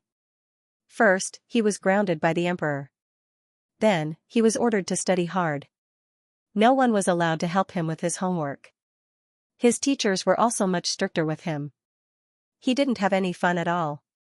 Today, everyone had agreed to go to Third Brother's manor, but he had to stay in the palace because he hadn't finished his punishment report from Imperial Father. He more or less wanted to vent his anger on Gu Jiao. If it was Gu Jinyu, perhaps she would let him have his way. But Gu Jiao wouldn't let him have his way. Gu Jiao looked at him and said, "I'm not here to visit Imperial concubine Shu, and I'm not here to pay respects to you." Saying this, she tilted her head slightly, indicating for the fifth prince to move aside. The fifth prince had only been a little angry at her, but now he was completely enraged. "I treat you as a relative and only ask you to pay respects to me. But you don't want face when I give it to you," the fifth prince said coldly. "Kneel." Gu Jinyu's face paled. "Your Highness. Move aside. Otherwise, I'll punish you too." The fifth prince rarely spoke so harshly to Gu Jinyu. It could be seen that he was truly angry. Gu Jinyu didn't dare to make another sound. Gu Jiao frowned in annoyance. "I'll say it one last time. Move aside." The fifth prince said angrily, "You're shameless. Come, slap her." Two strong eunuchs walked forward and reached out to grab Gu Jiao. But they didn't even touch Gu Jiao's clothes before they were thrown onto the grass. The fifth prince was so angry that he stomped his feet. "How dare you commit a crime in the palace?" He raised his hand to grab Gu Jiao. So noisy, she had such a bad temper. Coincidentally, there was a water tank with water lilies nearby. Gu Jiao grabbed the fifth prince's collar and threw him into the water tank. "Ah!" the fifth prince screamed. He fell into the water tank while sitting and was soaked. His hands quickly grabbed the sides of the tank and he struggled out of the water tank with a big water lily. The huge commotion shocked Empress Xiao, who was passing by. It was a sunny day today. Empress Xiao was supposed to accompany Qin Chuyu to the imperial garden to play, but Qin Chuyu ran away after a while. She was strolling around leisurely. Hearing the commotion, she walked over and saw the fifth prince sitting in the water tank in a sorry state. He wanted to climb out but couldn't. Although the fifth prince looked a little sorry, he was really funny. The fifth prince was very handsome, and with a pink lotus flower on his head, it really made people unable to restrain their laughter. Ahem. Empress Xiao cleared her throat and covered her mouth with a handkerchief. She ordered the servants, "What are you waiting for? Go and help the fifth prince up." Yes. Eunuch Su personally led the servants and pulled the wet fifth prince out of the water tank. It was summer. Being soaked in water didn't make one feel cold, but it was ugly. The fifth prince's face looked even worse. The servants didn't dare to laugh at him. They held it in. Empress Xiao walked over slowly. She glanced around and asked, "What happened?" "Greetings, mother." The fifth prince bowed sullenly. Gu Jinyu also bowed, "Greetings, Empress. May the Empress have good fortune and peace." Empress Zhao's eyes fell on Gu Jiao, who was beside Gu Jinyu. "Which palace is she from?" Gu Jinyu hurriedly said, "Empress, she is my elder sister." "Your elder sister?" Empress Xiao had never seen Gu Jiao, but she had heard of her. But sometimes people's brains short-circuited. She couldn't remember Gu Jiao's elder sister. Besides, Gu Jiao's appearance was really unsightly. Empress Xiao frowned and withdrew her gaze from Gu Jiao. "What happened?" Empress Xiao asked the fifth prince. The fifth prince glanced at Gu Jiao. He didn't intend to tell on her, but he couldn't stop the eunuch from gossiping. A eunuch got up from the ground and knelt down in front of Empress Xiao. "Empress, this girl is so bold. She dared to attack the fifth prince in the palace. If you hadn't arrived in time, the fifth prince would have been killed by her." Empress Zhao's expression turned cold. How could she assassinate a prince in the palace? "Empress." Gu Jinyu knelt down and risked his life to plead, "There was just a misunderstanding between the fifth prince and my sister. She didn't want to kill the fifth prince. Your Majesty, please understand." "Oh, the Imperial Garden is so lively today." Noble Consort Zhuang's faint voice came from the entrance. She was followed by Consort Yu. Consort Yu was Rui Wang's biological mother. They had always been close. This was the first time Noble Consort Zhuang came out to the garden after Princess Ning's miscarriage. She didn't expect to encounter such a wonderful thing. Noble Consort Zhuang bowed slightly to the Empress. Consort Yu bowed, "Greetings, Empress." The fifth prince bowed embarrassedly, "Noble Consort Zhuang, Noble Consort Yu." Noble Consort Zhuang seemed to be in a good mood today. When she spoke, she smiled slightly. "What's wrong with the fifth prince? Did he go for a swim because it's too hot? Why is there a flower on his head?" "Flower?" The fifth prince's expression changed, and he quickly raised his hand to take off the water lily on his head. Thinking that he, a prince of a country, had a flower on his head in front of so many people, he was ashamed and resentful. He couldn't wait to find a hole to hide in. Empress Xiao looked at Gu Jiao and sighed. The fifth prince had a little disagreement with this girl. "I'm investigating this matter." Noble Consort Zhuang smiled and looked at Gu Jinyu and Gu Jiao beside her. "So, the fifth prince was pushed into the water by her? Since such a big thing has happened, it's better to call Consort Shu here. After all, the fifth prince is her son." Empress Xiao nodded. "Call Consort Shu here." "Yes." Eunuch Su went to Changchun Palace to report to Consort Shu. Knowing that her son was pushed into the water, Consort Shu ignored her illness and went to the Imperial Garden under the hot sun. Empress Xiao couldn't remember who Gu Jinyu's sister was, but how could Consort Shu not? She had a red birthmark on her face and was too ugly to be seen. Who else could it be but her niece who was raised in the countryside? She held the fifth prince's hand with heartache and turned to glare at Gu Jiao fiercely. "Did you push the fifth prince into the water? I think you're going against the heavens." Empress Xiao said, "Consort Shu, the matter hasn't been clarified yet. Miss Gu and this eunuch each have their own story. Let's listen to what the fifth prince and this girl have to say." Consort Shu gritted her teeth and said, "I only asked the Empress, did she push the fifth prince into the water?" The eunuch beside the fifth prince cried, "Your Majesty! It's her. She hit the servants and pushed the fifth prince into the water." Consort Shu trembled with anger. She clenched her fists and said to Empress Xiao with her last trace of reason, "Your Majesty, this person is my niece. Please hand her over to me." Empress Xiao asked, "What are you going to do?" Consort Shu looked at Gu Jiao coldly and said, "She has no mother to raise her. Of course, I will discipline her on behalf of my brother and sister-in-law. Guards! Take her down."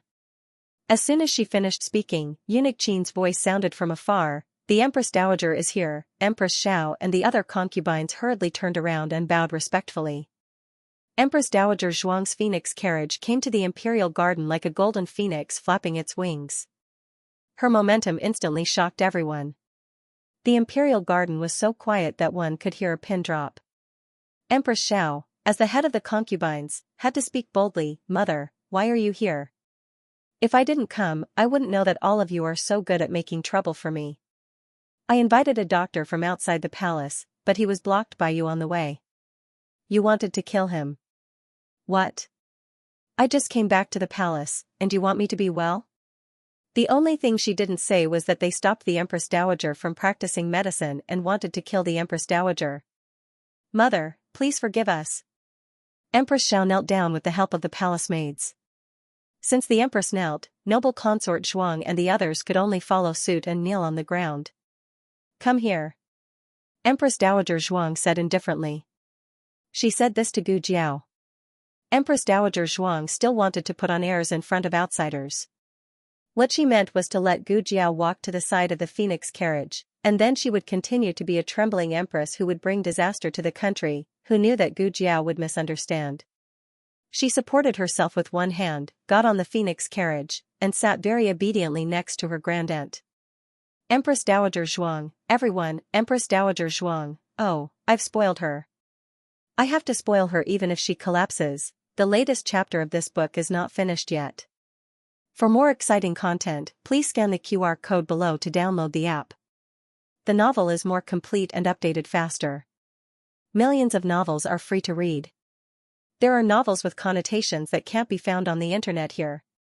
https://www.zhhbqg.com/89642896428226/112182072. HTML Genius remembered the website address in 1 second. www.zhhbqg.com. Bikuj mobile reading website, mzhhbqg.com. The latest chapter of this book is not finished yet. For more exciting content, please scan the QR code below to download the app. The novel is more complete and updated faster. Millions of novels are free to read. There are novels with connotations that can't be found online here. Of course, Empress Dowager Zhuang's image wouldn't collapse so easily. After all, she was still very unreasonable to others.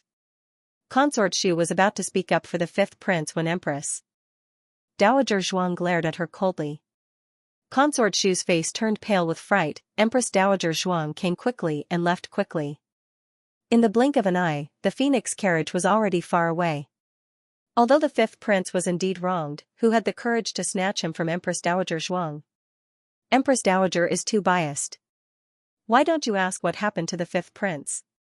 Consort Shu felt wronged. Empress Xiao glanced at her coldly. Consort Shu, be careful with your words. Consort Shu realized that she had misspoken and hurriedly bowed. I know I was wrong. Noble Consort Zhuang suddenly asked Consort Shu, does your niece know medicine? Consort Shu was speechless. How did she know? She had never seen that girl. Gu Jinyu said softly, in reply to your highness the imperial consort, elder sister knows medicine. During the incident at the Ministry of Works, many critically ill patients were sent to elder sister's clinic. You still have the face to talk about the accident at the Ministry of Works. Consort Shu was furious at Gu Jinyu. Consort Shu had been favored in the palace for many years. If Gu Jinyu hadn't cheated her, she would still be His Majesty's favorite concubine. Empress Xiao and noble consort Zhuang both knew the inside story. They disdained Consort Shu's behavior, but they didn't say anything. Noble consort Zhuang said to Empress Xiao, since the Empress Dowager summoned the doctor, she must be sick. I'll go to Rinzhou Palace to see the Empress Dowager. Empress Xiao nodded slowly. Okay, I still have some things to deal with, so I won't go now. I'll pay respects to my mother later. Noble consort Zhuang smiled, bowed slightly, and turned to leave. The moment she turned around, the smile on her face faded.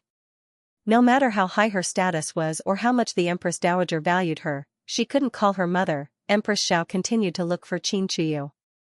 After taking a few steps, an idea flashed through her mind. Eunuch Su, that girl, couldn't be the one who invented the bellows and glutinous rice mortar, right? It's her.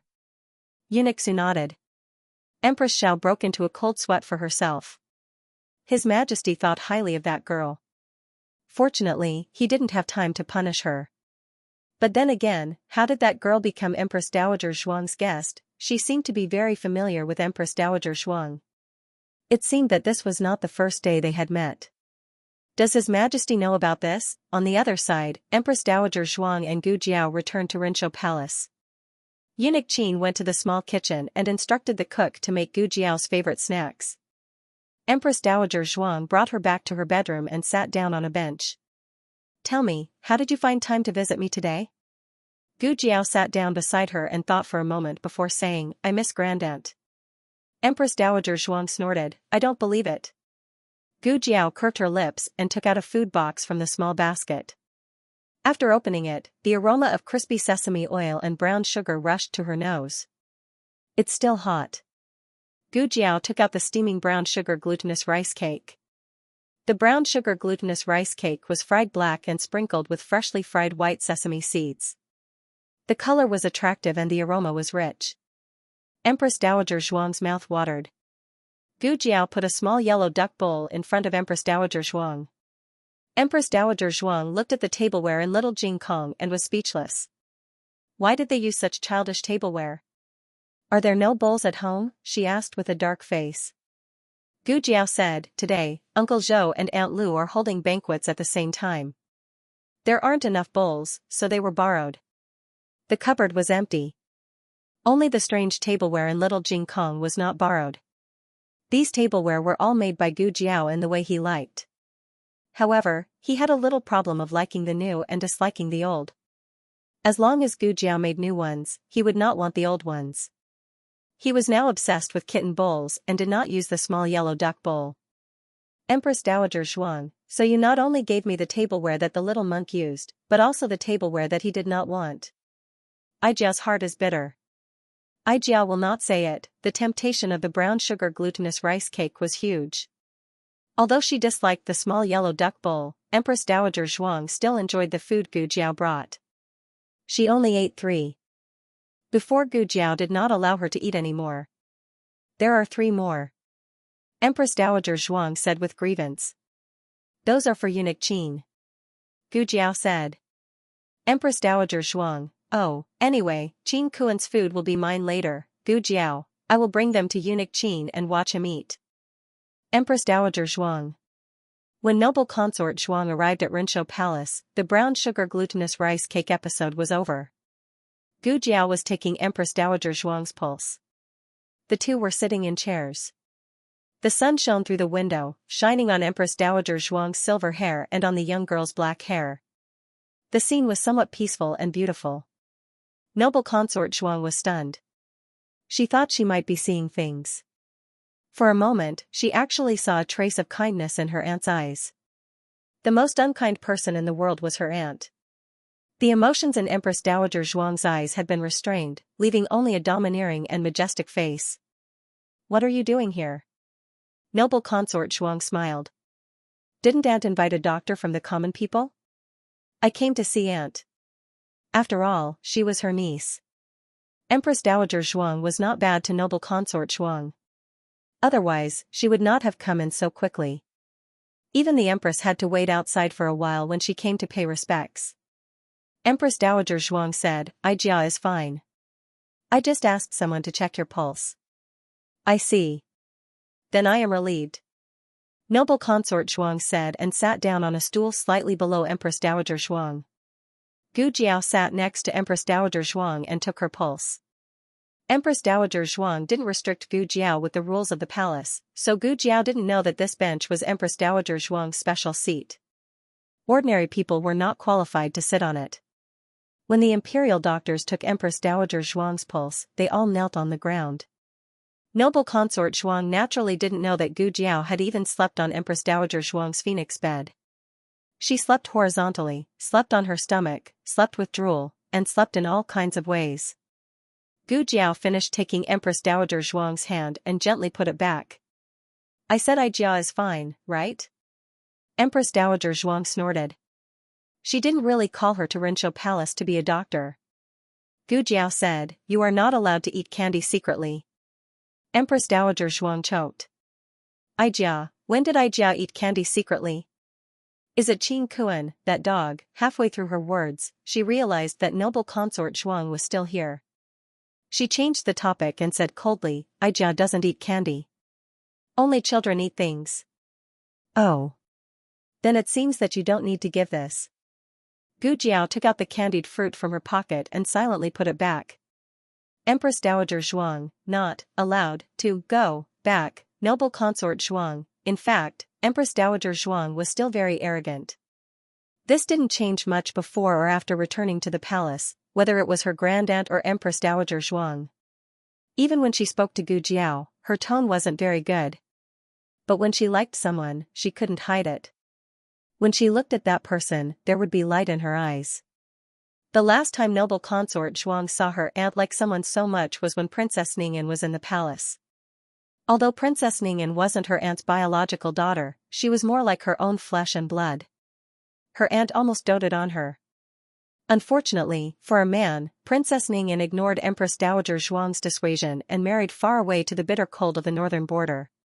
Her aunt once told her that if she dared to walk out of this door, she would cut off all ties with her. His aunt had the power to overturn the imperial court. She could control the universe and play with the world in the palm of her hand. However, she could not control the marriage of her daughter. Because she cared too much, she had a weakness. When Princess Ningyan threatened her with death, her aunt still lost. Noble consort Zhuang would never forget the night many years ago when Princess Ningyan, wearing a bright red wedding dress, kowtowed 3 times with tears in her eyes outside the silent Rinzhou palace in the cold wind and snow. I can is unfilial. I can't serve Imperial Mother. I can't take care of Imperial Mother for the rest of my life. Imperial Mother, please take care of yourself. I can, bye-bye. Princess Ningyan got married. Her aunt fell ill. She almost lost her life.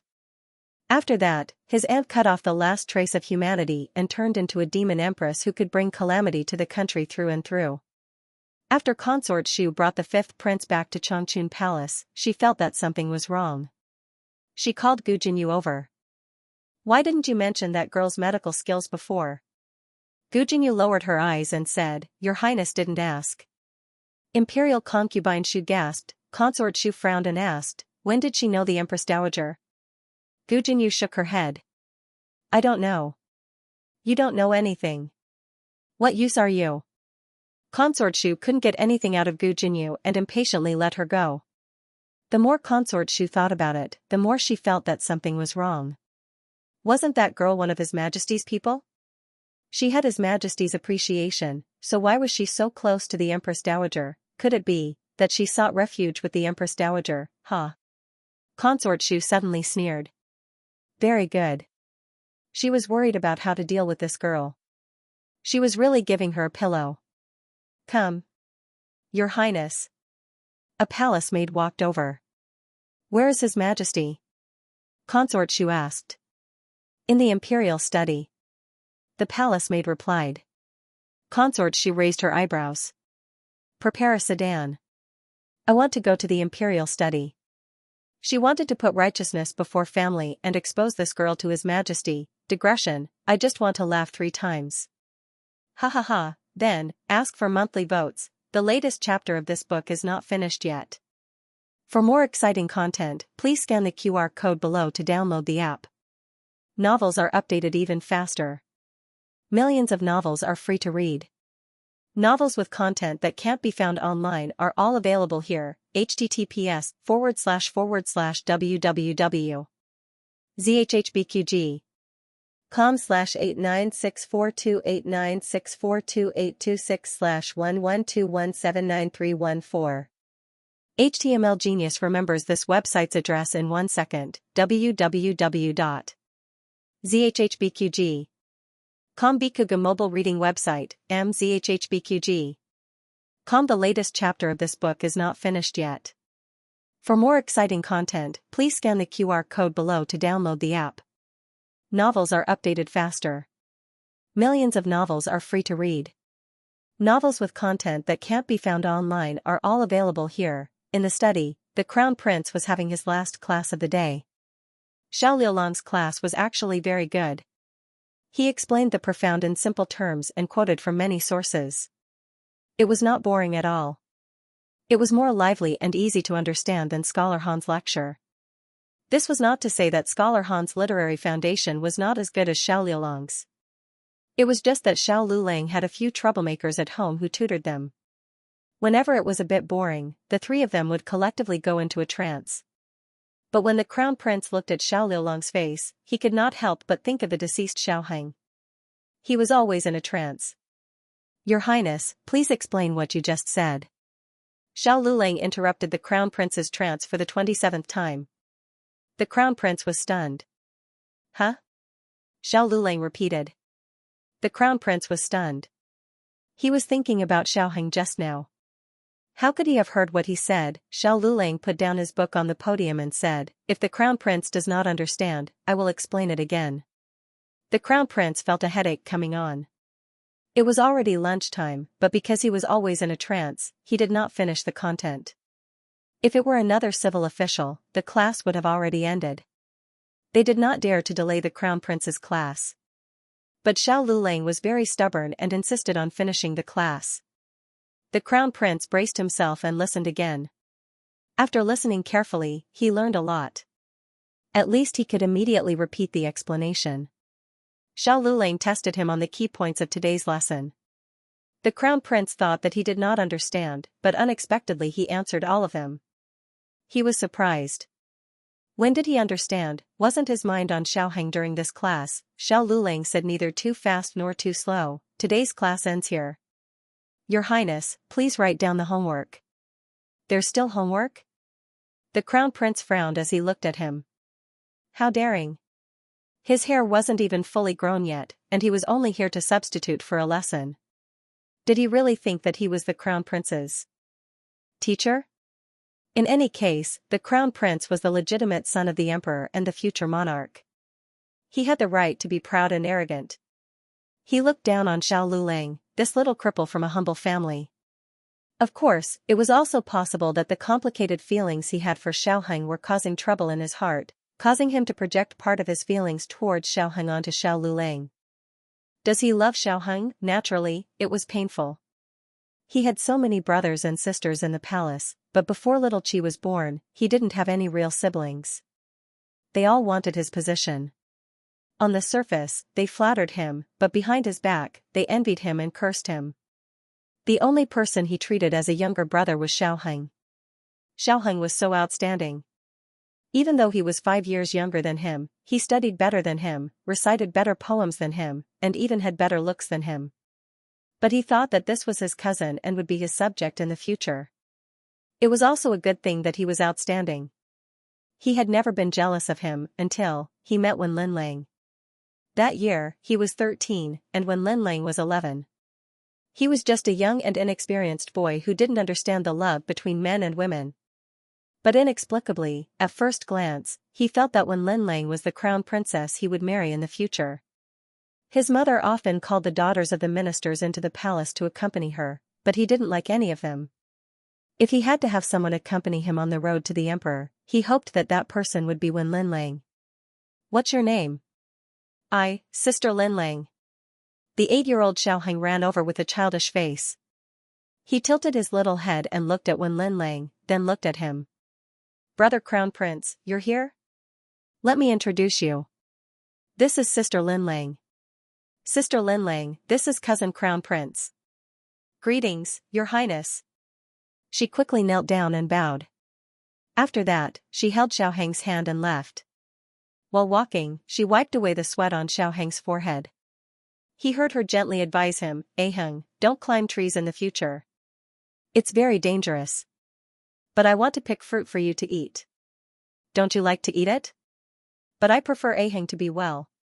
I don't want Aheng to get hurt. Oh. He returned to the palace and told his imperial concubine mother that he liked Aheng's sister Linlang. However, his imperial concubine mother very seriously told him, she is Aheng's fiancée. She saved Aheng's life. The marriage was set a long time ago. You are the older brother. You cannot steal your younger brother's marriage. Your Highness, Your Highness. Xiao Liulang's voice interrupted the crown prince's thoughts. The crown prince was so shocked that he began to sweat. He guiltily glanced at Xiao Lulang. This was too frightening. This person was too similar to Xiaoheng. What was Father Emperor thinking? To have him give him lessons, was he not afraid that he would have nightmares? The Crown Prince calmed himself down and maintained his good self-control. Suppressing his impatience and discomfort, he said in a normal tone, I did not remember the homework just now. I will have to trouble Xiaoxua to repeat it. Coming out of the study, the Crown Prince's entire body was soaked. The palace servant waiting outside immediately went forward and handed him a handkerchief while fanning him. Fortunately, it was currently summer, so sweating was not strange. Only the Crown Prince understood that the majority of the sweat on his body was cold sweat. Xiao Lulang calmly walked out of the study. The Crown Prince glanced at his walking stick. Xiaoheng was very vain and cared a lot about how others looked at him. When he was young, he had lost 2 front teeth, and he did not speak in front of others for half a year. He definitely would not allow himself to be disabled. With him, he would rather sit in a wheelchair than limp around in broad daylight. He was not Xiaoheng. He was not. On the other side, Imperial concubine Xu sat in a sedan chair and left Changchun Palace. The emperor was reading memorials in the study when he suddenly heard Eunuch Wei report, Your Majesty, Consort Xu is here. The emperor frowned, now? It was lunchtime. The emperor glanced at Empress Xiao, who was silently waiting for him. He cleared his throat and said to Eunuch Wei, Let Consort Xu in. Yes. Eunuch Wei walked out. Empress Xiao did not say anything. She silently sat on the chair across from the emperor and sipped her tea. Qin Chuyu was rolling on the ground. He was practicing the toad fighting technique, which was what the 3 scumbags of the Imperial College saw in a novel. It was said that this technique was very powerful and could beat away many bad people after learning it. He was showing his skills to his father and telling him that he was someone who could protect him. The emperor did not think that his son was practicing. He only thought that his son was too fat and should lose weight. Rolling on the ground was also a form of exercise, so he did not scold him. Consort Xu thought that the emperor was the only one in the study. Unexpectedly, when she entered, the whole family of 3 was there. Your Majesty, Your Majesty. Consort Xu suppressed her embarrassment and bowed to the 2. Empress Xiao smiled. The emperor said, Little Qi. Qin Chuyu, who was rolling on the ground, turned his head and glanced at his father. Father? Then he saw Consort Xu. Huh? Consort Gu? He stood up and bowed to Consort Xu politely. Little Qi greets Consort Gu. Good boy, Consort Xu said with a smile. How could he roll on the ground like this? The empress had learned all the rules. How could she teach her son like this? Consort Xu, do you need something? The emperor asked. She did need something, but how could she say it in front of the empress and the 7th prince? Eunuch Su, take little Qi out, Empress Xiao said. She was going to stay here by herself. Your Highness, I'll go outside to play marbles with you, Eunuch Su said with a smile. Qin Chuyu was obsessed with marbles, so he went with Eunuch Su. You can leave too, the emperor said to the maids who were fanning him and Empress Xiao in the room. Yes. The maids walked out in a line. Eunuch Wei was guarding the door. Tell me, what's the matter? The emperor asked concisely. Consort Xu looked conflicted. Empress Xiao smiled. It seems that it's inconvenient for me to hear. Then I'll come to visit your Majesty another day. No. Consort Xu didn't have the guts to talk to His Majesty behind the Empress' back. It didn't matter if she didn't expose it, but it was against the rules if she said it out in the open. Consort Xu said with a smile, I'm not hiding anything from the Empress. I was just thinking about how to say it. When the Empress asked me, I was enlightened and knew where to start. Speaking of which, I need the Empress to testify for me. Empress Xiao picked up the teacup and gently stirred the tea with the lid. She said, Oh? What do you need me to testify for? Placing righteousness before family was a sign of loyalty in front of the emperor, but in the ears of others, it sounded like a family scandal being aired in public. Of course, Consort Xu didn't want the empress to see her as a joke, but the arrow had already been knocked. She could only bite the bullet and expose Gu Jiao. Xianxia only found out today that the girl was acquainted with the Empress Dowager. Consort Shu did not take sides in the palace. She did not curry favor with Consort Zhuang and did not rely on Empress Xiao. But there was one thing she was very careful about. That was, she could not get too close to Empress Dowager Zhuang. She said this with the intention of removing herself from the picture.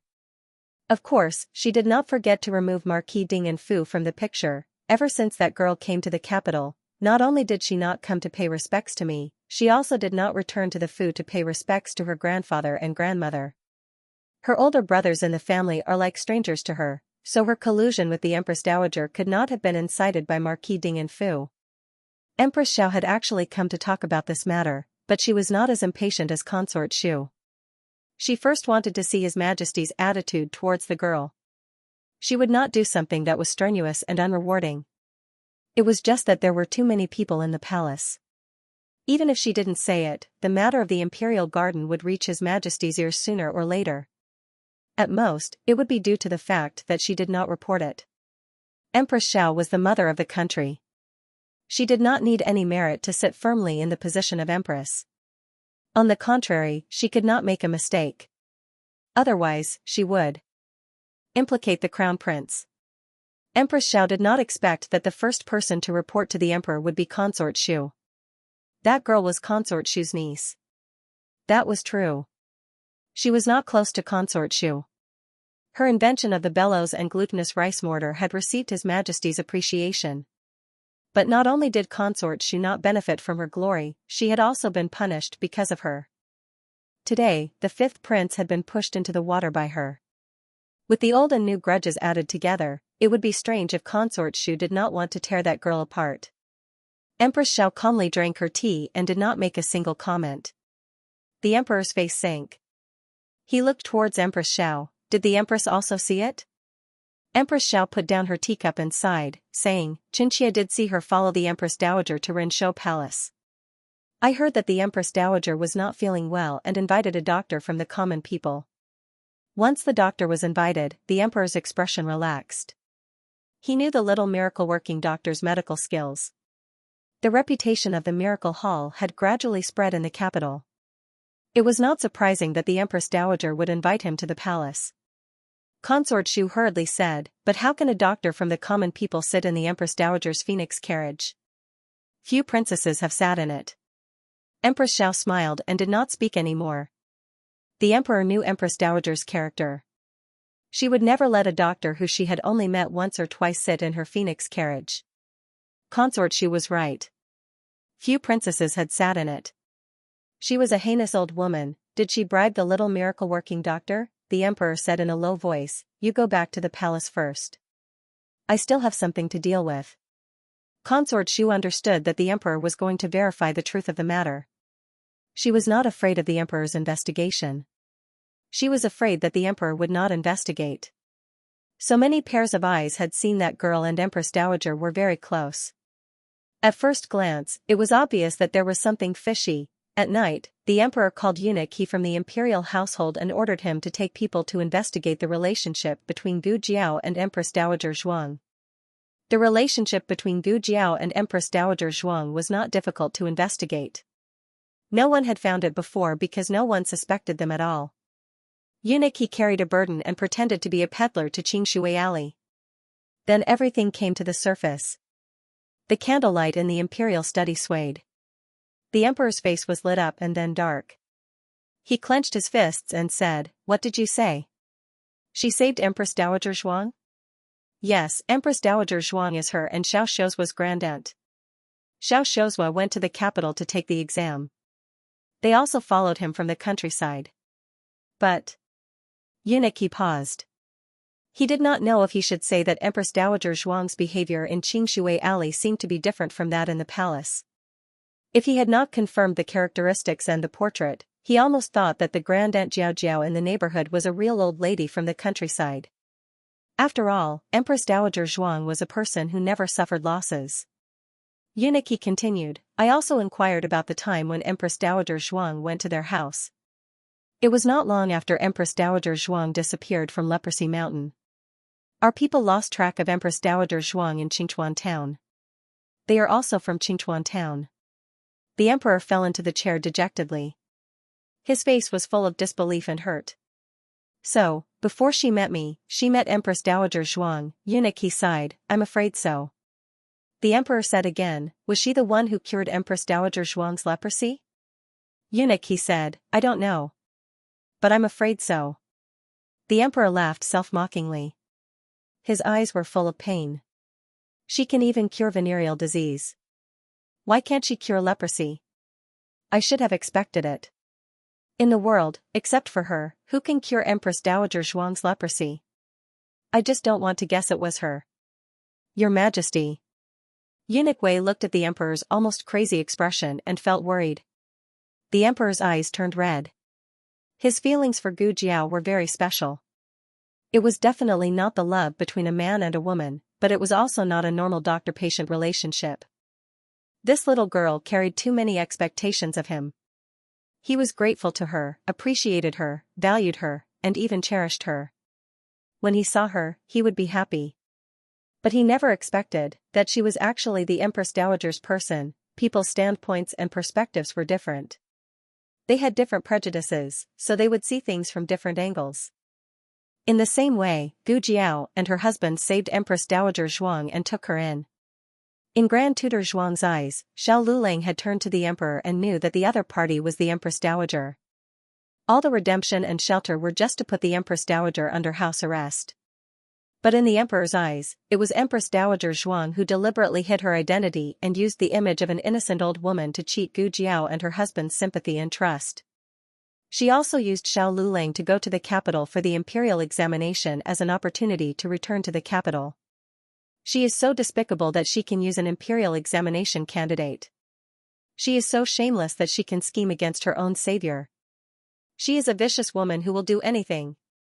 The emperor could tolerate other things, but he couldn't tolerate this. The emperor's eyes were like torches. Why did everyone around me betray me? The little magic doctor did it, and so did Ningyan. What was wrong with me? How did I lose to her? Eunuch Wei and Eunuch He didn't say anything. They understood that the emperor was thinking of Princess Ningyan again. Princess Ningyan was the daughter of concubine Jing. The emperor had been raised by concubine Jing since he was a child, so he had a close relationship with Princess Ningyan. The two grew up together. The Empress Dowager had a good relationship with concubine Jing's children in the early years. Otherwise, she wouldn't have supported concubine Jing's adopted son to the throne. But the emperor was dissatisfied with Empress Dowager Zhuang's regency after he ascended the throne, so he distanced himself from Empress Dowager Zhuang. In the end, they broke off their relationship. Between the emperor and Empress Dowager Zhuang, Princess Ningyan chose Empress Dowager Zhuang.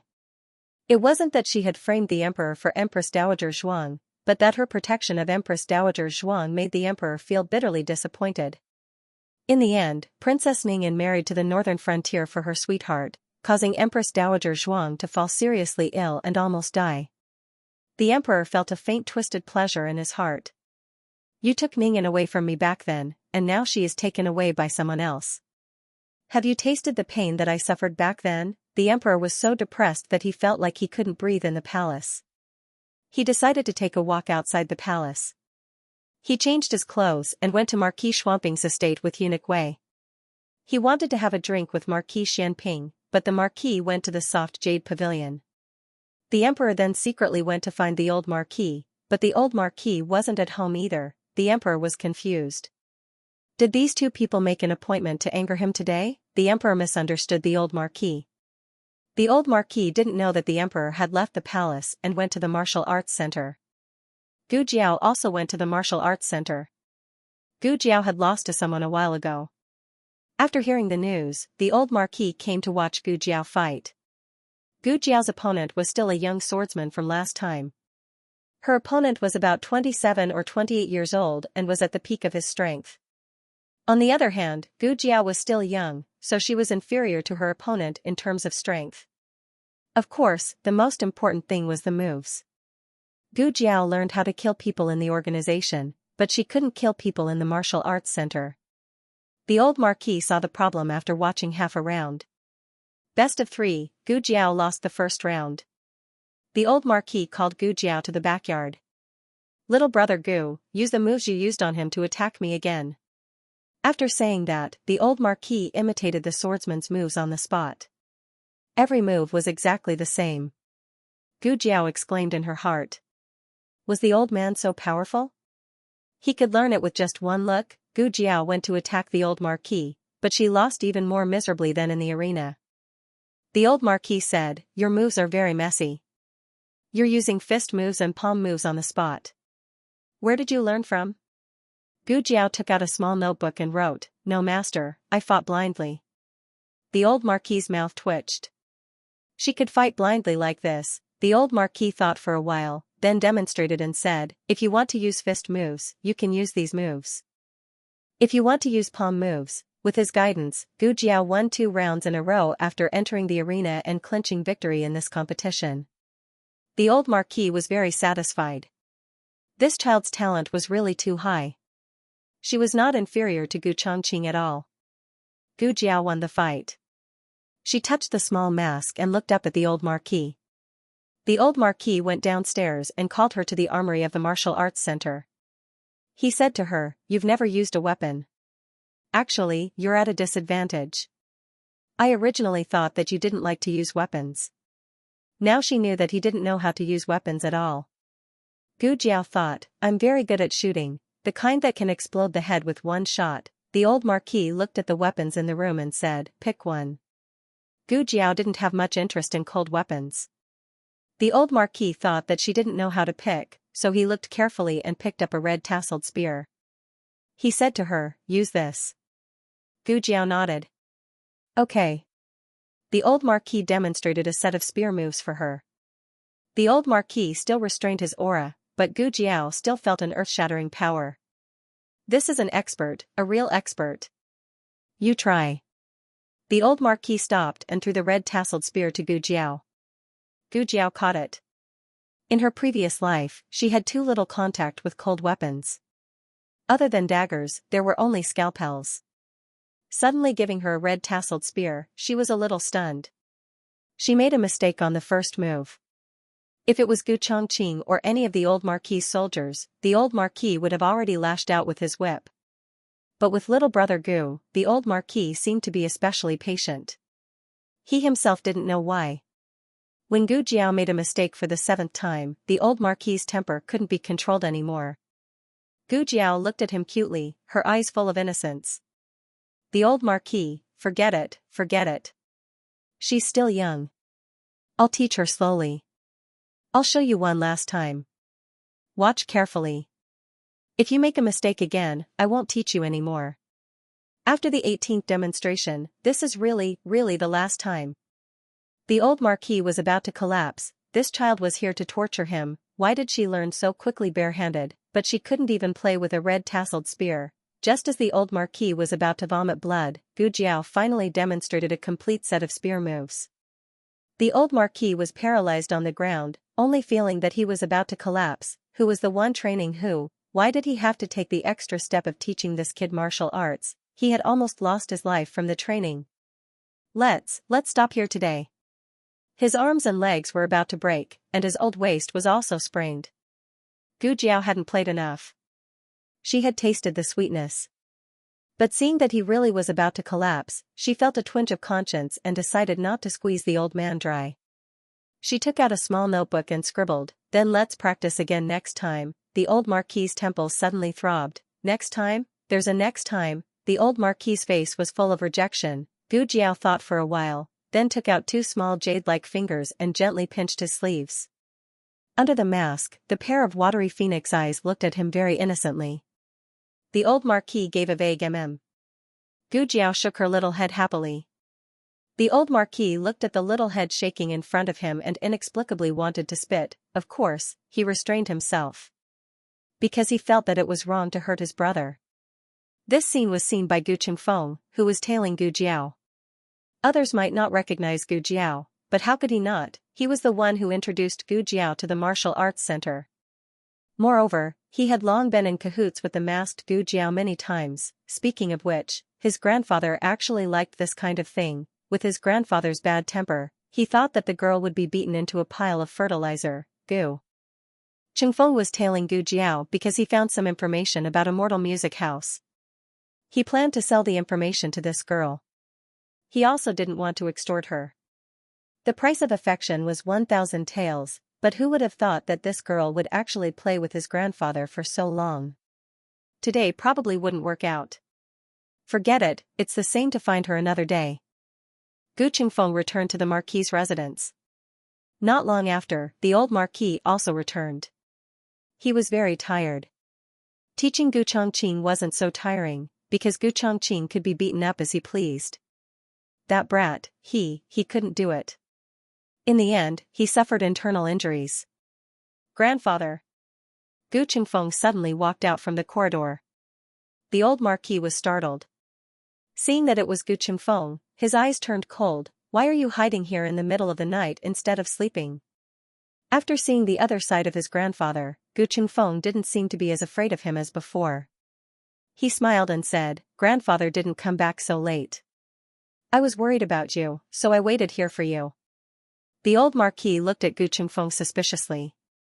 Gu Qingfeng immediately revealed a smile. "Grandfather, can you lend me your Nirvana Phoenix for 2 days?" The Nirvana Phoenix was the old Marquis's mount. It was even more powerful than Gu Chongqing's horse. Gu Qingfeng had been eyeing it for a long time, but never had a chance to ride it. The old Marquis loved horses as much as his life. Riding a horse was like riding him. The old Marquis ignored Gu Qingfeng and strode towards the courtyard. Gu Qingfeng took out the killing move he learned from Gu Jiao. He stretched out 2 fingers and gently pinched the old Marquis's sleeve. The old Marquis turned around. He looked at the old Marquis and began to shamelessly act cute. The old Marquis gave him a big slap in the face. Gu Qingfeng was directly sent flying and crashed into a pillar. He stuck to it for a long time before slipping to the ground. Gu Qingfeng, what went wrong? Why was he always the one getting hurt? The same small action, Gu Jiao did it softly and cutely. When Gu Qingfeng did it, the old Marquis felt that he was a sissy. The old Marquis got goosebumps. Before he could react, his hand had already reached out. Gu Qingfeng couldn't take care of himself for the rest of the night from this slap. He was especially miserable and had to be carried back by the servants. After Gu Jiao came out of the martial arts center, she saw that it was already so late and decided to go straight home. She took a shortcut, so it was inevitable that it was a bit remote. When she passed by a quiet and deserted street, she suddenly heard the sound of metal clashing, followed by a familiar voice, "You dog! How dare you block my way?" It was Eunuch Wei's voice. Gu Jiao's eyes turned cold. She turned around and stepped on the wall to the roof, then jumped down from the roof to another street. The distance was a bit far. Gu Jiao sped up, but when she arrived at the scene, Eunuch Wei was already lying in a pool of blood. "Eunuch Wei." Gu Jiao walked forward and took gauze and hemostatic powder from her arms to stop the bleeding. Eunuch Wei grabbed her wrist with his blood-stained hand. "No, don't worry about me, go and save His Majesty." Gu Jiao wrapped the gauze around the wound on his abdomen. "Wait for me." Gu Jiao followed the direction Eunuch Wei pointed and caught up with the emperor, who was being surrounded. The emperor was also injured. The last secret guard was stabbed in the heart in order to cover his escape. Seeing that a man in black was about to take his head, a red tasseled spear suddenly came with a whistling sound. It pierced the man's shoulder and nailed him to the wall. If Gu Jiao was just having fun in the martial arts club, then at this moment, she really felt the power of the red tasseled spear. Blood splashed on the emperor's face, the emperor fell to the ground, and his whole person was stunned. Gu Jiao grabbed the emperor. "Let's go." When another wave of men in black arrived, the emperor was no longer in the alley. Gu Jiao first hid the emperor in a cowshed, then turned around to look for Eunuch Wei. Unfortunately, she couldn't find him. The emperor was injured. If the other party wanted to investigate, they would start from the medical center. With that thought in mind, Gu Jiao brought him back to Jade Water Alley. She couldn't go to her son-in-law's house, nor could she go to Xiao Liulong's house. Little Jing Kong was already asleep. After thinking about it, there was only one room in the house that was empty. Gu Jiao helped the emperor to her Grey Tant's house. "What's wrong, Jiao Jiao?" Yao Shi heard the commotion and came out. Gu Jiao put the emperor on the bed and said to Yao Shi, "Nothing, just a patient." "Do you need help?" Yao Shi asked. "Boil some water," Gu Jiao said. "Okay." Xiaoxia went to the kitchen. Madam, let me do it.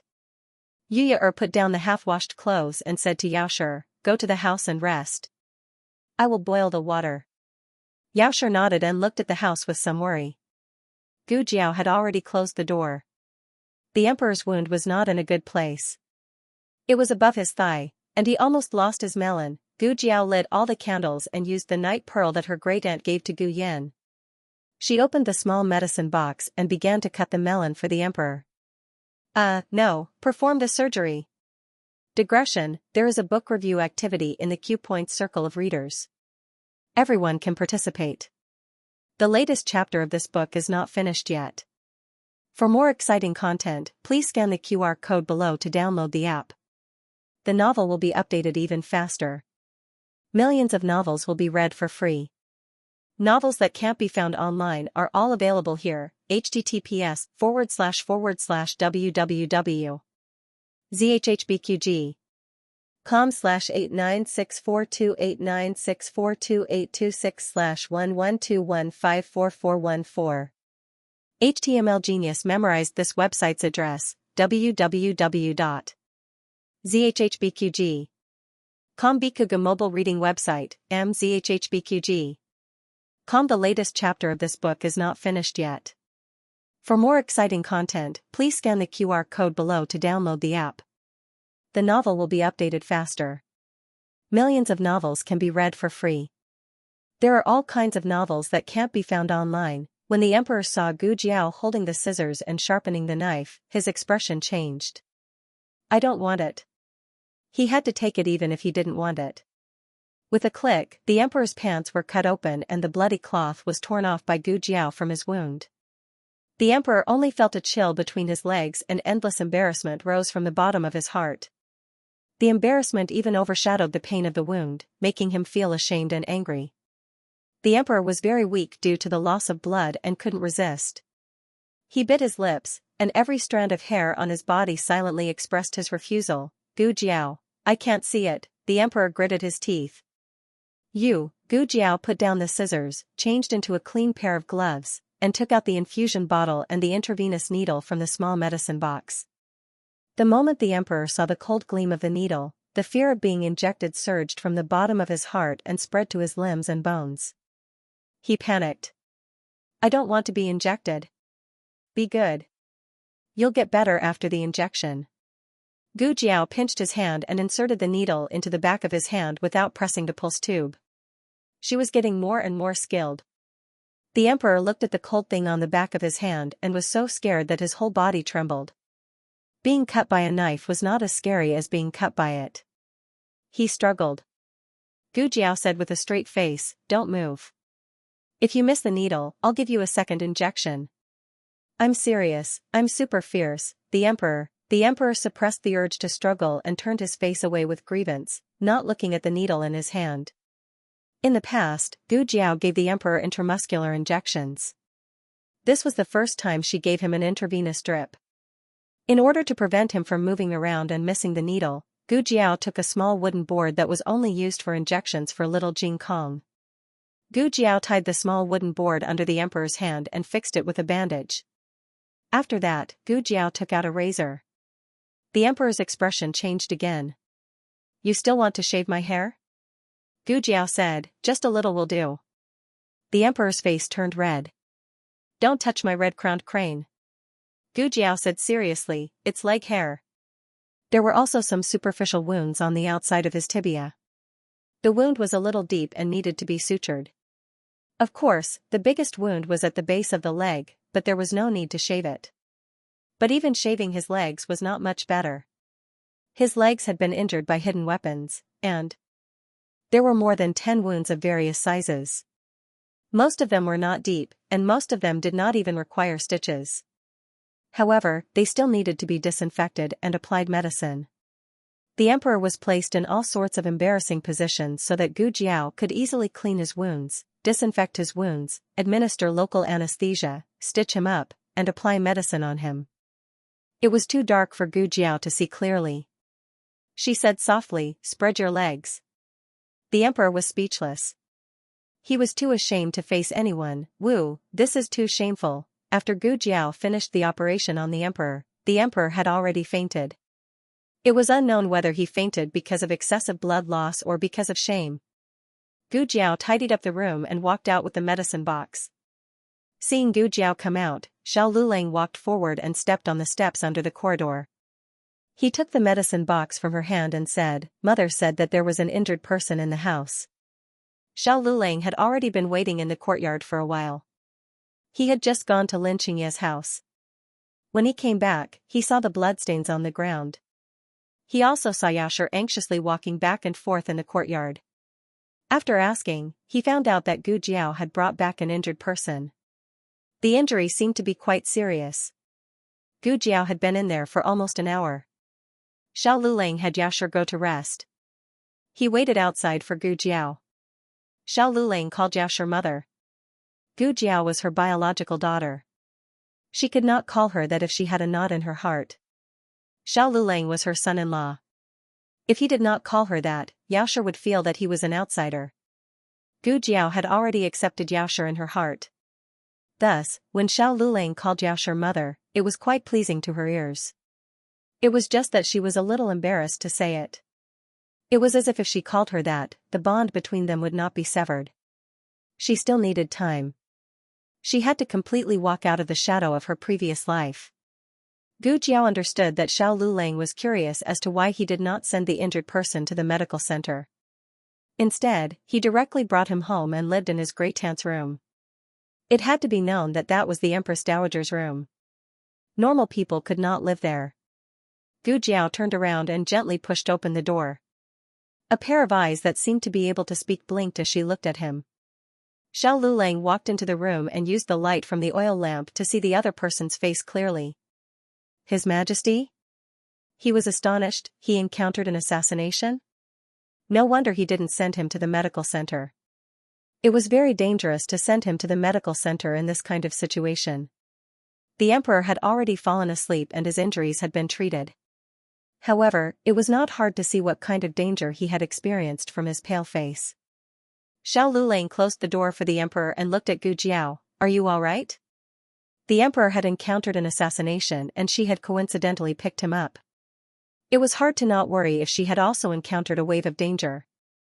Why did she use the word picked up? It was mainly because Gu Jiao liked to pick up people at home too much. She had picked up an Empress Dowager by accident. Then she had picked up a little monk by accident.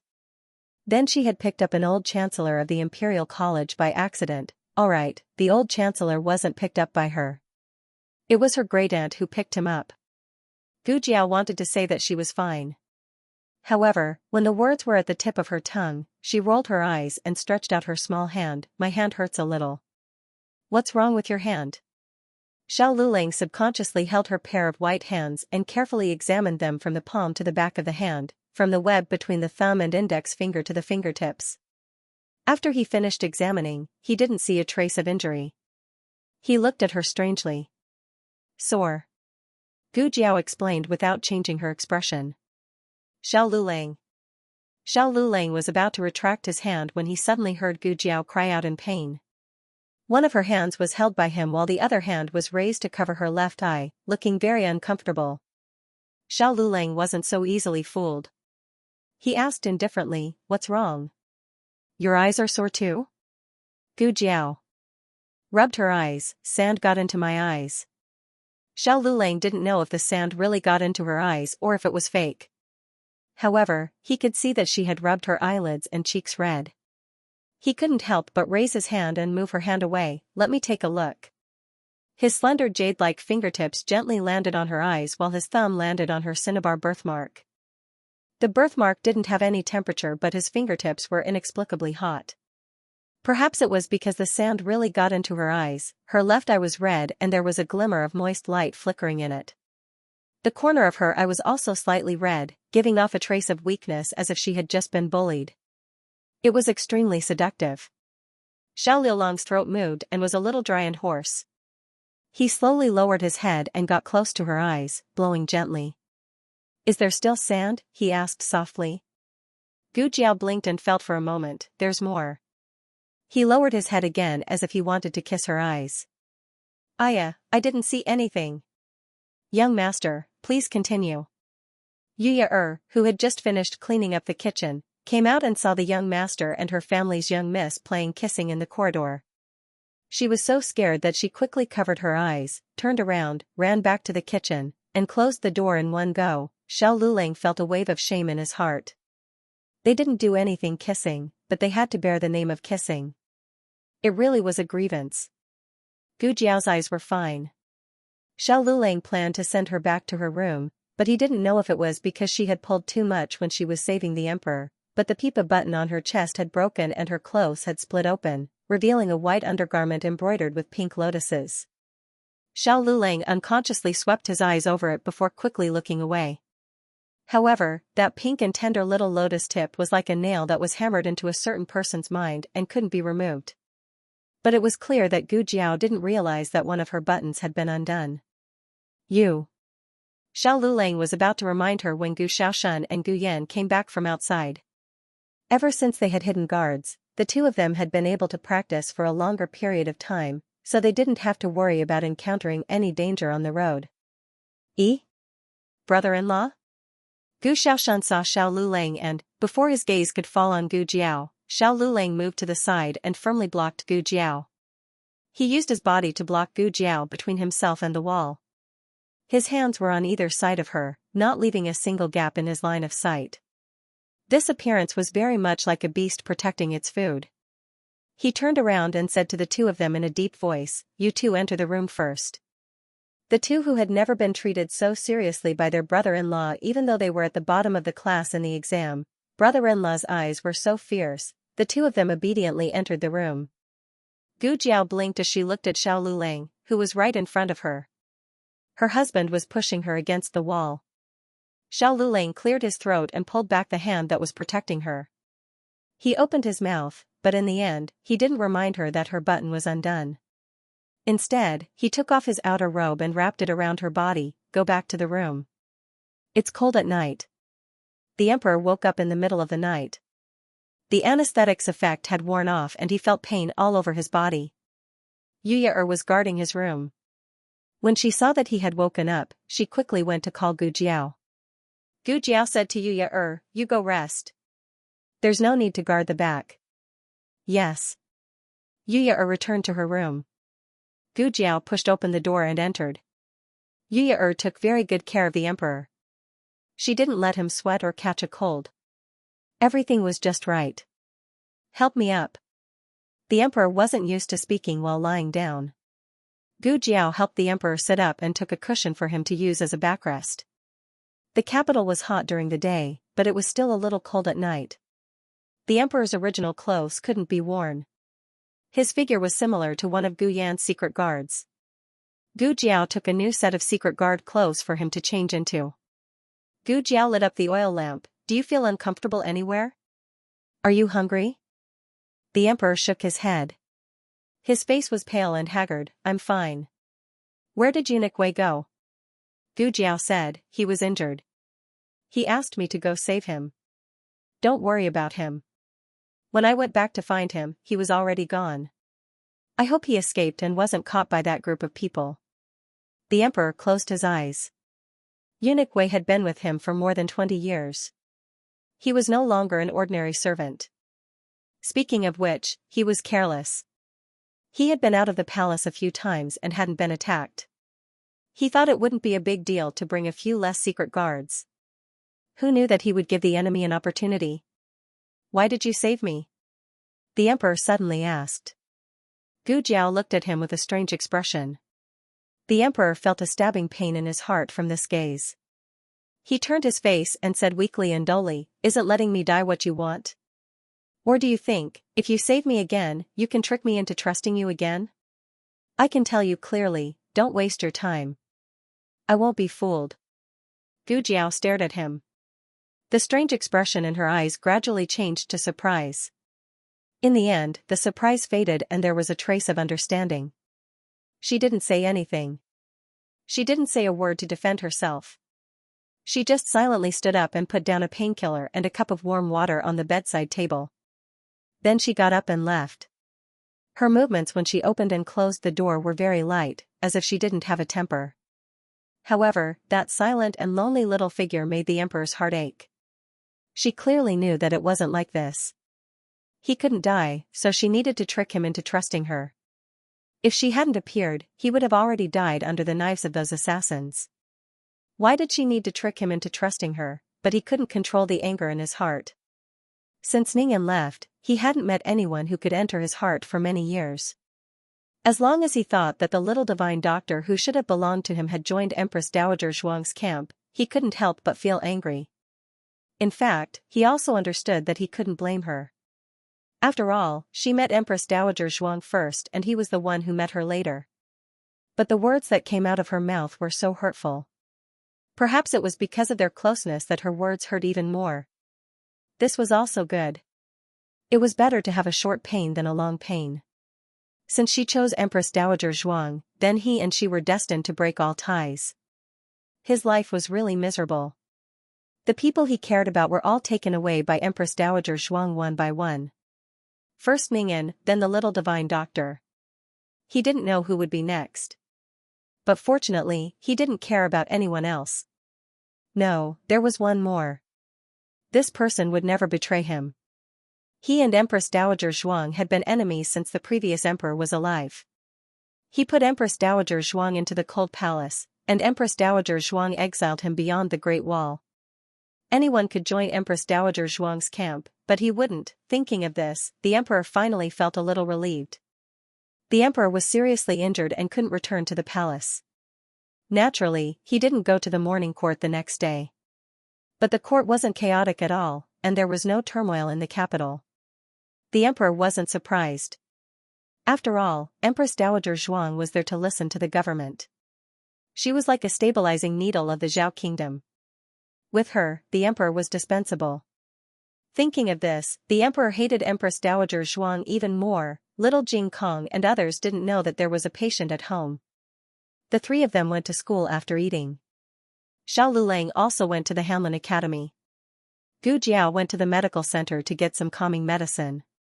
Aunt Lu came to the house. She came to return the bowls. When she passed by the old lady's house, she heard some noise inside and thought the old lady came back. She was so happy that she put a basket of bowls on the stone table and walked quickly. Aunt Hua, play the leaf card. But when she pushed the door open, it wasn't the old lady but a handsome middle-aged man.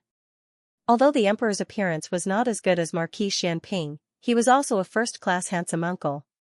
Aunt Lu's eyes were shining, the emperor's eyebrows twitched. You are Aunt Hua's son, right? The emperor frowned. You got the wrong person. He was the real emperor. How could he be the son of a common old lady? Aunt Lu said. Oh, I'm right. You look so much like Aunt Hua. You must be her son. Coincidentally, the old chancellor was on his way to the Imperial College and passed by the door. Aunt Lu's sharp eyes stopped him. Uncle Hua. Your son is here. My son? I have a son. The old chancellor was confused and walked over strangely. He pushed the door open and saw the emperor. The emperor also saw the old chancellor. They looked at each other and the sky above their heads collapsed at the same time. Gu Jiao thought of the emperor's son-in-law when she was on her way to the medical hall to get the herbs. She already knew that her granduncle was the Imperial College's chancellor. She thought that she should remind the emperor's son-in-law not to come here for the next 2 days when she went back, so as not to expose herself in front of the emperor. Gu Jiao didn't know that as soon as she left, both of them fell off the horse. Gu Jiao met Xianxia when she went to the medical hall. Xianxia came to see little Jiangli. Xianxia was discharged from the hospital last month. After the old chancellor took office in the Imperial College, he used his connections to get him and little Jiangli a real household registration in the capital. The old chancellor also found a job for Xianxia in the Ministry of Works, to be a formal apprentice in the Ministry of Works. After the apprenticeship, he could become an official craftsman of the imperial court. But Xianxia rejected it. He worked as a coolie at the dock and occasionally carried some private goods on the ship. It was risky, but the profit was better than being an apprentice. Little Jiangli stayed in the medical hall as a little medicine boy.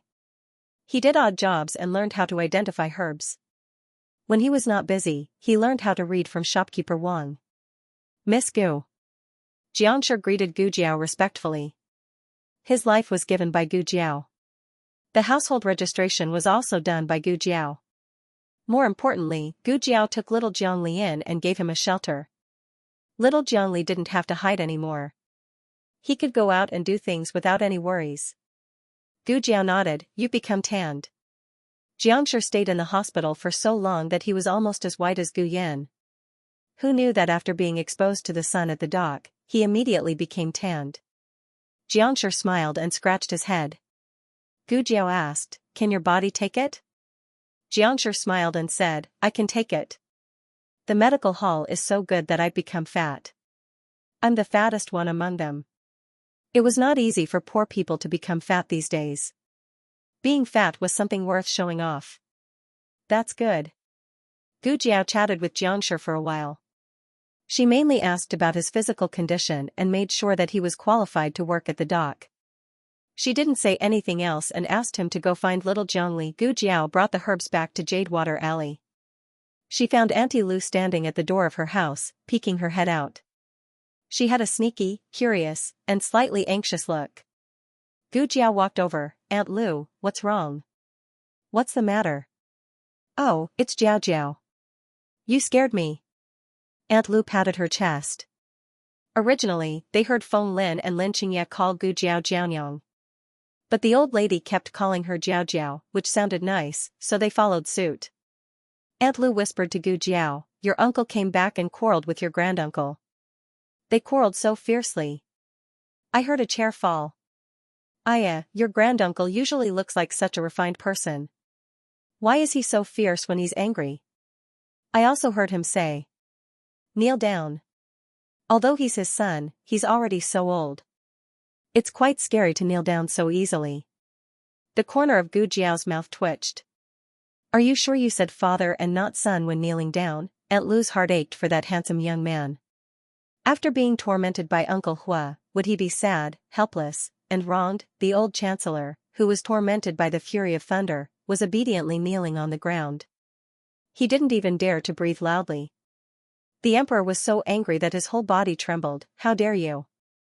You're acting like my imperial father. Huaxian, you're going to ascend to heaven. The old chancellor hurriedly said, Your Majesty, please calm down. Be careful of your wound. The emperor said angrily, You still care about my wound. Aren't you just trying to anger me to death? Stop being pretentious in front of me. The emperor was simply sad to death. Helpless to death. Aggrieved to death, it was still acceptable for the little divine doctor to rely on Empress Dowager Zhuang. Empress Dowager Zhuang's methods were brilliant, but the little divine doctor was kept in the dark by that woman from the beginning to the end. He didn't know that she was a vicious woman. But Huaxian, this old thing, had interacted with Empress Dowager Zhuang all his life.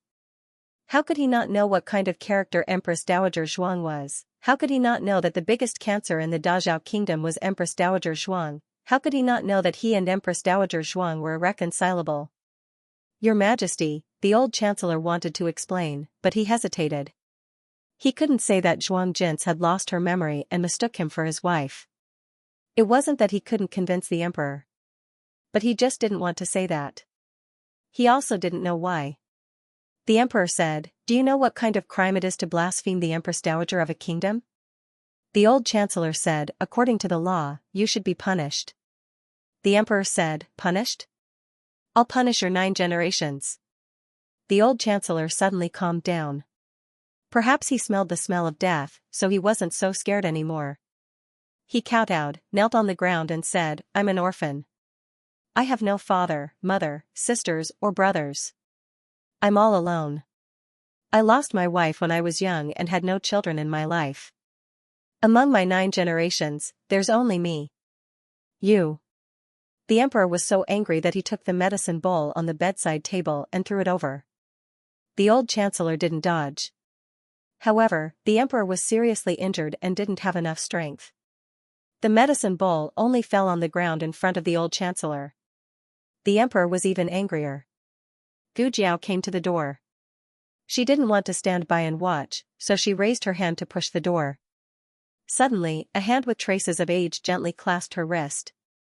She turned her head and was slightly stunned. Great aunt? Who else could it be if it wasn't Empress Dowager Zhuang who dressed up as an old lady? Great Aunt, why are you here? Gu Jiao asked. Empress Dowager Zhuang said majestically, such a big thing happened, how can I not come? She couldn't say that she came out to play cards. Empress Dowager Zhuang said lightly, you go outside and wait. I'll deal with it. Oh. Gu Jiao obediently went to sit on the stone bench in the yard. Empress Dowager Zhuang pushed the door and entered. The emperor's angry scolding stopped abruptly. The old chancellor, who was originally kneeling on the ground, also straightened his body. He knelt with integrity. Empress Dowager Zhuang glanced at the old chancellor expressionlessly. You also go out. I have something to say to His Majesty. Yes, I will leave. The old chancellor didn't dare to look directly at Empress Dowager Zhuang's face. He lowered his eyes and bowed without looking sideways. Then he got up and went out. The emperor looked at the old lady who was dressed like a commoner in disbelief and was speechless for a moment. He had never seen Empress Dowager Zhuang like this. Even if she was going to go out in plain clothes, she didn't have to dress so shabbily, right? He almost didn't dare to recognize it. Empress Dowager Zhuang's fierce and domineering eyes swept over him. Emperor, there's that smell. Your Empress Mother is still your Empress Mother. If Empress Dowager Zhuang wanted to shine, she could shine like the sun even if she wore a sack. Wherever she stood, her fierce aura filled the whole room. I escaped from Leprosy Mountain and fainted on the side of the road. After I was rescued and woke up, I didn't remember the past. My memory was messed up and I recognized some people wrongly. Emperor, you don't have to hold on to those who don't dare to disobey me. This was the first time Empress Dowager Zhuang openly admitted that she had leprosy in front of the emperor and that she had wandered among the commoners. In fact, it was something that they both knew, but the two of them had to show off their acting skills in the palace. The emperor also thought about letting him say it, but it was Empress Dowager Zhuang who broke the window paper first. The emperor laughed at himself. In terms of courage and boldness, he really couldn't compare with his Empress Mother. Empress Dowager Zhuang continued, Emperor, if you want to blame someone, blame yourself. If you didn't cause me to have leprosy, how could it have involved so many things later? Another layer of window paper was pierced through. The emperor clenched his fists in shame and embarrassment. What about Empress Mother? He sneered, Empress Mother didn't want to kill me? In the palace, he wouldn't call himself emperor in front of Empress Dowager Zhuang. He would call himself son. But did she think that she was the only one who would break the window paper? The emperor sneered again and again. Empress Mother left the palace early in the morning to confirm whether I was dead or not. Last night's assassination failed. Empress Mother, are you disappointed? Empress Dowager Zhuang didn't rush to answer his question. Instead, she asked, my leprosy has been cured. Are you disappointed? The emperor sneered, of course I'm disappointed. Extremely disappointed. Empress Dowager Zhuang said, then I'm the same. After she finished speaking, she went out expressionlessly. Sure enough, it was this poisonous woman who did it. The emperor was so angry that he punched the bedpost. Today, eunuch Qin also came. He accompanied Gu Jiao in the courtyard and waited. Eunuch Qin, sit. Gu Jiao patted the stone stool next to her and said. Eunuch Qin smiled, thank you, Miss Gu. This old servant won't sit.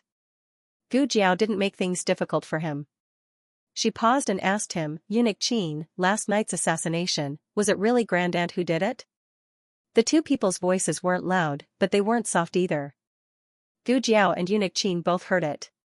Eunuch Qin held the whisk and sighed, this old servant doesn't know everything, but it shouldn't be Empress Dowager. Why?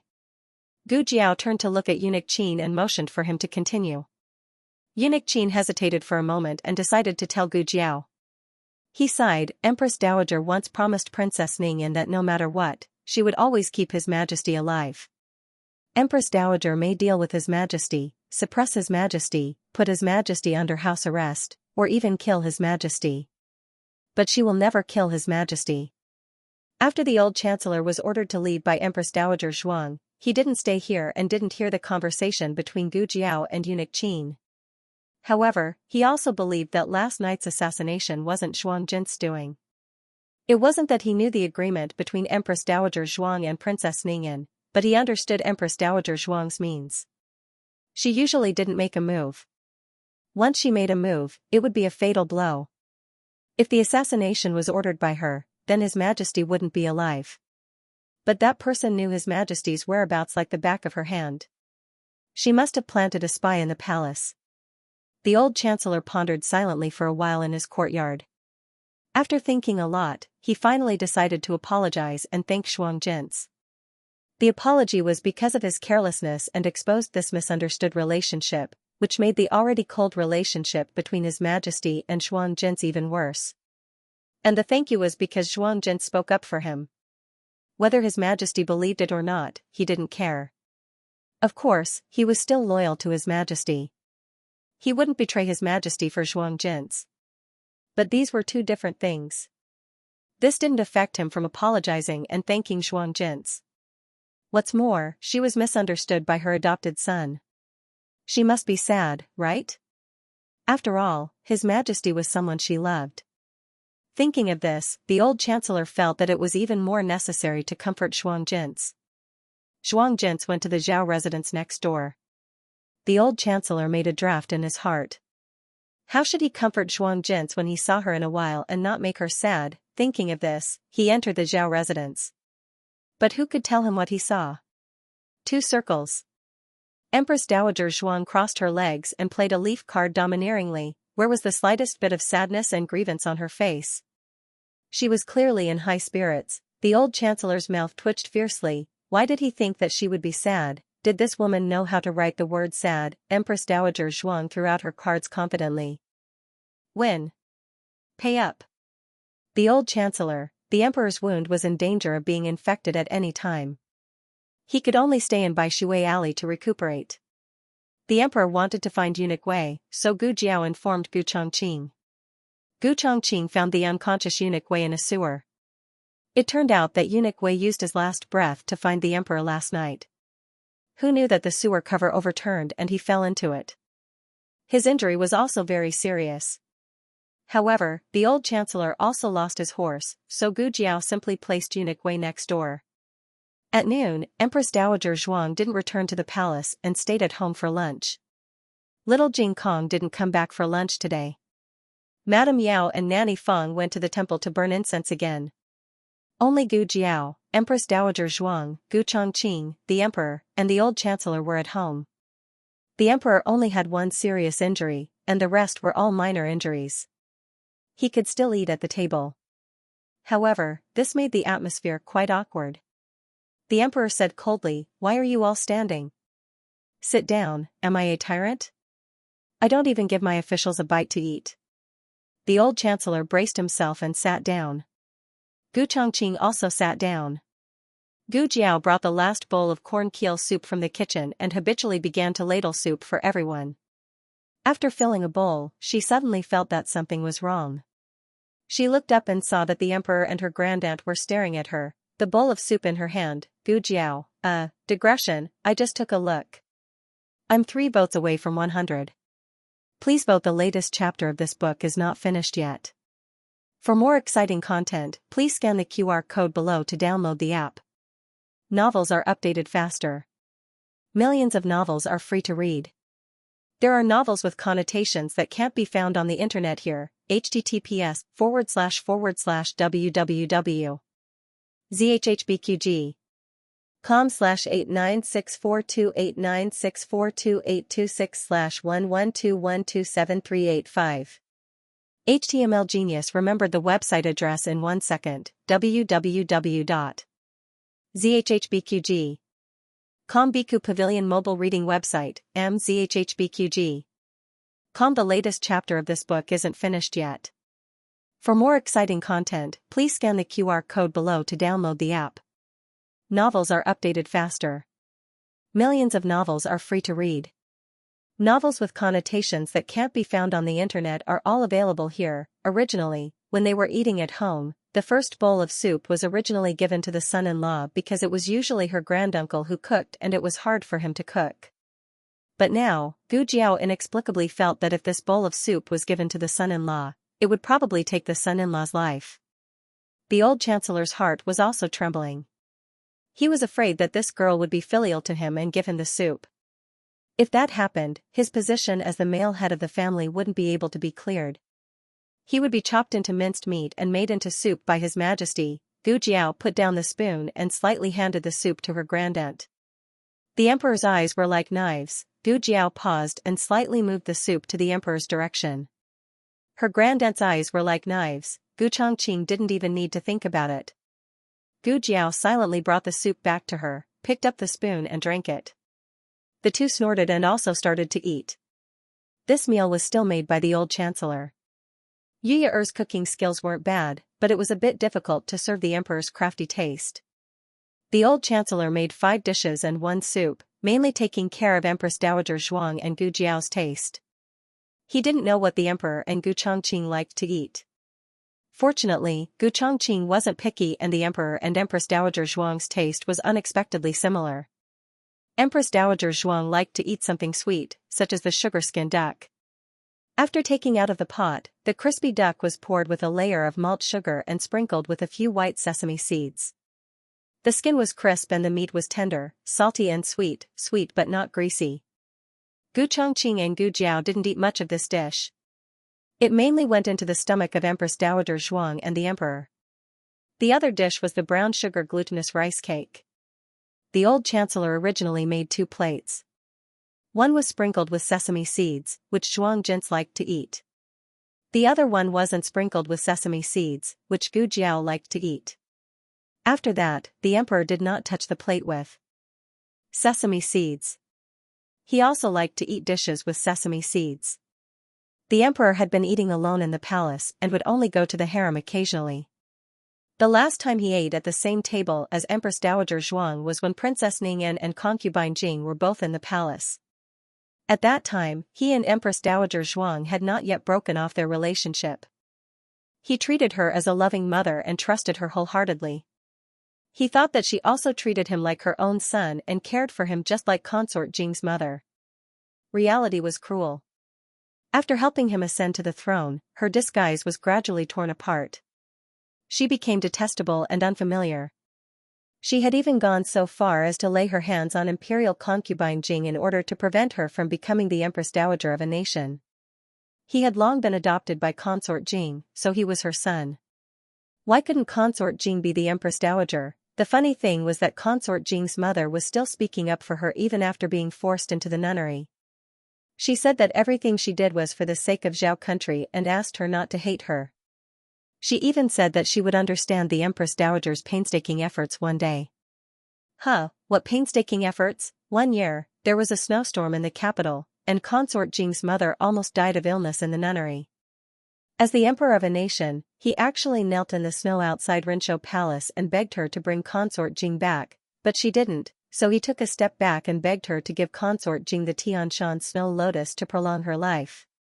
She didn't do that either. She didn't save her. She forgot how consort Jing's mother had blocked the sword for her when the Lu family wanted to get rid of her. She also forgot how consort Jing's mother had risked her life to steal the edict and burn it when the previous emperor had left behind a will for her to be buried with him. She had no heart. She was a vicious woman who repaid kindness with ingratitude.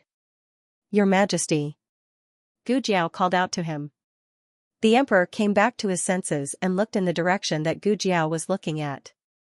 He saw that he had been in a daze and had unknowingly picked up a piece of brown sugar glutinous rice cake that Empress Dowager Zhuang had picked up. This was the last piece of brown sugar glutinous rice cake sprinkled with sesame seeds. The emperor was embarrassed. No matter how much he hated Empress Dowager Zhuang, he shouldn't have disregarded his status and snatched a piece of brown sugar glutinous rice cake from her. If this spread out, where would the emperor put his face? In order to show that he didn't deliberately do such a childish thing, he coughed lightly and said seriously, I originally wanted to give it to Imperial Mother. I didn't expect Imperial Mother to pick it up herself. Everyone, it was obviously the Empress Dowager who picked it up first. If you want to smooth things over, you don't have to think that we're all blind. Empress Dowager Zhuang wouldn't be polite with him. She picked it up and ate it without a care. The world was big, but eating was the most important thing. Empress Dowager Zhuang's appetite would never be affected by anything. Seeing her so carefree, the emperor was so angry that he couldn't even eat properly. After eating, Gu Chongqing helped the emperor back to his room. The emperor lay on a bed that wasn't too wide. He didn't like hard beds, but he also didn't like soft beds. This level was just right. Although the room was small and the furnishings were simple, it inexplicably gave him a sense of peace and stability. It was as if everything was placed where he wanted it. No one knew that the emperor of the Zhao kingdom had a small problem of being afraid of the dark. On the bedside table, there was an old metal box with a candle and a match in it. The candle was new and was obviously just a backup. He remembered that when he was a child, Consort Jing always left a candle and match at his bedside. He didn't expect the little miracle doctor to be so considerate. In fact, the rules in the palace were strict. Matches couldn't be placed close to the bed. But Consort Jing knew that he was afraid of the dark. Thinking of Consort Jing, the emperor's eyes became moist. He had to get rid of that vicious woman as soon as possible. Only then could he take Consort Jing back to the palace and live out the rest of her life. Gu Chongqing stayed in Jadewater Alley to protect the emperor. Eunuch Wei's left arm was fractured. Gu Jiao had already put a plaster cast on it.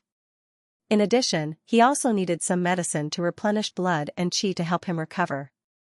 Gu Jiao decided to go to the medical center again. She ran into Gu Qingfeng as soon as she got the medicine.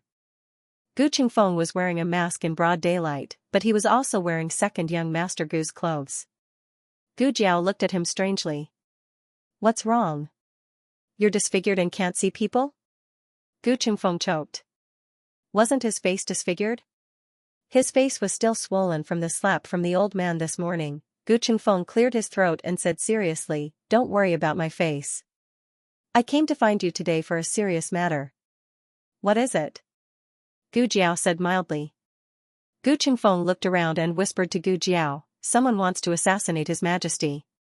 Gu Jiao said, "It's not an assassination, it's already been done." Gu Qingfeng was shocked. "What?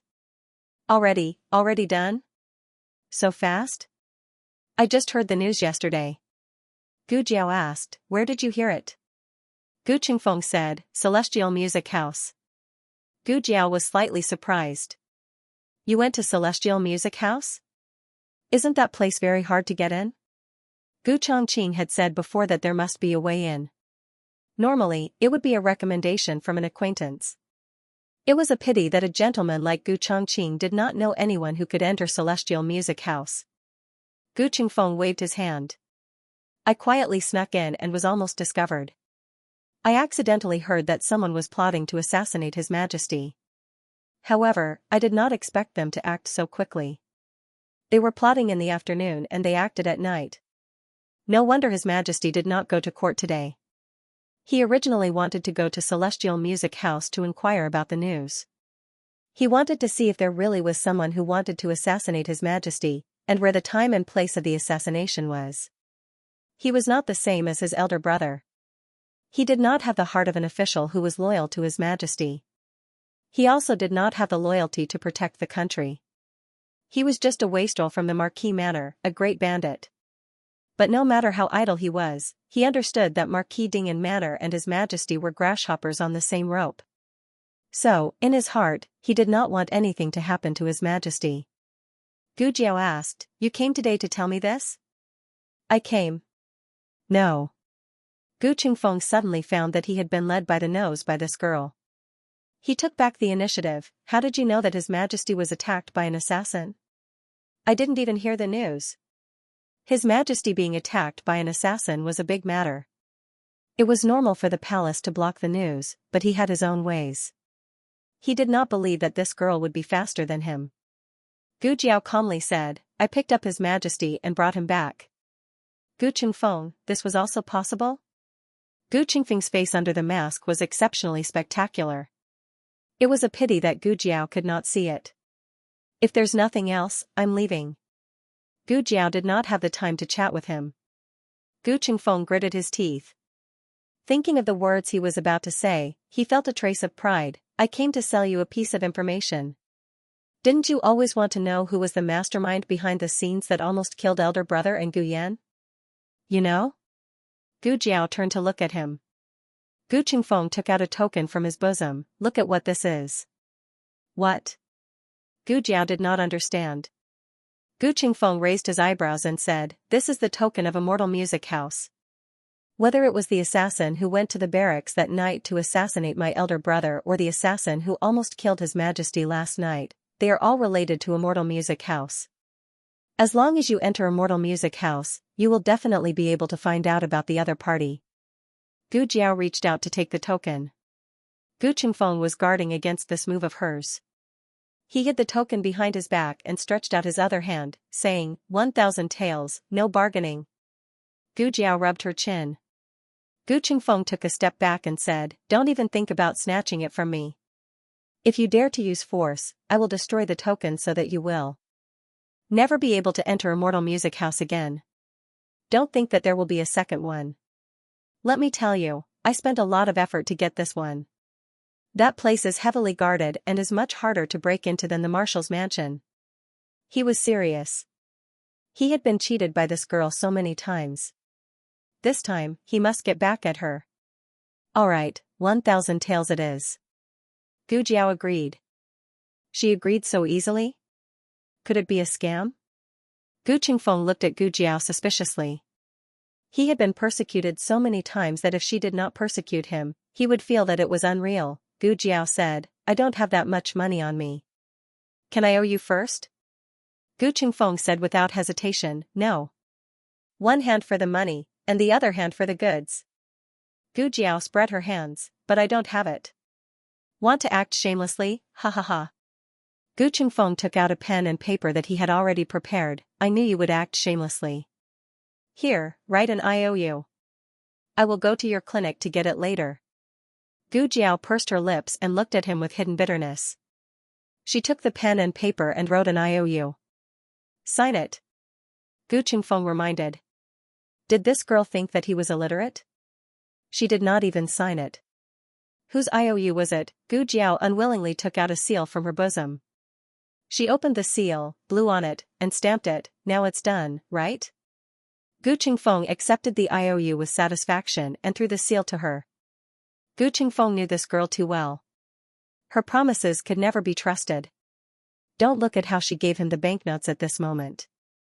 Who knows, she might knock him unconscious and snatch the banknotes away. "See you later." Ha ha ha. Gu Qingfeng waved his arms and ran away as if he was reincarnated. Gu Qingfeng ran 2 streets in one breath.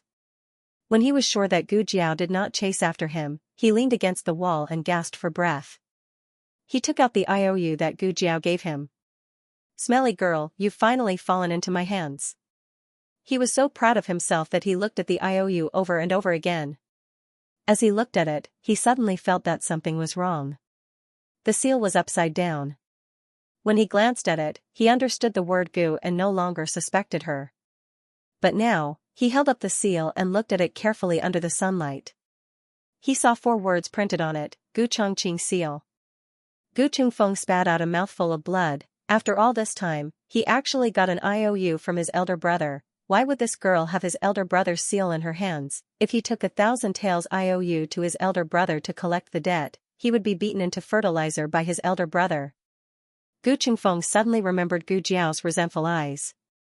If it was not for that gaze, he would not be so easily fooled. He did not see her for a few days and she actually learned how to act? Who taught her? He was so angry. So angry. Gu Jiao first returned to Jade Water Lane and ordered Jia to boil medicine for eunuch Wei. Afterwards, she changed her clothes and headed to Immortal Music Residence. Although she did not have enough evidence, her intuition told Gu Jiao that the person who tried to assassinate the emperor and the person who tried to sow discord between Marquis Ding and Fu and the Marshals Fu came from the same power. The other side's ultimate goal in trying to sow discord between Marquis Ding and Fu and the Marshals Fu was to drive a wedge between the emperor and her great-aunt. But unexpectedly, they failed, so they simply came to assassinate the emperor. As the other side wished, the emperor determined that her great-aunt was the murderer. Truly a sly person. Gu Jiao indifferently looked at Immortal Music Residence's signboard. Killing intent flashed through her eyes. The newest chapter of this book is not finished. For more exciting content, please scan the QR code below to download the app. Novels are updated even faster. Millions of novels are free to read. Novels that can't be found online are all available here. https://www.zhhbqg.com/89642896428226/112101371. HTML Genius 1 second. Remember this website address, www.zhhbqg.com. Bikuga mobile reading website, mzhhbqg.com. The latest chapter of this book is not finished yet. For more exciting content, please scan the QR code below to download the app. Novels are updated faster. Millions of novels are free to read. Novels that can't be found online are all available here. As the fastest rising brothel in the capital, Immortal Music House overshadowed the former Soft Jade Pavilion. Apart from the fact that the girls inside were all fairy-like and talented, its unique business model was also enough to whet the appetite of the capital's influential officials. Gu Jiao arrived at the door. The guard at the door was a woman. The woman looked at Gu Jiao's token and didn't say anything as she let her in. It was Gu Jiao's first visit to a brothel, so it was quite refreshing. There was no extravagance, toasting, exchanging of cups, singing of orioles and dancing of swallows as he imagined. The music here was not decadent, but like the sounds of nature. Walking in the spacious lobby, from time to time, girls would pass by her. Gu Jiao casually glanced at them. They really were fairies. It was as if she had entered a fairyland, just a little bit away from becoming a fairy. Suddenly, a begonia flower fell on Gu Jiao's shoulder. Gu Jiao didn't reach out to catch it, letting the flower fall to the ground. From the railing on the second floor came a soft sigh. Young master doesn't want the servant's flower. Does he dislike this servant? This sentence shattered the fairyland filter in front of Gu Jiao's eyes. Finally, there was a hint of a brothel. Gu Jiao raised her head. She was wearing a mask that covered her nose and face, but it didn't cover her rosy lips and delicate chin. It also didn't cover her pair of cold eyes. Oh. The girl upstairs let out a cry of surprise, and couldn't help but straighten her body. Gu Jiao's figure was considered tall for a woman, and with her valiant temperament, there was no pressure for her to act as a handsome young master. The girl's cry of surprise attracted several companions. Everyone stood on the railing on the second floor and looked at Gu Jiao. Young master, look at me. Someone waved a handkerchief at Gu Jiao. Gu Jiao may not have eaten pork, but she has seen pigs walk. She has the spare time to strike up a conversation with a strange man. In Xianxia house, she can't be considered a very powerful person. Her target wasn't them. The few of them tried to seduce Gu Jiao for a long time, but there was no response, so they couldn't help but complain. How disappointing. Isn't it? Even our sister Xianxia looks down on him. I wonder who he's here for. Xianxia was the girl who threw the begonia flowers at Gu Jiao. Could it be that she's here for Sister Xianxia? Sister Xianxia can see him? Who wants to see me? A lazy and gentle voice sounded from the end of the corridor. Several girls who were chatting about Gu Jiao turned around and bowed respectfully. Sister Xianxia. The girl who was called elder sister looked to be around 17 or 18 years old. She was actually younger than a few of them, but Immortal Music House had never been ranked based on age. What are you looking at? The girl asked.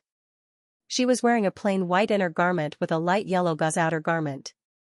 The color was bright, fresh, and elegant, making people's eyes light up. She was wearing a veil that was the same color as the gauze, hazy. Her outline was vaguely visible, but it wasn't clear. Even women couldn't help but be attracted to her. The girl seemed to be accustomed to this and no longer expected them to answer her. Instead, she turned her head and looked downstairs. Oh. She also let out a small cry of surprise, her eyebrows slightly raised, and her eyes turned. A very clean young master has come. Bring him up. This person, I want him. After she finished speaking, she turned around and went up to the third floor. The servant girl behind her answered yes and stepped downstairs. She came to Gu Jiao and bowed to Gu Jiao. Young master, my family's miss invites you. Gu Jiao gave her a look. Not going. You. The servant girl choked. Do you know who my family's miss is? Gu Jiao gave her a small look again. Oh, who is it? The servant girl put her hands on her hips. My family's miss is Immortal Music House's courtesan. Others want to see her but can't. My family's miss wants to see you because she thinks highly of you. These words weren't exaggerated at all. Immortal Music House's courtesan only sold her skills and not her body. Every 3 days, she would only receive one person for 2 hours each time. Even so, those stinky men in the capital who wanted to be her guest were still as numerous as carps crossing the river. The courtesan should be a big fish. Gu Jiao thought for a moment and nodded to the servant girl, indicating that she accepted her family's miss's invitation. The servant girl had a headache. Was it an illusion? Why did she feel that this young master's expression just now was weighing the pros and cons? No matter what, her family's miss wanted to see him. No matter how strange the master was, he had to bring her up to see him. Gu Jiao followed the servant girl to the 3rd floor. She didn't notice how jealous the guests below looked at her. It was very difficult to enter Immortal Music House. In Immortal Music House, it wasn't the guests who chose the ladies, but the ladies who chose the guests. Those who were lucky could be chosen to go up to the 2nd floor. Those who were unlucky could only have a lonely night tour in the main hall. Those who went up to the 3rd floor could be counted on one hand. Of course, Gu Jiao didn't know how lucky she was, but she could faintly feel that the 3rd floor was particularly quiet. Miss, the young master is here. The servant girl reported from outside the door. Come in. The woman said. The servant girl pushed open the door and smiled at Gu Jiao, saying, Young master, please. Gu Jiao stepped into the room. The servant girl closed the door from the outside. The room's furnishings looked relatively simple, but it could also be because Gu Jiao didn't recognize antiques.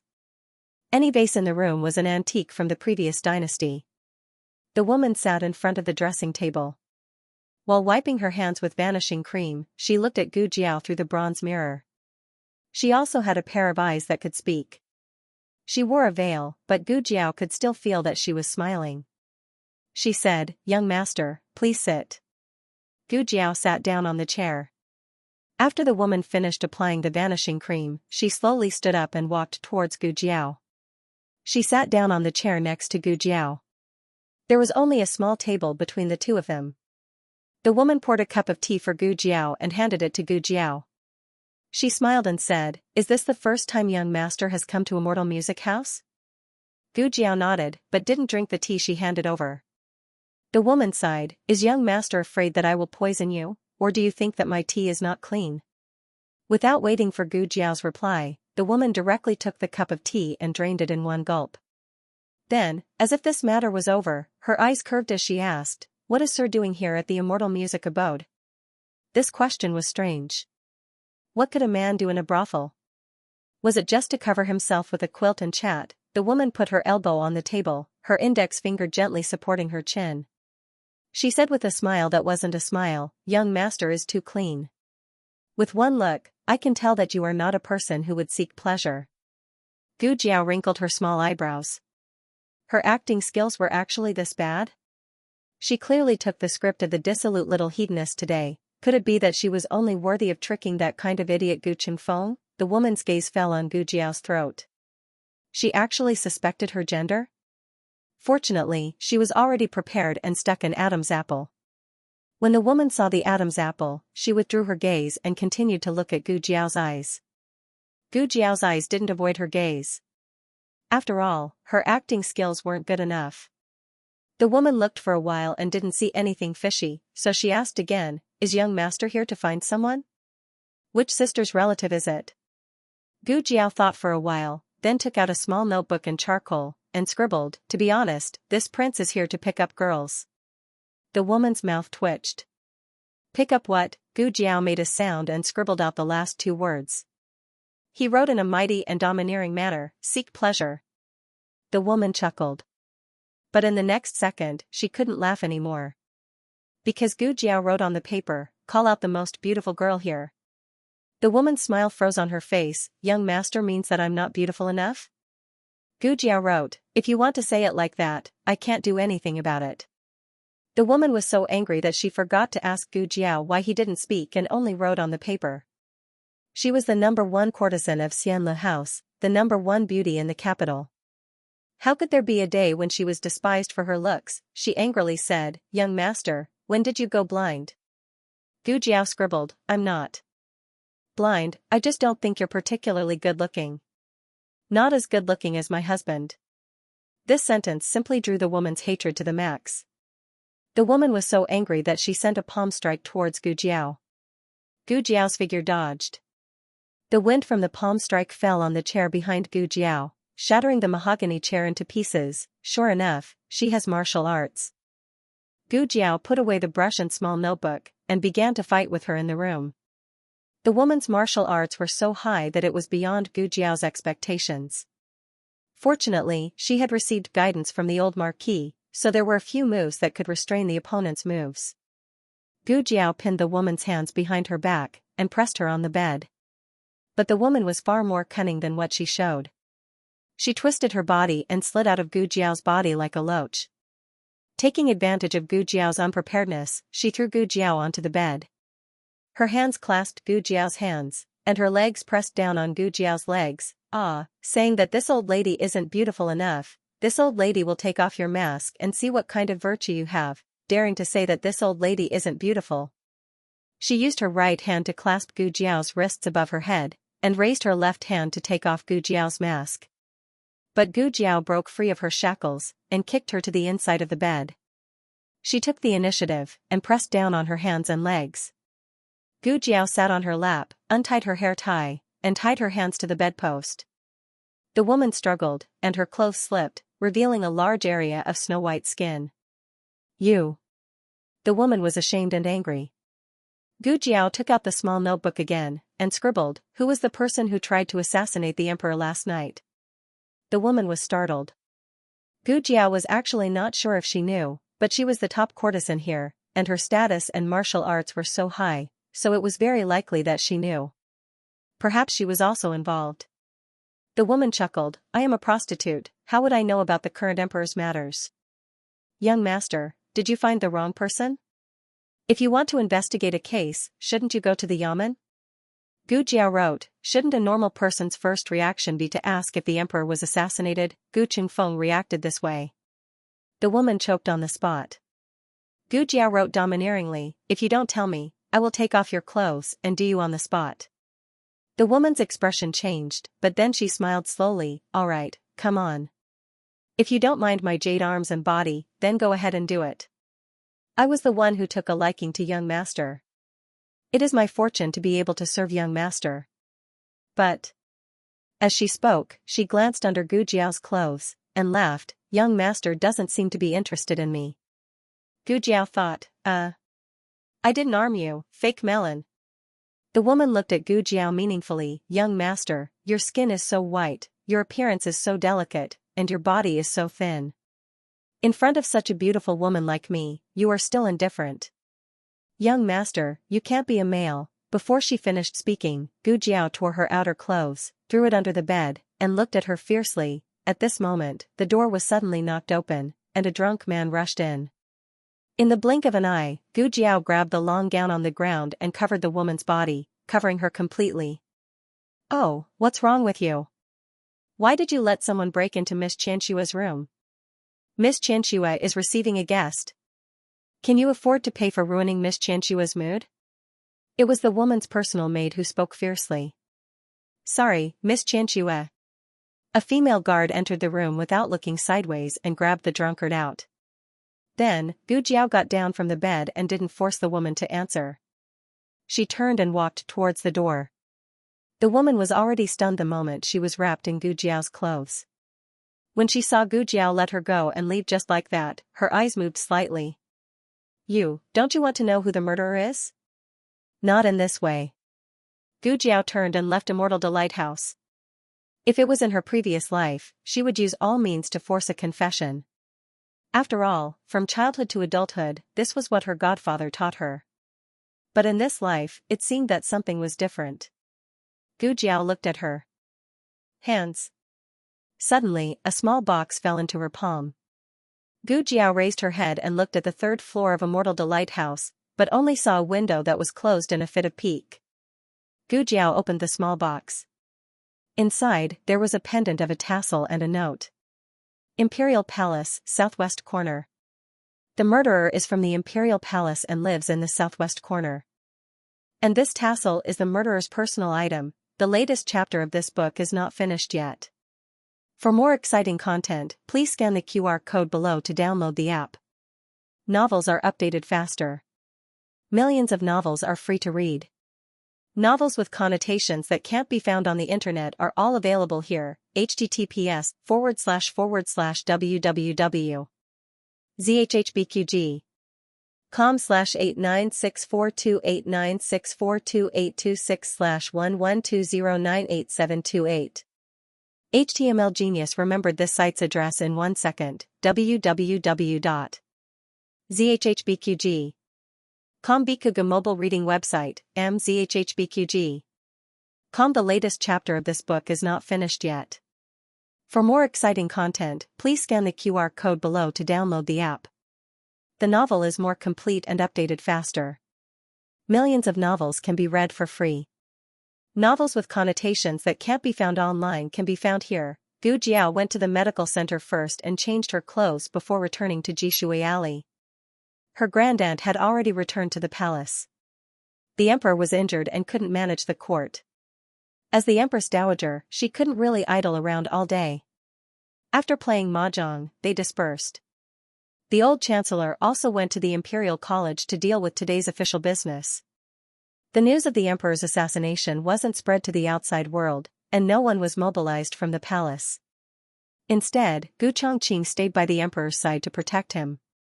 Gu Chongqing lived openly in Jishui Alley. Xiao Lulang and her 3 younger brothers hadn't returned yet. Gu Jiao went next door to see Eunuch Wei. His injury was more serious. He drank medicine in the afternoon and fell asleep not long after. Yuya said, "Eldest miss, did I make a mistake? Why doesn't he wake up?" Gu Jiao took Eunuch Wei's pulse and said, "You did well. He's too weak and needs to rest for a few days." Hearing Gu Jiao say this, Yuya was relieved. Gu Jiao went to her grandaunt's room to take the emperor's pulse. The emperor was also asleep. His wound didn't show any signs of inflammation, but it couldn't be taken lightly. Gu Chongqing didn't have anything to do in the afternoon, and it wasn't good to practice swordsmanship. He was afraid that the noise would disturb the emperor's sleep. He saw corn cobs hanging on the rope and took a few to pull. In the past, he saw her and Gu Yan pulling corn cobs like this. If the people in the barracks saw the cold-faced Yama, who could kill millions with a wave of his hand, sitting on a stone bench in the backyard and pulling corn cobs, their eyes would probably pop out. Gu Jiao walked over and sat down beside him. She asked about the southwest corner of the palace. Who lives in the southwest corner of the palace? Why are you suddenly asking about this? Gu Chongqing's hand that was pulling out the corn on the cob paused. I just went out and found out some information. The assassin seems to be related to the southwest corner of the palace. Gu Jiao did not mention that she went to the brothel to investigate. But Gu Chongqing wasn't stupid. Such a big piece of news couldn't be found outside. The only place he didn't investigate was Immortal Music House. Gu Chongqing narrowed his eyes and put down the corn in his hand. His face became serious. You went to Immortal Music House? Gu Jiao said seriously, no, I'm a gentleman. I don't go to that kind of place. She had already changed her clothes. If she didn't admit it, she wouldn't go. Gu Chongqing's gaze fell on her small throat. Your Adam's apple hasn't been removed yet. Gu Jiao, her persona collapsed too quickly, just like a tornado. Gu Chongqing was angry and helpless. Although he knew that she was powerful, Immortal Music House wasn't an ordinary dragon's pool or tiger's den. That place was heavily guarded and experts were as common as clouds. Even he didn't know the depth of the place. In the future, don't go to such a dangerous place. After Gu Chongqing finished speaking, he felt that she wouldn't be obedient. He paused and said, if you want to go, bring me along. Gu Jiao thought for a moment and nodded. Gu Chongqing asked again, how did you get in? I picked up a token of Immortal Music House. Gu Jiao said without changing her expression. She could even pick up a token? Gu Chongqing wanted to say what kind of luck was this? But when he thought of Empress Dowager Zhuang and the Emperor, he felt that this girl really did have this kind of luck. He didn't suspect anything, but said, "So you found out about the assassin?" The assassin is related to the southwest corner of the imperial palace. Do you recognize this tassel? Gu Jiao took out the tassel that Xianxia gave her. This was a tassel hanging from a jade pendant. The workmanship was exquisite.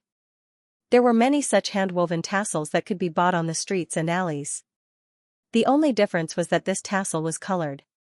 Gu Chongqing said, "Normal tassels are red. The tassels of His Majesty, the Empress, and the Empress Dowager are bright yellow." It wasn't that colored tassels didn't exist, but they were relatively rare. Gu Chongqing hadn't seen anyone he knew wearing this kind of tassel. Gu Jiao asked, "Will the imperial concubines in the harem wear colored tassels?" Gu Chongqing thought seriously, maybe. Colored tassels weren't taboo, but they weren't very popular. But Gu Chongqing continued, "The southwest corner of the imperial palace doesn't have any imperial concubines living there. It's a place to raise bees and flowers. There's only one bee garden and one flower shed." Could it be that the meaning of the note wasn't referring to the people living in the southwest corner of the imperial palace, but the people who would appear in the southwest corner of the imperial palace? Jiao Jiao. While Gu Jiao was thinking, little Jing Kong came back from the imperial college. He jumped out of Lu Quan's carriage and ran into the courtyard.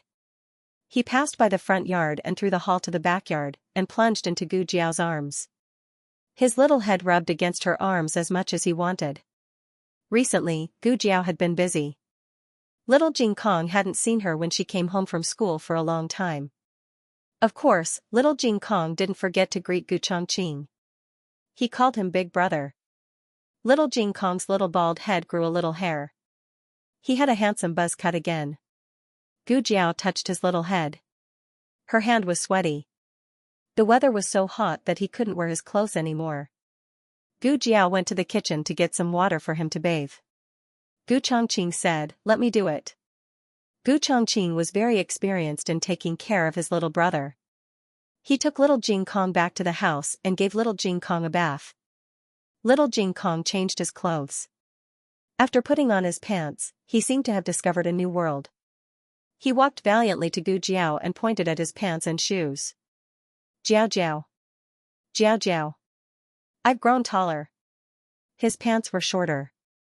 They used to cover his shoes, but now they were on top of his shoes. It wasn't much. It was only 2 inches.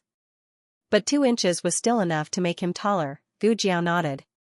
"Yes, you've grown taller." Little Jing Kong was overjoyed. He began to announce to everyone in the courtyard that he had grown taller. He even showed off his pants that were shorter. However, everyone had gone out today and hadn't come back yet. Little Jing Kong had never looked forward to his bad brother-in-law, Brother Yin, and Brother Xiaoxun as much as he did now. He wanted to show off to the whole world that he had grown taller. However, after waiting and waiting, Xiao Lulang was working overtime at the Hanlin Academy. Gu Yan and Gu Xiaoxun went to Nanxiang to learn from Master Liu. Even Madame Yao, who went to the temple to offer incense, stayed overnight at the temple with old servant Fang. He was so worried, he didn't even have a place to show off. Little Jing Kong sighed and paced back and forth in the courtyard with his hands behind his back. He walked like Master Zhao, who was worried that the price of rice would increase tomorrow. Ahem, a low cough came from Grandaunt's room. Little Jing Kong's eyes lit up. "Oh? Is Grandaunt back?" He ran over and pushed open the door. "Great Aunt." "Eh? It's not Grandaunt?" When he saw the man on the bed, he tilted his head and said in surprise, "Uncle Chu." Qin Chuyu's disguise was well hidden. Until now, little Jing Kong and Su Tangtang still thought that his surname was Chu. His name was Chuyu, and his father was an official in the imperial court. The emperor had just woken up and was still in a daze. When he saw Jing Kong, he remembered that he was sleeping at little divine doctor's place. "Oh, it's Jing Kong," he greeted weakly. "Uncle Chu, are you sick?" Little Jing Kong came to the bed and looked at him with wide eyes. Gu Jiao was a doctor, so it wasn't strange for her to have a patient in her house. The strange thing was that he was staying in Grandaunt's room. "Why is Uncle Chu staying in Grandaunt's room?" Little Jing Kong asked. Children didn't have as many twists and turns as adults, so they asked whatever was on their mind. Why isn't Uncle Chu staying at my place? That way, he could sleep with Jiao Jiao at night. The emperor didn't expect that this room was Empress Dowager Zhuang's room. He was very surprised. This is Empress, your grandaunt's room? Yes. Little Jing Kong nodded quickly. Then the things here. The emperor paused in the middle of his words. He was saved by Little Divine Doctor in the middle of the night. He was almost dead, and Little Divine Doctor was busy saving him. How could he have the time to decorate a room for him? The tables, chairs, lamps, and candles here must have been set up beforehand. Thinking that everything here was arranged by Empress Dowager Zhuang, the emperor didn't like it at all. Little Jing Kong didn't know what the emperor was thinking. When he saw that the emperor suddenly looked depressed, Little Jing Kong thought that he was uncomfortable. He went forward and patted his hand. Uncle Chu, you will be fine.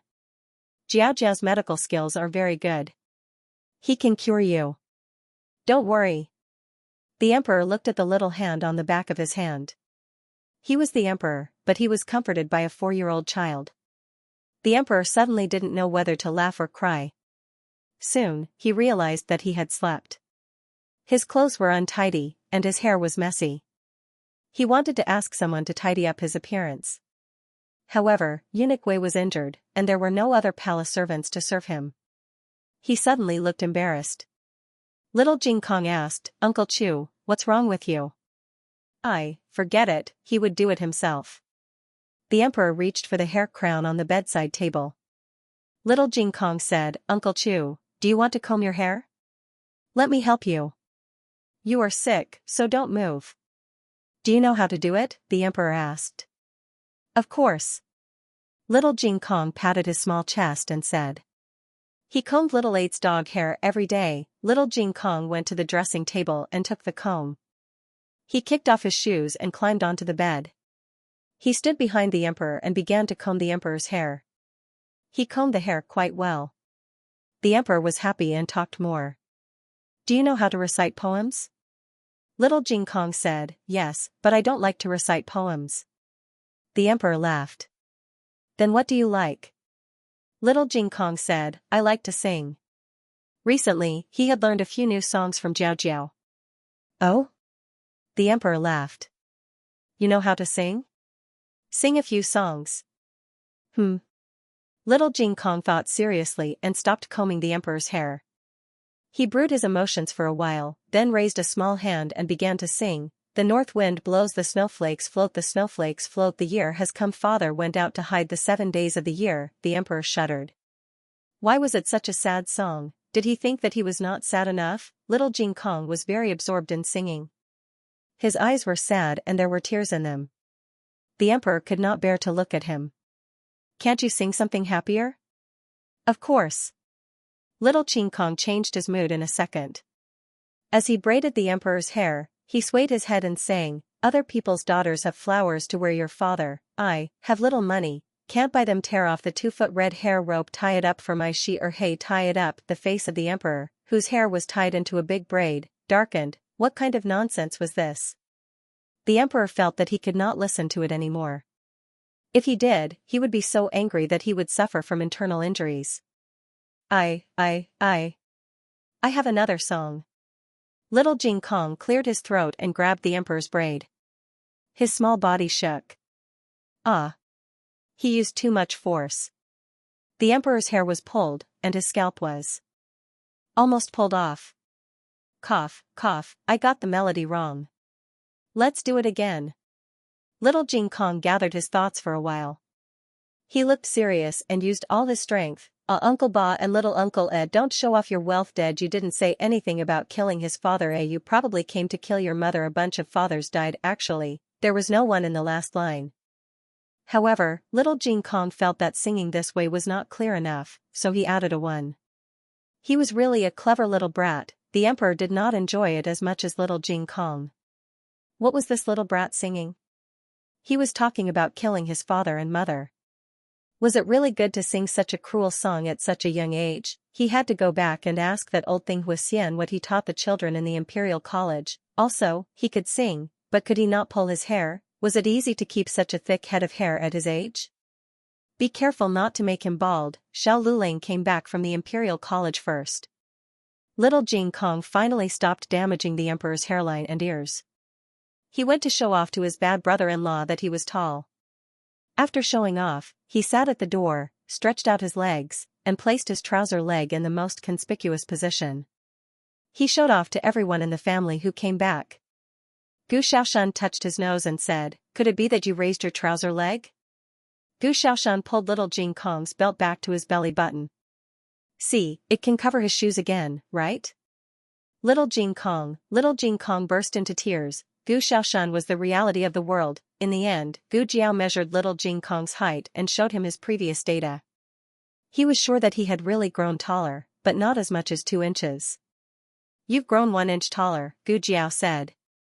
Little Jing Kong sat in Gu Jiao's arms and played with Gu Jiao's hair pitifully. "Is 1 inch taller?" Gu Jiao touched his little head. "Of course." Little Jing Kong lowered his head and played with his fingers. Then I have to reward you with a kiss." Gu Jiao kissed his head. Little Jing Kong jumped down, covered his head with his little hands, and quickly ran back to the house. At night, when Gu Jiao went to change the emperor's medicine, she asked the emperor if he had seen the tassel. The emperor shook his head. "I haven't seen it." The next day, Gu Jiao went to the imperial palace. Empress Dowager Zhuang went to the court. Gu Jiao took the tassel and asked Eunuch Qin, "Eunuch Qin, have you seen this tassel?" Eunuch Qin shook his head. "I haven't seen it." "Eunuch Qin, is there a place to collect honey in the imperial palace?" she asked. Eunuch Qin said, "There's a bee garden in the southwest corner. Do you want fresh honey? I'll ask someone to collect it." "No, I'll go by myself." Gu Jiao paused. "Can I go?" Eunuch Qin smiled. "Of course." Eunuch Qin took a jar and gave it to Gu Jiao. "There are beekeepers there. If you are tired, you can give it to them." "Okay." Gu Jiao took the jar. Eunuch Qin was worried that she would get lost, so he asked the eunuchs of the Rinshou Palace to send her there. Gu Jiao decided to wait here for the rabbit. She waited for a whole morning, but no one passed by except the gardeners and the beekeepers. When Gu Jiao was about to leave, several women came from the end of the path. The leader was Princess Ning. Princess Ning was followed by 2 eunuchs with flower baskets and 4 maids. Princess Ning had a miscarriage a few days ago, so her face was still a little swollen. It was hot in June, but she was still wrapped in a cloak. Princess Rui Wang said that this was the 3rd miscarriage of Princess Ning. Every miscarriage was harmful to a woman, not to mention that she had miscarried 3 times. In ancient times when medical conditions were not developed, it was really difficult for her to get pregnant again. She lived in Prince Ning's mansion outside the palace, so she didn't know why she came to such a remote corner in the southwest. Was she the person she was waiting for? Gu Jiao was in a small wooden house, but her eyes fell on Princess Ning through the window. "Princess, you can leave this to us." "Why do you have to do it yourself?" a maid asked. Princess Ning said, "You don't understand. You wasted the good honey. Call the beekeeper here." "Yes." The maid answered, went to the bee garden, and called the beekeeper on duty. The beekeeper bowed to Princess Ning respectfully. "Greetings, Princess Ning." Princess Ning asked, "What honey have you picked today?" The beekeeper replied, "Princess Ning, there is date honey, locust honey, and half a jar of flower honey." "Give it to me." Princess Ning said. "Yes." The beekeeper poured a small cup of each of the 3 kinds of honey. Princess Ning tasted them one by one with a spoon and said, "Date honey." "How much does Princess Ning want?" the beekeeper asked respectfully. 2 jars. Princess Ning said. The beekeeper filled 2 jars of honey for Princess Ning, and the eunuch next to Princess Ning took them. Then they went to the garden to pick a few potted plants.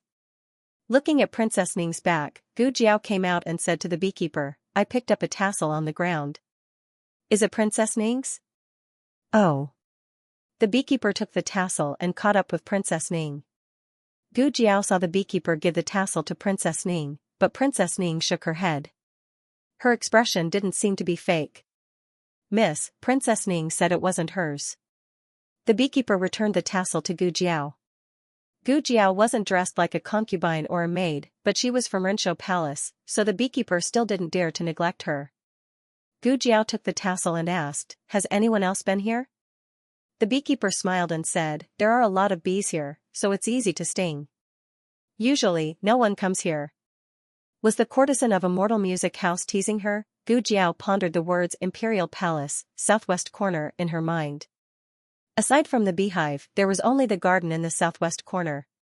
She had been watching the garden, but there was no movement. Gu Jiao touched her chin. While she was puzzled, someone else came. This time, it was the Crown Princess. The Crown Princess had been recuperating in the East Palace since she was beaten up by Gu Jiao. Her injuries had completely healed yesterday, and she walked out of the East Palace this morning. The beekeeper was frightened. It was fine if Princess Ning came, but why did the Crown Princess also come? The beekeeper hurried forward and bowed. "This servant greets the Crown Princess." The Crown Princess nodded lightly. Gu Jiao was standing at the entrance of the beehive. Before she could return to the wooden hut, the Crown Princess saw her. The Crown Princess recognized Gu Jiao. After all, she had seen Gu Jiao from afar. And Gu Jiao also recognized the Crown Princess. After all, she had beaten the Crown Princess deeply. However, in the impression of the two, the other party should not recognize them. This was their first official meeting. As a woman who could charm the Crown Prince, the Crown Princess's appearance was impeccable. It was not an exaggeration to say that she could cause the fall of a city at first sight. In comparison, Gu Jiao, who had a red birthmark on her cheek, paled in comparison. At least in the eyes of others. The Crown Princess was the moon in the sky. Even the beauties in the imperial harem were overshadowed by her, let alone this young girl with a disfigured face. "Who are you? Why don't you kneel when you see the Crown Princess?" The chief eunuch beside the Crown Princess asked. If it was the Crown Princess's female official, she would probably recognize Gu Jiao. Unfortunately, this chief eunuch had never seen Gu Jiao before. The bee craftsman hurriedly said in a small voice, "Gong Gong, this girl is from Rinshou Palace." The chief eunuch's expression changed, but it was only for a moment before he raised his voice. "The people of Rinshou Palace are the most disciplined. Even Miss Zhuang has to respectfully bow when she sees the Crown Princess." This flattery and trampling was clearly telling Gu Jiao that even Empress Dowager Zhuang's legitimate grandniece had to bow when she saw the Crown Princess. Regardless of her status, could she surpass Zhuang Yueshi? The Crown Princess looked at Gu Jiao. She suddenly wanted to see this woman bow in front of her. But Gu Jiao did not bow to her. As a member of the Eastern Palace, the chief eunuch naturally did not get along with Rinshou Palace. But he could not go up and punish Gu Jiao. He had to use the rules to suppress Gu Jiao. "Does the Empress Dowager know you are so rude? Is it any of your business whether the Empress Dowager knows or not?" It was Gong Gong Qin. The chief eunuch's expression changed and he lowered his head. They were both chief eunuchs of the master, but he could not be compared to Gong Gong Qin. Only Gong Gong Wei could be compared to Gong Gong Qin in terms of status. The Crown Princess also showed a trace of confusion when she saw Gong Gong Qin. Gong Gong Qin came to Gu Jiao and bowed respectfully. "Miss Gu, the Empress Dowager has left the court and asked why you have not returned to Rinshou Palace for dinner." After saying this, he turned around and bowed to the Crown Princess. "This servant greets the Crown Princess." His smile and etiquette were flawless, but he greeted Gu Jiao first before greeting the Crown Princess. This was already embarrassing the Crown Princess. A subtle light flashed through the Crown Princess's eyes, but her expression was normal. "Gong Gong Qin, you are excused." "Miss Gu, have you picked the honey you wanted?" "Yes." Gu Jiao nodded. "It's in the room." Gong Gong Qin personally took out 2 jars of honey and said with a smile, "Miss Gu, is there anything else you want? There are many flowers in the garden." "Miss Gu, do you have any flowers you like?" Gu Jiao shook her head. "I don't grow flowers." Gong Gong Qin smiled. "Okay. Then let's go back. If we don't go back, the Empress Dowager will be worried." The Crown Princess could hardly hide the surprise in her eyes. She had known Gong Gong Qin for so long, but she had never seen him so polite to anyone. Even in front of Empress Xiao and noble consort Zhuang, he was just polite. But his politeness to Gu Jiao seemed to be more than just politeness. There seemed to be a trace of love and affection in that respect. During the whole process, Gong Gongqin treated the crown princess as heir and only asked Gu Jiao questions. It seemed that he had endless worries. In the past, Gong Gongqin was not so talkative. The crown princess frowned. The two then left. The moment they brushed past each other, Gu Jiao suddenly pointed at the tassel on the ground and said, "Your tassel fell." The crown princess lowered her head to look. "It's not mine." Gu Jiao, "Oh." It was also not the crown princess's. The people that appeared in the southwest corner of the imperial palace today were unrelated to this tassel. Why was it like this? Gu Jiao left with confusion. The crown princess' confusion was no less than Gu Jiao's. She looked at Gu Jiao's back and felt that something was wrong. Isn't she the wife of the new top scholar? Why is she so close to Rinshou Palace? Crown princess. The young palace maid suddenly remembered something and said, "Do you still remember the matter of the fifth prince being pushed into the water 2 days ago? Noble consort Shu wanted to punish that person, but she was taken away by the Empress Dowager. That person even sat on the Empress Dowager's Phoenix sedan. This matter caused a stir in the imperial palace. Although the crown princess did not leave her room, she still heard about it. That person was noble consort Shu's niece, the true eldest miss of Marquis Ding and Fu. It was said that she had great medical skills and was treated as a guest of honor by the Empress Dowager. The crown princess's expression was slightly startled. It's her? Xiao Lulang didn't marry a normal peasant girl, but a true Marquis Fu's daughter. In this instant, the crown princess's heart didn't know what to feel. The young palace maid muttered, "Speaking of which, has this Marquis Fu's daughter gone crazy? Marquis Ding and Fu is His Majesty's trusted aide. Xiao Lulang is also His Majesty's new top scholar. Her father, brother, and husband are all His Majesty's people, but she wants to be with Empress Dowager Zhuang. Is she not afraid of being rejected by her father and brother, not afraid of being abandoned by her husband?" That's right, wasn't she afraid? How could she live so fearlessly, so unscrupulous? Gu Jiao returned to Rinshou Palace and personally made a dish of honey crispy duck for her grandaunt. It was similar to the sweetness of the sugar-skin duck, but it wasn't as sweet. It also had a trace of honey's natural sourness, making the taste richer. Without the emperor's annoying son fighting for food, Empress Dowager Zhuang ate happily. After eating, Gu Jiao took out the tassel. "Grandaunt, have you seen anyone wearing this tassel?" Empress Dowager Zhuang looked at the tassel and frowned. "Such an ugly tassel, I've never seen it before." Not ugly, Gu Jiao felt. Wait, it seems like I've seen it before. Empress Dowager Zhuang looked up at the sky and carefully tried to recall. She waved her hand, "I can't remember." Great, the clue she had just obtained was suddenly cut off. "Where did you get this tassel?" Empress Dowager Zhuang asked. "I picked it up." Gu Jiao said without a change in expression, "This tassel may be related to the assassin who tried to assassinate His Majesty." Humph. Empress Dowager Zhuang snorted, her face full of disgust. "You can't even clean up after killing someone." Gu Jiao went to the bee garden in the afternoon again, but she still found nothing. At dusk, she left the imperial palace. She carried a small basket on her back and walked alone on the bustling street. She was still thinking about the murderer in her mind. Suddenly, there was a sound of punching and kicking in the alley. She inadvertently glanced over. She saw a group of burly men were beating a thin and bony man.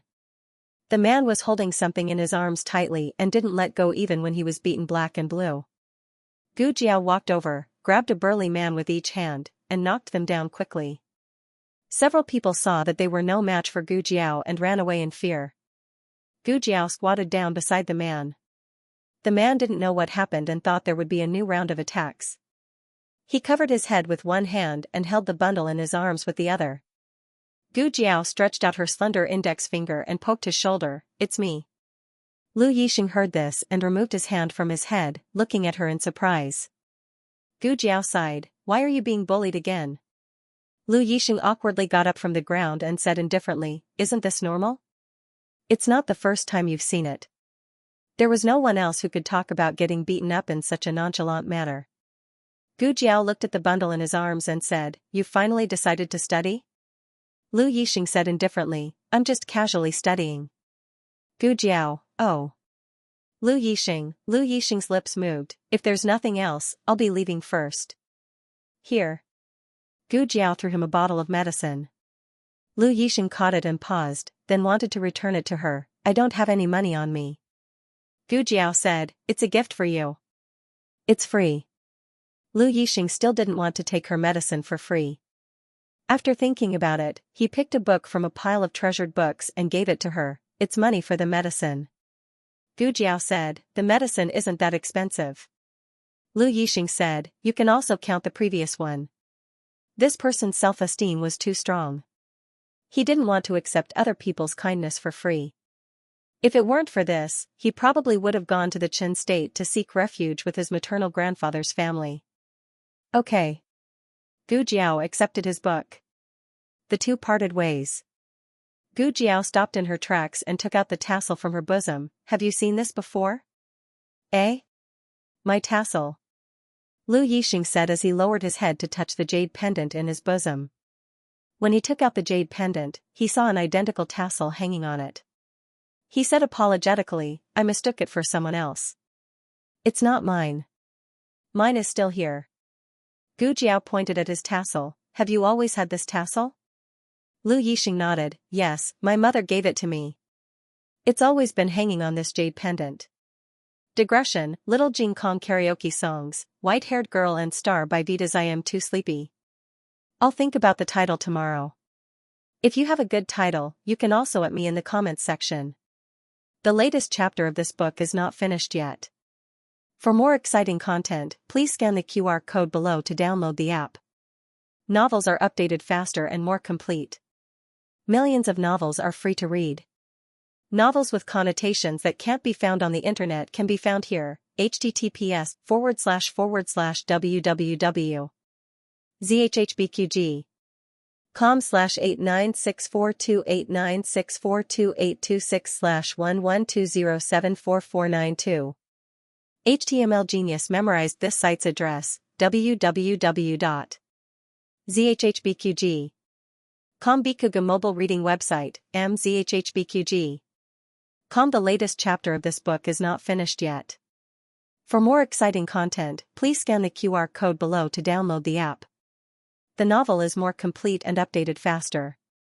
Millions of novels are free to read. There are novels with connotations that can't be found online here. Gu Jiao went to the Imperial Palace again and came to the southwest corner again. The beekeeper saw her come so late and hurried forward to ask, "Miss Gu, do you need more honey?" At noon, he heard eunuch Qin of Rinshou Palace call her Miss Gu. He thought she was just a girl related to Rinshou Palace, but the favorite of the Empress Dowager treated her more respectfully than the crown princess, so the beekeeper didn't dare to slight her. At this time, the sun was setting, and the sky was gray and blue. Only the red light of the setting sun lit up the last bit of twilight. Gu Jiao's gaze fell on a pavilion shrouded by the setting sun. The pavilion was a bit far away. From her angle, she could only see the cornices. "What's over there?" Gu Jiao pointed and asked. The beekeeper followed Gu Jiao's finger and looked at the roof tiles under the setting sun. He said, "That seems to be the residence of the hostages of the Qin kingdom." The Qin kingdom and the Zhao kingdom had been at odds for a long time. The hostages of the Qin kingdom naturally wouldn't live in a luxurious palace. Instead, they were given a secluded small courtyard, separated from the harem by a beekeeping path. There were guards at both ends. Gu Jiao looked at the cornices that were swallowed by the night and gradually understood the meaning of the Imperial Palace, the southwest corner. It wasn't that the other person lived in the southwest corner of the Imperial Palace, nor did the other person go in and out of the southwest corner of the Imperial Palace. It was that the other person could be seen from the southwest corner of the Imperial Palace. The summer in the Zhao kingdom was hotter than in the Qin kingdom. The cicadas in the trees kept croaking, which seemed to add a bit of dryness. There was a small lotus pond nearby, and frogs croaked occasionally. It really wasn't a comfortable residence. The lanterns under the corridor were gradually lit by the palace servants. The patrolling guards held long swords and looked dignified. All of a sudden, a small figure flew into the sky. The little figure's movements were extremely light and did not alarm any of the guards. However, a gray shadow suddenly flashed out from the seemingly inconspicuous corner. It was as fast as lightning, and in the blink of an eye, a curved blade was placed on the little figure's neck. "All right, Xianxia, let her in. She is this prince's honored guest." A lazy voice with a hint of ridicule slowly came from inside the house. The gray-clothed man coldly put away the scimitar in his hand, but the vigilance in his eyes didn't decrease at all. He stared at Gu Jiao without blinking, as if as long as Gu Jiao did not behave in the slightest, his scimitar would be placed on Gu Jiao's neck again. Gu Jiao had no intention of hiding her identity. She wore her own clothes and did not even wear a mask. She calmly pushed open the door and entered. There were quite a few oil lamps in the house, but the brightness of the oil lamps was limited. Even when the whole house was lit, it was still a dim yellow. Yuan Tang was sitting on a chair while a palace servant changed his dressing. He seemed to have been injured in the waist and abdomen. The bandages that had been removed were covered in blood. The house was filled with the smell of wound medicine. His clothes were open, revealing a strong and sturdy chest, well-defined abdominal muscles, and two clearly defined mermaid lines. It was unknown whether it was because of the heat or the pain, but there were sparkling drops of sweat dripping down from his wheat-colored skin, dripping over each firm but not exaggerated muscle. This was a body full of masculine strength. The air was suddenly filled with the scent of male hormones. Yuan Tang did not expect Gu Jiao to come in so quickly. Fortunately, the palace servant moved quickly and quickly applied medicine and bandaged him. "You can leave." When the palace servant was about to tidy up his clothes, he raised his hand. "Yes." The palace servant tidied up and left. Yuan Tang closed his clothes and tied his belt. He was a man, so it was not a big deal to be seen, but why? Yuan Tang glanced at Gu Jiao. Gu Jiao's expression was magnanimous. She was even more magnanimous than the person who was being stared at. This woman was really interesting. "All of you can leave as well." Yuan Tang ordered the palace servants in the room. Everyone left the room in silence. The gray-clothed man just now stood guard at the door, with no intention of leaving. Gu Jiao felt a very powerful aura from the gray-clothed man. It was almost on par with the old marquis. She wondered who would be the stronger one if the two of them fought. Of course, if she was in her prime, she would have no problem cutting his throat. "Don't worry about him," Yuan Tang said with a smile. Gu Jiao had met Yuan Tang once in Lu Yixing's courtyard. At that time, Gu Jiao only felt that Yuan Tang's appearance was handsome, but not absolutely beautiful. At least, compared to his cousin Lu Yixing, he was a bit less exquisite. But after seeing his figure today, she understood that this Qin Empire hostage was also the best among men. Gu Jiao looked at him magnanimously. Yuan Tang couldn't help but laugh. "Should I call you Dr. Gu, or Madame Xiao?" "Up to you," Gu Jiao said. "That's good, Dr. Gu." Yuan Tang smiled and said, "You came to see me so late. Is something the matter?" This was a question he already knew the answer to. But between people, there was always a need for a few words of nonsense. Gu Jiao didn't like to talk nonsense. She glanced at his wounds and got straight to the point. "You even personally went to assassinate the emperor?" Yuan Tang was silent for a moment, then laughed lowly. "How could I not personally go for such an important assassination?" These words were undoubtedly an admission of everything. Gu Jiao said indifferently, "You're quite straightforward in admitting it." Yuan Tang smiled bitterly. "From the moment my Suizi disappeared, I was prepared to be exposed. But I didn't expect it to be so fast, and I definitely didn't expect it to be you." Yuan Tang didn't make any unnecessary excuses. Only a fool would treat someone else as a fool. Gu Jiao being able to investigate to this extent showed that she wasn't a fool at all. Since he couldn't fool her, why waste his breath? "Why?" Gu Jiao asked. "It's my duty," Yuan Tang said. Gu Jiao asked, "The Qin Empire's monarch's order?" Yuan Tang turned his head to look at the night sky outside the window. "I also have my own selfish motives. My aunt died at the hands of Empress Dowager Zhuang and the Zhou Empire's emperor. At that time, they hadn't turned against each other yet. My aunt was forced to death by them. So the two of them are both my enemies. Your aunt was a spy. Killing your aunt was part of their duty. Gu Jiao's gaze fell on his face, not avoiding it at all. A person's strength wasn't necessarily reflected in their martial arts, status, or talent. The strength of their heart was the most undefeatable. This was a woman whose heart was filled with strength. Yuan Tang retracted his gaze and met her gaze. So how can there be right or wrong in this world? It's just that my status forced me to do it. I was born in the Qin Empire and am the Qin Empire's prince. As long as the two countries are at odds, I will continue to fight with the Zhao Empire. Even if my aunt didn't die, I would not let go of Empress Dowager Zhuang and the Zhao Empire's emperor. Gu Jiao asked, the matter of instigating discord between Marquis Dingyan Manor and the Marshal's Manor was also done by you? Yes. Yuan Tang did not deny it. Gu Jiao continued, the person who went to the military camp to assassinate Gu Chongqing was you? Yuan Tang, yes. Gu Jiao, the person who went to Thousand Sound Pavilion to find Fei Shuang was also you? Yuan Tang, that's right. Yuan Tang admitted to everything. Gu Jiao's expression was very calm from beginning to end. She was not shocked or confused by his straightforward admission. Instead, after a moment of silence, she opened her mouth to ask him, how do you know so many things? Tang Ming's hobbies, Fei Shuang's identity, and even the emperor's whereabouts. Yuan Tang smiled and said, do you think the Qin Empire's ruler would send an incompetent hostage to the Zhao Empire?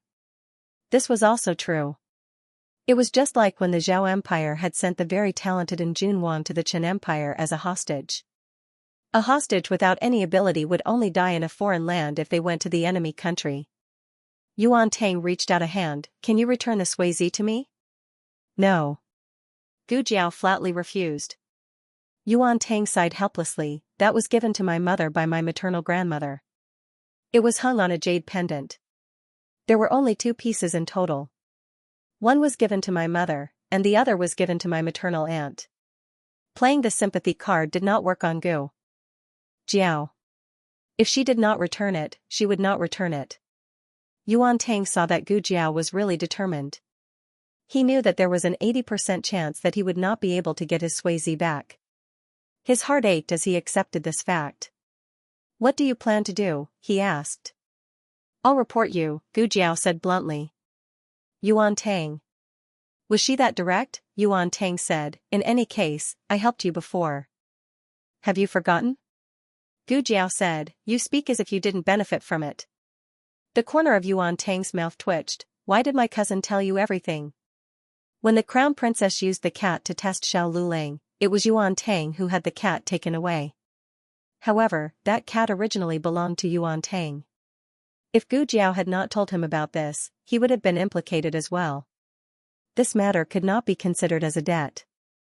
At most, Yuan Tang was being kind and helping others to benefit himself. After Gu Jiao left, the grey-clothed man stepped in, Your Highness, this subordinate will kill her. Yuan Tang snorted coldly, do you think it's easy to kill her? The grey-clothed man said, she's still young. Her martial arts are not up to standard. In another 2 or 3 years, I'm afraid that we won't be able to kill her. With the grey-clothed man's ability, he should be able to detect any movement within 100 steps. However, that girl was only discovered when she was right under his nose. Yuan Tang smiled faintly, you won't be the same person in another 2 or 3 years. Why? Are you afraid of her? No. The grey-clothed man said. Yuan Tang covered his wound and finally showed a hint of pain, alright, this girl is a useful talent. Our main goal is to recruit her. It's a pity to kill her. The grey-clothed man thought for a moment and nodded, there's no one in this world that your highness can't win over. Except for my cousin. Yuan Tang snorted and said angrily, I can easily win over people with my means. However, he can't feel it when I treat him with my heart. Gu Jiao returned to Jade Water Alley. Xiao Lulang had already finished his duty at Hanlin Academy and was tutoring little Jing Kong in the study. Gu Jiao did not disturb the two. She first went next door to check on eunuch Wei's injury and then went to her grey tant's room. The emperor suddenly wanted to eat sugar-coated duck. Gu Chongqing went to the kitchen to help the old chancellor pluck duck feathers. Only the emperor was in the room. Seeing her coming, the emperor's eyes lit up. However, thinking that she was Empress Dowager Zhuang's servant, his eyes dimmed again. He asked calmly, "Didn't you change the medicine today?" "I have something to tell your majesty," Gu Jiao said. "What's the matter?" the emperor asked. Gu Jiao said seriously, "I know who the assassin who tried to assassinate his majesty is." The emperor sneered, "Don't deliberately find someone to take the blame for your great-aunt in order to get rid of the crime. I'm not that bored." Gu Jiao took out the colorful tassel from her arms. "I pulled this from the assassin when I fought with him." "I asked your majesty if you knew this tassel." "Your majesty said you didn't know." "Your majesty, do you know why you don't know?" "Because the assassin is not from the palace of Zhao Kingdom, but he knows your majesty's whereabouts like the back of his hand." The emperor frowned. "Who is he?" Gu Jiao stared at the emperor and said, "The hostage of Qin Kingdom." Gu Jiao's words were half true and half false. Other than the fact that the tassel was not pulled from the assassin's body, everything else was true. However, Gu Jiao only had this piece of tassel. There was no other evidence. Whether the emperor believed it or not depended on his trust in Gu Jiao. This was one of the reasons why Yuan Tang dared to be honest with Gu Jiao.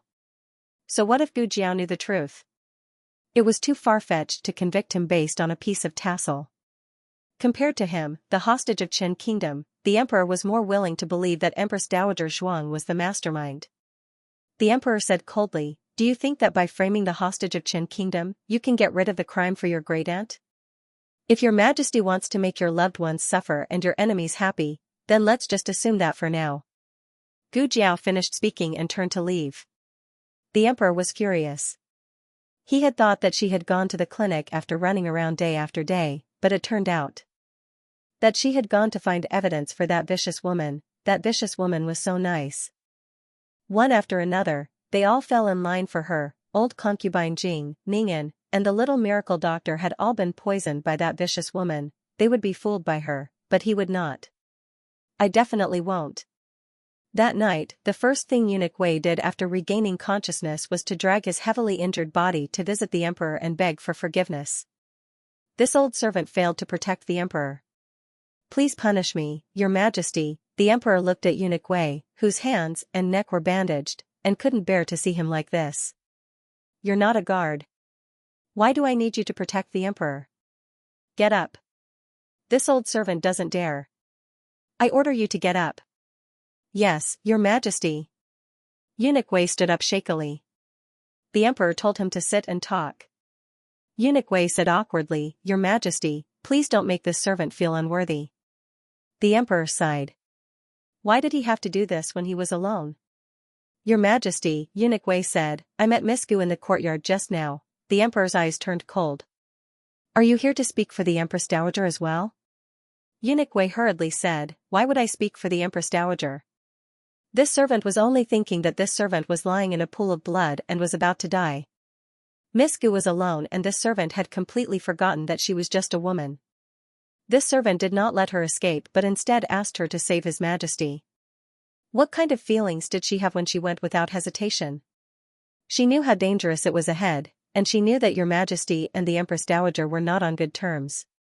Gu Jiao had saved the emperor, but she didn't mention any details. The emperor thought that she had met him by chance, but he didn't know that she had risked her life to find him. The emperor's mood suddenly became complicated, and he didn't feel good about it. Eunuch Wei looked at the emperor with tears in his eyes and said earnestly, "Your Majesty, you can choose not to trust the Empress Dowager, but can you not trust the little miracle doctor?" The emperor fell silent. The next day, Yuan Tang was recuperating in his room when several guards from the Dali Temple and the Honglu Temple came to his residence. The official from the Dali Temple said, "Your Majesty was attacked by an assassin." The Dali Temple caught an assassin, and that assassin turned out to be one of the sixth prince's people. We also found the sixth prince's personal belongings at the scene. We asked the sixth prince to come with us to the Dali Temple. Yuan Tang frowned. He didn't expect that Gu Jiao had the ability to make the emperor believe her. That witness was naturally used by the emperor to frame Yuan Tang. After all, a single spike was not enough to hold Yuan Tang. Yuan Tang could say that his spike was lost or stolen. However, the sudden appearance of a witness was a pain in the ass. And that witness was one of Yuan Tang's bodyguards. Not a personal bodyguard, but a third-class bodyguard. Yuan Tang's face became very ugly. He actually bribed the people around this highness. This highness really underestimated the imperial family of Zhao country. When he bribed him, Yuan Tang had no way to find out. Fortunately, the other party was only a third-class bodyguard.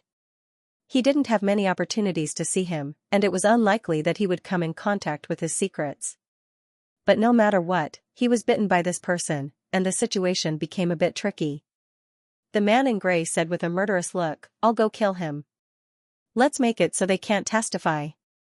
Yuan Tang said coldly, "It's useless. He already confessed and signed the confession. Even if he's dead, the evidence is still valid." Of course, Yuan Tang wouldn't obediently let himself be captured. But being forced to this point, it was impossible not to give an explanation to the Zhao country. In the end, Yuan Tang had no choice but to give up the rook to save the king. He handed over one of his trusted aides. The aide took all the blame on himself, saying that it was his own personal behavior and had nothing to do with Yuan Tang. When he was in the state of Chen, this advisor was a retainer of his residence. He was resourceful and loyal to him. He had given him advice on many occasions and helped him avert danger. When he handed over the aide, Yuan Tang's heart was bleeding. He wanted to hand over a random bodyguard as a scapegoat, but the Zhao country wouldn't buy it. It wasn't that he was greedy for life and afraid of death, but he couldn't die before his great cause was completed. The news of the emperor's assassination caused a huge uproar in the capital. The imperial court was also slightly shaken. However, the emperor didn't do anything. He completely became a hands-off shopkeeper in Bishui Alley. Of course, he didn't say that he lived in Bishui Alley. He announced to the public that he lived in the temporary imperial residence. Although the misunderstanding of the assassination was resolved, the relationship between the emperor and Empress Dowager Zhuang was still as cold as ice. The emperor still didn't like Empress Dowager Zhuang. Empress Dowager Zhuang still ignored the emperor. Empress Dowager Zhuang left after playing cards. At first, Empress Dowager Zhuang played cards secretly from the emperor. Later, when she saw that the emperor didn't leave, Empress Dowager Zhuang didn't bother to hide it anymore. "I just want to play cards." "Do whatever you want." The emperor looked at Empress Dowager Zhuang's back as she went to play cards. He gritted his teeth and said, "You don't abide by the virtue of a woman. You have no sense of shame.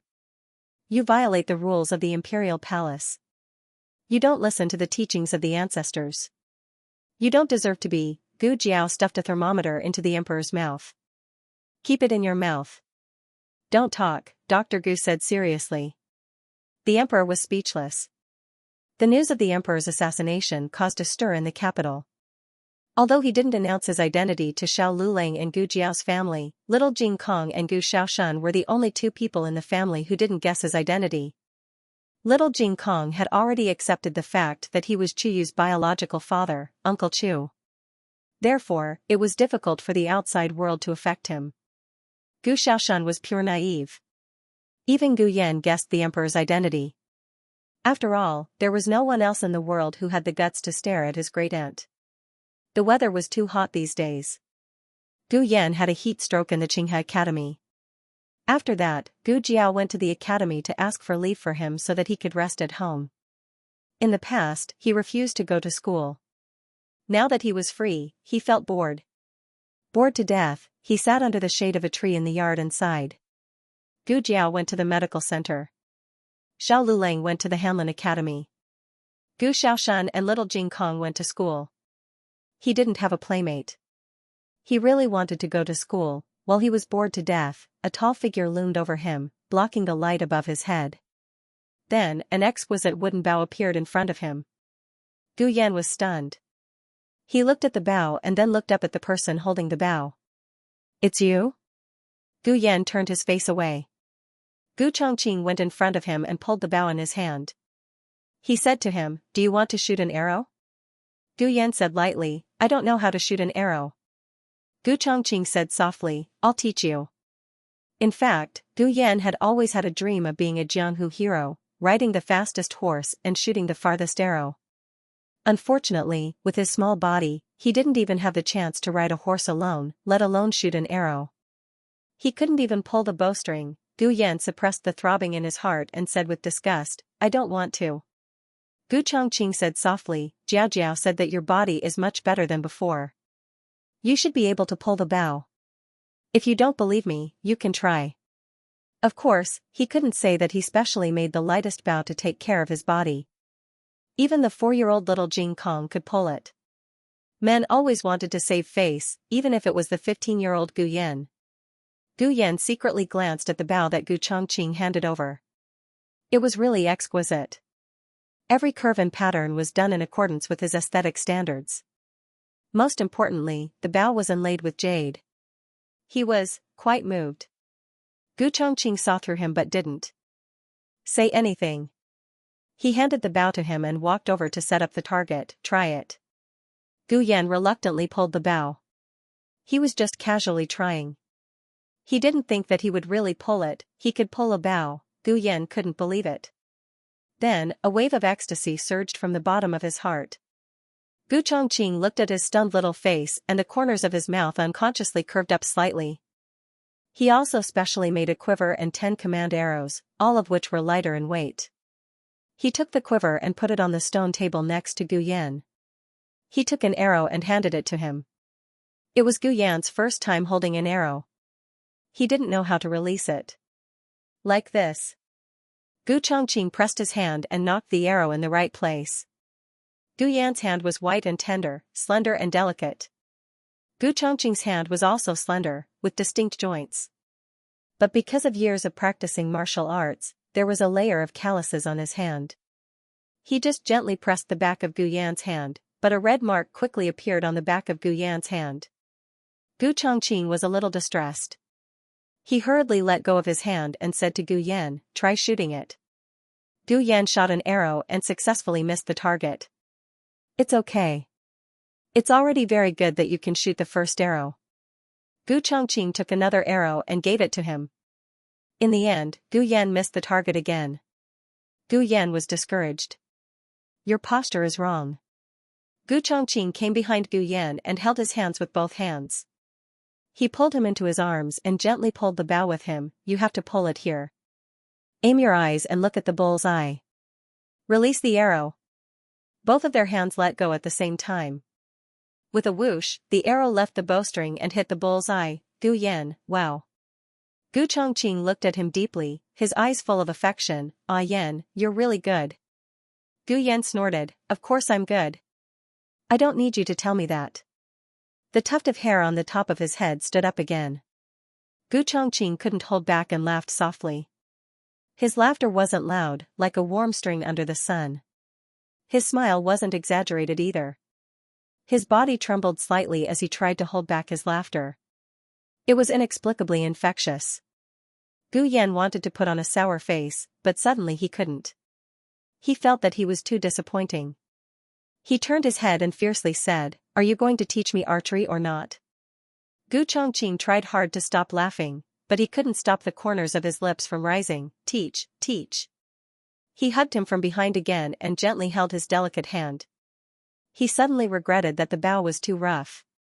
It was touching Gu Yan's hand. Gu Chongqing taught Gu Yan archery for the whole afternoon. Gu Yan and Gu Jiao were twins from the same mother, but they were worlds apart in terms of martial arts. Gu Chongqing taught for the whole afternoon, but Gu Yan couldn't hit the target even once. Gu Yan was furious, but he refused to admit that it was his fault. He exploded, "It's all because of this bow." "What kind of bow did you make?" Gu Chongqing's lips curved slightly. It's the bow's fault. I didn't make it well. I'll make a new one for you tomorrow." Gu Yan turned his face away. "Humph." The emperor recuperated in Bai Shui Alley. He ignored the court and the affairs of the world. After a few days of living in a paradise, his complexion improved a lot. Even his hair seemed to have increased. The old chancellor's cooking skills were excellent. The emperor felt that it was unfair for him to be the chancellor of the imperial college. He should have invited him to the palace to be the imperial chef. The busiest time of the day was at night. The courtyard was in chaos. A few children were pushing and shoving each other. The smell of food floated out of the kitchen. The sound of playful and angry scolding came from the alley. After being the emperor for a long time, he sometimes felt numb. But these days, his heart was always touched. He was in the middle of it all. This was the Zhao country under his rule. It was the light of the thousands of families that he tried his best to protect. The emperor decided to return to the palace. He couldn't let the power of the court fall into the hands of others. However, the night before he returned to the palace, he suddenly had a high fever and fell ill. No one expected that such a mishap would happen. Gu Jiao went out to see a patient. Xiao Lulang and the old chancellor worked overtime overnight at the Hanlin Academy and the Imperial College, and Eunuch Wei himself was still a patient, so he couldn't help much. Gu Chongqing went to the Miracle Hall to invite a doctor. Empress Dowager Zhuang had just finished playing the leaf card and was about to return to the palace when she heard Yuya crying at the door.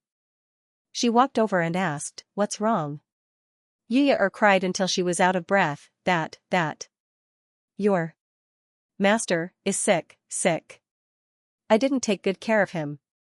Empress Dowager Zhuang didn't want to care about the emperor's life or death, but this girl was crying so sadly. She frowned and went into the room to take a look. After all, she had sold Gu Jiao's medicine. Although she wasn't proficient in medicine, she could barely deal with the emergency. The emperor had a bad fever. His whole body was hot and his consciousness was blurred. Go and get wine. Empress Dowager Zhuang ordered Yuya. Yes. Yuya hurried to the kitchen to get a jar of Huadiao wine. No one drank at home. It was a gift from the neighbors. Empress Dowager Zhuang dipped a cotton cloth in the wine and wiped the emperor's armpits and forehead. She had seen Jiao Jiao reduce little Jing Kong's fever in this way. However, Jiao Jiao didn't use strong wine, but the refined wine in her medicine box. Jiao Jiao called it alcohol. This method seemed to have some effect. After about half an hour, the emperor's fever gradually subsided. But after a while, it flared up again and the fever was even worse than before. No matter how Empress Dowager Zhuang wiped it, it was no longer effective. The doctor from the medical hall arrived. It was Dr. Liu. He used acupuncture to reduce the emperor's fever, but the effect was minimal. He wrote a prescription and asked Gu Chongqing to go to the medical hall to get the herbs. Gu Chongqing directly boiled the herbs in the medical hall and brought them over. The emperor refused to drink. You can leave. Empress Dowager Zhuang said lightly. Yes. The few of them left. Empress Dowager Zhuang looked at the medicine bowl on the table and then at the emperor who was in a mess. She took a deep breath and closed her eyes, as if she had made a very difficult decision. Then she went to the bedside with a look of disgust. The emperor's fever was fierce and his whole body was uncomfortable. In a daze, he seemed to hear someone calling him. Who was Hong-er? Was it him who was calling him? Hong-er, it's time to take your medicine. The voice was gentle and warm. It was a voice he hadn't heard since he grew up. The emperor was really confused by the fever. He didn't remember that he had ascended the throne and that there was Empress Dowager Zhuang who he hated the most in the world. He was the son of a palace maid. He was born lowly and was raised under concubine Jing's name. Concubine Jing gave birth to a beautiful sister for him. Her name was Ningyan. He liked his sister and also liked concubine Jing. Was that concubine Jing's voice? Was concubine Jing calling him? Concubine Jing was the best to him. Mother, what the emperor didn't know was that he was thinking of concubine Jing, but in the end, he called her mother. He grabbed Empress Dowager Zhuang's hand and held it for the whole night.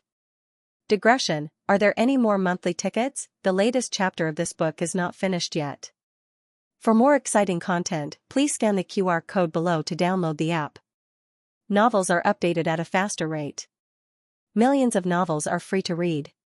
Novels with content that can't be found online are all available here. https://www.zhhbqg com/89642896428226/1120488809 HTML genius memorized this website's address in 1 second. www.zhhbqg.com Bikuj mobile reading website, mzhhbqg.com. The latest chapter of this book is not finished yet. For more exciting content, please scan the QR code below to download the app. Novels are updated faster and more frequently. Millions of novels are free to read. Novels with content that can't be found online are all available here. The emperor didn't calm down until the latter half of the night and fell into a deep sleep. However, even in his sleep, he vaguely heard someone calling him Hong. One sound after another, each sound entered his ears. He also felt a hand so warm that it was burning hot, holding his hand tightly. When the emperor finally woke up, the sky was already bright. The emperor was a little confused and didn't know if it was a dream or reality. The familiar voice called Hong came again. The emperor slowly opened his eyes and a figure appeared in his blurred vision. The owner of the figure was sitting cross-legged by the bed, holding his hand and looking at him with a kind gaze. Why does this person look so much like Little Magic Doctor's younger brother? Little Jingkong's little hand patted the back of the emperor's hand. He used the kind tone of Xiao Xiaobao's great-grandmother next door coaxing her great-grandson and called out, Hong. The emperor shuddered and woke up from his drowsiness. The emperor recuperated for 7 days in Jishui Alley. The stitches were removed and the wound healed well. Eunuch Wei's injury also recovered well. It was just that he was old and his bone fractures healed slower than young people. However, the other injuries on his body didn't affect him much. Living in Jishui Alley was the most relaxing time of the emperor's life. Ever since he could remember, he knew that he was a lowly prince. Concubine Jing treated him very well, but he couldn't get rid of the shadow brought by his birth. After that, he lived alone and was suppressed by concubine Lu and the crown prince. He was always walking on thin ice. It wasn't easy for him to become the emperor and he had Empress Dowager Zhuang to govern from behind the curtain. He didn't relax for even a moment. This time, it was a blessing in disguise and he enjoyed a few days of leisure. However, he couldn't really hide in Jishui Alley and be a hands-off boss for the rest of his life. He was the emperor of a country and he carried the country of Zhao on his shoulders. After dinner, the emperor planned to return to the palace. The emperor announced to the public that he was recuperating in the temporary imperial residence. In order to confuse the enemy, the emperor specially transferred the imperial experts to the temporary imperial residence and surrounded it tightly. No one could guarantee that there wouldn't be a second assassination attempt, so it was best to be careful. At the same time that the emperor set out from Jadewater Alley, Eunuch Wei quietly headed to the temporary imperial residence. When the time came, he would accompany the emperor back to the imperial palace from the temporary imperial residence. Before the emperor boarded the carriage, Auntie Lu suddenly ran over shyly and handed him a pouch. Then, she covered her face and ran away. The emperor was speechless. Gu Chongqing escorted the emperor back to the palace. Sitting in the carriage on the way back, the emperor kept feeling that something was strange. He thought about it but still couldn't figure out what was strange. It was not until he entered the imperial study that Eunuch He reported to him, the Empress Dowager has fallen ill. She has been ill for several days, but she insisted on going to court. Today, she finally couldn't take it anymore. She fainted in the Phoenix sedan on the way back to Rinshou Palace. The emperor was suddenly enlightened. He had been wondering what was strange. It turned out that the poisonous woman had not gone to Jadewater Alley to keep an eye on him these past few days. The emperor's first reaction was to rejoice. Even that poisonous woman would fall one day. His second reaction was a little worried. First, he was attacked by an assassin, and then the Empress Dowager fainted. It was not a small upheaval even when they were separated, let alone when they were linked together. It was easy to cause uneasiness among the people and panic in the imperial court. It didn't spread out, did it? The emperor asked with a frown. Eunuch He said, no, the Rinshou Palace kept the news secret.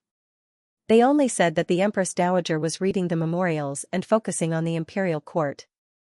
No one was allowed to disturb her. The Empress Dowager fainted on the way back. I was secretly watching the Empress Dowager. If she fainted after entering the Rinshou Palace, I'm afraid that even I wouldn't be able to get the exact news. The Rinshou Palace was originally an iron bastion. After the Empress Dowager contracted leprosy, the people inside were replaced. Now, even a fly couldn't get in. The emperor had a very bad impression of Empress Dowager Zhuang. He had a great prejudice against her. He didn't feel sorry for her, but he suspected her. How could it be so coincidental? I just came back today and she fell ill? Could it be that she was just pretending to confuse me? This eunuch he didn't know. The emperor sneered. I just came back to the palace. I should pay my respects to my mother. The emperor went to the Rinshou palace. Eunuch he was the emperor's secret enemy. The emperor asked him to go back and not let anyone see him having any contact with him. As for Eunuch Wei, his arm was injured. The emperor asked him to go back to his room to rest. He only took a little eunuch with him. It was obvious that he didn't care much about Empress Dowager Zhuang. As soon as the emperor arrived at the gate of the Rinshou palace, he was stopped by the palace masters. The Empress Dowager ordered that she won't see anyone, the palace master said. The emperor sneered.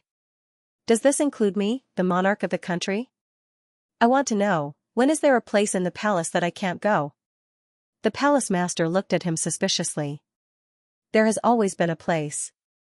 Your Majesty, is this the first time you know? The emperor was speechless. The emperor had a toothache, that vicious woman was too powerful. Even he, the emperor, couldn't force his way in. Just as the emperor's face was about to turn black, Eunuch Qin came out with a horsetail whisk. He bowed to the emperor and said, Your Majesty, please forgive me. The Empress Dowager is your mother. She can't see anyone except you. Your Majesty, please. Eunuch Qin made a gesture of invitation. Eunuch Qin was Empress Dowager Zhuang's confidant. His every move represented Empress Dowager Zhuang. The palace master thought that Empress Dowager Zhuang really woke up and wanted to see the emperor, so he stepped aside and let him pass. Eunuch Qin led the way and led the emperor to Empress Dowager Zhuang's bedroom. The emperor thought that Empress Dowager Zhuang was fine and was deliberately mystifying. However, when he saw the tightly closed phoenix bed, he had a bad premonition. Eunuch Qin came to the bedside and gently opened the curtain, revealing the pale Empress Dowager Zhuang on the phoenix bed. This Empress Dowager Zhuang was too strange. She always appeared majestically in front of people. Even in Bishui Alley, she was dressed in coarse hemp and it couldn't hide the fierceness in her eyes. However, at this time, she was lying there quietly and her breath was drifting. She was indeed seriously ill. How could this be? The emperor was surprised. Eunuch Qin sighed. Your Majesty, do you really not know why the Empress Dowager is like this? These words were somewhat disgraceful. However, the emperor was too shocked and didn't pay attention to the words. Eunuch Qin meant that the Empress Dowager Zhuang's illness was related to him. How could it be? He hadn't done anything recently. Could it be? That night, the emperor felt that it was impossible. This vicious woman couldn't wait to get rid of him. She wouldn't take care of him all night and wouldn't call him like Mother Jing. What he heard was just the voice in his dream. However, this couldn't explain why little Jing Kong called him Hong-er. If he didn't hear or see it, why would little Jing Kong imitate an adult and call him Hong-er? The emperor's mind was in a mess. He refused to accept this fact. It was not only because he refused to believe in Empress Dowager Zhuang's kindness, but also because he felt the long-lost warmth that night. In a daze, he seemed to feel that Mother Jing had returned. If it was really Empress Dowager Zhuang, didn't it mean that she had the smell of Mother Jing? This was blasphemy to Mother Jing. He couldn't accept it, he couldn't admit it. Eunuch Qin, the Empress Dowager's medicine is ready. A palace maid came in with a bowl of medicine. When she saw the emperor, she quickly bowed. Your Majesty. The emperor waved his hand impatiently. The palace maid put the bowl of medicine on the bedside table. The emperor's eyes unconsciously followed the bowl of medicine. Inadvertently, he caught a glimpse of a small iron box on the bedside table. It looked familiar. He didn't let himself think about it. At this time, Empress Dowager Zhuang was also awakened by the movement in the bedchamber. She was a person who had seen many storms. Seeing the emperor standing in front of her bed, her expression didn't change much. Empress Dowager, it's time to drink your medicine. Eunuch Qin said with a smile. Take it away. I won't drink it, Empress Dowager Zhuang said lightly. She was very weak. Even her eyes and tone had lost their usual sharpness. Eunuch Qin smiled and said, His Majesty is here to see you. Empress Dowager Zhuang said expressionlessly, I don't want him to see me. Since the incident, the two of them had stopped pretending to be a loving mother and filial son as long as they weren't in the throne room. The emperor stood tall and straight in front of the bed, looking down at her from above. At this moment, he really felt that she was old. Perhaps she wouldn't live for many years. Once she passed away, the power of the court would naturally return to his hands. Although he thought this, he said sarcastically, if Imperial Mother passes away like this, the throne room will be lonely in the future. There really won't be anyone to discuss the court with me. Empress Dowager Zhuang coldly stared at him. Unfilial son. Don't be delusional. I will definitely live longer than you. The emperor looked at her calmly. Empress Dowager Zhuang struggled to sit up. Eunuch Qin hurriedly went forward to help her and handed the medicine to her. Empress Dowager Zhuang drank the bowl of bitter medicine in one breath. Not a drop was left. After the Empress Dowager drank the medicine, the emperor left Rinshou Palace. He wasn't in a hurry to return to his bedchamber. Instead, he went to the imperial study. He had someone call the crown prince and tested him on his homework. The emperor found that the crown prince's mathematics had improved greatly. Who taught you these questions? The crown prince paused and replied, Hanlin Academy. The emperor looked at the crown prince and said, I know that your mathematics was taught by Hanlin Academy. Which Hanlin official did I ask? The crown prince reluctantly opened his mouth. Xianxia. It's him? The emperor's eyes lit up and he smiled happily. I really didn't misjudge him. Your mathematics hasn't improved for many years. I thought it was because your aptitude was slow. Now it seems that it isn't. With an excellent teacher teaching you, you can still learn. How could the crown prince answer this? He simply couldn't refute it. He couldn't say that imperial father praised him wrongly and that his aptitude was slow. In all fairness, the crown prince's aptitude wasn't bad.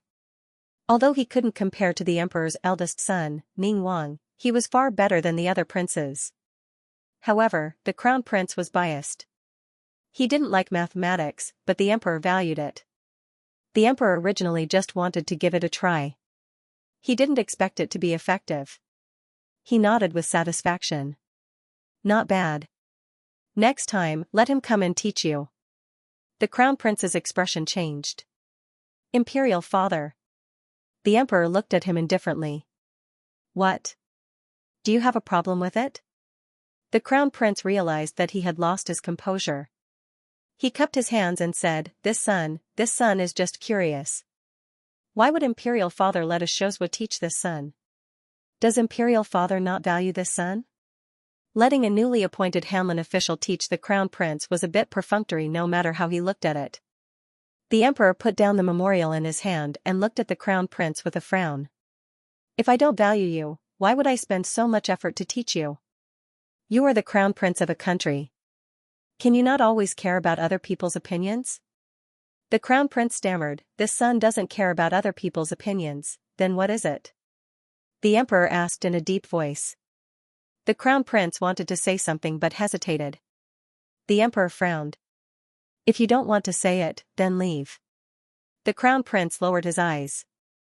He looks too much like my younger cousin. This son will always think of my younger cousin who passed away early and feel sad. The emperor looked pensive. So you have to be sad to learn? The crown prince was startled. Wait, imperial father, you seem to have misunderstood me, the emperor grunted. Your historiography is also passable. In the future, let Xianxia teach you. The crown prince was going crazy. Was it not enough to see him once in a decade? Had he become twice in a decade? He did not want to see Xiao Liulong's face. The crown prince clenched his fists. Imperial father. The emperor had already made up his mind. He waved his hand and said, It's settled then. You can go back. Let little Qi come to my place tonight. He had not seen little Fatty for a few days. He missed him. The emperor was not an ordinary father. He was the emperor first, then the father.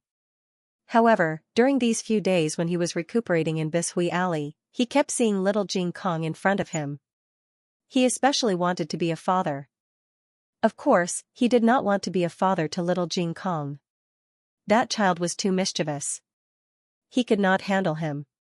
He wanted to find the sense of accomplishment of being a father from his little fatty. After the crown prince left the imperial study, the emperor asked someone to summon King Ning. The latest chapter of this book is not finished yet. For more exciting content, please scan the QR code below to download the app. Novels are updated at a faster rate. Millions of novels are free to read.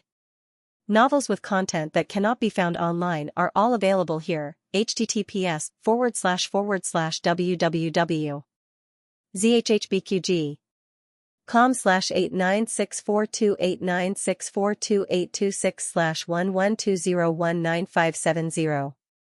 HTML Genius memorized this website's address in a second. www.zhhbqg.com Bikuj mobile reading website, mzhhbqg.com. The latest chapter of this book is not finished yet. For more exciting content, please scan the QR code below to download the app. Novels are updated faster. Millions of novels are free to read. There are all kinds of novels that you can't find online. Because of the hot weather, many girls suffered heatstroke in the past few days. Gu Jiao was so busy that her feet didn't touch the ground. She hadn't gone to the palace to see her grandaunt for a few days, so she didn't know about her grandaunt's illness. Yes, you don't need to take medicine. Just drink some water soaked in hautuinia. Do you have Scottish fold root at home? If you don't, you can get some from the medicine boy. Gu Jiao finished treating a girl and made a record. Next. The door was pushed open, and Imperial concubine Rui Wang, who she hadn't seen for a long time, came in. Imperial concubine Rui Wang didn't cut the line this time. She stood in line for half an hour. She was still 5 months pregnant. Why are you here? Gu Jiao asked her to sit down. Imperial concubine Rui Wang's complexion was as rosy as ever. This pregnancy was really good, but her eyes were slightly red and swollen, as if she had just cried. Are you feeling uncomfortable? Let me see.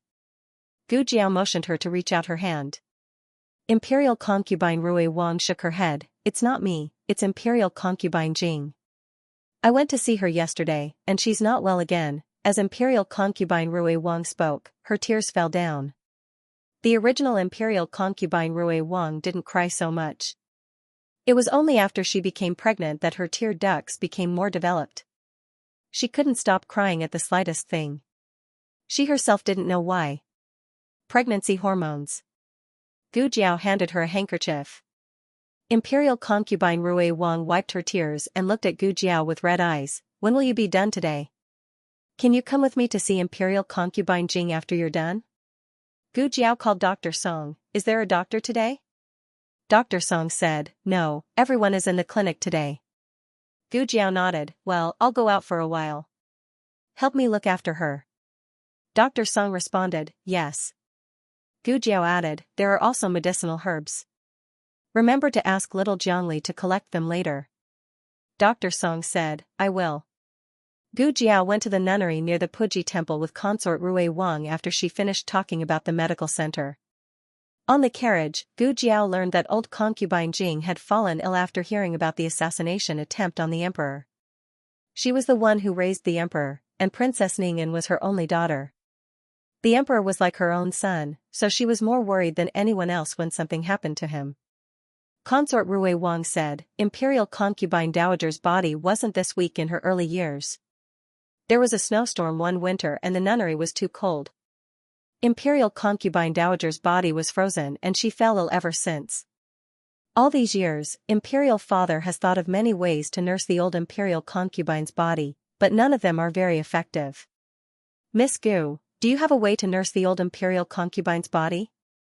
Gu Jiao said truthfully, Imperial concubine Dowager is getting on in years. She prioritizes her health, and treatment is secondary. There aren't many methods that can take immediate effect. Consort Rui Wang was disappointed. The two entered the nunnery. Old concubine Jing was lying on the bed in the meditation room. She had just fallen asleep, and there was the smell of calming incense in the room. A personal nanny dressed as a nun saw the two and bowed. Consort Rui Wang, Miss Gu. Nanny Kai extinguished the calming incense in the stove while opening the window to ventilate the room. She didn't want the incense to reach the pregnant Consort Rui Wang. Consort Rui Wang looked at old concubine Jing's pale face and said, Nanny Kai, why does Imperial concubine Dowager seem even weaker than yesterday? Nanny Kai sighed. Imperial concubine Dowager is worried about His Majesty. She can't sit or lie down, and she can't sleep at night. She hasn't eaten anything since yesterday. This servant saw that she couldn't go on like this, so I secretly lit some calming incense. Consort Rui Wang was heartbroken. Consort Rui Wang was part of the Ning Prince's faction, and the Ning Prince was on the same side as Empress Dowager Zhuang. The emperor was doing his best to pull Empress Dowager Zhuang off the throne and help old concubine Jing take the position. However, this seemed to be a game between the emperor and Empress Dowager Zhuang, and no one else was involved. Rui Wang and his wife had a good relationship with old concubine Jing. Nanny Kai brought over a chair for the two to sit down. Gu Jiao sat down by the bed and took old concubine Jing's pulse. Old concubine Jing hadn't been sleeping well. She opened her eyes as soon as Gu Jiao took her pulse. When she saw that it was Gu Jiao, a smile appeared on her pale face. Miss Gu, you're here. She then looked at Consort Rui Wang, whose eyes were red, and said helplessly, I already said that I'm fine. Why did you come over again? You even troubled Miss Gu to come over? Can't you just stay at home and take care of the baby? I'll have to write a letter to Rui Wang later and tell him to keep you in check. Consort Rui Wang choked with sobs. His Highness wouldn't forbid me from coming. He's more worried about your health than I am. Sigh, you too. Old concubine Jing shook her head, not knowing what to say. Gu Jiao finished taking old concubine Jing's pulse. Old concubine Jing looked at Gu Jiao and said, I'm fine. It's just that the weather is too hot. It's like this every summer. There's no need to worry, Miss Gu. From her pulse, old concubine Jing didn't seem to be suffering from any serious illness. She was just depressed, lacking in blood and qi, and weak in body. You can't not eat, Gu Jiao said. Nanny Kai hurriedly said, just listen, just listen. Miss Gu already said so. Why aren't you eating? Old concubine Jing smiled. It's too hot. I can't eat. Consort Rui Wang said, Old concubine, His Majesty has already returned to the palace. Old concubine Jing was startled. Really? Consort Rui Wang said, you can ask Miss Gu if you don't believe me. She wouldn't lie. Old concubine Jing's expectant gaze landed on Gu Jiao's face. Gu Jiao nodded.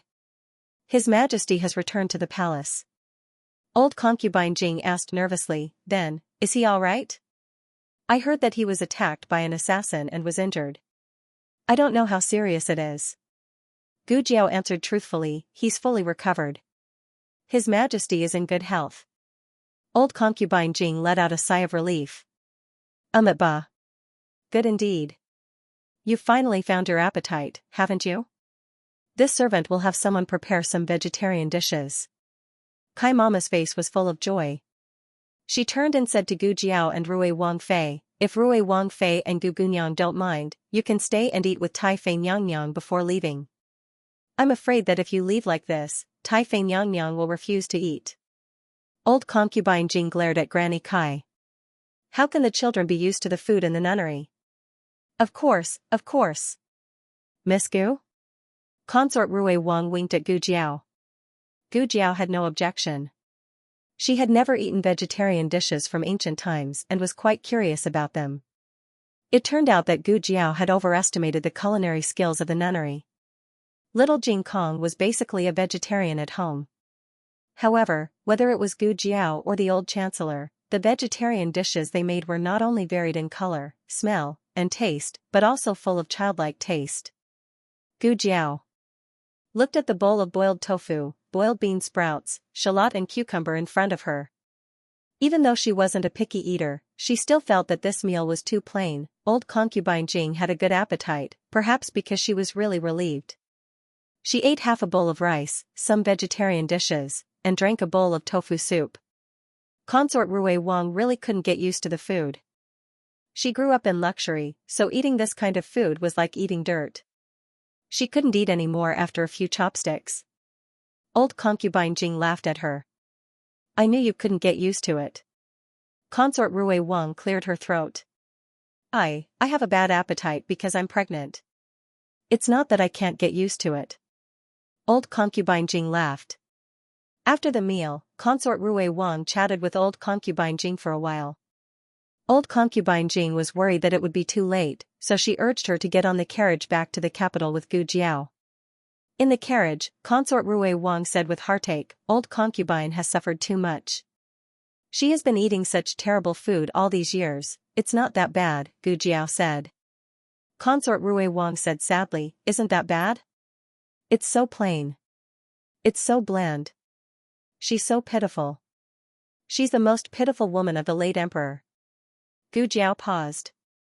Isn't the Empress Dowager the most pitiful? Consort Rui Wang asked strangely, what's so pitiful about the Empress Dowager? She's the head of the 6 palaces and the overlord of the imperial court. She's so powerful that she can call the wind and summon the rain. She's even more glorious than father.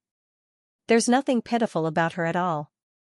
Although Consort Rui Wang was from King Ming's line, she preferred the gentle and kind old concubine Jing as a granddaughter-in-law. Empress Dowager Zhuang was too domineering, ruthless, and unreasonable. Consort Rui Wang didn't dare to get along with her at all. She felt more at ease with old concubine Jing. But her grandaunt was the loneliest person. Gu Jiao didn't argue with Consort Rui Wang. Everyone had their own opinions, and there was no need to impose her will on others. She only needed to dote on her grandaunt more. She would dote on her grandaunt along with the other people's shares. As the carriage moved slowly, Consort Rui Wang gradually became sleepy. She leaned her head on Gu Jiao's shoulder and fell asleep. Gu Jiao was also a bit sleepy. She closed her eyes slightly and was about to take a nap when her ears suddenly twitched. She heard a very subtle and fast sound of something breaking through the air. She suddenly opened her eyes and raised her hand. She reached toward Consort Rui Wang and caught an arrow that had been shot in. Consort Rui Wang was awakened by the arrow. Her body trembled. What's wrong? She opened her eyes and saw a metal arrow shining with a cold light. She then looked at Gu Jiao's hand, which had caught the arrow. Cold sweat broke out all of a sudden. If it wasn't for Gu Jiao's quick reaction, she would have been, her face turned pale in an instant. Miss Gu Jiao's eyes turned cold. She grabbed the back of Consort Rui Wang's head with one hand and pulled her into her arms. Then, she turned her body sideways. Swish! Swish, swish! 3 arrows flew past her long hair and nailed into the wall of the carriage that the two of them had been leaning against. Gu Jiao looked coldly at the window that had several holes in it. Then, she turned the arrow in her hand and shot it out. The latest chapter of this book is not finished yet. For more exciting content, please scan the QR code below to download the app. Novels are updated at a faster rate. Millions of novels are free to read.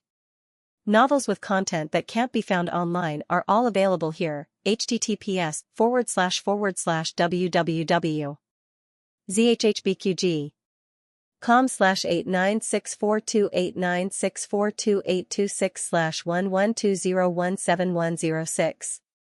HTML Genius memorized this website's address in 1 second. www.zhbqg.com. Biku Pavilion's mobile reading website, mzhhbqg.com. End of chapter 313.